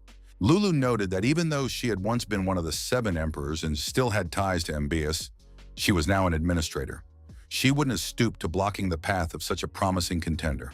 Lulu added that she simply found it amusing to watch some unranked player turn the entire tower upside down. Miho knelt humbly before the commander. She reported that they had failed to recruit Jong Menchul. The commander asked, "Are you saying you personally tried to persuade him and failed?" Miho explained that the guy didn't want to join the guild. She added that she had tried to persuade him with complete sincerity, but to no avail. She even used her charm, but in response, he nearly subjugated her. Miho added that it was very upsetting to lose the upper hand in a charm battle. The captain of the Atrox community, the Emperor of Destruction Dreen, said he was very sorry. Miho asked, "Is the captain just sorry and that's it? What if another guild poaches him?" Drenyi said he didn't want to chase after him and beg. That wouldn't be dignified. The chances of someone else taking him were quite high. Of the guilds not hostile to him, only Titan, Murim, and Dragon's Fang remain. None of them would be able to hold on to someone of Jong Menchul's caliber. Dreen added that in the end, the guy would decide on his own to join them. Miho noted that she had thought the same thing, which is why she had laid the groundwork on her end. The vice captain said that this contender was closely connected to the High Clan. The girl promised to use her connections outside the tower to find out who is behind Jong Menchul. Miho asked what would happen if the contender died during the trial. Dreen noted that this would mean he had reached his limit, and there would be no point in recruiting such a person. However, the captain added that a candidate who had withstood Jong Menchul's charm would not die so easily. His intuition told him that this candidate would rise to the very top. The Titan community. The ice giant Kosei knelt and said that a humble servant had arrived. The leader of the Titan community, the fiery Emperor Surt, said that the man possessed the waters from the springs of Mimir. Kosei confirmed this. Surt said that, having tasted the waters from the springs of Mimir, he peered into the abyss and learned that there is a way to lift the curse from their lineage. Kosei said that it was indeed possible to escape this terrible time. All of this was a blessing from Mimir. Drenye said that if he had drunk a little more, he would have known for sure. However, there was only enough water for a single sip. Drenye added that this meant the spring already belonged to someone. Was it possible to lure that claimant over to their side? Kosei noted that the spring was tied to a claimant named Jong Menchul. He was the one who first discovered this spring. At the moment, 3 of the 7 great guilds are hunting him down. Drenye flew into a rage. Kosei asked the Lord to calm his anger. Drenye noted that their clan was very close to fulfilling its cherished dream. He could not let this lead slip away. The Lord said that the 7 great guilds must be warned. Whoever lays a hand on Jong Menchul will feel the wrath of the fiery emperor. Maslow entered the smithy. Haken asked the old man what had happened. The master said that this blacksmith was completely oblivious. Had he not heard the news? The 7 great guilds are in an uproar. The Titan Guild, having resumed its activities, issued a sweeping statement. The shameless persecution of the contender from the lower floors must cease. Those who dare to interfere with the tower trials will face the wrath of the Flame Emperor. As if waiting for just this, the Atrox Guild issued a similar statement. For those who bear the title of one of the 7 great guilds, this is simply pitiful. The Emperor of Destruction will not forgive those who dishonor the honor of the 7. Even the Dragon's Fang Guild did not remain on the sidelines. This guild condemned the outrage that tramples on the spirit of competition within the tower. It is clear that all these guilds have rallied to the defense of the contender, Jong Menchul. Has there ever been a time when the 7 great guilds were divided over a single contender? Jong Menchul truly exceeds all expectations. Haken said he needed to focus. If Maslow was done speaking, he could leave. Haken added that if he could help his client in any way, shouldn't he finish the job as soon as possible? Contender Jong Menchul passed the trial of the tower's 16th floor of the labyrinth. Jong Menchul noticed that the maze was much larger than expected. 3 months have passed since then. All this time, our hero climbed the tower without a break. As a result, he managed to quickly reach the 16th floor. Over the past 3 months, he has passed several trials. The 13th floor, the Tower of Illusions. The 14th floor, Beyond the Silk Road. The 15th floor, the Key to Wisdom. The 16th floor, the Labyrinth. On this floor, the reward was only 150,000 points. Jong Menchul thought he wouldn't be able to go straight to the 17th floor, but he couldn't stay in the labyrinth for 27 hours either. The young man decided to return to the Hanging Gardens on the 5th floor of the Tower of Trials. Jong Menchul arrived at the Blacksmith S and saw the result of his work. Haken noted that he hadn't heard a word from the young man for 3 months. After 3 months, the order was ready. Jong Menchul appraised the work and said it was simply incredible. After all, this was Hakena's first time working with Ethereum, yet he had managed to enhance it so skillfully. In our hero Et's hands was a legendary rank heavenly sword. This sword enhances skills based on holy power. The Ikaria said it was simply amazing. All it took was equipping it with Miti and the power was now bursting forth. The Ikaria added that they were immensely grateful to the master. Haken said there was nothing special about it. He had forged the sword in a hurry and even felt a bit awkward about it. While our hero was preparing, the day flew by unnoticed. He began his ascent up the tower once more. This time, the trial was a boss raid. Tower of Trials, 17th floor, hunt for the Earth Dragon. Unlike the 11th floor, there were no factions here. That meant the competition would be fierce. Jong Menchul saw players looking for a contender with good healing skills. The protagonist was surprised. Why were they forming groups? Wasn't this a solo trial? Our hero assumed that everyone would be watching each other and proceeding with caution. Jong Menchul saw the dragon and realized what was going on. It had not only monstrous stats, but also skills that were practically cheating. It was an Earth Dragon possessing S-rank supernatural power. Our hero now understood what it meant to neutralize the power of the Earth using sacred relics. He needed to shatter the 5 gemstones on the Earth Dragon's body using the relics. It really made sense to attack a boss with such mechanics as a group. Jong Menchul heard a familiar voice behind him. The man said he hadn't expected to see him here. Jong Menchul turned around and said it had been a long time since they last saw each other. O Musim, Midian, Rezigal, and Nodes stood before our hero. O Musim said it was an honor to meet the great warrior again. Musim explained that he had run into Rezigal by chance after the 9th floor trial. They worked well together and started climbing together. Rezigal said that this guy was very reliable. Musim remarked that Lady knew a thing or two about people. The protagonist surmised that O Musim had fallen in love with Rezigal. Our hero noticed that Nodes had also managed to survive. Midian said that he had been training hard in hand-to-hand combat with Omusim and was ready to challenge the Great Hunter once again. The protagonist noted that this guy hadn't changed a bit. Regigal suggested that the protagonists take the trial together. Jong Menchul asked if she had ever seen him take solo trials as part of a team. The young man added that he refused. Regigal asked if Jong Menchul thought he could use all 5 relics on his own. The young man replied that that was exactly what he had in mind. Regigal explained that in this trial, each contender could use only 1 relic. That meant at least 5 contenders were needed to clear the trial. Jong Menchul asked, "What if we give the relic to a summoned creature?" Regigal replied that this was unacceptable. Regigal repeated once more, "Would Jong Menchul agree to join forces with them?" Jong Menchul smiled and said he would serve them faithfully. The girl accepted his loyalty. Thus, on the 17th floor, our hero joined forces with Regigal's group once again. Node said that searching for relics was a separate task. Jong Menchul declared that he could help with that. Regigal was surprised. Did the guy really know where to look for the relics? Jong Menchul replied that he didn't know yet.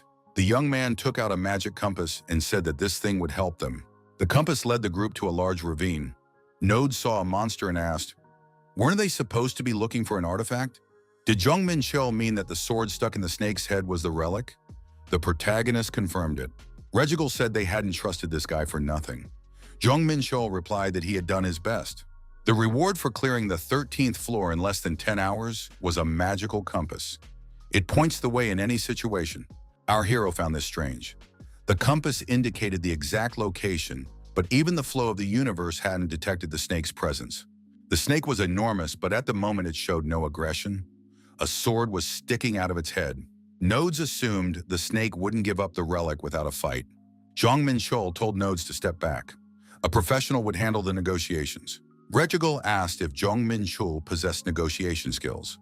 The young man replied that he had just activated one such skill. Jong Menchul remarked that the best negotiator doesn't negotiate at all.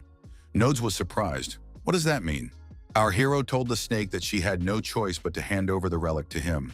Contestant Jong Menchul received the relic Sword of the Earth.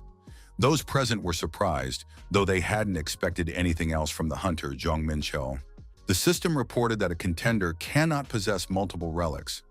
When a relic is changed, the previous one is automatically nullified.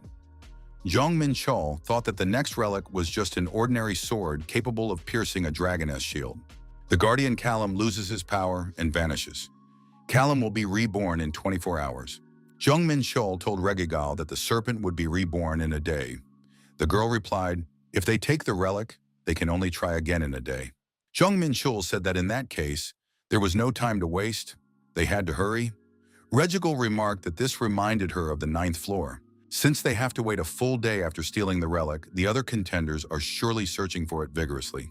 The squad stopped in front of a group of monsters. Jong Menchul surmised that they were guarding the 2nd relic. Regigal declared that she would take the lead here. The girl activated the magic circles and ordered the soldiers to rise up. The soldiers' magical aura became much denser. Now each of them was at the level of an A-rank hunter. Regigal summoned the army with a single word. Jong Menchul was surprised. When had she managed to grow so powerful? Regigal asked if her power really surprised the hunter so much. Jong Menchul confirmed that he was surprised. In such a short time, the girl had grown incredibly strong. Regigal noted that the hunter's progress was far more impressive. She had seen him a few months ago. Now he had become so strong that those days seemed like a distant past. Jong Menchul thought, if he put himself in their shoes now, those around him might indeed see him exactly that way. Regigal's reinforced clay soldiers attacked relentlessly, constantly regenerating. Soon the army of stone golems was completely destroyed. Jong Menchul said that now it was time to go after the 3rd relic. Musim approached our hero and asked if the Great Master remembered this. Jong Menchul was puzzled. What was he supposed to remember? Musim reminded him that after the trial on the 9th floor, the Master had told him where to find the hidden quest. Our hero recalled that he had given this guy a hidden quest for the ancient Fiend's manuscript. At the time, he hadn't been in the mood for hidden quests, but it seemed a shame to throw it away. Musim took out the item and said he had received it as a reward. Jong Menchul was very surprised when he saw the Imugi egg.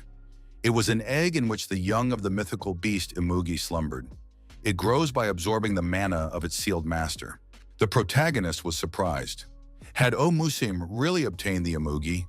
The young man confirmed it and added that it was all thanks to his mentor.